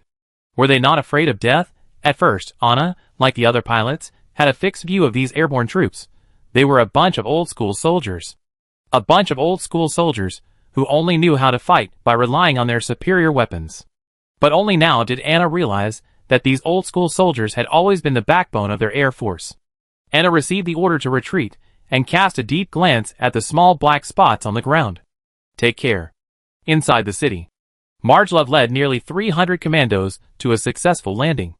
They chose a slightly higher spot, surrounded by empty streets. If Marjolov and his men could capture the central building area, they could set up a firing line within it and block the Orc Empire's counterattack. The Orc Empire's soldiers quickly reacted and dispatched a large force to encircle Marjolov and his men. The Orc Empire's capital should have been quiet late at night. But due to the war, almost everyone was on edge, fearing a missile would rain down on them at any moment. However, it turned out that the missiles didn't fall on them, but rather on Marjolov and his men. Marjolov and his men landed in a noble district. Most of the nobles lived in separate, widely separated buildings. This gave Marjolov and his men ample room for maneuver. The moment Marjolov and his men launched their airstrike, they immediately began seizing these buildings. These noble districts weren't solely inhabited by nobles. They got their name from the fact that they were inhabited by them. But in reality, they also contained numerous civilian buildings. Marjolov led his troops directly into the noble district. Then they zeroed in on the largest building. This building was highly visible, surrounded by endless open space. If Marjolov and his men could capture this mansion, they could establish a defensive line and effectively block the Orc Empire's encirclement. Just as Marjolov and his men were about to approach the mansion, it exploded. The once magnificent mansion was instantly reduced to ruins. This left Marjolov and his men stunned. It turned out that the Orc commander had resorted to brutal tactics to prevent Marjolov and his men from securing a defensive position. Whenever Marjolov and his men captured a location, they would resort to explosives, making it difficult for Marjolov to establish a defensive line. It was then that Marjolov realized that his opponents were no simple men. They were, in a sense, a formidable match.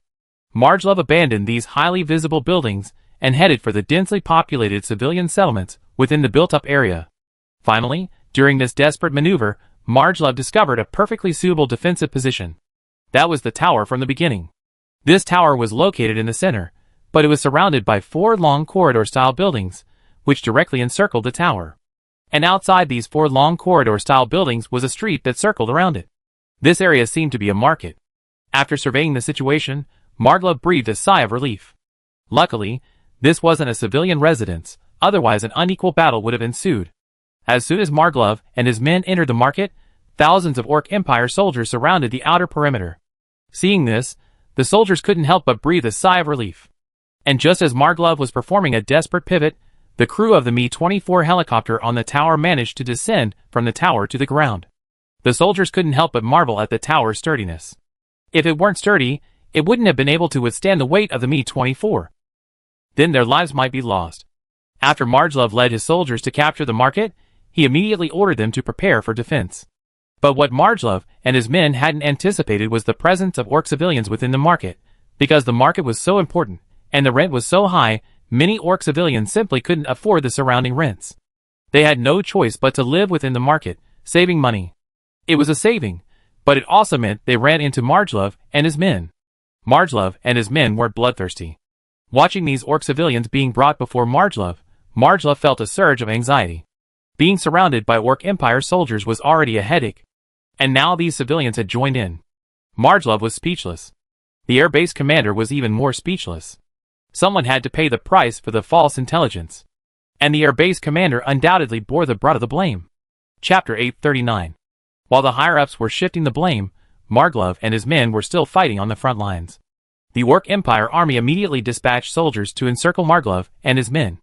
Marglove, looking at the 20 orcs before him, fell into deep thought. The orcs, startled awake from their sleep, saw the commandos entering their shop. The soldiers discovered them and took them away. At first, they thought they were going to be shot. But then, they realized the soldiers didn't seem to have any intention of killing them. Instead, they captured them and brought them before an officer. Marglove looked at the civilians with a serious expression. What was going on? How could he have encountered so many good things? This wasn't good either. Just as Marglove was debating whether to send these Orc civilians away, his soldiers had already established a crude makeshift defense. And the Orc Empire soldiers on the other side were preparing to attack. Sending these civilians away at this time was unwise. Marglove immediately assigned several soldiers to guard the Orc civilians. Then he went directly to the window, carefully observing the situation outside. The Orc Empire soldiers had assembled, but were not rushing to attack. Instead, they seemed to be waiting for something. Marglove's heart skipped a beat when he saw this scene. The Orc Empire army had been completely transformed. They had lost their former recklessness and brutality, and had become more resourceful. They must be waiting for the arrival of armored units, or other heavy units. There was no direct, overwhelming charge as in the past. Marglove took advantage of this opportunity to immediately inspect the makeshift defenses. The commandos had already developed the ability to construct improvised defenses in a short period of time during their training. Because they were destined to be attacked, if they couldn't even build a defense, how could they survive? The commandos were also equipped with the most advanced weaponry. They weren't using traditional AK-47s, but rather the newly produced AK-12s, which had been modularly modified. Although Leon also wanted to get some of the more prestigious M4s, doing so now would mean opening up a new firearms production line. But Leon already had this plan, and before that, the AK-12s had already been delivered. So, naturally, they would be supplied to these brave warriors. The commandos were also equipped with 1P and 138 night vision goggles. Although Leon also wanted to give these commandos even better night vision goggles, the 1P and 138 was already unrivaled at this price point. What else do you want at this price? Do you really think you're a Marwyn soldier? The commandos established a makeshift defense, but the Orc Empire army on the other side was slow to launch an attack. The commandos observed the situation outside with their AK-12s. Lion provided these commandos with the best weapons and equipment possible. Even the newly produced TA-31 Recoilcog scope was installed. Originally, this scope was designed for the M4 series, what we now know as the M150 rifle scope, Marwyn's current scope. Wait! The AK series uses an M4 scope? Who's really the winner? Although Leon doesn't like Marwyn very much, let's be honest, Marwyn's weapons and equipment are indeed impressive. After getting used to the crude Russian weapons, you find Marwyn's sophisticated equipment less impressive. Of course, Marwyn refers specifically to the 4th class. Those Orc Empire soldiers don't know what they face. They're currently awaiting the arrival of the tanks. After a period of hiding their strength, the Orc Empire has completely transformed its armored forces. Their tank capabilities have surpassed those of the mid to late stages of World War II. We entered the early stages of the Cold War. This is all thanks to Urus's foolish behavior. Since Urus was nearly defeated earlier, he persistently asked Leon for a dozen tanks to hold off the Orc Empire's encirclement. Lion couldn't help but help, so he sold Urus a dozen Panzer IV tanks at a low price. However, these Panzer IVs were the most primitive Panzer IVs, even using 75mm guns. Unsurprisingly, the Orc Empire captured 2 Panzer IVs. Then, under the instruction of Bachmet, then the Crown Prince, the Orc Empire began reverse engineering. They subsequently created an armored unit comparable to the Tiger tank. But Bachmet wasn't satisfied with this. Instead, he began to explore new possibilities. Wait, why does this sound so familiar? With a model to build upon, Bachmet devised a new tank called the Mammoth. It surpassed the King Tiger, and even the T-54. But there's still a gap between them, and the T-72. Lion should be thankful he chose a Soviet tank midway. That saved the Orc Empire from having to grope their way through the storm. The Orc Empire, modeled after the Panzer IV, had developed a different tank approach than Lion and his team. When Lion learned that the Orc Empire suspected they had a tank that surpassed the King Tiger, a thought suddenly occurred to him. Would they have developed the Leopard too? But compared to all that, Margelov and his men on the front lines were more concerned with the war at hand. Over 20 Mammoth tanks had already arrived nearby, and the Orc Empire soldiers had completed their final preparations for the attack. They were ready to launch an attack at any moment. Looking at those Mammoth tanks, larger than the T-62, the commandos felt a sense of unease. And these Mammoth tanks seemed to be equipped with something resembling reactive armor. This further confused the commandos. How had the Orc Empire suddenly become so clever? Bachmet was no fool. He knew that copying was the quickest way. So when he saw the T-72s in the newspaper and noticed the patches of reactive armor on them, he naturally thought they were used to increase the tank's defenses. However, the Orc Empire's wasn't reactive armor, but rather externally mounted armor similar to the scrap wood used on the Tiger tanks. Looking at these oppressive tanks, the anti-tank soldiers in the commando unit couldn't help but swallow. Then, they silently removed their RPG-7s and loaded a tandem armor-piercing round. Mammoth tanks, huh? Let's see how formidable you are. With the arrival of the tanks, the Orc Empire soldiers finally launched their attack. Meanwhile, the airborne regiment had already taken off from the airfield. They were about to launch their own assault. Meanwhile, the Air Force brass were still arguing endlessly over whose fault it was. Chapter 840. Watching the Orc Empire troops approaching, the commandos' hearts leaped to their throats. But just as they were about to attack, the Orc Empire troops suddenly stopped and began to retreat. What was going on? The commandos were puzzled. The next second, they heard a roar overhead. Artillery fire. Take cover. The squad leader shouted immediately. The soldiers, not wanting to hesitate, immediately began seeking cover. Dozens of mortar shells landed in batches on the market. However, due to the special features of the market building, the impact area was very small. As a result, only a dozen or so mortar shells hit the building, and most of them didn't cause much damage. Because this market was a well-known market in the capital of the Orc Empire, a large amount of materials had been used during its initial construction, specifically to make it a prestigious attraction. Unexpectedly, the location Margelov and his men had chosen, by accident, actually provided them with strong protection. The Orc Empire's troops were also stunned. Why did this 81mm mortar feel fake? Just ask the commandos whether it was real or not.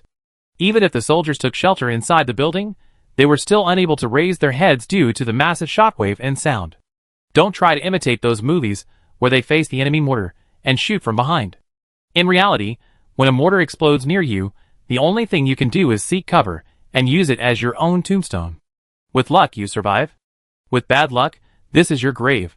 The commander of the Orc Empire army was stunned when he saw that only the outer wall of the market was damaged. He immediately ordered the tank troops to destroy the market with their tank guns. The Mammoth tank troops received the order to open fire and immediately aimed their tank guns at the market. The commandos inside the building were terrified at this scene. This is going to kill them. Using tank guns on a disagreement, right? The anti-tank soldiers immediately prepared to use their tandem armor-piercing rounds to teach the tanks what it means to win with less. But Margelov stopped the anti-tank soldiers. He then ordered the 3 mortar teams to open fire. Due to a limited supply of RPGs, the commandos had a total of 30 teams. Each team consisted of 10 soldiers, with only 2 anti-tank soldiers in each. And only one of the anti-tank soldiers was carrying an RPG, the other carried a tandem armor-piercing round, and a fragmentation grenade. This meant that each squad only had 2 tandem armor-piercing rounds, and the exact number of enemies was unknown.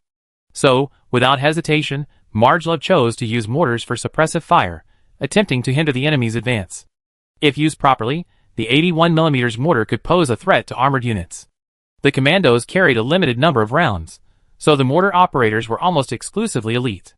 1 round for calibration, 2 for rapid fire. The artillery squadron leader ordered. The primary mission of the 6 mortars was to destroy the enemy mortar positions. This was a surefire task for them. The commandos were equipped not only with laser rangefinders, but also with laser guidance devices. Once cornered, they would give the enemy a taste of missile precision. The Orc Empire soldiers, employing mortar fire for suppression, suddenly heard a whistling sound in the air. As artillerymen, especially those who had just used mortars to pound the opposing positions, they naturally recognized the sound of mortars. This was definitely not their mortars, so there was only one possibility. The mortar soldiers had no time to relocate. Boom! The first calibration round landed 5 meters away. The Orc artillerymen were stunned. Who only fires 1 round? But soon, the Orc artillerymen realized. This is calibration. The Orc artillerymen had no idea what calibration was. Because the Orc artillerymen had no idea what calibration was. This wasn't just aiming, and then just banging away. This was because the Orc artillerymen had never engaged in a firefight. In the beginning, without artillery, they were severely suppressed by the Wehrmacht's artillery. Later, when artillery arrived, there was no one to oppose their attacks. Go attack Urus? Urus was protected by the Great Flame at the time. How could Bachmet dare to attack Urus? Is he afraid of losing his life? With no enemies, the Orc Empire artillery had no idea what involution was. So, when they faced the assault team's artillery fire, they panicked. But was panic helpful? Panic was useless. After being attacked, the Orc Empire artillery immediately picked up their mortars and prepared to flee. If nothing else, Orcs are incredibly strong. This is top-notch farm equipment, but the Orc Empire artillerymen didn't even have time to flee before 2 rapid-fire rounds stunned them. The artillerymen on both sides were simply not on the same level. The Orc commander's face instantly turned pale upon learning his artillery position had been destroyed. Although he knew his own artillery couldn't defeat the enemies, he still had to put up a fight, right? After learning his artillery had been destroyed, the commander could only pin his hopes on tanks and infantry. The tanks bombarded the market directly. The entire market building was ravaged by the artillery fire, and the commandos were temporarily suppressed and unable to raise their heads. The seasoned Orc Empire soldiers immediately began to approach the building. They were no longer the cold weapon soldiers of the past. Having experienced the hardships of war, and having learned to cross the Great Flame River by groping, they naturally followed suit and had mastered the coordinated infantry tank tactics. The commandos spotted the approaching Orc Empire soldiers. However, the suppression from the tank guns and vehicle-mounted machine guns prevented them from raising their weapons. They could only cautiously fire their weapons with faith and throw grenades. At this moment, the mortars had already repositioned their angles, preparing to strike the advancing infantry and tanks. But the Orc Empire soldiers, clearly aware that the mortars were aimed at them, rushed into the market building at top speed. They were met by commandos guarding the first floor. The two sides stared at each other, a moment of awkwardness. A few tenths of a second later, both sides opened fire without hesitation. The fierce battle in the market had begun. Chapter 841. Looking at these Orc Empire soldiers entering the market, the commando soldiers smiled with triumph. Outside, we lacked heavy firepower and couldn't attack you. But things are different now. Inside, we're in a different situation. The commando soldier directly used various weapons to greet the Orc soldiers who had just entered the building. The Orc soldiers had experienced the hardships of war and had become more intelligent. As soon as they entered the building, they immediately ordered the machine gunners to set up their machine guns and provide suppressive fire. No matter what time it was, World War I, World War II, or now, shooting someone in a single shot like in the movies is almost impossible. Even in World War I and World War II, killing an enemy required a large number of bullets. In reality, in a gunfight, there's not much time to aim before firing. In real war, the competition is about reaction time and marksmanship. If your reaction time is insufficient, you have to rely on your marksmanship. But if you can't do either, then you just be beaten. A shootout ensued on the first floor.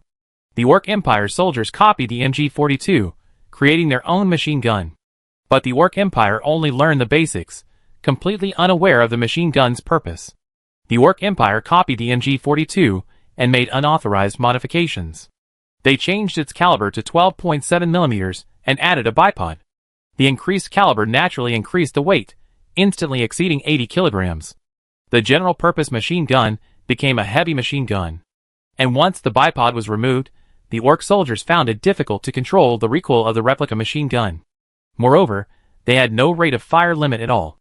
A rate of fire exceeding 1,000 rounds per minute was naturally fast, but it also fostered a bad habit in the Orc soldiers. They habitually engaged in continuous fire.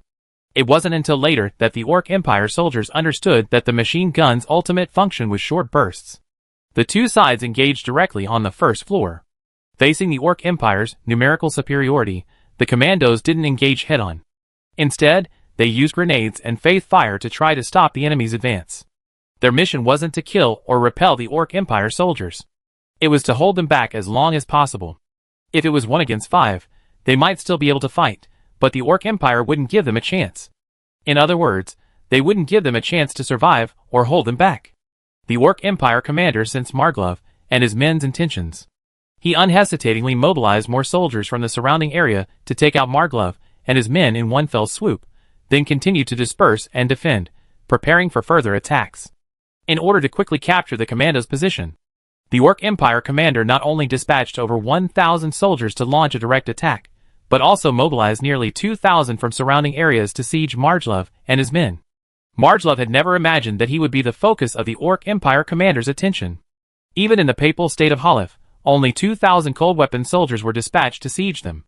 Now, over 3,000 heavily armed soldiers armed with firearms, along with over 20 mammoth tanks and a large number of artillery, were sieging his 300 soldiers.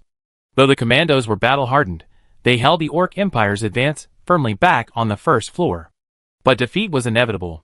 If a commando dared to engage in a gunfight, after just 2 shots, 3 or 4 of the opposing forces would attack him. The commandos were completely unable to launch an effective counterattack. And as soon as the Orcs pinned down a commando, they would immediately hurl grenades at him. The commandos dared not linger in one position for too long, and could only retreat while fighting. This meant that the commandos' control over the first floor was waning. Ultimately, they had no choice but to surrender the first floor. Marglov immediately contacted his superiors and reported the situation. The commander of the airborne regiment, along with the entire regiment, was already en route by plane. But the commander was helpless. He could only request support. Air Force Command was still arguing over the intelligence error. The undefeated Air Force could not tolerate failure. So, out of respect, they would never admit to an intelligence error. Seeing no response from the Air Force, the airborne regiment commander had no choice but to contact the Army. But the Army said it didn't have control over the missile unit. This wasn't the Army's fault, since even the Army itself didn't know the full extent of the missile unit. The airborne regiment commander could only call his immediate superior, the airborne division commander. After learning that Marglov and his men were about to be killed, the commander called Army headquarters directly. The officer on duty at Army headquarters was stunned. Why was there so much information tonight? I had originally thought that giving Air Force Command full control would be enough. The military had never imagined it would be so abstract. The officer on duty immediately contacted the military officials, who were furious. What the hell is going on? Air Force bosses, can you please just calm down? The military quickly stated that they were notifying their superiors, and would have a response from the airborne division commander soon. The airborne division commander was so angry upon hearing this, that he nearly smashed the phone. Isn't this just buck passing? Just because of an intelligence error, this is it? Your Air Force reputation is your pride, but our airborne soldiers' lives are not, right? The airborne division commander resorted to his ultimate tactic and called Leon's bedroom. Lion, sound asleep, heard the phone ring and leaped out of bed. There were only a dozen or so people who could call someone in their bedroom. Hello? What? Are you trying to piss me off? After Leon answered the phone, the airborne division commander briefly explained the situation. Upon hearing this, Leon imitated the airborne division commander's gesture. He nearly dropped the phone. But then, he suddenly remembered it was still useful. Lion called the missile unit directly. He gave the order, directing them to launch missiles to aid Marglov and his men. After receiving the order, the missile unit launched its missiles decisively, without hesitation. But even from the missile silo closest to Marglov and his men, it would take nearly 10 minutes to reach the Orc Empire's capital. Could Marglov and his men hold out until then? Shaking his head, Leon abandoned his distracting thoughts and immediately called Air Force Command. At that moment, the Air Force Command was in a frenzy, shifting the blame, showing no remorse. Marglov and his men were on the verge of being wiped out by the orcs on the front lines. The entire Air Force Command was as chaotic as a market. Even Leon's phone couldn't be heard. It was only an officer standing nearby who heard the ringing and answered it. "Hello? Leader?" "Yes." As soon as the officer finished speaking, the Air Force headquarters fell silent. Because they heard two words. Leader. Chapter 842. As Leon's call came in, silence fell over the entire Air Force headquarters. The previously clamorous Air Force brass instantly quieted down. Leon had the officer place a loudspeaker next to the phone. He glanced at the clock, which had already reached 4 in the morning. Leon glanced at Yun Chi-Chi, who was pretending to be asleep, and at Yun Li and Mo Chi, who were snoring soundly. He immediately enveloped himself in Do Chi, took a deep breath, and prepared to lash out. Yun Chi-Chi sensed Leon's actions and smiled, but a dangerous red light soon flashed in his eyes. "What time is it?" Still messing with Leon, the Air Force brass were stunned. Although they saw the officer holding the loudspeaker next to the phone, and guessed that Leon was going to have a friendly exchange. For a long time, Leon remained silent, leaving them perplexed. "What's going on?" Leon took a deep breath, then took a sip from the water cup beside him, before bursting into a tirade. "You're just a bunch of idiots, who won a few battles and lost your minds. You built your own myth of invincibility by relying on your superior equipment.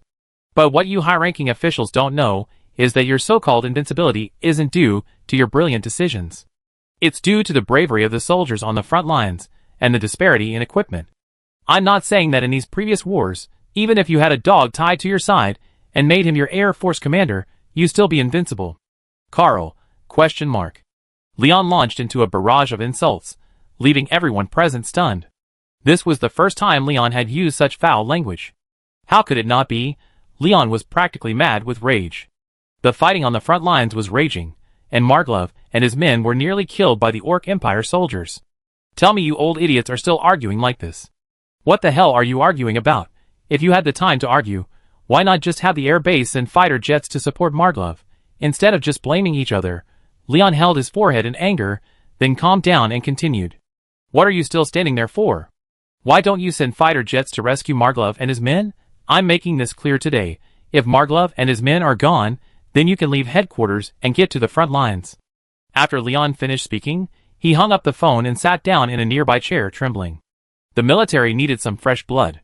Previously, the military mostly relied on highly respected veteran generals to act as fronts. But now, these veteran generals simply won't actively change themselves. It's not that the new era doesn't have them, but rather that they're stuck in their ways. They always live in the myth of the great flame heavenly soldier's invincibility. If they were truly invincible, then what was the point of Lion's arduous military research? It would be worse than living off the land. Lion roared, dumbfounding everyone. The members of the Air Force Command didn't dare to breathe, while some younger officers immediately called the frontline air base. Let them send fighter jets to aid Marglov and his men. The veterans looked at each other in bewilderment. While being lectured by a junior was humiliating, it also depended on who was doing the lecturing. This was Lion. At first, they always thought they were senior enough to have a say. And since they sat in the military headquarters, they only needed to issue simple orders, and the front lines would carry them out. And they would gain a great deal of prestige, a win without a second thought. That's why they were so complacent, never considering how to adopt these new equipment. Instead, they simply let the soldiers use them. Are you the general, or are the soldiers the generals?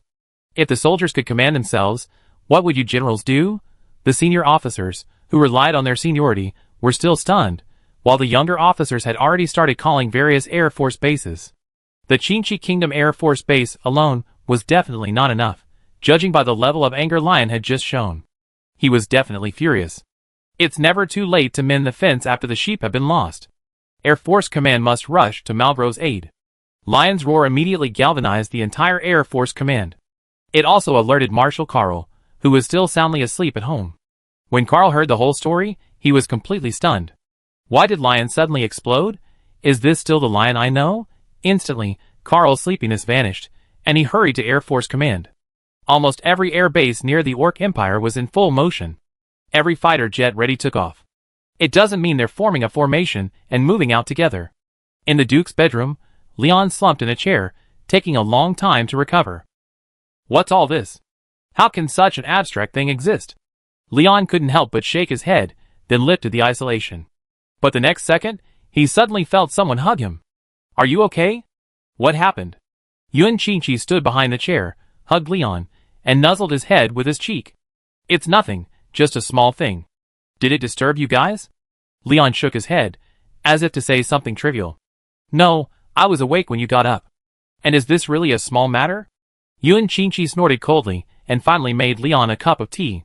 You're so angry, have some tea to calm down. Leon took the cup, took 2 sips, and said, I forgot something earlier. The cabinet and government have undergone a shake-up. But the army remains the same. Although new blood is coming in every day, as long as the old guard above them doesn't step down, these new blood will never get a chance to shine. Of course, not all veterans should be replaced, but those who have made no achievements and are just sitting there doing nothing should be replaced. Leon said seriously, sipping his tea. So what do you think? Yuan Qingqi felt the chill of late autumn, and with a flash of light, he produced a coat and draped it over Leon. You? Leon was momentarily stunned. I'm worried you catch a cold, you frail, useless piece of shit. Yuan Qingqi covered his mouth with his hand and chuckled. Why are you calling them useless pieces of shit? Leon shook his head helplessly, then remembered Yuan Qingqi's question.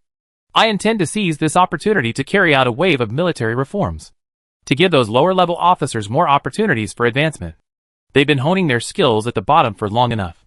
Chapter 843. Under Leon's fury, the Air Force quickly sprang into action. Violet Air Base, Demon Empire Air Base, Great Flame Air Base, and Qingqi Nation Air Base all dispatched fighter jets to support Marglov. The citizens of Qingqi Nation were stunned. The fighter jets whizzing overhead made them think the world was ending. The Missile Corps launched missiles early. All the Iron Rain missiles stored in the northern region were unleashed. No matter whether the Orc Empire's capital would be completely destroyed or not, they would just fight and be done with it. Although Leon had ordered support, the situation for Marglov and his men was not optimistic. The Orc Empire soldiers had the advantage in numbers, and the weapons they wielded were no longer semi-automatic, but full automatic weapons. The Orc Empire also possessed a large number of large-caliber weapons. Machine guns, some with calibers exceeding those of Lao Gan Ma, were set up directly on the streets. Then, bullets rained down on Marglov and his men like they were free. The walls of the market building were reduced to rubble by the ravages of bullets. The commandos fought a frustrating battle. No armor, no air support, and insufficient heavy firepower. The enemy surged forward like a tidal wave. How could they possibly fight? As soon as they fired a shot, they were immediately pinned down behind cover. You can't relax just yet. The Orc Empire will continue their assault with grenades and heavy machine guns. In less than 10 seconds, the cover will be completely destroyed. Captain! The first floor is lost. The second floor is in imminent danger. A soldier ran over in panic. Marglov looked at the dozen or so Orc civilians in the room. He was overcome with emotion for a moment. How had the war reached this point? Marglov and his men had allowed preparations, but they had fallen into a trap. They had originally thought they could successfully complete the mission with the firepower support that De Yin was so proud of. But where was the air support? Where were the follow-up airborne troops? They were fighting among themselves. Marglov then picked up the AK-12 on the table. Since there was no way to retreat, then die here, looking at the AK-12 in his hand, Marglov couldn't help but complain internally. Because the M4 and 191 weren't available yet, the military could only use the AK-12 to fend them off. What was the AK-12? It was the younger brother of the 74. The two brothers shared common parts. But the AK-12 could be modified in many more ways, and the cost was only 25% more than the 74M. The AK-12 was also a batch of weapons produced by the military for experimental purposes. The AK series has significant recoil, and precision-focused special forces won't be able to use it for long. Marglov and his men are about to prepare the latest M4 series. Why aren't they equipping the 191? What's the range of the 191? Lion will manufacture the 191, but it won't be a full replacement. The M4A1 is significantly more expensive than the AK-74M, but its accuracy isn't on the same level. The 191 is a new family of rifles, and mass production of the 191 would present a problem, having 3 families of rifles running side by side. This would be a huge logistical challenge. Lion currently plans to develop the M4A1 first and equip its elite units. The 191 is powerful, but it hasn't been tested in combat, and Lion won't risk the lives of its soldiers. While the M4A1 may be inferior, It's the Marin's lifeline. Carrying the M4 across the world, I'm Marwin. Remember, we were on the verge of acquiring the M4, but we just happened to be caught up in a war like this. What else could we do? We could only fight on. Marjlov had just reached the stairs. A tank shell struck the building. The shell blew through the wall, and the fierce shockwave blew Marjlov and his men away. Yes, the tank shells were still roaring. The mortar team initially suppressed the mammoth tanks with mortars. But the ammunition was limited. After running out of ammunition, the mammoth tanks immediately maintained a distance and began shelling the building directly. The orc soldiers knew that De Hien had individual equipment to counter tanks. So, they wouldn't let the tanks get close unless absolutely necessary. This rogue tactic left the anti-tank troops in the commando unit in great pain. The tank shells attacks were causing untold suffering for the entire commando unit. Midway through the battle, the orcs reported their coordinates, and a single tank shell blasted the wall apart, sending the commando soldiers flying. Some were lucky enough to recover, others perished instantly. After finally getting up, their heads were spinning, their weapons unsteady, and they had to face an orc empire force 10 times their size. The commandos were absolutely elite, but they were not superhuman. On the second floor, a commando soldier used his AK-12 to suppress the charging orcs. Of the 10 men in the squad, only he remained. The soldier looked at the endless stream of enemies without a trace of fear. He raised his AK-12 and fired with conviction. He tried to slow the enemy's advance. But the orc soldiers wouldn't give him a chance. Over a dozen rifles locked him in place. If he showed his head, he would be killed instantly. Not showing his head, after just a few seconds of suppression, the soldiers had no time to relocate. Several grenades flew towards him. The soldier hurriedly shifted positions. But during the shift, luck favored him. She managed to escape the blockade, but luck wouldn't last forever. A bullet pierced his leg. He fell to the ground instantly due to inertia. The orc soldiers were about to fire again, but their commander stopped them. "Capture him alive," the commander said. After fighting for so long, these great Yin soldiers seemed to be desperate. Without fear of death, they had never been able to capture a single prisoner. Finally, they had an opportunity, and they naturally had to seize it. The soldier immediately raised his gun and fired. But he was shot directly in the arm by an orc soldier.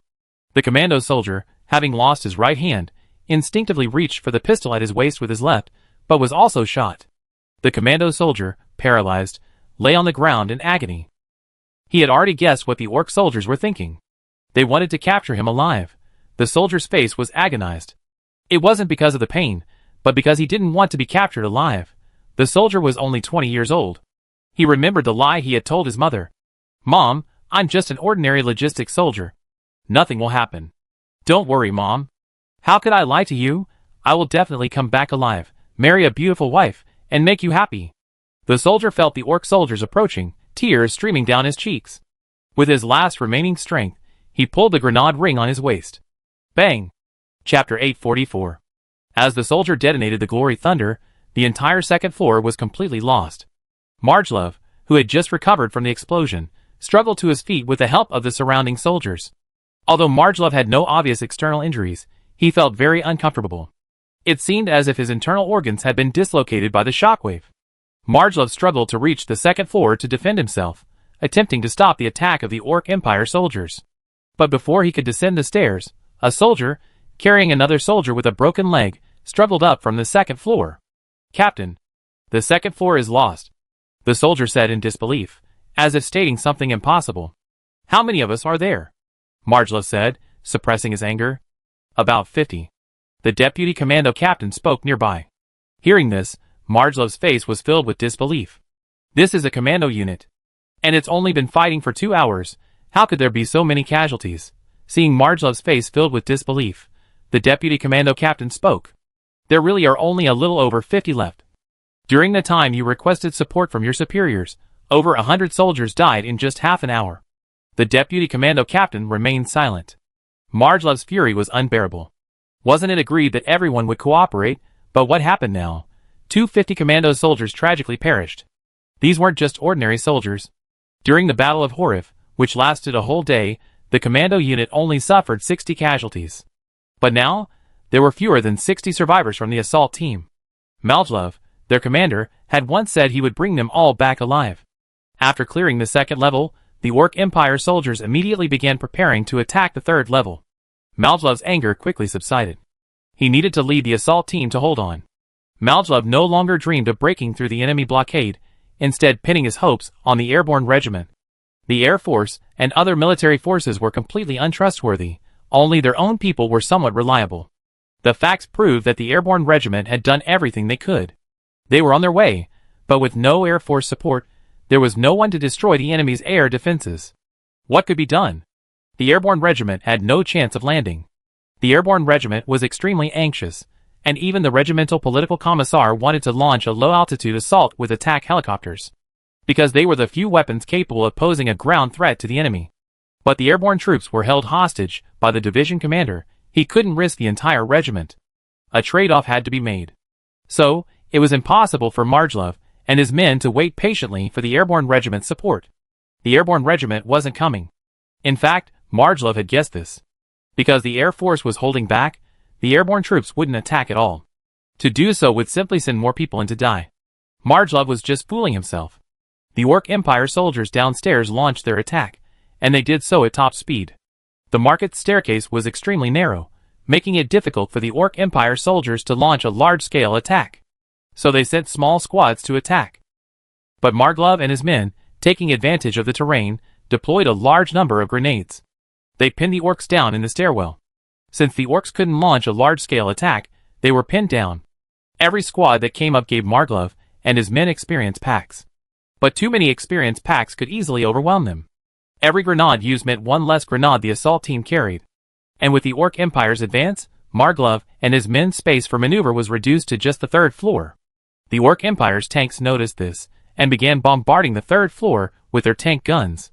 They paid no attention to the infantry on the second floor. Even if they did, it would be unnecessary. The infantry on the second floor carried a large number of mages, who would provide protection for them, to prevent falling rocks from injuring their infantry. However, these magicians were inherently fragile, so they didn't dare to engage the commandos head-on. But before the magicians could even engage in direct combat, the commandos were already defeated. This instantly excited the orcs. So, Yin could actually be defeated. This excited the orc soldiers so much that they weren't afraid of the grenades at all and charged forward relentlessly. But they were finally stopped by their general. Then the tanks began to bombard the third floor where Maljlov and his men were. Maljlov and his men were utterly frustrated. They hadn't even seen much of the enemy before the shells had completely destroyed them. Of the 250 comrades who died, over 150 were killed by the tanks. Maljlov and his men lost another dozen or so to the tank fire. And the enemy seemed to have no intention of stopping, continuing to bombard Maljlov and his men with tanks. They were determined to annihilate Maljlov and his men. Maljlov hid firmly behind cover, feeling the brunt of the tank fire. He felt almost dead with frustration. This was truly frustrating. While dodging the tanks, Maljlov spotted a dozen or so panicked orc civilians in a corner. These orc civilians were also filled with panic.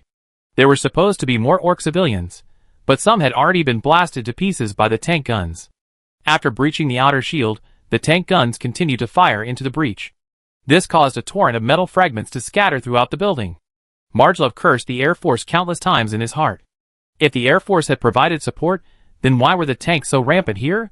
Maljlov was already heartbroken, but suddenly, seeing these orc civilians, an idea struck him. He immediately fired a signal flare. The Orc Empire commander, upon seeing this, ordered the tanks to cease fire and waited to see what was going on. Were these soldiers trying to call for reinforcements?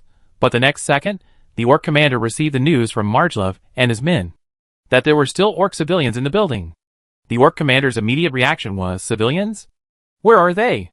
There are only Great Yin soldiers inside."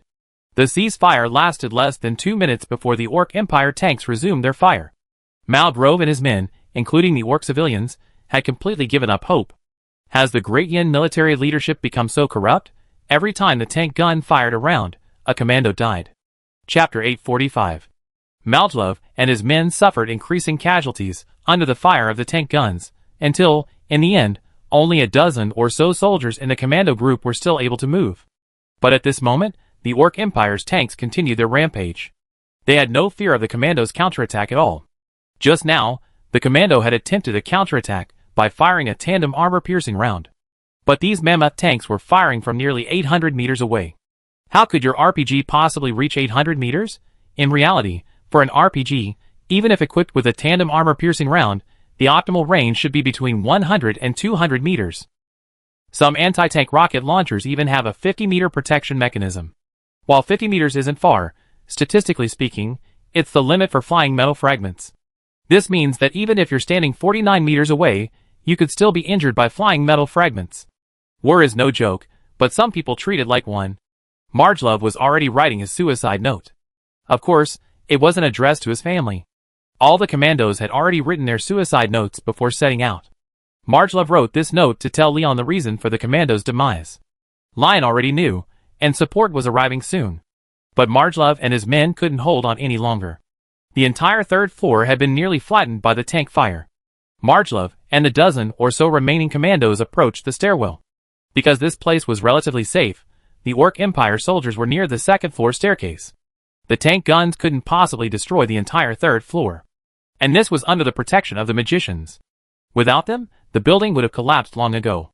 At the commander's command, the tank troops, having almost exhausted their ammunition, finally ceased fire. Then, with a calm expression, they gazed at the market building in the distance. "General, is it time to close the net?" the adjutant asked. The Orc general remained calm. He was the commander of this battle, and the general defending the entire Orc Empire capital. "Pass the order, have all soldiers attack immediately. I have a feeling something's going to happen," the general said, and then left. For some reason, the life-saving amulet his mother had left him was flickering. This amulet had only flickered twice before, once when Gustav bombarded the Orc Empire capital. The amulet flickered once. That time, it proved its authenticity. And this time, watching the general leave, the adjutant assumed he was going to deploy defenses elsewhere. He happily took command and immediately began to besiege Margelove and his men. He also intended to capture Margelove and his men and give the Yen a good beating. But just as the Orc Empire soldiers were about to launch their attack, the whistling sound of missiles suddenly rang out from the sky. Before the Orc Empire tanks could react, the Iron Feather missiles had already disintegrated mid-air. Then, they indiscriminately fell upon the Orc Empire's capital, instantly reducing every tank on the street to scrap metal. Boom! Boom! Boom! A dozen Iron Rain missiles rained down, creating a fireworks display for everyone present. These dozen missiles, equivalent to thousands of 500-kilogram bombs, rained down upon the capital of the Orc Empire like a scattering of beans. Many civilians even suffered as a result. But this was a helpless move. War is always fatal. Some people spoke with high-sounding words, while others simply made silent efforts. Leon would do his best to minimize civilian casualties, but that was impossible. Many frightened Orc civilians at home finally heard the gunfire fading and thought the battle was almost over. Then, they heard a whistling sound in the sky. The next second, countless blue stars lit up in the sky. "Dad, these stars are so beautiful." The little Orc boy pointed at the fragmented warheads in the sky, his eyes filled with curiosity. But the Orc father, however, felt as if he were facing a formidable enemy. "What stars are these?" "They're fucking missiles." The Orc father immediately hugged his wife and children, bracing himself for the missiles. But these missiles weren't aimed at the civilian areas. Most landed in the military zone, with only a small portion landing outside. As the fierce explosions gradually subsided, the Orc father finally released his arms. Looking at his unharmed wife and children, he suddenly couldn't help but laugh, but then burst into tears again. He had survived, but his life wasn't in his own hands. Margelove and his companions, who had originally planned to find a place to bury themselves, suddenly heard the whistling of missiles, and hope instantly ignited. The next second, the tanks and Orc Empire soldiers on the entire street were blown to smithereens. Only the Orc Empire soldiers inside the market building remained. The Orc Empire soldiers, just about to charge up, met Margelove and his men's gaze in the hallway. The Orc Empire soldiers were stunned. Just moments earlier, the game was going their way. How could their tanks and support troops suddenly vanish? The commandos, still basking in their joy, were also stunned. The two sides stared at each other for a second, and Margelove was the first to react. He unleashed a barrage of bullets at the Orc Empire soldiers charging up the stairs. Only when the leading Orc Empire soldier fell did both sides react. Hit him. Margelove and his men were engaged in a final, desperate struggle. The airborne regiment had already seen the missiles whizzing past and, without hesitation, launched their airborne assault. The missiles were already arriving, proving that Leon was aware of the situation. With Leon's pressure, the Air Force absolutely dared not let down their guard. The attack helicopters launched a direct low-altitude airstrike. The Mi-24 attack helicopters unleashed all their frustration. Because of the recent missile strike, the Orc Empire soldiers were unable to organize an effective defense in a short period of time. The airborne troops landed directly in front of everyone in the Orc Empire's capital. At this moment, the Air Force fighter jets followed closely. If the enemy dared to show their face, the Air Force would attack without hesitation. Now it was finally the Orc Empire's turn to suffer. The Orc Empire soldiers experienced the same feeling that Marjlov and his men had just felt when they were suppressed and unable to raise their heads. The Orc general clutched the life-saving charm in his hand with some trepidation. Life was saved, but what was next depended on fate. The airborne troops immediately dispatched reinforcements to rescue Marjlov and his men. When they found Marjlov and his men, only 9 members of Marjlov's assault team remained. All the paratroopers were silent. Marjlov simply said one sentence. "Are you worthy of us?" Chapter 846. With the addition of the airborne regiment, the already shattered Orc Empire capital was easily captured. The Orc Empire capital had only 5,000 defenders. 3,000 of them went to besiege Malgrove and his men. In addition, at least 2,000 were killed in the Reign of Iron.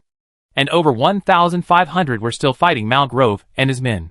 This meant that the Orc Empire capital had virtually no defenses. With only 1,000 or so remnants, how could you stop the airborne regiment, armed with airdropped armor? They had over 3,000 fully armed, modern soldiers, numerous armored infantry fighting vehicles, and even tanks.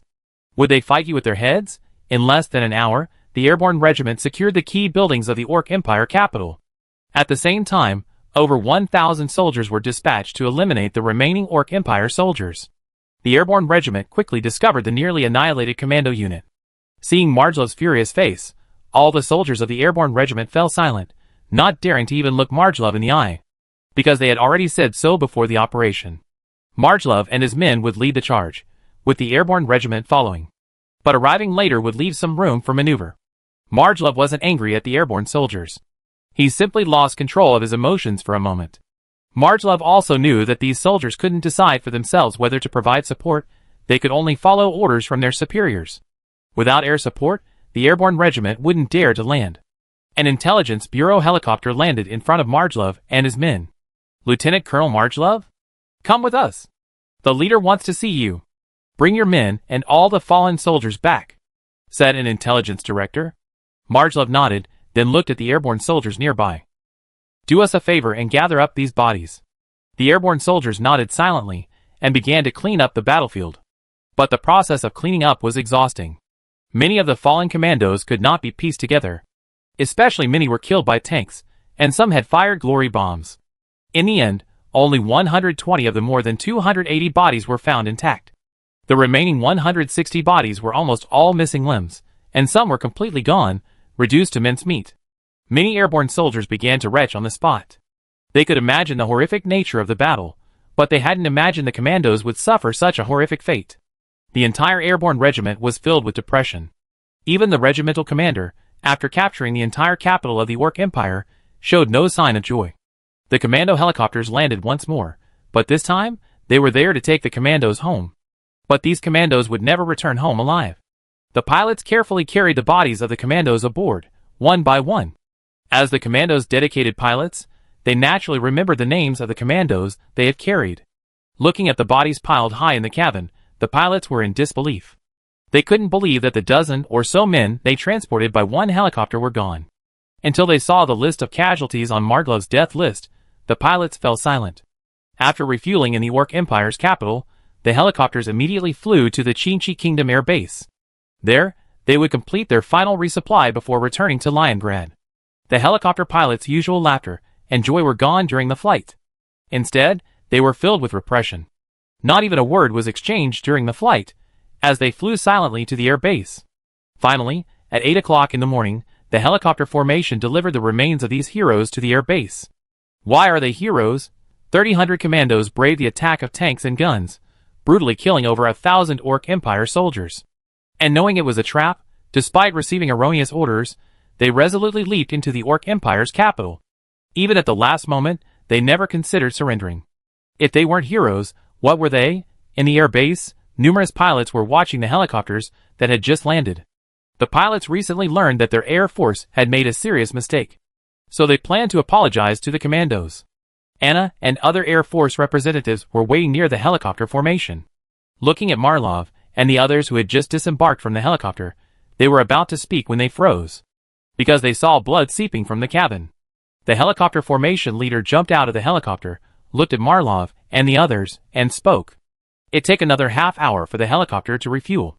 You've been fighting all night. Why don't you go to the mess hall and get something to eat? The 9 men, Marlov, listened to the helicopter captain's words, nodded silently, and then headed for the mess hall. They paid no attention to the Air Force pilots standing nearby. Why are they ignoring us?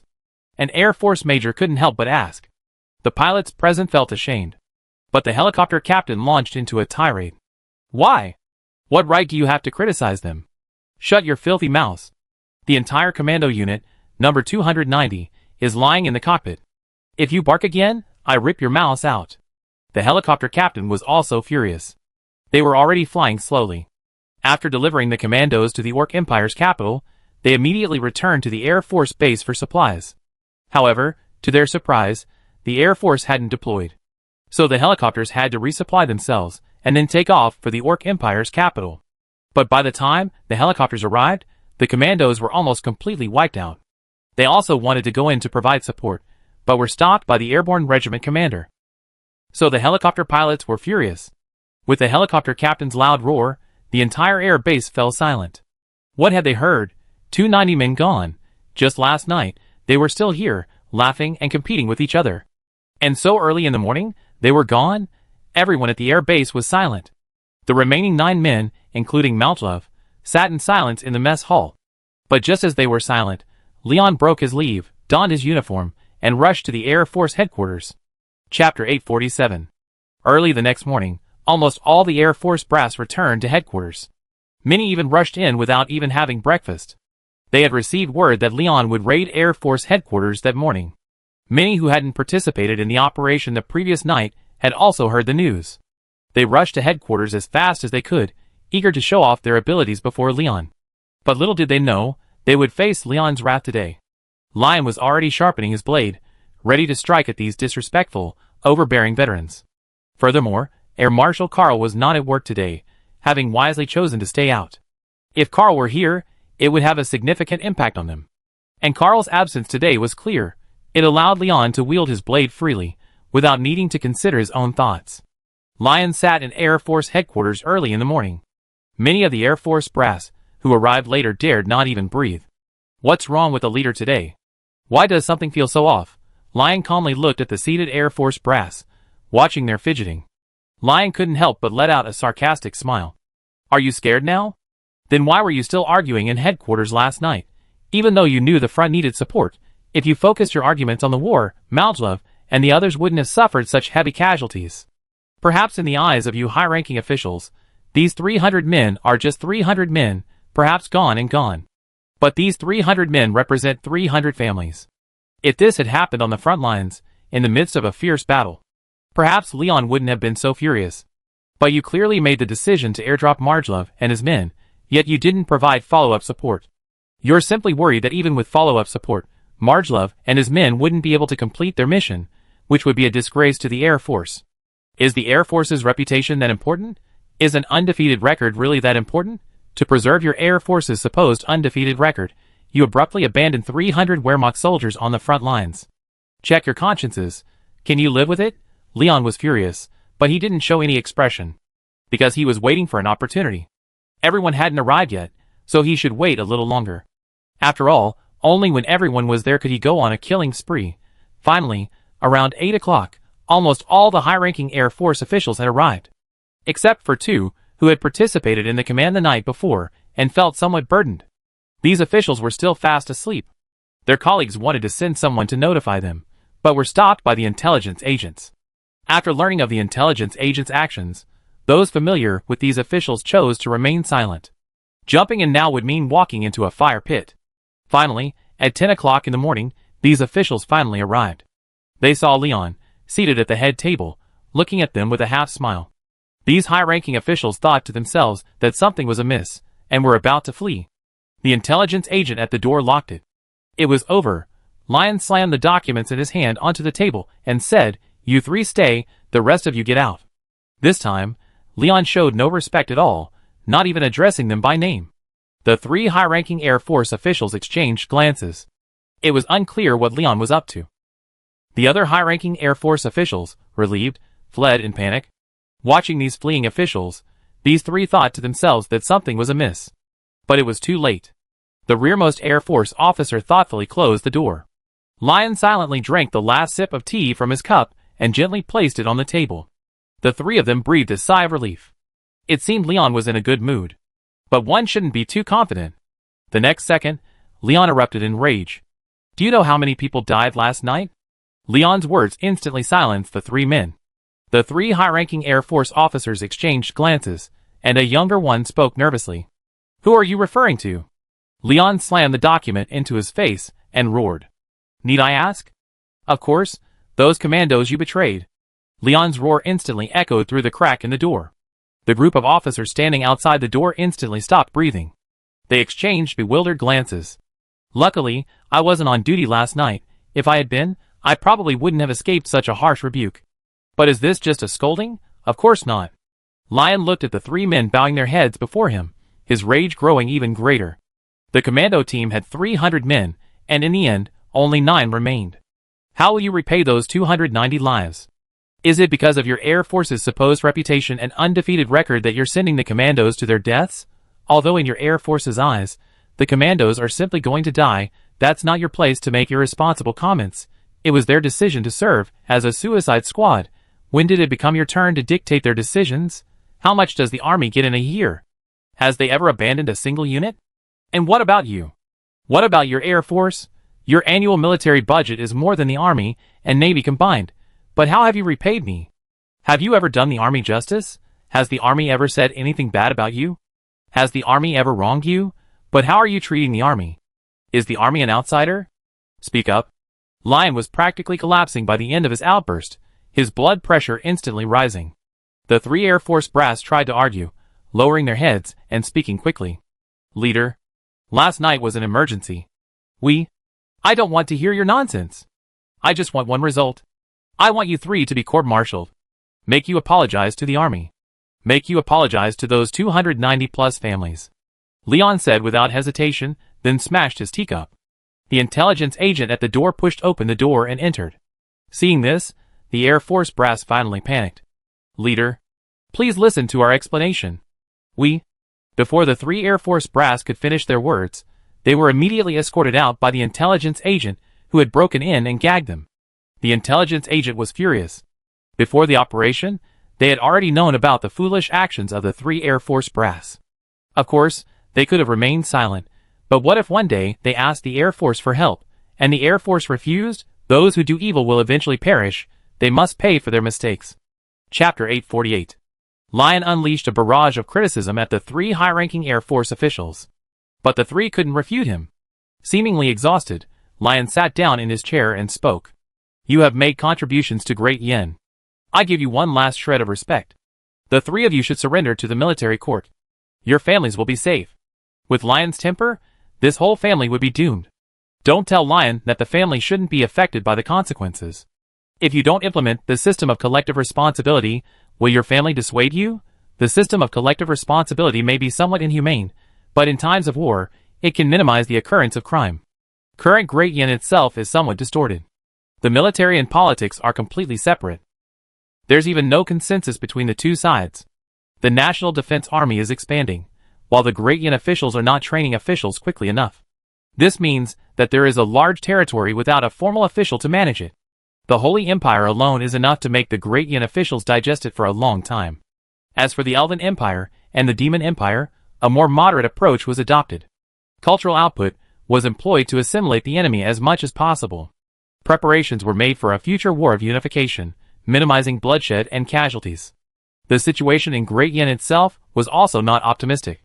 Due to the rapid economic, military, and industrial development, the massive flow of money had led officials and some entrepreneurs to harbor ulterior motives. Even many people from the Orc Empire, the Papal State, and the Dwarf Empire had entered the mainland to cause rebellion. Ultimately, all of this was due to the war. Extremists from Great Yen's former hostile countries had infiltrated the mainland and frequently launched terrorist attacks against the people of Great Yen. This is why Lion didn't establish a regular public security bureau, but instead a security force. If it were peacetime, Lion would definitely have established a public security bureau, not a security force similar to the military police. 3 days of small terrorist attack, 5 days a major one. Do you expect these ordinary people who haven't even been on the battlefield to stop it? At least not in the current situation. De Yan's overreach is already giving Lion a headache. That's why the second 5-year plan was created, giving De Yan time to process the situation. But then, problems arose in the once ironclad military. This nearly made Lion explode. Lion has high hopes for the military, and constantly holds meetings to strengthen the ties between the 3 services. This is to prevent the Army and Navy from colluding. But the problem is, after today's incident, a rift has already developed between the Army and the Air Force. So looking at these 3 men, Lion wanted to shoot them outright. But he held back. If they were executed outright, the impact on the entire Air Force would be devastating. So a court-martial was necessary to let everyone know what crimes these 3 had committed. Meanwhile, Margelov and his companions arrived back in Liongrad around noon. The entire journey, Margelov stared at his death list. His comrades beside him tried to reason with Margelov, but ultimately held back. How could they possibly reason with him? There was no point in saying anything. I can't stand it anymore. Today we're going to attack Air Force Command. If you don't give us an explanation, we tear it down. However, Lion had already guessed their intentions. As soon as they disembarked, Field Marshal Caddis was already waiting by the runway. To calm Margelov and his men, Leon specifically summoned Caddis. He came specifically to greet Margelov and his men. Furious, Margelov and his men opened the plane door and saw Caddis standing by the runway. Seeing Field Marshal Caddis arrive in person, Margelov and his men's anger abruptly subsided, replaced by a sense of grievance. Marshal, the commandos are gone. The men who had survived the battle burst into tears. Originally, Leon had planned to have Caddis comfort Margelov and his men. Instead, Caddis spoke up. Don't cry. It's useless. Get in the car. I take you to Air Force headquarters. I lead the charge in destroying it today, Caddis said, gesturing to the 2 trucks of soldiers behind him. Margelov and his men were surprised to hear this, and hurriedly wiped away their tears. How is this different from what we expected? The Marshal is here, shouldn't he be appeasing them? Why did they lead the charge against the Air Force headquarters? If Caddis could hear it, he'd definitely say something. Damn it! The Air Force is bullying us. When our army was at its peak, their Air Force was nowhere to be found. Now, for strategic and future reasons, Lion is prioritizing the Air Force, and the Air Force has become so blinded by it. They're even disregarding the fate of our army. Besides, while the airborne troops are officially part of the army, how could they possibly have no connection to your Air Force? They're considered half of your Air Force, and yet you're selling out your own people. Today, I show you what a world-sweeping army looks like. Caddis led his men straight to Air Force headquarters. At that moment, inside Air Force headquarters, Lion was conversing with other Air Force officers. Lion naturally knew how to give a good turn after a good blow. So, after sending the 3 men to court-martial with lightning speed, Leon began to comfort the remaining, still shaken Air Force officers. In fact, a considerable number of the Air Force brass still sitting there were mediocre individuals on the same level as the 3 scum sent to court-martial. But Leon couldn't eliminate them all right now. After all, Leon needed a pretext to act. Lion planned to wait until the court-martial was over, then use the confessions of the 3 men to manipulate them. Then, with lightning speed, he would eliminate everyone else. Air Force headquarters was now a cancer. If this cancer wasn't eradicated, there would be endless trouble. Although eradication might temporarily reduce the Air Force's combat effectiveness for now. Which country could possibly have an Air Force that could rival the Great Yin Air Force? This isn't a major war. The Air Force's combat effectiveness needs to be ensured. Besides, aren't these junior officers useful? After all, they've been trained for 3 years, and the current local war is a perfect opportunity for them to showcase their talents. Lion made up his mind, but he continued chatting and laughing with the high-ranking Air Force officers. But the next second, the door to the Air Force headquarters was kicked open. Just as one of the high-ranking Air Force officers was about to curse, he saw the stern Caddis. Marshal Caddis? What brings you here? The high-ranking officer's expression suddenly changed. Lion looked at Caddis, then at Margelov and the others behind him. Good grief. He hadn't even found a reason to attack the high-ranking Air Force officers yet. And Caddis brought him a pillow? Chapter 849. Seeing Caddis and his men approaching, the Air Force officers could no longer sit still. What's going on? Isn't a peaceful exchange good enough? Almost all the Air Force brass shared this thought. Only the younger Air Force officers had already come to their senses. Caddis and his men were clearly here to vent their anger on the Army. Don't even think about running away after this beating. If you dare to run, you completely offend the Army. Some of the more cunning individuals also saw Caddis's intentions. So they remained silent, not intending to jump out and act as the first mover. Instead, they decided to wait and see what Caddis had in mind for the Air Force. But what no one expected was that Caddis's final words were just one: smash it. Everyone in the Air Force headquarters was stunned. Why would you just start? Shouldn't you have asked about the festival first? Caddis said. Why bother talking when you can just take action? Fists are far more effective than words. Before the veterans could react, the soldiers on the two trucks began beating them up. They beat up anyone they could find. From 80-year-old grandfathers to young officers in their 20s. The entire Air Force headquarters erupted in chaos. And Caddis stood beside Leon, preventing the soldiers from accidentally injuring him. Many high-ranking Air Force officials began asking Leon for help, asking him to manage the soldiers Caddis was leading. But Leon neither stopped Caddis nor praised him. He simply drank his tea quietly. After each cup, he sent for another from the Intelligence Bureau agent. The Air Force brass finally understood that Lion wanted to let the Army vent its anger. So they resigned themselves to their fate. This left the Navy headquarters dumbfounded. The Navy, eager to watch the fun, should have joined in the fun. But they were restrained by Admiral Chester. After learning the full story, they instantly realized something was amiss. They all abandoned the thought of joining in the fun. If you dare to join in the fun, you definitely suffer the consequences. At the same time, the Navy couldn't help but sympathize with the Army. What was going on? Were the Army brothers so miserable? The Army headquarters, upon hearing the news, rushed over with 40-meter-long swords. But seeing that Caddis had already led his men to attack the Air Force officers, they couldn't continue. Looking at the Army officers who seemed ready to eat them, the Air Force brass finally realized what was happening. Caddis was saving them. If these young, energetic Army officers had been allowed to charge in, these old bones would have died here today. For a moment, the entire military headquarters was in turmoil. Only Leon remained there, quietly sipping his tea. Only when Margelove appeared did Leon put down his teacup. He walked out and led Margelove and the other 9 to a quiet room. You're back? Leon whispered. Margelove and the others lowered their heads in silence. What? Are you dissatisfied with the Air Force Command's handling of the situation? Leon asked tentatively. Margelove shook his head. He knew Leon wouldn't shield anyone guilty, so they just had to wait quietly for the outcome. What truly saddened Margelove was the complete annihilation of his commando unit. How could he explain this to the families of over 290 of his brothers? Due to the airborne troops' relentless secrecy, their families had no idea where their children, husbands, or brothers had gone. Until they joined the Army, they had no idea which unit they served in. Generally, they at least knew what branch of the military they were in.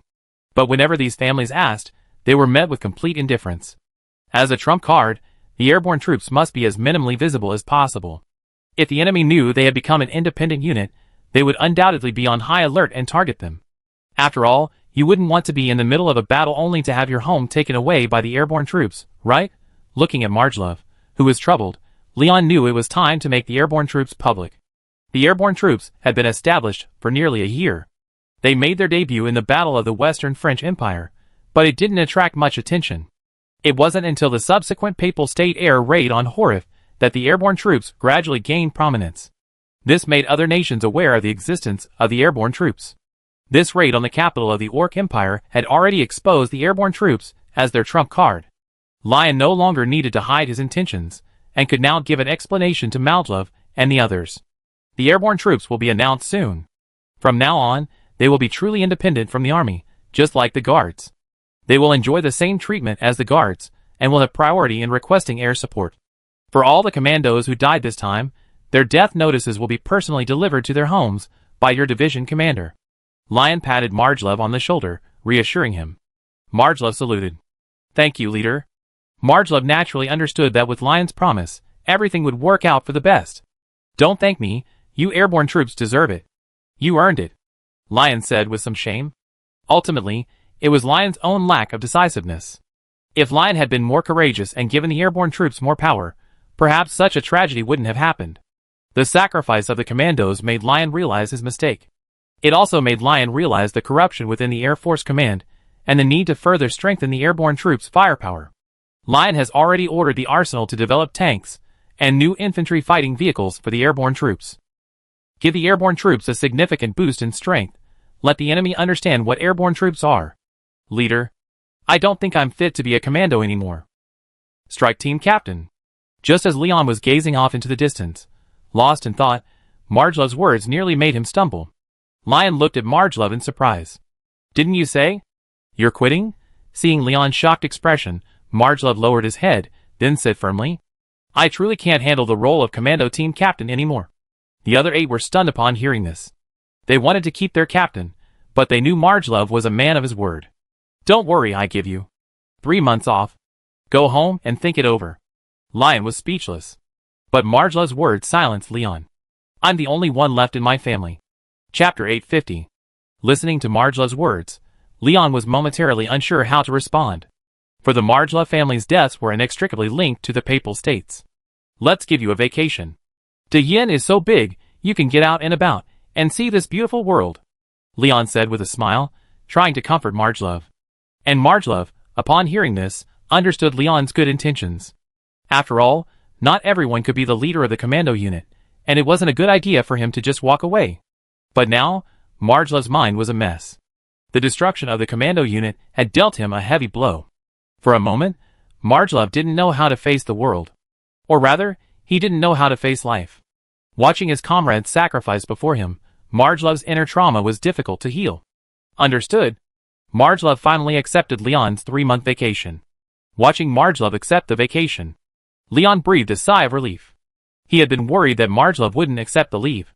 As long as Margelove accepted the leave, Leon would find a way to retain this talented individual. Leon had reviewed Margelove's file. During the air raids on the Shifa Empire and the attack and defense of Halif, Margelove's command was exceptional. He minimized casualties among his teammates. Even during the air raid on the Orc Empire's capital, Margelove chose the right location and did his utmost to contribute to the team.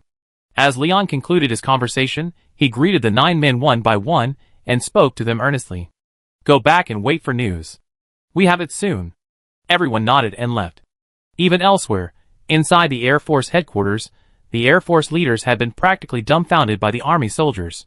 They wanted to fight back, but they had absolutely no power to do so.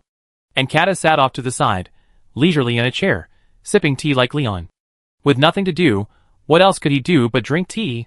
Seeing Leon approach, Catus immediately ordered the soldiers to halt. After all, the smashing had already begun. Continuing would be a disrespect to Leon.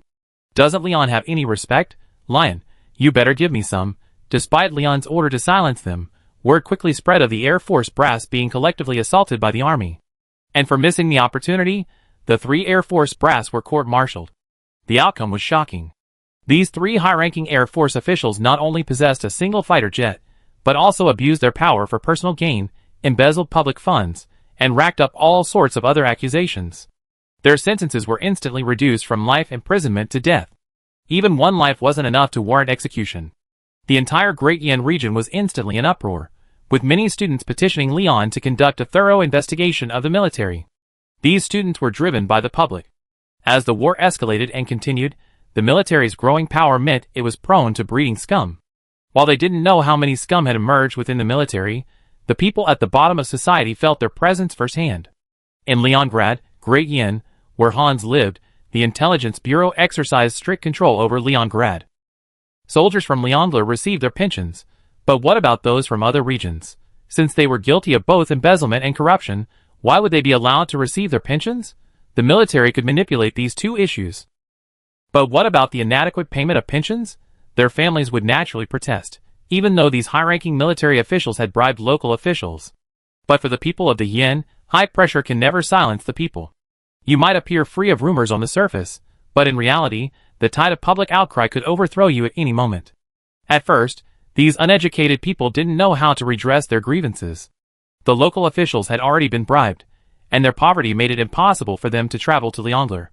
Later, these students responded to the college's call to send educated youth directly to the countryside. Of course, this rural relocation wasn't forced labor. Rather, it was a serious experience of life, a way to give these students a taste of hardship before entering officialdom, allowing them to understand the hardships of the lower classes. When these students arrived, they frightened the bribed officials. Despite repeated attempts, the students did manage to obtain some clues. But they kept it to themselves, as they were still experiencing life in the countryside. It wasn't until a few days ago that they successfully returned to Leningrad. Upon their return, they contacted their classmates and prepared to write a joint letter to Lion. But before they could finish, the Air Force incident occurred. This was truly a coincidence. Some of the top students immediately realized this was a golden opportunity. They could seize the opportunity and have Lion launch a purge of the military. At any time, as long as a country enjoys peace and stability, over time, a large number of corrupt officials will inevitably emerge. This is when the necessity of a purge becomes apparent. Although a purge is just a reshuffle, it cannot prevent the reappearance of corrupt officials in the future. But don't forget, Lion has a lifespan of 1,000 years. Can you corrupt officials outlast me? I can outlast you, but you corrupt officials can't do anything to me. The students' joint letter quickly reached Lion. Following the students' reports, Lion discovered that corrupt officials were present not only in the Air Force, but also in the Army and Navy. And the Army had the most corrupt officials, and their impact was the greatest. Leon's mind raced, and he immediately issued an order. That's because Kat has severely assaulted an Air Force command officer today, and he's been suspended and ordered to reflect at home. At the same time, Hans has been notified to work temporarily, and ordered to arrange for a group of elite intelligence officers to prepare the order for a purge of the military. The guards have also been mobilized, ready to launch an armed repression at any moment. This involves the military, not just the powerless civilians. If they can't deal with these high-ranking military officials, they can bribe some of the troops. If they're attacked, they simply revolt. Shout it loudly. Failure is rebellion, success is revolution. Don't expect a Leningrad Unlimited fighting tournament to happen then. But all this is being done in secret. The reason Caddis was suspended is to facilitate the purge of the army. Only by removing Caddis will these high-ranking army officials stop turning to him for help and instead reveal all their cards. Because in their eyes, Caddis's suspension is already a sign of his own demise. Chapter 851. Soon, the 4 divisions of the Imperial Guard receive secret transfer orders. The Imperial Guard consists of 6 divisions, the first of which has already been dispatched to the Otherworld. The second division is heading north to aid the Qingxi nation. Now, Leningrad only has approximately 100,000 Imperial Guard soldiers. Besides these 100,000, Leningrad only has 5,000 security forces, approximately 20,000 National Defense Force soldiers, and 1,500 intelligence agents. Aside from these, Leningrad has no more armed forces. However, along the northern border of Dehien, in Luoya City to the west, and in Nanchuan City to the south, the National Defense Force is stationed in all 3 locations. 2 divisions of the National Defense Force are stationed on the northern border. There is 1 division in Luoya City to the west, and 1 in Nanchuan City to the south. These 4 divisions total nearly 200,000 men. So, these 200,000 men are what Lion is most worried about. The Imperial Guards were difficult to bribe, and Lion maintained a strong control over them. How could he allow others to sleep beside his bed? Lion had experienced a coup d'état before, so he understood the importance of commanding absolute military power. After all, he had nearly lost his life the previous time. With this experience in mind, Lion immediately chose to have the Imperial Guards defend Leningrad. He also kept a tight control over the movements of other armies, leaving no room for others. After deciding to purge the military leadership, Lion immediately assigned the Intelligence Bureau to investigate whether the 4 divisions had been bribed. Although Lion's actions were covert, they were still noticed by those with ulterior motives in the military leadership. These corrupt officials were instantly panicked, because they naturally knew Leon's methods. If Leon really found out, they would probably have to say goodbye to this world. Inside the mansion of an army general, several corrupt officials in the military were conferring. When they learned of the Intelligence Bureau's actions, they instantly became as anxious as ants on a hot pan. Many high-ranking military officials lost their minds and began to run around like headless flies. Many began to desperately seek help from various remedies. Some even sought help from shamans, asking them to perform rituals. Thankfully, an army general stopped the group in time. He gathered them together, seemingly intending to discuss something. This army general's identity was no ordinary one. He was a prominent figure among the entire military hierarchy. But this general had a major flaw. He embezzled some of the military equipment during the Battle of Kursk, and he sold this equipment on the black market. Although this was only a single incident, he still managed to embezzle at least 100,000 gold coins worth of weapons and equipment. That's no small sum. Converted into artillery shells, it's worth at least 300,000 155mm rounds. What could 300,000 155mm rounds do? They could crush the enemy like a motherfucker. And yet, this general, using his power to embezzle this 100,000 gold coins worth of military equipment, simply abused his power. After all, at the time, the general believed that defeat at the Battle of Kursk was inevitable. So, he planned to abscond with the money. But he had just sold the weapons and received the money. The Battle of Kursk began to develop in a positive direction, ultimately sweeping the Papal States. This shocked the army general. But beyond the shock came fear. He had misappropriated weapons and equipment. One misstep would mean death. No, death was already certain, but he had to find a way to cover it up. The army general immediately dispatched his trusted aides to set fire to the arsenal, where the weapons and equipment were missing. The fire obscured the truth. But the truth can never be erased. After all, military equipment is serialized, and the intelligence agency monitors the black market daily. So, naturally, they discovered that this batch of military-numbered weapons and equipment had entered the black market.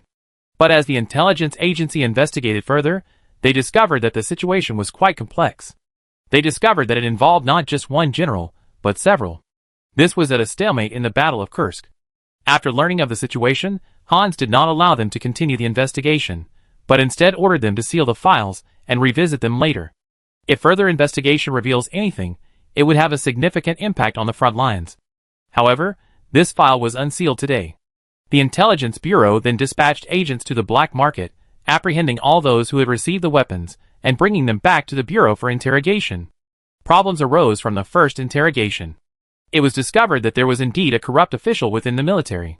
Following the description given by the person who received the weapons, the Intelligence Bureau quickly apprehended the general's confidant. The confidant attempted suicide by swallowing poison, but fortunately, the agents acted quickly. They shattered his limbs, instantly rendering him disabled. Loyalty doesn't exist in the Intelligence Bureau. Because the Intelligence Bureau has 1,000 ways to get you to talk. Under interrogation by the Intelligence Bureau, he quickly gave away the army general. The Intelligence Bureau dispatched over a dozen agents to capture the army general. Clearly, the army general had received word of the arrest of his trusted aide. So, he gathered these guilty generals, planning a mutiny, because they would die whether they rebelled or not. If they did, there was still a glimmer of hope. The army general gathered them together and spoke directly. Everyone! There is only one path before us, that's revolution. Hearing the army general's words, the generals present instantly realized. This was a rebellion. Some timid generals immediately wanted to leave. Because they had only embezzled a portion of the military pay, even if they were investigated, the most they would get was imprisonment, not their lives. But if they followed the army general, they would most likely lose their heads. The army general saw this, and did nothing to stop them. Instead, he personally opened the door for the generals, and escorted them out. The army general knew that if he forced these cowardly generals to stay, they would only ruin his plans. Almost a third of the generals chose to leave, but 2/3 remained. Looking at these generals, whose faces were already stern, the general knew his chance had come. I will mobilize the 4 border divisions in the name of the military, and strive to gain control of the Guards Division. Your mission is to consolidate your forces, as much as possible, and prevent the city's defenders from counterattacking. The general looked around, and spoke seriously. Everyone! It's time to stop hiding. We're all in this together. Elsewhere, Leon listened to the intelligence agent's report, and noticed that the problematic generals had disappeared. A faint burst of powerful background music suddenly filled his mind. Who turned on the speakers for me? Chapter 852. The army general and his men are intensively preparing for a major operation, a last-ditch effort. But before the final moment arrives, there will be a period of quiet. Few will be able to detect the impending rebellion. West of Leningrad, near Fallen Leaf City. This area has become prosperous. Due to its proximity to Fallen Leaf City, and with Lion choosing to relocate some non-essential factories out of the capital, these factories have taken root in Fallen Leaf City. This area is close to Fallen Leaf City, and to the west lies the Elven Empire. Products can be packaged and shipped directly to the Elven Empire. With these unique conditions, and the support of Fallen Leaf City's lord, Kelt, Fallen Leaf City's economy has skyrocketed.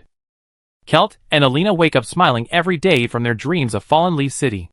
For no other reason than that they have practically witnessed Fallen Leaf City's transformation from a place of exile to the 3rd largest city in Great Yen. First, Liongrad is undeniably the most important. Second, Nanshuan City, home to the Great Yin Shipyard and Great Yin Port, is the second. Originally, Great Yin had only 5 cities, but now it has 11. 2 county towns are also gradually expanding, and are on the verge of reaching city status. Great Yin itself boasts 3 birthplaces of heroes: Liongrad, Violet Province, and Fallen Leaf City. As the first city recaptured by Lion, Fallen Leaf City naturally provides a significant source of manpower for the National Defense Army. Currently, the National Defense Army has a total of 89 generals. 19 of them are from Fallen Leaf City. And Marglove is also from Fallen Leaf City. Fallen Leaf City Train Station. Looking at the 12 tracks within the train station, Marglove couldn't help but marvel at the dramatic changes in his hometown. The more tracks there are, the more important this place becomes. Whether loading and unloading cargo or transporting equipment, Fallen Leaf City has become an indispensable part of the station. Lieutenant Colonel Marglove, dressed in his new military uniform, naturally attracted everyone's attention at the train station. Young, handsome, and, most importantly, his rank of Lieutenant Colonel, Marglove immediately stood out. Looking at Marglove, who seemed somewhat bewildered, a female staff member bravely approached. "Lieutenant Colonel? Are you waiting for someone?" Looking at the attractive female staff member before him, Marglove finally realized that he had just been shocked by the changes in his hometown. "It's okay, I was just distracted," Marglove said, carrying his suitcase and leaving, completely unaware of the anticipation in the woman's eyes. Only after Marglove left did the woman stamp her foot with a hint of regret. "Why couldn't he even look at me?" The woman's colleagues, eager to gossip, immediately gathered around and started gossiping. As soon as Marglove exited the train station, he was stunned. Outside the station, traffic was bustling, tall buildings stood in a row, cars sped along the lanes, and the clamor was everywhere. Marglove felt a little dazed. Why didn't this feel like the hometown he remembered? Where should he go? Home? Marglove, feeling this alien world, frantically glanced at the map beside him, trying to find familiar places. After searching for a long time, Marglove finally figured out the route out of the city, and finally boarded the bus. Looking out the window at the unfamiliar Fallen Leaf City, Marglove found it hard to believe that this was the Fallen Leaf City where he had worked for 5 years. Marglove still stood out on the bus. Not all troops have received the new uniforms yet. The Air Force and Navy have fully refitted, but only 60% of the Army has received new clothing. Military funds won't be paid to the Army until next year. And Army funds are constantly being diverted by the Navy and Air Force. In short, the Army suffers. So many people are curious about officers in new uniforms, especially since Marglove was wearing a new Army uniform. Although conspicuous, no one dared to approach him to talk. "This is a lieutenant colonel, not some private." Finally, in the evening, Marglove returned to his long-absent hometown. A village. But now it seemed completely different from the hometown he remembered. Almost every family now lived in a cement bungalow. Although only 1 or 2 stories high, it was much better than the thatched huts of the past. When the villagers saw Marglove, they didn't recognize him for a moment. But they didn't dare approach to ask, so they could only watch from a distance, while sending someone to notify the village chief. Following the route he remembered, Marglove walked across the concrete pavement back to his home. But Marglove was stunned. His home had become a garden. To be more precise, part of a small manor. Marglove was stunned. The manor guard saw a lieutenant colonel standing at the door, and immediately ran over. "Sir, what can I do for you?" the guard asked flatteringly. "What about the people who live on this land?" Marglove asked. In his memory, this place contained not only his own home, but also some of his neighbors' homes. Most importantly, this was his and his neighbors' ancestral home. Who would allow their ancestral home to be demolished? This wasn't a casual era, it was one steeped in feudal lingering. Marglove was stunned. "I don't know, I'm just a gatekeeper." The gatekeeper was somewhat bewildered. Marglove was speechless. The village chief, having heard that a lieutenant colonel was in the village, rushed over in a hurry. "You're Marglove?" The village chief looked at the lieutenant colonel and didn't recognize him at first, but after serving as village chief for over 20 years, he knew the faces of nearly every villager. "Well, Grandpa Dewan, I'm back." Marglove's nose flushed as he looked at the elderly man with a disability. After Marglove's family was captured, Dewan provided almost all of Marglove's support. This support lasted for several years. Later, Marglove went to work in Fallen Leaf City, a position Dewan had found for him. It could be said that without Dewan, there would be no Marglove. Marglove's return this time, besides building a cenotaph for his parents and sister, was also to repay Devon. Devon rubbed his bleary eyes and shouted, "Little Margelove. It's really you. You, child, have been gone for 10 years. Do you still care about me?" Devon, like an elder, gently tapped Margelove's head with the handle of his cane. Margelove smiled, not trying to avoid the gesture. Devon was about to ask Margelove if his life had been difficult these years, when he saw the military rank on Margelove's shoulder. The words in his mouth got stuck in his throat. He was now an officer, no longer the child. "Grandpa Devon. Thank you." The next second, Margelove took off his hat, knelt before Devon, and cowed out 3 times. Chapter 853. Looking at Margelove before him, Village Chief Devon was bewildered. Devon had originally thought that Margelove had become a stranger to them since becoming a lieutenant colonel, but now, Margelove seemed to be the same innocent child he had been 10 years ago. "No way. You're an official now. Get up." Devon, realizing what was happening, quickly reached out to help Margelove up. Margelove then stood up and suddenly noticed the manor guard still standing nearby. He looked at Devon and said, "Grandpa Devon? What's going on with my house?" Margelove's words left Devon stunned. Devon looked at Margelove with a complicated expression, then glanced at the people around him. Margelove naturally understood that Devon was worried about the people around him. He then took Devon aside and looked at the crowd warily. Devon finally spoke. "The Inn Manor was built by a high-ranking city official. We initially wanted to stop it. After all, many people's ancestral homes here." Devon trailed off at this point, looking at Margelove as if he was about to speak. Margelove spoke. "It's okay, Grandpa Devon. Tell me I'm here." Listening to Margelove's words, Devon knew that Margelove had grown up and deserved to know all this. "This is our ancestral home, after all." Initially, many people opposed it, but that high-ranking official dispatched his men and forcibly demolished our residential area. One family was even beaten and permanently disabled for opposing the demolition. Soon, the whole area was demolished, including your home. Dewan said helplessly. As the village chief, he couldn't even protect the villagers' interests. When did this official come into play? It should have been before the founding of Great Yin, right? Why is he still here? Margelove was puzzled. He couldn't believe such a bloody incident could have occurred after Great Yin's founding. Be careful. That high-ranking official is still serving in Fallen Leaf City. And this manor was built 2.5 years ago.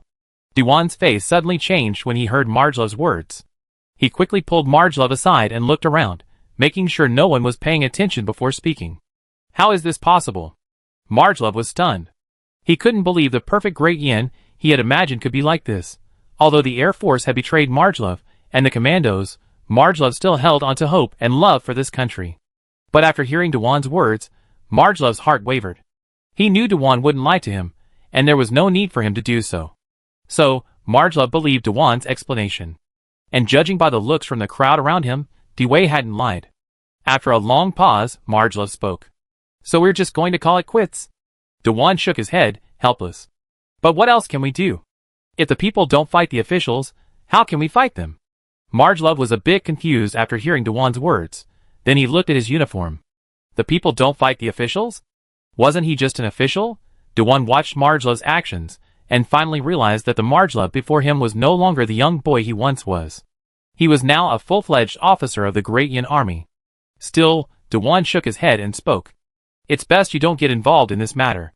It could very well affect your future. There's no need to ruin it for us." Dewan's words immediately silenced Margelove. Yes, as Dewan said, since this high-ranking official dared to act so brazenly, he must have already prepared every possible means to prevent a public backlash. I shouldn't. Damn it. Grandpa Dewan raised me, after all. Is this how I repay him? I'm not humble, and I haven't forgotten my patriotic concerns. Besides, I'm a full-fledged lieutenant colonel. Although ordinary people might not be able to bring down these high-ranking officials, don't forget who Margelove is. Margelove is someone who can report this to Lion. As long as Margelove returns to Liongrad, he has 1,000 ways to make this high-ranking official completely obliterated. Given Leon's explosive temper, if he'd known something this serious had happened, an intelligence plane would have landed in the village that very night. However, Margelove didn't express his thoughts to Dewan directly. The fewer people who knew about this, the better. Besides, Margelove still needed to investigate. He couldn't just act like a fool and report someone without any evidence. Margelove followed Dewan back to the village chief's house, and temporarily stayed there. Although the village chief and the villagers repeatedly warned against spreading the news of Margelove's return, the news of Margelove's return quickly spread. The manor guards also reported today's unusual situation to the high-ranking official. Night fell in Fallen Leaf City. The prosperity here was no less than that of the capital, Leningrad, and its entertainment industry was far more extensive. It must be said that these powerful people still knew how to enjoy life. Due to Fallen Leaf City's history, this city is very unique. A large number of criminal elf empire nobles fled here. Of course, there were also many cases of wrongful convictions. But as powerful elves, they naturally knew how to enjoy life. Although a large number of them had been exterminated by Leon, some nobles still remained. These nobles might have been honest at first, but as Fallen Leaf City's economy gradually took off, they began to become dishonest.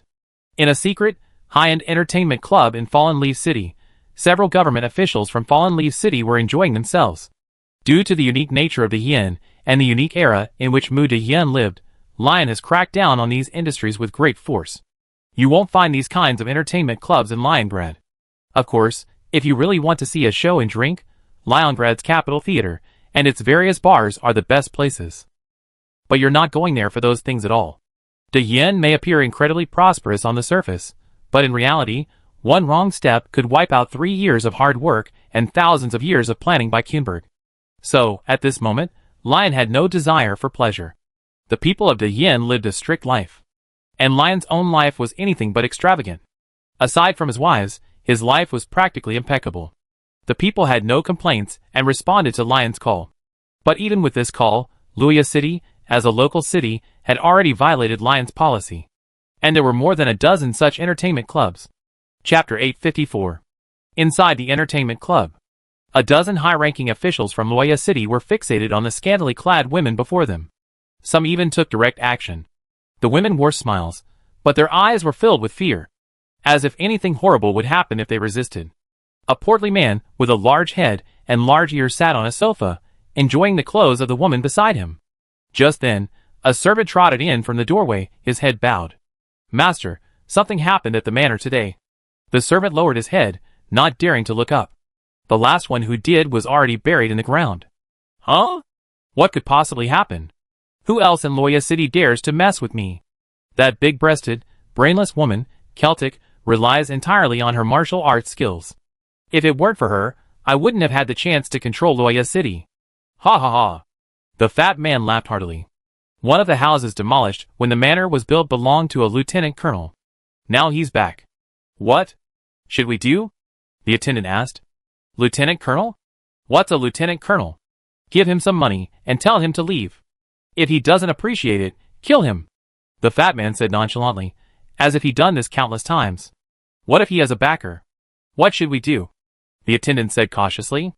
The fat man kicked the attendant away, speaking with disdain. Backer? Backer too. What backer can a lieutenant colonel have? Even if he does, he's useless. Hurry up. Leon useless? Me, Leon, who was reading the intelligence agency's investigation report, suddenly sneezed. Then, taking a sip of the goji berry tea beside him, he muttered. That jerk is scolding me again? The servant, barely daring to breathe, hurriedly scrambled to his feet and ran out. Beauty, let's keep playing. Come on, have a laugh. I heard you have a younger brother. Don't you want to? The fat man's lewd laughter echoed through the club. The woman fought back tears. For her brother's sake, she had to compromise. However, ironically, all this happened in Fallen Leaf City, inside a military base outside Leningrad. For major generals were conversing over a map inside the base. A closer look revealed that their uniforms were those of the Imperial Guards. That's right, the Imperial Guards had moved their headquarters right under the enemy's noses. The Imperial Guards commander was Lion, but to conceal his presence, Lion hadn't contacted them at all, instead having Hansa's confidants inform the various division commanders of the Imperial Guards. Upon receiving the news, the division commanders naturally guessed that the rebellious army general would be watching their every move. So, they secretly moved their headquarters to this base. Everything was arranged within the base. They were not in a hurry to deploy troops into Leningrad, because Lion wanted to see how many were truly loyal to Great Yin, and how many were unwilling to uphold their original intentions. This should be the final purge of the next 4 years. If only the last remaining cancer in the military could be eradicated, the entire Great Yin would be much more relieved.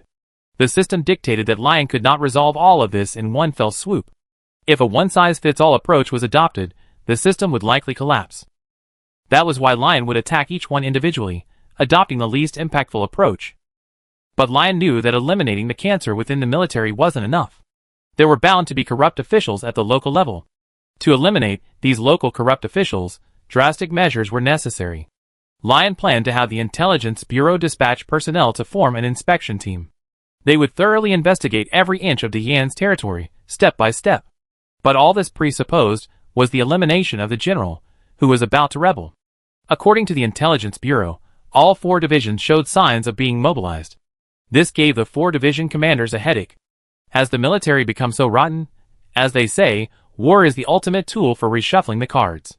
War creates heroes, but it also creates corrupt officials. Lion planned to close the door and beat the dog. He would deliberately prevent the 4 guard divisions from entering Liongrad, stationing them outside. He would also have Yuan Qinchi coordinate a staged attack. He would have his men pretend to assassinate the elders of the Qinchi National Council and frame Bachmet. Anyway, Bachmet is the enemy now, so this little dirt doesn't matter anymore. Bachmet, you know what I'm going to say. When Yuan Qinchi learned of this, he feigned indignation.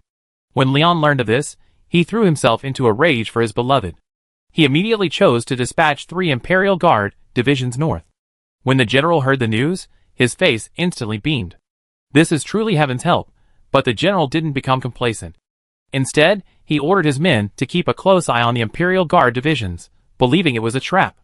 In reality, just as the general had suspected, the 3 Imperial Guard divisions never left. But according to the general's spies, nearly 80,000 more troops had arrived at the Qinchi border. This puzzled the general. Could it be that Leon had actually transferred 3 guards divisions to the Orc Empire? However, this was all Leon's deception. Leon secretly sent some of the new uniforms to the Qinchi kingdom. He then had Qinchi's reserve troops equipped with these 80,000 uniforms. He then had them parade along the border, creating the illusion of a large military transit and misleading the general. However, the general was convinced. He accelerated his plans. He also instructed the generals, who had joined him, to mobilize their networks and recruit more people. Because Leon had pretended to transfer 3 guards divisions, he was able to mobilize the only guards division to station in Liongrad. Although the general was nervous about this move, he did not overreact. Leon was relieved. He also secretly contacted the airborne division, instructing them to do everything they could to break up the troops heading to the Qinchi air base. It will then be used as Leon's trump card, showing the general what true airborne troops are. You want to rebel? Without the 1st Airborne Division, how could you possibly rebel? Just when everything was going according to plan, something happened to Marjlov, and it was serious. After receiving the fatty's order, the attendant immediately rushed to Marjlov's village overnight. With a large sum of money, he planned to settle the matter with Marjlov. The attendant's IQ was quite high, but since he arrived back at the village late, he had no choice but to return to the manor and wait until the next day to look for Marjlov. The result was a complete explosion. The attendant had shared Fatty's plan with his men. In order to show off his skills in front of Fatty, Finfin volunteered to go find Marjlov. And what happened next was beyond the attendant's control. Chapter 855. The village was quiet early in the morning. In the past, everyone would have risen early to work in the fields. But now, almost the entire village has gone to work in the factory. Few people are still farming. So many villagers can sleep in until 7. The villagers have clearly become accustomed to this routine. Just as 7 o'clock arrived, the entire village was silent. Aside from the occasional sight of a few farmers getting up to work, the rest were still asleep. However, at this moment, a group of uninvited guests arrived in the village. They were the lackeys of the high-ranking officials. Eager to show off in front of the high-ranking officials, the lackeys volunteered and approached Marjlov with money. Knock, knock. Open the door, old man. I have something to ask you. The leading lackey said arrogantly, not taking Marjlov seriously at all. As a soldier, Marjlov naturally woke up the moment the knock on the door arrived, then went straight to the door and opened it. Who are you looking for? Marjlov asked first, just as Dewan emerged from the house. Dewan's family members were cautiously watching Marjlov and his lackeys from inside the inner room. So you're that Marjlov? The lieutenant colonel? The lackeys seemed to have guessed Marjlov's identity, but they still asked for confirmation. I'm Lieutenant Colonel Marjlov. What brings you to me? Knowing that these thugs were the toughest to deal with, Marjlov admitted his identity without hesitation. Well, this bag of money is compensation for you. Our master said he's expropriating that piece of land. The lackey stuffed the money directly into Marjlov's hand.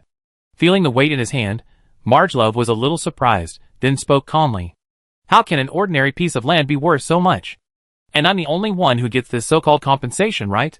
Marjolove said, holding up the gold coins in his hand. There were at least 100 or 200 coins.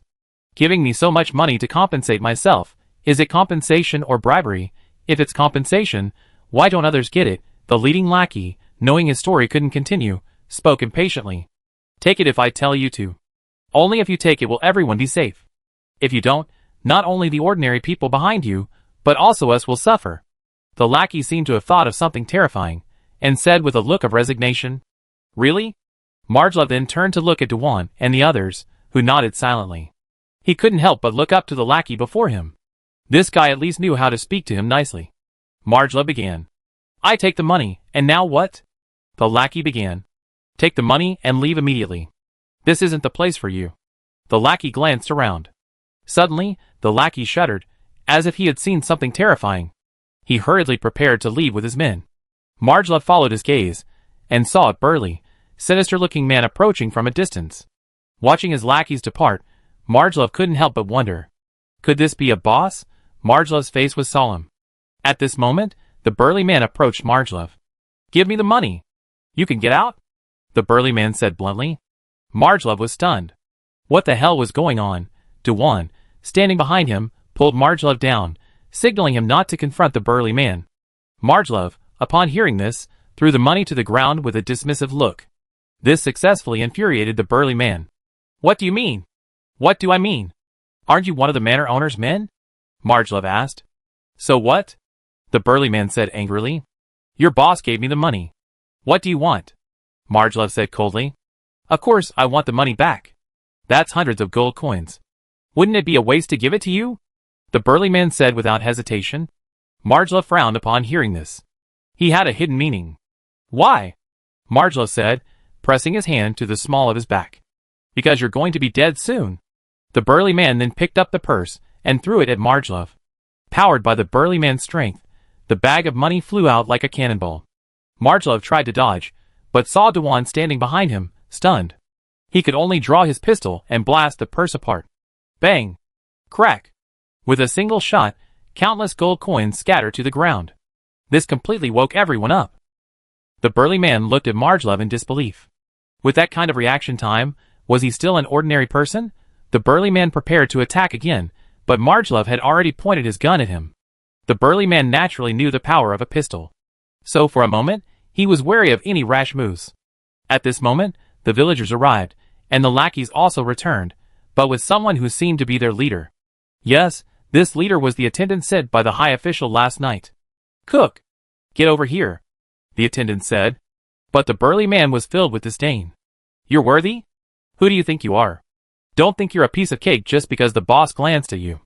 I'm telling you, I can crush you with just 2 fingers. The attendant didn't get angry, but spoke calmly. Do you know that what you're doing is stupid? Stupid, so what? Besides, the master has already said that these officials are just his dogs. Killing 2 of them is no big deal. The burly man shook his head disapprovingly, as if treating Marjolove like one of those petty officials who had previously occupied this land. Marjolove's eyes widened upon hearing this. What had he heard? The burly man wasn't lying, because a lie couldn't be so terrifying. Marjolove seemed to understand, as if he had been sucked into a vortex of unimaginable proportions. Just as Marjolove was stunned, the burly man attacked, charging straight at him. Bang! The next second, a gunshot echoed through the village. Chapter 856. With the blast of a gunshot, Marjolove calmly watched the burly man slowly fall before him. What good is it, no matter how strong you are? Can you withstand this shot? However, Marjolove did not kill the burly man.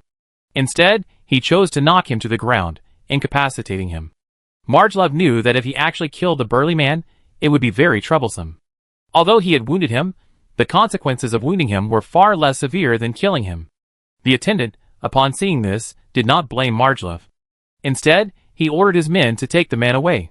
Looking at the burly man shot in the arm, the attendant could not help but take Marjolove seriously. With the time he had to react, Marjolove had every chance to shoot the man in the head. But Marjolove did not do so. The attendant then spoke. Lieutenant Colonel, I apologize for his impertinence. Please leave immediately. Given his personality, he undoubtedly distort the facts in front of higher-ups, And then you won't be able to leave even if you want to. The attendant spoke calmly, as if he experienced this countless times. Margelove was a little surprised, but he spoke anyway. If I leave, what will happen to my ancestral home? Margelove wasn't about to give in, not just for his home, but also for the villagers. The villagers couldn't hide their fear of the burly man. And while the attendant had sent his men to check on the man's injuries, Margelove had asked Dewan for information about him. Dewan said. The burly man before him was the high-ranking official's adopted son. He was also the caretaker of the manor. His favorite habit was to loot and rob the village. The high-ranking official gave him a large sum of money every month, but he still preferred to take advantage of small gains. He often fought with villagers over the mere cost of half a silver coin. The most unfair thing was that, as a powerful man, he only bullied the weak and never stood up to those stronger. The villagers could only endure this in silence. It wasn't that they didn't want to resist, but they simply didn't have the strength to do so. They could only watch helplessly as the other side bullied them. Why are you doing this? Isn't life all about endurance? Think of your family, think of your concerns, the attendant said earnestly. As a lackey of the high-ranking official, he had naturally witnessed countless people's families torn apart by the high-ranking official. Margelove spoke up after hearing this.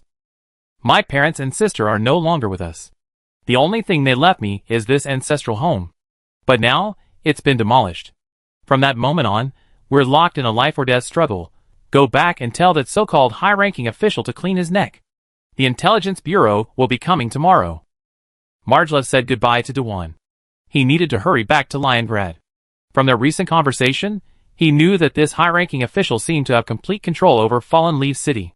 If he continued in Fallen Leaf City, it would likely affect Village Chief Dewan and his men, and might even lead to the deaths of everyone, himself included. Margelove certainly wasn't afraid of dying, but he was afraid that this high-ranking official wouldn't be brought to justice. Under everyone's gaze, Margelove fled the village. He boarded a car bound for Liongrad right at the village entrance. At first, the car's owner didn't want to give Margelove a ride. He felt uneasy seeing Margelove in his military uniform. As a local resident of Fallen Leaf City, he knew the local government's dynamic. The inter-official protectionism had made Fallen Leaf City a mess. As a low-ranking citizen, he couldn't change this situation, so he could only avoid contact with these officials as much as possible. So, the moment he saw Margelove, the official wasn't impressed. But Margelove stopped the car anyway, and the ordinary man had no choice but to take Margelove to Liongrad. In the end, Margelove escaped death because he had just left the house and boarded the car. After the official learned of this, they immediately dispatched personnel to deal with Margelove. But Margelove somehow managed to get on the car and leave Fallen Leaf City. Upon learning of this, the high-ranking official panicked. He then immediately contacted his superior, who, by some remarkable coincidence, turned out to be the army general. Because nearly all the military equipment destined for the Kursk Plains passed through Fallen Leaf City at the time, therefore, Fallen Leaf City offered ample scope for maneuvering. This high-ranking official chose to operate in Fallen Leaf City, and with the army general's help, he embezzled a significant amount of the military equipment. The two of them had a close relationship.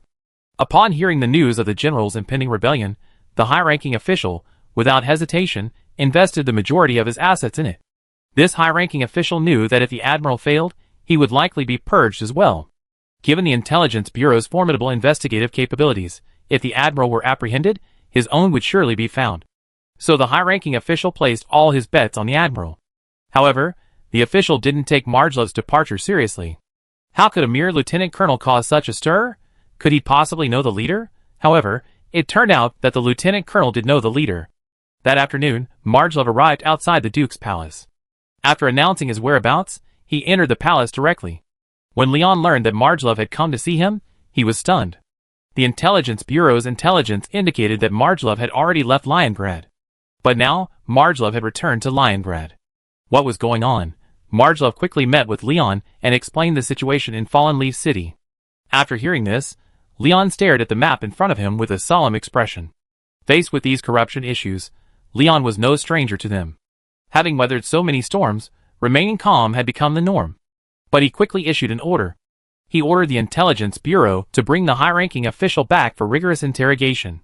The official could never have imagined that he would be brought down by a mere lieutenant colonel. And because of Margelove, the general's plans were disrupted.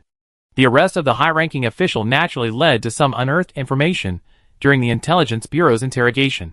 And then it exploded. The high-ranking official had betrayed the general. And he had also exposed his entire network of connections, most of whom were connected to the general. This directly forced the general to rebel prematurely. Chapter 857. As for the rebellion, the general had already sent his trusted aides to mobilize the 4 divisions. But the 4 divisions were no fools. Although some of their commanders were in cahoots with the general, their political commissars remained resolute. The political commissars of 3 of the 4 divisions simply flipped their desks. This was because they hadn't received orders from Lyon. Normally, it was perfectly reasonable for the military to mobilize the Wehrmacht. But it depended on where the Wehrmacht was being sent. Initially, the commissars thought the military was moving the Wehrmacht to the northern front. But as the orders came down, they discovered they were headed for Leningrad. This frightened them greatly. My goodness, what are they doing? Sending troops to Leningrad? Do you have the brains to chop off the Guards division? The political commissars were no fools, and their stance was already leaning towards Lyon. So, under pressure from the commissars, 3 of the 4 divisions stopped. The general was shocked when he heard this. What the hell? Originally, 4 divisions had revolted, but now only 1 remained. Was it because the political commissar and commander of that division were both the general's men? The general realized that a mutiny wouldn't be possible with just 1 division. So, he immediately began targeting the other 3 divisions. Soon, the general discovered that the most difficult targets weren't the lower-level soldiers or their commanders, but the political commissars personally appointed by Lyon. These commissars seemed stubborn and inflexible to the general. They simply didn't know how to adapt. Ultimately, the general had no choice but to change his plan. And he made an even bolder decision. Since 3 of the 4 divisions couldn't be used, he had to find a solution himself. As for the method, the general directly dispatched someone to assassinate one of the political commissars. Then he threw the dirty water on the Intelligence Bureau. Because there were no Intelligence Bureau agents in the military, even if the Intelligence Bureau wanted to clarify, it would take some time to blame them. Clearly, the general was taking advantage of this time gap. Although the other 2 divisions were difficult to incite, with the transfer of the 3 Guards divisions, even with only 2 divisions, a successful mutiny could be achieved, because the political commissar of the 3rd Division of the 2nd Armored Army had been assassinated. The division was in turmoil. Each division complained to the military headquarters separately, hoping for a thorough investigation. But don't forget that Caddis, the current head of the army headquarters, had been dismissed. This meant that the general had virtually control over the entire army headquarters. So, upon learning that the soldiers of the 3rd Division were furious, the general personally staged a scene in front of 50,000 people. He personally went to the 3rd Division's base and wept in front of 50,000 people. As he cried, he implied the Intelligence Bureau, telling everyone that it was the Intelligence Bureau that had killed the political commissar. He then spoke directly. Comrades, I'm going to demand justice for our political commissar. The Intelligence Bureau has absolute power. They can even kill our generals at will. Is there justice in this? Is there law in this? Today it's the political commissar, but what about tomorrow? Will it be us tomorrow? So, soldiers, let us go together to seek justice for the political commissar and for ourselves. At the general's instigation, the 3rd Armored Division chose to march to Leningrad to put pressure on the Intelligence Bureau. But the soldiers of the 3rd Armored Division carried no weapons. They knew they were not going to rebel, but to seek justice. But the general wanted to see this happen. Because once you enter the city, you're out of control. The military would provide all the weapons and equipment. Another division was also incited, but initially, the division commander and political commissar had no control over the entire division. When the soldiers saw they were heading to Leningrad, they panicked. Although they didn't know why such an order was given, they were truly panicking. At this time, news of the 3rd Armored Division's political commissar's death reached them. Their commander and political commissar tried to persuade the soldiers, citing the need for justice. The soldiers themselves didn't believe this rhetoric. But the general had a new idea. The 3rd anniversary of Lyon's arrival in Leningrad was approaching. So the military planned a small military parade. This excuse was completely untenable, as he had only sent 50,000 men to Leningrad. These soldiers therefore chose to obey orders. This, in fact, may have something to do with Leon. Because Leon knew he wasn't cut out for commanding operations, he delegated as much authority as possible. Making the National Defense Forces accept orders from the military headquarters was intended to prevent anyone from interfering with the National Defense Forces. This defense, however, failed to protect others and instead served to protect themselves. Soon, after interrogating the high-ranking official from Fallen Leaf City, the Intelligence Bureau obtained a list of their connections. And Hans had already determined that the general was about to rebel. Because according to intelligence, 2 divisions have already moved. Yet the general confidently led 100,000 troops in a mutiny. But he had no idea what awaited him in Lohengrin. Let alone those 100,000 men, how many would ultimately obey the general? Even if all of them followed his lead and mutinied, the 20,000 plus Guards division soldiers within the city alone would be enough to overwhelm these 100,000 men, not to mention that Lion, the idiot, had 3 divisions hidden outside. And there's an airborne division at the air base to the north. 5 divisions, a combined force of 100,000 men. How can you fight us? Even though it's a 1-to-1 battle, don't forget what kind of monsters these 5 are. Lion, steady. So Lion didn't kill the general in the cradle. Instead, he did his best to create the appearance of a shortage of troops. He wanted to entice the general into laying siege to the city and, in the leader's name, issue a mobilization order to all officials. To see how many officials were truly loyal to Lion. A rebellion is the best test of human nature. News of the admiral's planned rebellion was accidentally spread by the intelligence agency. The entirety of Leningrad was instantly thrown into panic. However, the irony was that it wasn't the people who were panicking, but the officials of Diyen. After several major purges, the remaining officials were mostly capable and had few blemishes. However, these officials were far more intelligent than those who had come before. While there were loyal officials among them, a considerable number were opportunistic and flanked by the wind. Because of their intelligence, they were able to protect themselves during the previous purges. What's the saying? I've been an honest official for 10 years, just to establish a perfect image for myself. 10 years of no business. 10 years of prosperity after the next. A large number of officials held this view. After all, how could they not be involved in something when they became officials? For these flankers, Lion was giving them one last chance to choose sides. Chapter 858. Soon, the entire city of Leningrad received word of the general's dispatch of troops. Almost all of Leningrad's residents began trying to contact the 100,000 soldiers of the 2 divisions. For they all knew the soldiers from these 2 divisions, hoping to persuade them to return to their wrong path. But the key was that the 2 divisions had cut off all external communication. Now, the 2 divisions were marching towards Leningrad in a mighty force. There was only one way to stop these 2 actions. Wait until the 2 divisions were at the gates of the city, and then confront them head-on. Seeing that their attempts to contact Leningrad were fruitless, the residents began to devise new strategies. They began spontaneously blocking the army's advance on various roads along Leningrad. Though they still couldn't stop the army's advance, their persuasion had sown the seeds of doubt, causing the soldiers of the 2 divisions to doubt the military's orders. Since we were heading to Leningrad to appeal for justice and hold a military parade, the residents there should have known about this news long ago. So why were they calling us traitors? The soldiers weren't fools. They knew they were likely caught in a vortex. But the problem was, they were already at the gates of the city. The Guards division established a defensive line near the checkpoint surrounding Leningrad, attempting to intercept these 100,000 soldiers. When these 100,000 soldiers saw the Guards division appear on their route, the wiser among them reacted. They tried to stop their comrades, telling them not to advance any further. But the admiral and his generals had been preparing for so long, they couldn't just give up. So, they had already planted their own men within the 2 divisions. As soon as they saw the Guards division blocking their way, these men immediately took action, inciting the soldiers. Brothers, do you see? The Intelligence Bureau has taken control of the Guards. They must have the leader too, otherwise, they wouldn't have placed the Guards division outside Leningrad to intercept us. And do you see? They're all armed, and what about us? Unarmed. Such cries echoed throughout the 3rd Armored Division. The soldiers of the 3rd Armored Division were already furious over the assassination of their political commissar, and upon hearing these lies, they instantly exploded with rage. They truly didn't carry any weapons, but the problem was, the Guards division had no idea. The admiral understood that this was a golden opportunity. Then, he dispatched men to pull out a large quantity of weapons from concealed areas along the road. Then he began distributing them to the soldiers of the 3rd Armored Division. Another Wehrmacht infantry division, upon seeing the Guards division blocking the road, chose to remain stationed without hesitation, ready to depart at any moment. They weren't so impulsive. Having already spotted the Guards division, wouldn't it be courting death to charge into them? But the 3rd Armored Division was blinded by rage. Desperate for justice, almost the entire division marched on foot.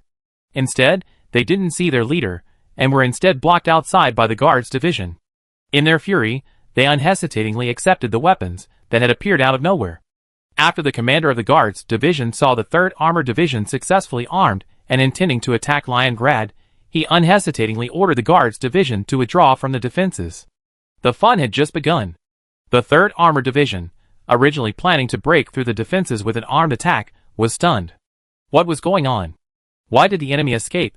The Infantry Division, observing the battle nearby, also realized something was amiss. At this point, the general sent his men to incite the soldiers. The Intelligence Bureau has too few people under their control. They can only feign power from the periphery to prevent us from entering and rescuing our leader. Brothers, let us go in and eliminate the corrupt officials in the Intelligence Bureau and rescue our leader. The 3rd Armored Division marched in with great force. The Wehrmacht infantry divisions, observing the battle, remained motionless, their political commissars finding the scene before them too abstract. At this moment, military headquarters issued 3 orders to the infantry division. Looking at the orders from the military headquarters, and then at the already entered 3rd Armored Division, the political commissar hesitated. The military's order was simple: to assist the 3rd Armored Division in entering Leningrad and eliminating the corrupt intelligence officials. The problem was that, from the beginning until now, neither the Intelligence Bureau nor the leadership had spoken out. Such a major event, logically speaking, couldn't have been unknown to the Intelligence Bureau and the leadership. They must have known, or at least someone among them must have known. If that was the case, why hadn't they come forward to confront the situation? The infantry division's political commissar was examining the military order with extreme caution. But at this moment, the infantry division's artillery unit had a problem. The general bribed an artillery company and ordered them to fire directly at Leningrad. Boom! A shell slid directly into Leningrad, landing in an insignificant area. The artillerymen hit the target with remarkable accuracy. Although they had been bribed, they knew that if they had actually hit a residential area, they would have been doomed. But this single shot dragged the entire infantry division into a quagmire. The political commissar, upon hearing the artillery fire, instantly understood everything. Damn it! Someone in the military headquarters is planning a rebellion.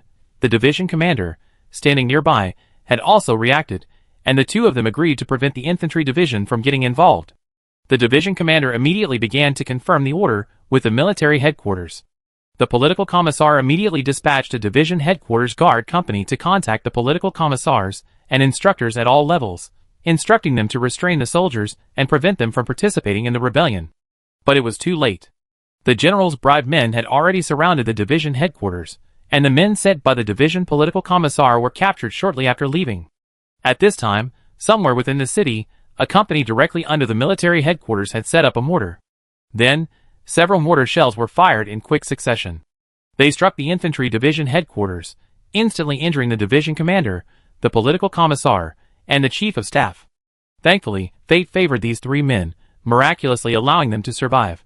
But they had already fallen into a coma, and the power of the entire infantry division fell to the deputy commander. But the deputy commander was the general's man. Chapter 859. The deputy division commander immediately seized the opportunity and assumed command. He then immediately began his incredible maneuver. He trumpeted it before the entire division. Brothers, the Guards division is in such a state. Our beloved political commissar and division commander were injured by their mortars. We should avenge our division commander and political commissar. We must seek justice for what is rightfully ours. The soldiers were enraged upon hearing this. Each of them wanted to charge in and devour the Guards division alive.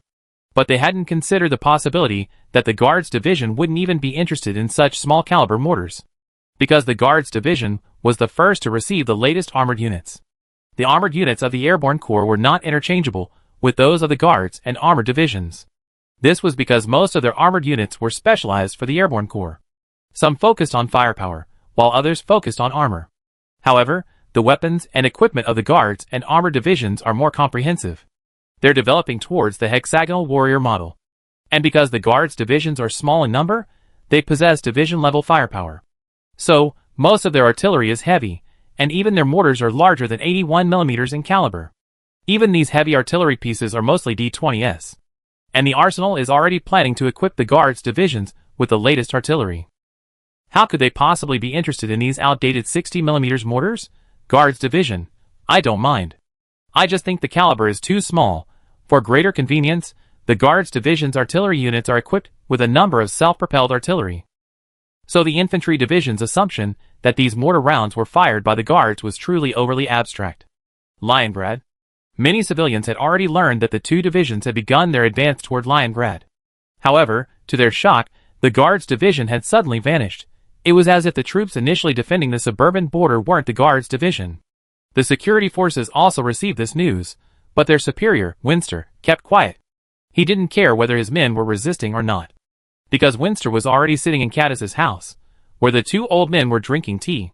Carl and Chester had also arrived, and the four old men drank their tea without a care in the world, because they already knew Lion's plan. And there were 3 divisions hiding outside the city, and an elite airborne division at the air base to the north. How could these two disunited divisions possibly win? If they can't even defeat this, Lion should resign as leader. Although Winster didn't order the security forces to defend, they still had many capable individuals within them. While some of them were the general's men, the majority were loyal to Lion.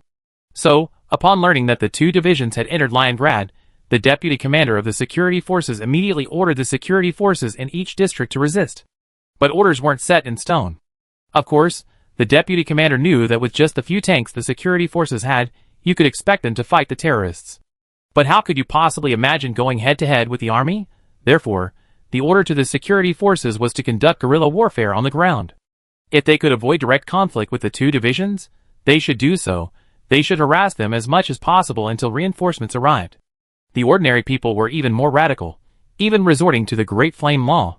This was because one of the clauses was added after the Battle of Leningrad. It stated that if Leningrad was threatened, ordinary citizens had the right and obligation to take up arms to defend it. At first, Lion himself wanted to refuse, but seeing the parliament's approval rate as high as 99%, Lion ultimately reluctantly agreed to the decree. After all, they were his own people. If he didn't protect them, who would? Because Lion had never imagined that anyone would attack the capital Leningrad after this. And today, the decree was activated. Almost all of the over 2 million residents of the capital Leningrad showed up at the armory. But Lion had issued an order preventing the public from receiving weapons. The garrison officer at the weapons depot can only be the bad guy for once. Goodness me, they haven't received any training at all. If they actually distributed the weapons, wouldn't that be a disaster? While we know they have good intentions, who can guarantee there aren't bad people among the people? If they were truly at the end of their rope, there wouldn't be any need to consider the consequences. So naturally, there wouldn't be any need to worry about weapons recovery. But now, after learning about the reactions of the residents of Leningrad, Leon was instantly amused. This isn't 45, and he's not even in the bunker yet. How could this be the end of the rope?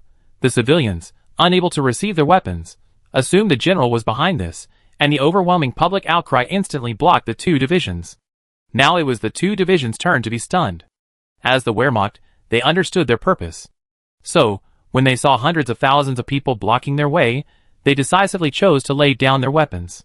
Seeking justice was certainly necessary, but in front of hundreds of thousands of people, they had to recognize the situation and act accordingly. The Wehrmacht was founded fundamentally to protect the people, but now they had incurred public outrage. Even if they saw the people before them as wrong and deceived, they still couldn't raise their guns against their fellow citizens. Now it was the general's turn to be stunned. No! Hundreds of thousands of people weren't afraid of death. Citizens, do you think the Wehrmacht would dare to open fire? The general had miscalculated. He hadn't anticipated the existence of the people. Because in his eyes, these people would have chosen to flee Leningrad, just as they had in the previous Battle of Leningrad. But don't forget, these people have already abandoned Lion once. How could they abandon him a second time? The so-called final armed law was meant to show Lion they were wrong. So this time, these people weren't cowards anymore. And the enemy they were facing was the Wehrmacht, who wouldn't attack them at all. Because among these hundreds of thousands of people, there were definitely relatives of the 100,000-strong army before them. How could this be possible? The general was dumbfounded. To die before achieving victory? To rebel himself and still be so cowardly? The general had no choice but to use his ultimate weapon, sending his trusted aides to blend directly into the army and attack civilians with guns, provoking a fight between the two sides. A few gunshots rang out, and several people fell. This action immediately enraged both the Wehrmacht and the people. The enraged people, believing these troops were truly planning a rebellion, raised their fists without hesitation. The Wehrmacht soldiers were even more stunned. Who fired the shots? The soldiers surrounding the traitors, whom the general had arranged, reacted faster, capturing them the instant the shots were fired. A brutal beating ensued. Some instructors and political commissars stepped forward without hesitation to persuade their fellow civilians. Then the traitors were apprehended and brought before the people for trial. Calm returned to both sides, and the injured were rushed to the hospital. After receiving this news, the general's heart finally settled. How could he continue his rebellion? This was probably the most abject rebellion in history. Why couldn't he just say, "You're causing me so much trouble"? Chapter 860. The general could never have imagined that after so much careful preparation and finally seizing the opportunity, he would be swept away by the tide of the people. And it was a death beyond measure. Even though some officials in Yin spoke up for the rebels and tried to force the people to leave, the masses were sharp-eyed and naturally saw who was rebelling. Have you ever seen a so-called fight for justice with so many twists and turns? Damn it. If there was a real standoff between the two sides, how could only 1 or 2 shots be fired, and those 1 or 2 shots hit the headquarters? And, quite coincidentally, the deputy division commander wasn't there. After the headquarters was hit, the deputy division commander immediately stepped forward and placed all the blame on the guards division. There wasn't even an investigation. So, only belatedly did the soldiers of the infantry division react. So he participated in a mutiny. Under the persuasion of the people, the 2 divisions halted their advance without hesitation. They voluntarily laid down their weapons, fearing a repeat of the shooting incident. The admiral was paralyzed by this scene. The group of people he had hidden to instigate the conflict had also been captured. The admiral knew he had no chance of a comeback. Although he still had a 500-man confidant at the Wehrmacht headquarters, what could these 500 men do? You expect the ceremonial guards guarding the headquarters to attack the heavily defended Duke's palace. After all, the Imperial Guards division is still there. This meant that the Duke's palace had at least 20,000 men defending it. How could they fight? 500 men against 20,000? The general, seeing the situation was hopeless, chose to flee without hesitation. He didn't care about the generals who had followed him, simply leaving 500 men to protect his families and flee. What? Aren't we all on the same page? Come on, the fire's almost burning the rope, and you're still on the same page? When disaster strikes, everyone flees, understand? The rebellious generals who were urging the 2 divisions to retreat were stunned. Because they had received word from their subordinates that the general had escaped with his family. No? Was he selling us out? The generals were stunned. Hadn't we agreed to advance and retreat together? The generals had already realized what was happening and fled for their lives. Only a few foolish generals remained commanding their troops, hoping to fight the people to the bitter end. But there's only one outcome for going against the people. That's death. And Leon sat in the Duke's palace, watching all this unfold in silence. Nearby, Yun Qingqi was playing with 2 children. Leon closed his eyes tightly, as if waiting for something. Frostar, standing beside him, laid out the latest developments of the rebellion before Leon. From the moment the rebels entered the city to the recent accidental killing of civilians, Leon hadn't taken any action. But when he heard of the admiral's defection, Leon finally took action. He immediately ordered the Imperial Guard division to attack, while simultaneously dispatching the 3 Imperial Guard divisions outside the city to block the road. He also ordered all intelligence agents within the city to mobilize and apprehend all officials involved in the coup. This was the beginning of the end. The general and his family had just arrived in the suburbs of Leningrad and were about to leave the checkpoint when they saw soldiers from the Guards division blocking the checkpoint. How had these Guards division soldiers gotten out? The general was stunned. But when he saw the flag of the 4th Guards division, everything suddenly dawned on him. The 4th, 5th, and 6th divisions had already been deployed to the Orc Empire front. But now, the 4th Guards division had appeared in Leningrad. Wasn't it obvious? This was a setup against him, and he hadn't noticed, jumping right in. And he had believed it, believing it was a once-in-a-lifetime opportunity. But in reality, everything he had believed was a joke. The general looked at the roadblock set up along the way, and knew there was no way he could escape. Soon, the general was captured alive by the Guards division responsible for blocking the roads. Back in the city, the intelligence agency also began a massive roundup of officials involved in the coup. But in reality, after several major purges, these officials had learned their lesson. They wouldn't act until the absolute moment was right. Except for a few less intelligent officials, almost 50% of those who had originally considered participating in the coup chose not to help the general. They had made the right choice. They had witnessed their colleagues being captured for supporting the general. They soon learned that 3 Guards divisions were hiding outside the city. They also learned that there was an airborne division at the air base to the north. After learning this, they were all thankful that they had made the right choice. They had been completely captivated by Leon's tactics. With 4 divisions hidden, even if those 2 divisions truly rebelled, They wouldn't be able to defeat these 5. That evening, the Great Yin Daily urgently printed an extra copy of the newspaper. Leon also returned to the provisional capital. He addressed the entire nation, recounting everything that had happened that day. Upon hearing of the rebellion, the citizens were enraged. At first, they thought the rebellion wasn't over yet, and they prepared to grab their knives and march to the capital to defend it. Great Yin had no knife control. What kind of world is this? This is a magical world. You tell me to ban the only knife ordinary people can use. How can ordinary people protect themselves? But Leon quickly reassured everyone, as he had already begun the post-war settlement. So, the people of Great Yin talked about the coup at the dinner table that evening. This coup was truly a farce. The general had thought his actions were flawless, but in reality, Leon had already learned every word and action of the general. Leon had let it go, because he wanted to see how many corrupt officials there were.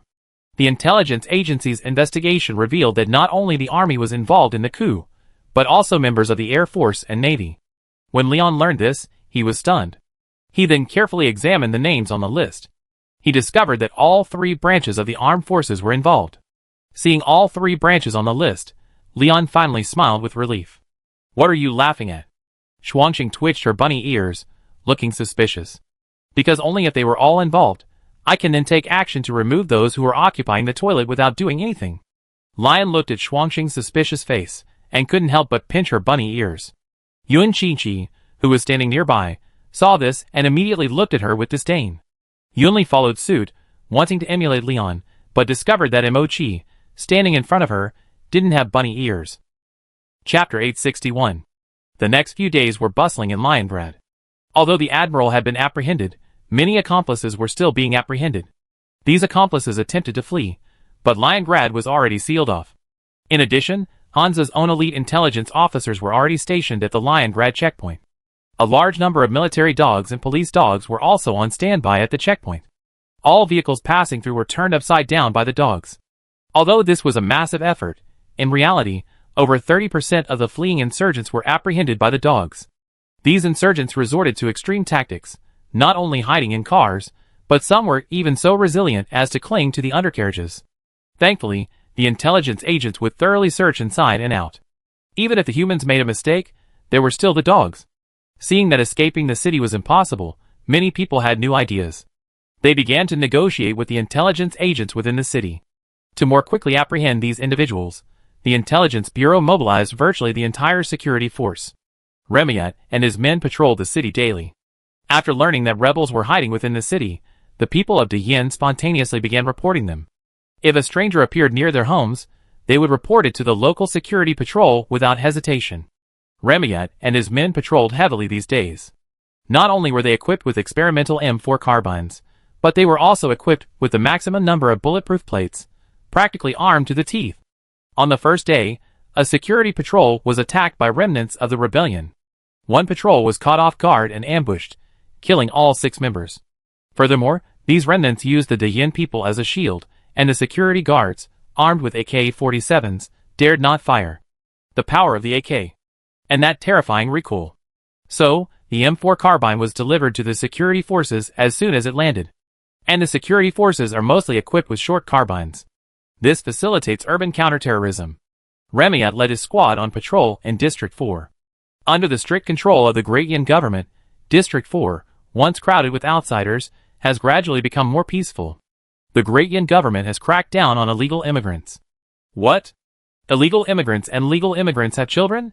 Of course, the children should stay, and the illegal should get out. The parents don't want to? Well, I'm sorry, child. Leon, I hate to see families separated, so families must stay together. Get out together. Is this cold-blooded? Illegal immigration itself is a trap. No matter how you handle it, you will be criticized by all sides. Illegal immigrants occupy resources that should belong to local citizens, take jobs from locals, and even endanger local security. Leon knows that the essence of this society is the survival of the fittest. But Leon said, as long as I live, and as long as Diyin remains strong, I will not allow the rights of the people to be infringed in the slightest. Would the bloodshed of the National Defense Forces have been in vain? Isn't the purpose of our collective efforts to leave a better world for our descendants? Lion's bloody policies naturally drew criticism from some of the nation's distraught citizens, but the Intelligence Bureau soon came knocking. This also brought a great deal of peace to the entire 4th District. in the 4th district, in the home of an orc immigrant. An orc man had just returned from get-off work. He was an orc whose visa was about to expire. The Dayan factory offered him a job. But he looked down on the Dayan people, believing them to be just lucky. The orcs were supposed to rule the world. Every time he saw the Dayan factory executives discussing things in their office, he was filled with jealousy. The more he thought about it, the angrier he became, and the orc slammed the door shut. "Hubby, you're back." The moment the orc returned, a human woman emerged from the kitchen and said something cheesy. The orc didn't give the woman a friendly look, instead gazing disapprovingly at the person on the sofa. A man sat dejectedly on the sofa. "Dad, my husband's back. Aren't you going to say thank you? He took you in." The woman spoke, her eyes fixed on the orc before her. The man on the sofa, seeing his daughter transformed into an orc, spoke angrily. "You don't do any housework at home, and now you're here babysitting someone else? Are you worthy of your mother?" The man spoke, an air of superiority washing over him. "What are you so proud of, old ding? You're no longer a major general in the Wehrmacht, you're just a street rat," the woman said with disdain. The man looked at his daughter in disbelief. He was once a noble of the Holy Empire. Later, thanks to his support for Leon and his own abilities, he rose to the rank of major general. His daughter had been nurtured in aristocratic etiquette, and his wife had raised her according to the standards of a noble lady. But now, his daughter is no longer the well-educated and well-mannered daughter he once was. The man couldn't help but say, looking at the orc beside him, his eyes full of amusement. "The leader is right. Those who are not of our race must have different hearts. We should have destroyed the orcs from the beginning."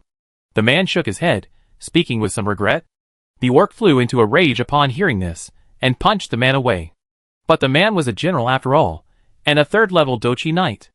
After being attacked, he engaged the orc without hesitation. With 3 punches, he knocked the orc to the ground. The woman rushed to the orc's defense, her face filled with anxiety. "Do you have any conscience? Did someone offend you? And you hit him like that? Apologize now. Otherwise, I won't have you as my father." The man's blood boiled at this, and he vomited blood in anger. "You rebellious woman. You! Just then, the door was kicked down. Remiat and his men rushed in. They had received a report from the public that a fugitive was harboring in this household. As they reached the door, they heard the sounds of fighting from inside. Before he could even confirm, he burst through the door. Lamiat, watching the man spitting blood, felt as if he were facing a formidable enemy, instinctively raising his M4. Could a 3-round burst from the M4 kill this level 3 fighting Chi Knight? Lamiat was terrified. As the security forces stormed through the door, the man's face unexpectedly crackled with a smile of relief. He simply slumped to the ground, offering no resistance. "Everyone, hands on your head, get down. Anyone who resists will be killed," Lamiat roared, ordering his men to tie him up. But the orc suddenly lost control, leaping forward and sending the security forces holding him flying. He then charged at Ramiat. Bang! Bang! Bang! The next second, the orc was knocked to the ground. Lamiat spoke. "Hold your hands. Let me see your hands." Chapter 862. As the orc was knocked down, Remiat and his companions didn't let their guard down, for the orc before them seemed to be still able to move. She lay on the ground, hands on her stomach, exposing her back.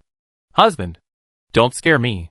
The woman was instantly frantic, and tried to rush forward to check on the orc's injuries. But she was stopped by a security guard. The woman was instantly furious. "Let me go! You peasants! How dare you hurt my husband?" The security guard nearly burst out laughing. "What kind of person are you? Your words are wrong." But for safety reasons, the security guard couldn't let the woman get close to the orc. The security guard held the magazine in one hand, his gun raised, fearing an accidental discharge, while with the other, he grabbed the woman. The woman was unhappy and immediately struggled, but she was unable to break free from the well-trained soldier's grasp. Seeing her struggles were futile, the woman bit the security guard's arm. "Ah! Let go!" the security guard gasped. The woman's bite was so painful, Remiat heard the noise and instinctively glanced at his companions. At that moment, the orc lying on the ground finally moved, pulling out a folding knife from his pocket and throwing it at Remiat. As an outsider working in Dayan on a visa, this orc was not allowed to possess weapons. Not even cold weapons. But Remiat and his men were not taking this kind of outsider lightly, because it was often outsiders who did such foolish things. Because they always think they're superior. The knife flew directly towards Remiat, and because Remiat was distracted, It struck him directly. Thankfully, his body armor blocked the incoming knife, which struck the vest and bounced off. The other 4 security guards, reacting quickly, pulled the trigger without hesitation. Bang! Bang! Bang! For over 10 seconds, the sound of gunfire echoed throughout the neighborhood, leaving residents upstairs and downstairs dumbfounded. Is this an arrest or a war? Is this Chinese New Year? A dozen seconds passed, and the 4 security guards emptied their magazines almost simultaneously. 30 rounds in a dozen seconds wasn't their limit, but the limit of the magazine. Many of the security guards realized they hadn't even activated the triple-barrel fire strategy, and were still using a single shot. 4 magazines completely destroyed the orc. The once towering orc instantly became a hornet's nest. At this moment, citizens of the Yin, having heard the commotion, also appeared in the hallway. Of course, most of these people possess magical powers and fighting spirit, otherwise they wouldn't have dared to show their faces. As soon as they reached the door, they were met with a bloody scene. The woman instantly relaxed, looking at the orcs, who had been beaten to a pulp, with a look of devastation on her face. You killed my husband. I demand your lives. Without hesitation, the woman broke free from the injured security guard's restraints and rushed into the kitchen, knife in hand, ready to chop the security guard to death. A security guard was still reloading, and the soldier had no time to defend himself. After all, he truly hadn't expected his own people to attack him.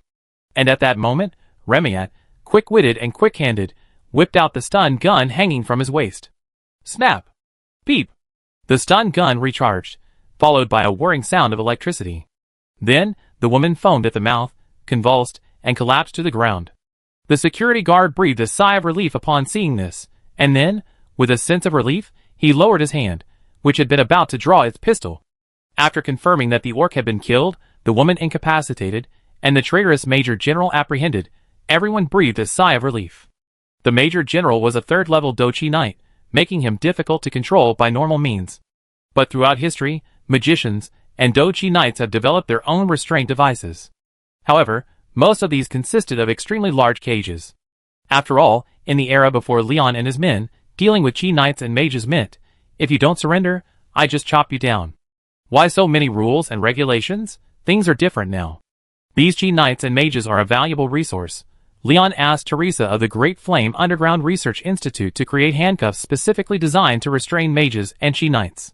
So, this is how Remiat and his men were able to control the rebellious Major General. Inside the house, the security forces soldiers were breathing heavily. Boss, why does this job feel even more exhausting than when I was in the National Defense Forces? A security force soldier complained. How could it not be tiring? There weren't so many rules and regulations before. After all, we were facing the enemy, we could just shoot him. Another security soldier took over. But the security forces are close to home. And we have weekly holidays. The bidden security soldier whispered, examining the wound on his left hand. Everyone fell silent after hearing the security soldier's words. It's impossible to have high pay, little work, and be close to home. If it were possible, it would probably be in a dream. Where do the proletariat get their dreams? As soon as Remiat and his men finished the battle, a horde of onlookers arrived. Because they couldn't disturb the scene, Remiat and his men couldn't even cover the bodies with white cloths. Remiat ordered his men to keep watch. Remiat himself went downstairs to await support from the Intelligence Bureau. As soon as he reached the door, he saw children playing in the neighborhood street. The children's eyes lit up when they saw Remiat. They surrounded him, leaving him stunned. Many even reached out to touch Remiat's gun. This frightened Remiat, who quickly raised his M4. Soon, the other adults in the neighborhood saw what was happening and rushed over to take the children away. But Remiat noticed a little girl squatting in the distance, looking unhappy. Curious, Remiat walked over. Little girl, why are you here alone? The little girl turned around and saw Remiat in his military uniform. She immediately hugged him. Dad. The words immediately silenced Remiat. No! I'm not even married yet. What are you doing to me? Remiat talked to the little girl and finally figured out why she was alone.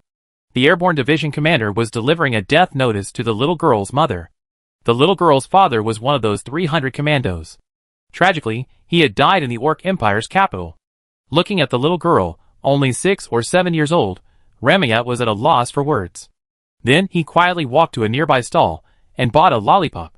He then knelt in front of the little girl, tore open the package, and placed it in her hand. Eat it. You won't cry after you eat it. Chapter 863.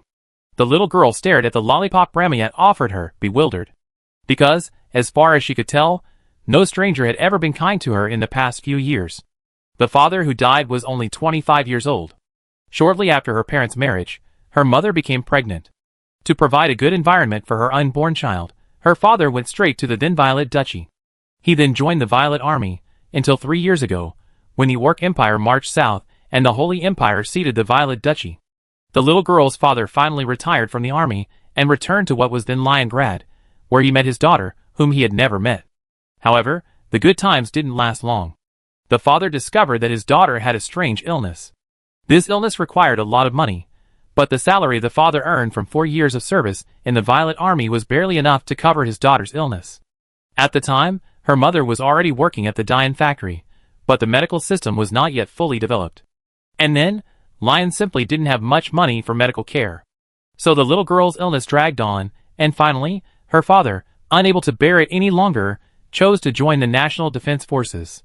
Because the entire Sin territory was in imminent danger during the Divine Retribution winter, few had much faith in Leon. So, in their view, joining the National Defense Forces was a descent into death. But Leon offered a benefit to the first few thousand men who joined the National Defense Forces: complete medical care and housing for their families. So, that was the reason her father joined the National Defense Forces. And her father was no coward. In those 3 years, he not only ended the Divine Retribution winter, but also repelled the Orc Empire, helped the Elf Empire defeat the Demon Empire, and liberated the Holy Empire. It could be said to be a grand slam for players, combining the beta test with the server launch.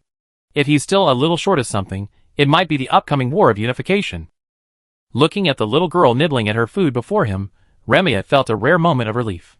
They're human too, not cold-blooded machines. Having joined the security forces for almost 6 months, Ramyet has seen countless people who defy fate. Leon commented on this. Darwin said that biological diversity is inherent. With a population of nearly 25 million, Tian is bound to have some defiant individuals. These defiant individuals enjoy Tian's welfare benefits, yet they recklessly criticize the system and Leon. They believe Leon is arbitrary, and doesn't care about the lives of the people at the bottom. Power should be distributed to every citizen, allowing everyone to take turns being a leader. Is this even human? Leon almost burst out laughing after hearing these outrageous remarks. If Leon gave his position to these ordinary people, perhaps Great Yin wouldn't have survived until today. What initially supported Great Yin's founding? Not technology, but Lion's status. At the time, Lion was very weak. Even though he possessed some technology, others considered him a fat sheep. But Lion's status saved him. After all, the title of Prince of the Holy Empire could still attract some talent and intimidate others. It can be said that Lion's status saved Great Yin from many troubles in its early years. After all, Lion was founded as a principality. Nominally, he still obeyed the Holy Empire. Yet some people didn't understand and started smashing bowls after eating and drinking their fill. They think that if leader Leon can do it, why can't they? If you really can do it, then why can't you even pass the official exam? Lion scoffed at such absurdity. Even the intelligence agency wouldn't bother with him. If you debate with someone with such a mental disorder, you find you can't win no matter what. Because they're self-centered, their own perverse theories serve as their attack radius, leaving you completely defenseless. To deal with such a person, either treat them to peanuts or send them to Dragon Field for enlightenment. Speak to them even more, and they think you're surrendering. Lion and his men scoffed at this, but it was a real pain for the security forces. Ramyet had encountered numerous such instances during his 6 months on duty. Although Tian appeared to be the world's dominant power, other nations remained wary of it, some even resorting to underhanded tactics to incite their own citizens and even engage in cultural invasions. Lion also knew that the enemy was determined to destroy us. Thus, his control over the Elven Empire and the Holy Empire was extremely strong. As of now, the National Defense Forces comprised 7 armies totaling 1.4 million men. 2 of these armies were stationed in the Papal States. 2 were stationed in the Elven Empire, and 2 were stationed on the northern border of the Holy Empire. As for the Demon Empire, only 1 army was deployed.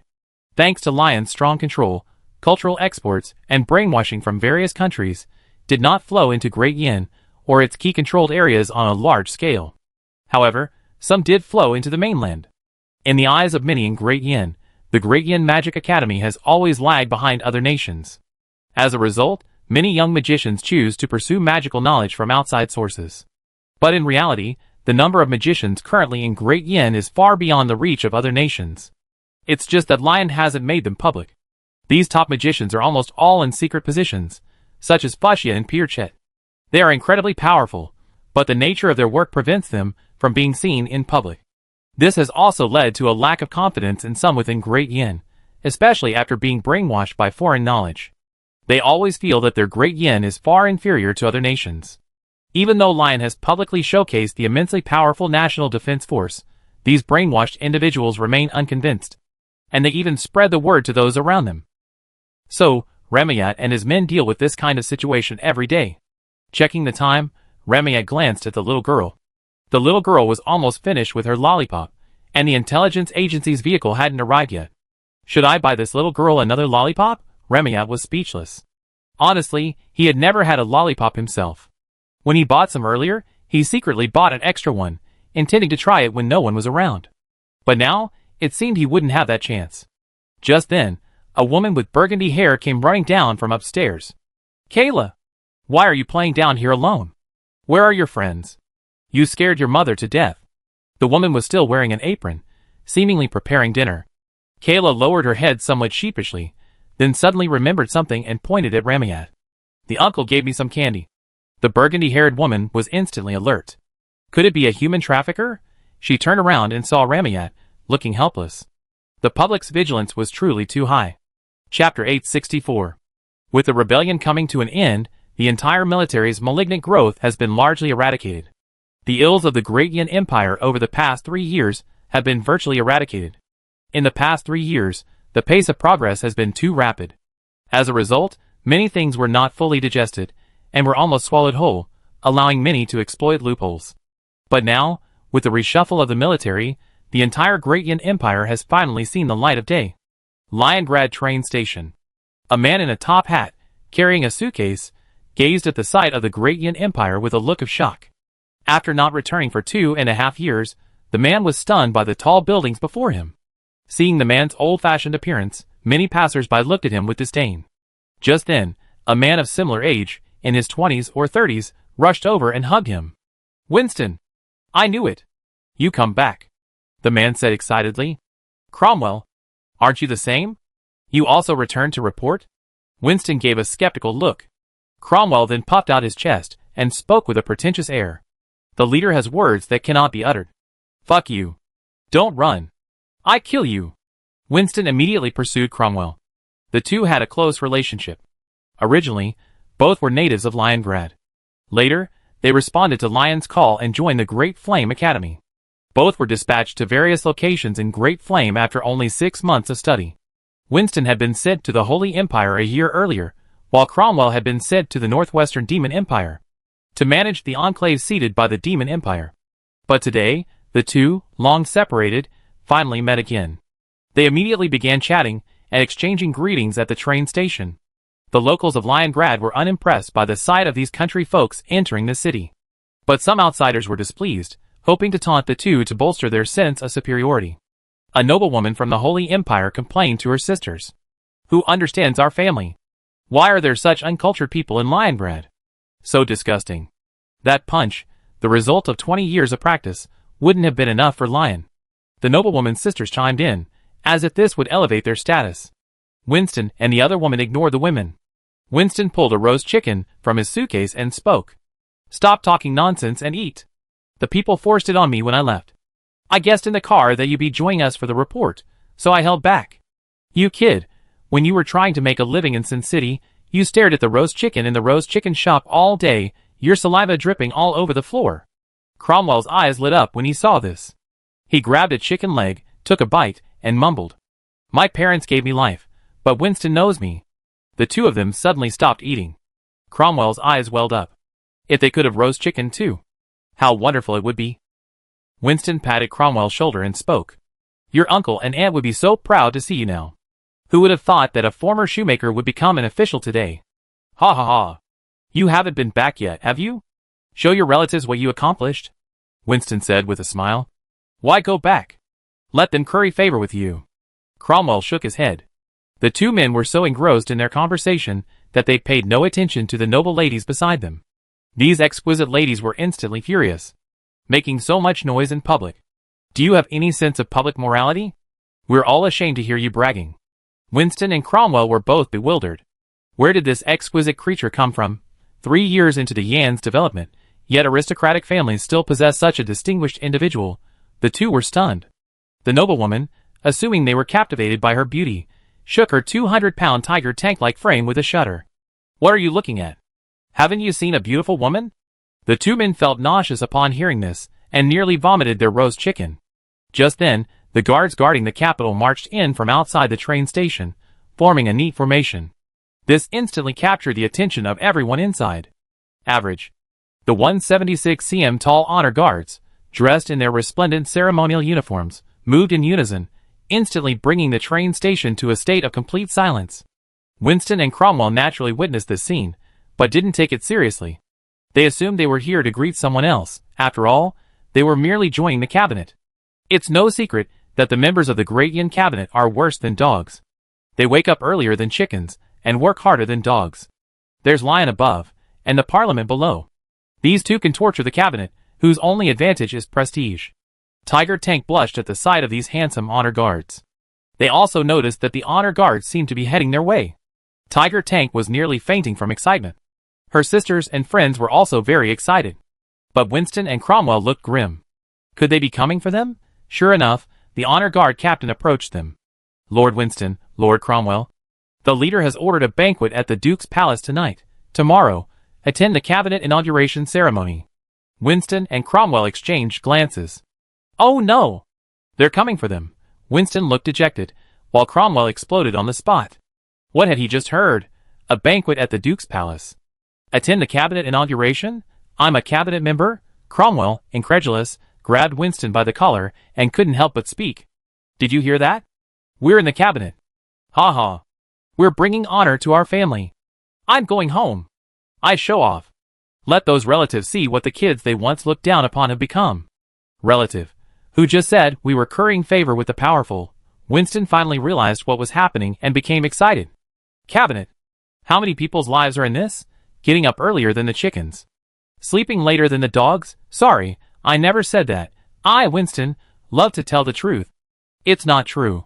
The two of them then headed directly to the Duke's palace, escorted by a guard of honor, leaving the Tiger Tank and her friend disheveled in the wind. Winston and Cromwell, however, remained restless for a long time. Unbeknownst to them, the surprise was far greater. Chapter 865 and Chapter 866. Winston and Cromwell rode in a car all the way to the Duke's mansion. It wasn't until the car stopped at the gate that they finally woke up. Were they really at the Duke's mansion? Just as they were stunned, Uriah, the head maid of the Duke's mansion, led 2 rows of maids to the door and greeted them. How could they have ever seen such a thing? They almost took off on the spot. But after all, they were both officials, so they still had some composure. So, they supported each other and walked inside. We weren't scared, we were just temporarily weak in the knees. As they entered, they discovered that there were more than just them in the Duke's mansion. There were already 5 or 6 young talents sitting there. But these 5 or 6 young talents, like them, were afraid to breathe. Because not only they were sitting on the sofa, but also Leon's mother, Irina. Irina's presence was to match these young talents. Because 9 of the 13 cabinet members are unmarried. And 2 of them are single, which is a major drawback for cabinet members. Because once you join the cabinet, you be part of the core of the Yin. And at that point, you won't be able to decide for yourself. So, you need to have some kind of concern before you can confidently hand over the work to them. Of course, having a child would be perfect. That's why Irina is the matchmaker. And these 13 cabinet members have been carefully selected, and their abilities are more than enough to serve in the cabinet. The most crucial thing was that their 13-member cabinet must last at least 5 years to ensure the implementation of the second 5-year plan. For these 13 individuals alone, Leon spent days selecting from a list of hundreds of candidates, ultimately revising the final list over 20 times before finalizing it. This clearly demonstrates the importance of these 13 individuals. As night fell, the 13 cabinet members attending the dinner had arrived, along with over 30 women who had undergone identity screening. One-on-one selection might not be possible, but what about 3-on-1? I just don't believe it. 3-on-1 selections wouldn't be enough to find the right one? You have to understand, these women aren't just any women, They all possess unique skills. Some are even daughters of legitimate noble families. When arranging marriages for cabinet ministers, the woman doesn't necessarily need to be exceptionally capable, but she must be virtuous and respectable. So Leon stayed upstairs, creating opportunities for the young men downstairs. Winston and the others naturally understood Leon's intentions, so they naturally began to interact with the women. After all, they were already in their 20s, and it was time to consider their own lifelong plans. Before they arrived, the women had already obtained the political records of these 13 men. So only these 13 men were kept in the dark. The women had already chosen their targets. True, too many monks, too little porridge. Winston and Cromwell arrived early, so they were immediately tortured by over 30 women. Although each of them had already chosen their targets, this didn't stop them from getting to know these outstanding young men. Even if a happy marriage didn't materialize, knowing them wouldn't hurt. What if they needed help in the future? Winston also learned the news that he would be appointed prime minister. How did I become a bully? I become the very bully I hate the most. But it seems being a bully isn't such a bad thing after all. Winston couldn't help but exclaim, "Smells good." Downstairs, matchmaking was underway. Upstairs, Leon was planning his vacation. That's right, Leon was planning to be a hands-off boss. I worked so hard for so long, and I can't even enjoy myself? It wasn't really a vacation plan, more like an inspection. Anyway, we were about to enter a period of stability, and since I'd been given another year off, it was only natural to plan a vacation. The Holy Empire itself was currently a bit chaotically managed, and since I hadn't visited the Elven Empire in over 2 years, there might be some problems there. So Leon had already prepared for a trip, or even a tour, and an inspection. Of course, this inspection wasn't a large one. He only brought in Chi-Chi and the others, their 2 children, and the ultimate third wheel, Baryan. In fact, when Baryan heard that Leon was traveling with his wife and children, he was extremely resistant.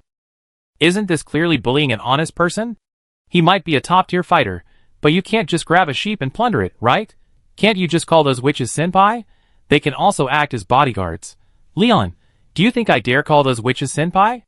Are they witches? They're masters. But Leon still symbolically asked for the witches' opinions. When the Fire Witch Moya heard about the public-funded trip, she agreed without hesitation. The other witches declined, instead staying at home to conduct esoteric research. Leon could only express his frustration. Senior Baryan, look, since Senior Witch doesn't want to go out, you're the only one left to play third wheel. Moya didn't actually mind being a third wheel, as she was Leon's great-grandmother. So naturally, she longed to see a large family. Especially after learning that Leon had adopted a daughter, she rushed to Leon's house and beat him up. Are you infertile? Why did you adopt a daughter? Hurry and give birth. Now it was Leon's turn to be dumbfounded. Why is Senior Witch also here to urge a birth? On his desk, Leon had already drawn up a detailed plan. Travel throughout the Holy Land and the Elven Empire within a year, and find a cure for Yen'Shin's illness. Yen'Shin couldn't remain an idiot forever, could she? Just as Leon closed his plan with satisfaction, Yuan Qingqi walked in carrying a teapot and a set of tea utensils. Qingqi? What are you doing? Leon was a little confused. Seeing you've been busy all afternoon, I make you a cup of tea to refresh you. Yuan Qingqi finished, personally pouring a cup for Leon. Leon took the tea without hesitation and drank it all. But the next second, Leon nearly exploded. It's hot. It's so hot. Seeing Leon almost jump out of his skin from the heat, Yuan Qingqi immediately cupped Leon's face with both hands and kissed him. The icy touch immediately cooled Leon physically. Yuan Qingqi then injected a trace of ice magic into Leon's mouth to cool it down. Just then Hey Yu, smelling the scent, ran over. He then saw the two kissing passionately. What are you doing? In broad daylight, in the open, doing such a shameful thing. Do you even care about me? Hey Yu rushed in, speaking righteously. The two separated immediately, their faces devoid of any shyness, instead expressing a familiar air. They were already an old married couple. Why did they still care so much? What do you want? Leon rubbed his nose and shrugged, expressing his indifference. Hey Yu walked directly in front of Leon and dribbled the ball into him. I don't care. I'm mad. Unless you kiss me too. Hey Yu said seriously. Leon and Yuan Qingqi said in unison. Huh? Chapter 867. Go away, stop making trouble. Yuan Qingqi immediately began to chase Hey Yu away. Hey Yu was immediately displeased, then looked at the tea on the table and drank without hesitation. Hey Yu? Wait, these are our cups. Go find one for yourself. Yun Qingqi said hurriedly. Huh? It's just one cup. Who would care? Heiyu looked at the two obviously different cups, and then directly took his own from his room. Humph. I have a cup too. Heiyu then acted like a good boy, his eyes filled with pleading. Leon, somewhat amused, picked up the teapot and filled Heiyu's cup. For a cup of tea, is that all it takes? Just as Heiyu was sipping his tea, the head maid, Yuria, came up and announced that the dinner was about to begin. Leon and Yun Qingqi then fixed their makeup and returned to the first floor. Heiyu continued to sip his tea. After watching the two leave, Heiyu quickly finished his tea and set his cup aside. But just as he was about to leave, he saw Leon and Yun Qingqi's cups almost touching each other, and then glanced at his own solitary cup. Heiyu's face instantly fell. Then he moved Leon's cup next to his own. Then the two cups pressed together. Seeing this, Heiyu left contentedly. Leon is mine. If Leon knew, he'd definitely say something. Strange knowledge has been added. On the dining table, the Duke's mansion had nothing but a huge table.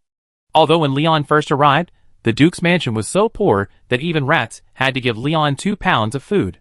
But the Duke's mansion still had a small fortune. That was the massive furniture.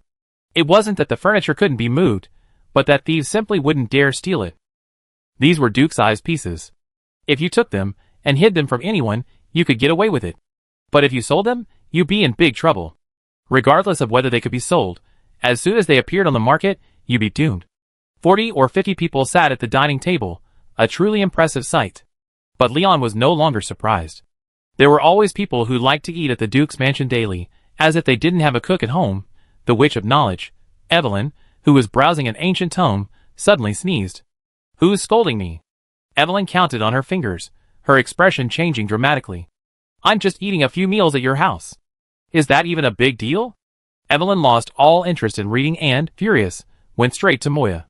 But Leon at the table was unaware of this. On the contrary, he watched the anxious ministers with great interest.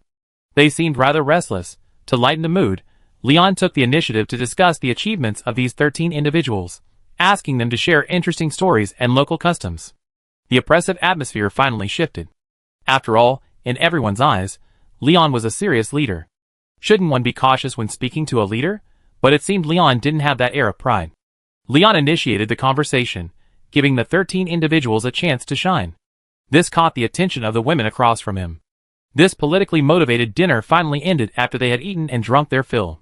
Leon couldn't let these 13 cabinet ministers get drunk, because tomorrow was the cabinet inauguration ceremony, and they absolutely couldn't afford to let anything go wrong. After all, it wouldn't be them who would be embarrassed, it would be a national affair. The next day, as the roosters crowed, the entire Duke's palace began to bustle with activity. The 13 cabinet ministers hadn't left the Duke's palace the previous night, but had stayed there temporarily. This was because these 13 newly returned meritorious individuals couldn't find a place to stay. And even if they did, it would be quite a distance from the temporary capital. They would have to catch a bus early in the morning, and they might even run into rush hour, getting stuck in traffic. So, to prevent this from happening, Leon chose without hesitation to let these 13 people stay at his own palace. As for those 30-plus women? Sorry, the Duke's palace doesn't accept outsiders. The 13 cabinet ministers were summoned early, and arrangements and rehearsals began. While Leon didn't care about these things, his subordinates didn't. Originally, Leon himself was supposed to participate in rehearsals for many major events. But Leon said, I'm the leader now, so why can't I make my own decisions? No. Absolutely no rehearsals. Unless the sky falls. The next second, Leon felt a dark cloud over his head. Looking up, he saw quite wealthy appear above him. Tilting his head, Leon noticed Yun Qingqi smiling at him. Leon, you don't want to sleep on the floor tonight, do you? Yun Qingqi placed her hands on her stomach, her face adoring. Leon's mouth twitched when she heard that. So in this house, you only bully me, right? Okay, wait for me tonight. A man is always impressed after 3 days of absence. Besides, I've been resting for over a month. Although somewhat reluctant, Leon began rehearsing. In fact, for Leon, almost no one dared to force him to rehearse. Even if Leon made a mistake, no one would be smart enough to point it out. If you did point it out, you'd be finished. Soon, it was 8 o'clock in the morning, in the square outside the demolished Parliament building. The Guard of Honor was on standby, and a large number of reporters had already trained their cameras on the red carpet. This was arguably the most important event of the first year of the 5-year plan. A qualified cabinet could make the 5-year plan more complete, and even achieve its completion ahead of schedule. Winston walked in front, seemingly calm and composed, but his trembling hands betrayed him. Cromwell and his companions, though walking behind, were under considerable pressure. There were thousands of people in the square. Most of them were officials, with a small number of off-duty civilians and a few students from Dying College. The gazes of the thousands made the 13 cabinet ministers feel uneasy, but they didn't lose their composure. Winston approached Lyon, who then placed a long sword in Winston's hands. The sword was called the Cattai. It had once belonged to a minister of the Holy Empire named Cattai. During the Kuenberg era, this minister vigorously promoted Kuenberg's policies. This, in turn, led to his subsequent liquidation. The sword wasn't originally called the Cattai, but later became so to commemorate Cattai's achievements. Lyon gave the sword to Winston in the hope that Boston could become like Cattai. Winston knelt on one knee to take the sword, and then began his inaugural speech. Chapter 868. Winston took the sword with a serious expression. He then grasped the sword in his left hand, placed his right hand on the Great Yin Civil Code, and began to swear an oath. I, Winston, from today, assume the office of Prime Minister, loyal to the people, loyal to the Constitution, loyal to the leader, I. Winston immediately launched into a nearly 5-minute oath. There was no other way. If Great Yin wanted to change, it had to face its past. The content of Winston's oath was almost entirely what Great Yin had lacked. For example, the part about loyalty to the people. Whether the previous cabinet was truly loyal to the people remains a mystery. Because these cabinet members didn't even take Leon's words to heart. That's why Leon had created such a complicated oath. After all, in this world, your oath is subject to certain consequences. If you dare to betray your faith, then you must consider the repercussions you will face. Cabinet ministers spent most of the morning taking their oaths, and with their oaths, the inauguration ceremony concluded successfully. Before leaving, Leon asked the staff how long it would take to complete the construction of the new Capitol. The staff said it would take at least 3 months. Unlike the previous Capitol, the new Capitol was not built very tall, with a design height of only 12 stories. But its interior held hidden secrets. The floor space was the same as the previous Capitol, but there was a whole new world beneath the ground. The new Capitol housed almost all of its important institutions underground. There were only 12 floors above ground, but nearly 30 below. A refuge, a kind of bunker, was also built at the very bottom. When Leon heard the word bunker, he shuddered. Capitol, bunker. Don't mess with me. The dead memories began to attack Leon again. This couldn't possibly be the end of my life in the basement, could it? Leon quickly returned to the Duke's mansion and, upon entering, saw everyone packing their belongings. What are you all doing? We're not going on vacation.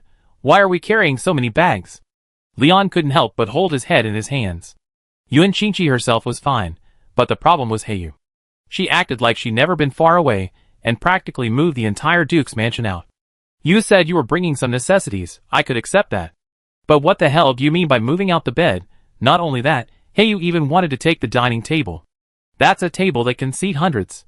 Oh my god, for this living father, Leon could only offer love education. Heiyu. What for? Heiyu's face was filled with stubbornness as he hugged the things he packed. Heiyu was guarding something precious, afraid Leon would snatch them away. We can't fit so much stuff in here, and we're on patrol, not on vacation. Leon said, trying to snatch the things from Heiyu's hands. But Heiyu wasn't happy. He clung to the furniture tightly, as if defending his last bit of dignity. Leon shook his head. Heiyu then spoke. Sister Qingqi said it all, we're just going on a trip. After hearing this, Leon turned his gaze to Yuan Qingqi, who was watching over the children. As if sensing Leon's gaze, Yuan Qingqi shrugged and said nonchalantly. Just kidding yourself. How long have we been together? Do you really think we don't know what's going on in your mind? Yuan Qingqi finished, picking up a ball of yarn beside him. Winter's almost here, I have to knit Leon a scarf. Leon's face instantly sank. We're all family, but can you please give me some respect? You've been teasing me all day, wait for me tonight. In the end, the matter was dropped. Heiyu had the space ring anyway, so he could take as many as he wanted. She couldn't possibly empty the Duke's mansion, could she? She couldn't. Could she? Even at night, in the bedroom. Leon closed the latest quarterly plan and handed it to his subordinates, instructing them to deliver it to the cabinet tomorrow. Looking at the thick stack of plans, Leon's expression relaxed. Finally, he could finally have a good rest, but the next moment, a cold hand rested on his waist. Then, a whispered voice rang in his ear. Honey, it's late.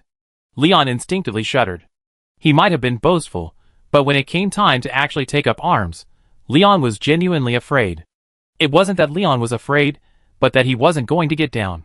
The past was vivid in Leon's mind, and all he knew was that he nearly died on one occasion. As if sensing Leon's resistance, Yun Qingqi resorted to provoking him. Are you incapable of it? The wise and mighty leader is incapable of it. Leon, one of us must die today. Leon immediately picked up Yun Qingqi, and then a scene unsuitable for children ensued. Tonight, Leon decided to make Yun Qingqi understand why the flowers were so red. Leon pinned Yun Qingqi down, a pear blossom crushing a crabapple. Leon! What are you doing? Get off my back! The result was that, early the next morning, Leon and Yun Qingqi were both killed. Finally, Frustar came up and woke them up. Because they were leaving today. The cabinet had been established, and Leon no longer had to worry about being exhausted. He had to explore the Holy Empire, and the Elven Empire, and even the mainland. Economic development inevitably breeds corruption. Rather than hearsay, it's better to see it for yourself. The family had originally planned to leave at 6 in the morning, but there was a problem. Leon and Yun Qingqi didn't get up. Although Leon didn't explicitly state who would be the first lady, the women had already made their decision. It was Yun Qingqi, the smartest of them all.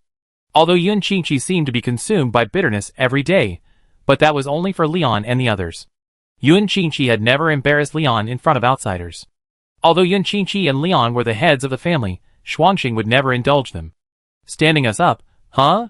Shuangxing rushed upstairs, flung the blanket aside, and, not caring about the two naked men, lifted them up. Hurry up. Everyone's waiting for you too, Leon said wearily. Stop it, let me sleep a little longer. The next second, a pig slaughtering cry rang out from upstairs. On the armored train. Leon, beaten to a pulp, was resting his head on Yun Qingqi's lap. Looking across at Shuangxing, whose face was as cold as ice, Leon subconsciously nuzzled Yun Qingqi. Sure enough, only Snow White could soothe the heart. Next stop, Violet Province. Chapter 869. The armored train crawled slowly along the railway, like a war beast. Originally, this armored train was intended to erode the Orc Empire. Because the Orc Empire's housing was mostly tents, and people lived almost exclusively in tribes, large towns were only built in strategic locations. Initially, the areas controlled by Bahamut were mostly towns, but later, with the rise of the Urus also occupied many cities. The two sides engaged in direct confrontation. The encroachment plan was then temporarily halted, and the armored train was dispatched elsewhere. To date, De Yin has produced a total of 20 armored trains. 8 of these have been deployed within the Elven Empire. Originally, they were intended to aid the Elven Empire in its fight against the Dwarven Empire. Because Leon didn't believe the Elven Empire could withstand an attack from the Dwarven Empire, he deployed the armored trains within the Elven Empire. If the Elven Empire's borders were lost, these war beasts could be used to conduct deep operations. The dwarves couldn't destroy the railway, as they also needed it to transport supplies. In addition to these 8 armored trains, 10 more were deployed on the railway. 6 of these were deployed in the northwest of the Elven Empire, targeting the Papal States. 4 were deployed in the Demon Empire and the Holy Empire, respectively. 2 were parked in a warehouse, one of which had been upgraded and used as Leon's vehicle. Lion's armored train used 2 locomotives, one in front and one in the rear, with a dual powertrain. This was to prevent a breakdown in one locomotive, while the other could keep the armored train moving forward. The armored train had 10 carriages in total, 2 of which were for the guards to rest. 4 more served as weapon storage, and the final 4 were Leon's personal carriages. Each carriage was constructed of rare metals, reducing weight while ensuring strength. And, most importantly, the witches had engraved several 9th-level defensive magic circles on Leon's 4-person carriages. If attacked, the carriages would immediately activate their defenses. Even a peaked 9th-level expert would have a hard time destroying them. Perhaps even when reinforcements arrived, they wouldn't be able to break through the defenses. And that wasn't the most important thing. The guard and weapon storage carriages were equipped with numerous anti-aircraft guns. To ensure firepower, the military factory staff had even stockpiled 6 Iron Rain missiles on the armored train. As long as Leon gave the order, they could launch the Iron Rain missiles without hesitation. It could be said to be a true display of martial virtue. Leon's 4 private carriages also had comprehensive food, water, communication, and ventilation systems. This meant that if a disaster truly arose, once Leon's carriage activated its active defenses, the enemy would be unable to breach the carriage's defenses immediately. The carriage's comprehensive internal system was sufficient to safeguard Leon's life. Even this armored train was incorporated into Leon's doomsday plan. Leon's doomsday plan centered on completing the War of Unification within the 5 years following the 5-year plan, or within 10 years. Then, within 15 or 20 years, preparations would be made for war with the gods. But before that, within the second 5-year plan, 70% of the doomsday plan must be completed within the next 5 years. Build a base in the other world, while simultaneously constructing numerous underground fortresses in this world. If a war breaks out with the gods, that's when magic mushroom bombs will explode everywhere.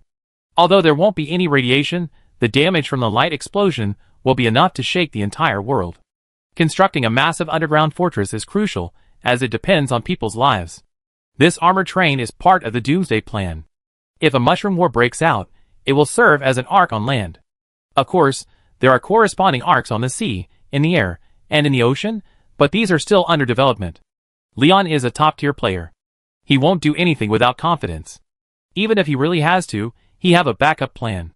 This is the real Leon, but that's the Leon of the studio. The Leon of today is immersed in a gentle world.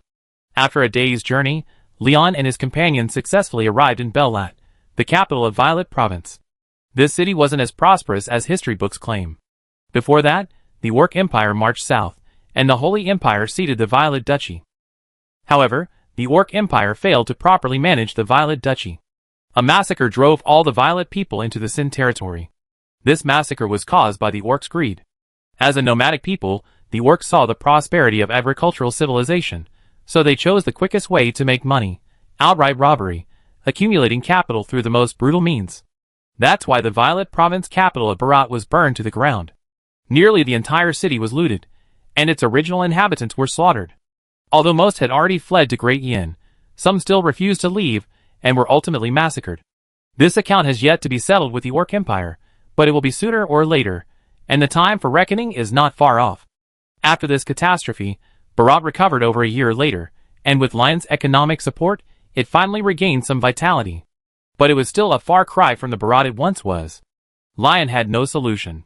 It was impossible for Lion to make Barat prosperous overnight, right? Is that even humanly possible?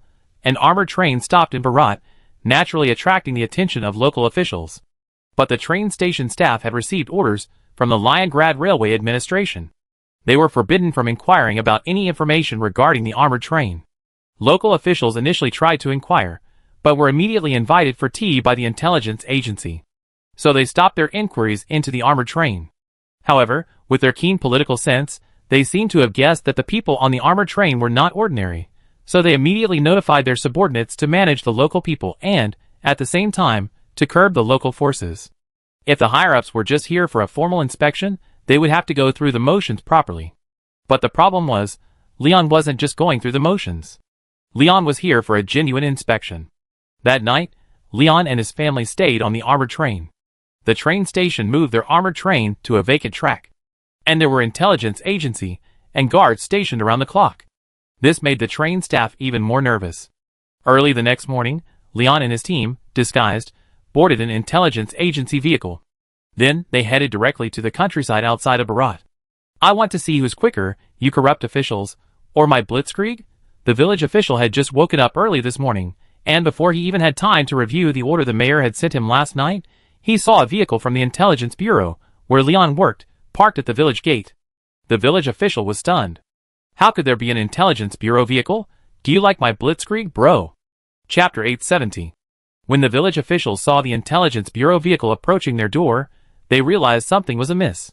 This seemed premeditated. Out of flattery for their superiors, the village officials immediately adjusted their attire and stood at the village entrance, ready to greet Leon and his companions. Leon was reading a thick stack of documents. These documents contained the results of the Intelligence Bureau's investigation, mostly concerning the various actions of officials in the villages outside of Barat, as well as the unjust, false, and wrongful convictions that had occurred. Looking at the thick stack of documents, Leon wanted to kill these corrupt officials. The limitations of the times inevitably led to corruption. This was especially true during the transition from the feudal era to the modern society. 3 years as a clean magistrate, 100,000 silver coins. This saying vividly illustrates the terrifying nature of officials in the feudal era. But no matter how terrifying they were, they ultimately had to face it. Ordinary people had neither the ability nor the opportunity to decide which official would be assigned to their village. All they could do now was pray. Because they didn't even have the opportunity to file a complaint. If they were wrongfully accused and wanted to appeal, they might not even see a Bharat official. Even within the Intelligence Bureau, there were countless scoundrels. As the Intelligence Bureau vehicle pulled up, Leon and several agents alighted. Then he sternly looked at the fawning village officials. "Tell me, what are these great achievements mentioned here?" Leon slapped the document in their faces. Instantly, they were reduced to braised shrimp. Many villagers were looking over, and these officials, who usually flaunted their power in the village, were completely humiliated in front of Leon. For over a year now, they've been the local tyrants in the village. No one has ever dared to look them in the face. A knowledgeable village official examined the insignia on the intelligence agents. Recognizing that their rank was low, their backs straightened instantly. "What do you want in our village?" "We don't welcome you, the intelligence agency," the village official said confidently, as if the village were their private property. Leon laughed in anger at this. "It's almost the end of the year. Isn't it normal for the intelligence agency to review the year's performance? Who the hell do you think you are?" Listening to Leon's words, these local tyrants grew even more angry. "Who the hell am I?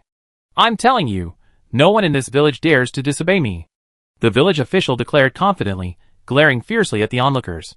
The villagers, frightened, fled in panic. Seeing this, the village official burst into laughter. As if pleased with his official account, Leon shook his head and spoke with disdain. "So you're the village bully? What if I tell you I'm the leader?" "You're the leader? Don't be ridiculous. You're just wearing this Intelligence Bureau cloak, and you think you can scare me? I'm telling you, I'm the leader." Leon was stunned. "Let's not even talk about whether you're impersonating me or not. You're directly confronting the Intelligence Bureau. How can you be so clever? In the entire Great Yin, from the marshal to the ordinary officers in the Ministry of War, who isn't terrified by the very name of the Intelligence Bureau, and you're acting so nonchalant. Do you really think the CIA is made of clay?" The CIA's top agents were also bewildered.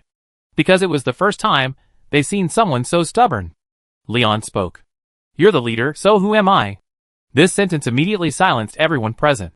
An official said nonchalantly, "I don't care who you are. Get them out." Leon couldn't help but hold his head in his hand, then waved his hand. Several top agents instantly smiled. Then, they rushed forward and beat the officials violently. "Do you know who I am? Do you know who my father is?" The CIA agent paused. Leon gestured for them to continue. "I don't care who your father is. You're finished. My father is the mayor of Belat. If you dare." "Ah!" Before the official could finish his sentence, an CIA agent punched him in the face, knocking out his teeth.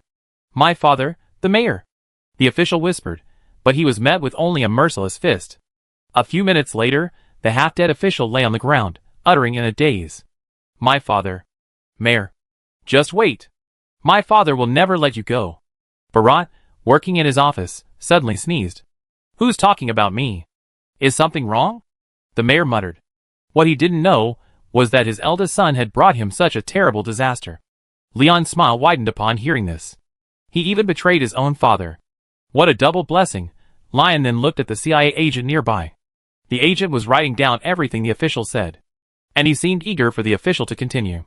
Promotion and salary increase in the offing. The officer, having been beaten, gradually regained consciousness from his waking days. Looking closely, he realized the young man looked so familiar. The officer suddenly remembered what Leon had just said. "You are the leader, then who am I? This is over. This is the real leader." The officer recognized Leon and collapsed to the ground with a look of despair on his face. Lion saw this and realized that the officer had recognized him. He then waved his hand, signaling the CIA agent to take him away for processing. This should be tried and judged. The villagers stared at Leon in shock. "Fellow villagers, this corrupt official will pay the price for his actions. I apologize for the suffering you endured. But from today on, I can promise you will never be bullied again," Leon said, holding out 2 magic scrolls. Once the scrolls are shredded, the Intelligence Bureau in the capital, Liongrad, will receive the message. Then, following the magical traces, they will locate the village. They will parachute down from the top floor. This may be a drastic measure, but fighting violence with violence is the fastest solution. Only by using brutal force can the enemy be intimidated and feared. Appeasement and politeness will only make others think you are weak. Leon handed the 2 magic scrolls to 2 respected elders, asking them to keep them safe. He then chatted casually with the villagers, inquiring about the village's situation. The villagers seemed to have guessed that this young man was a high-ranking official sent from above. But in reality, the young man before them was the leader they were talking about.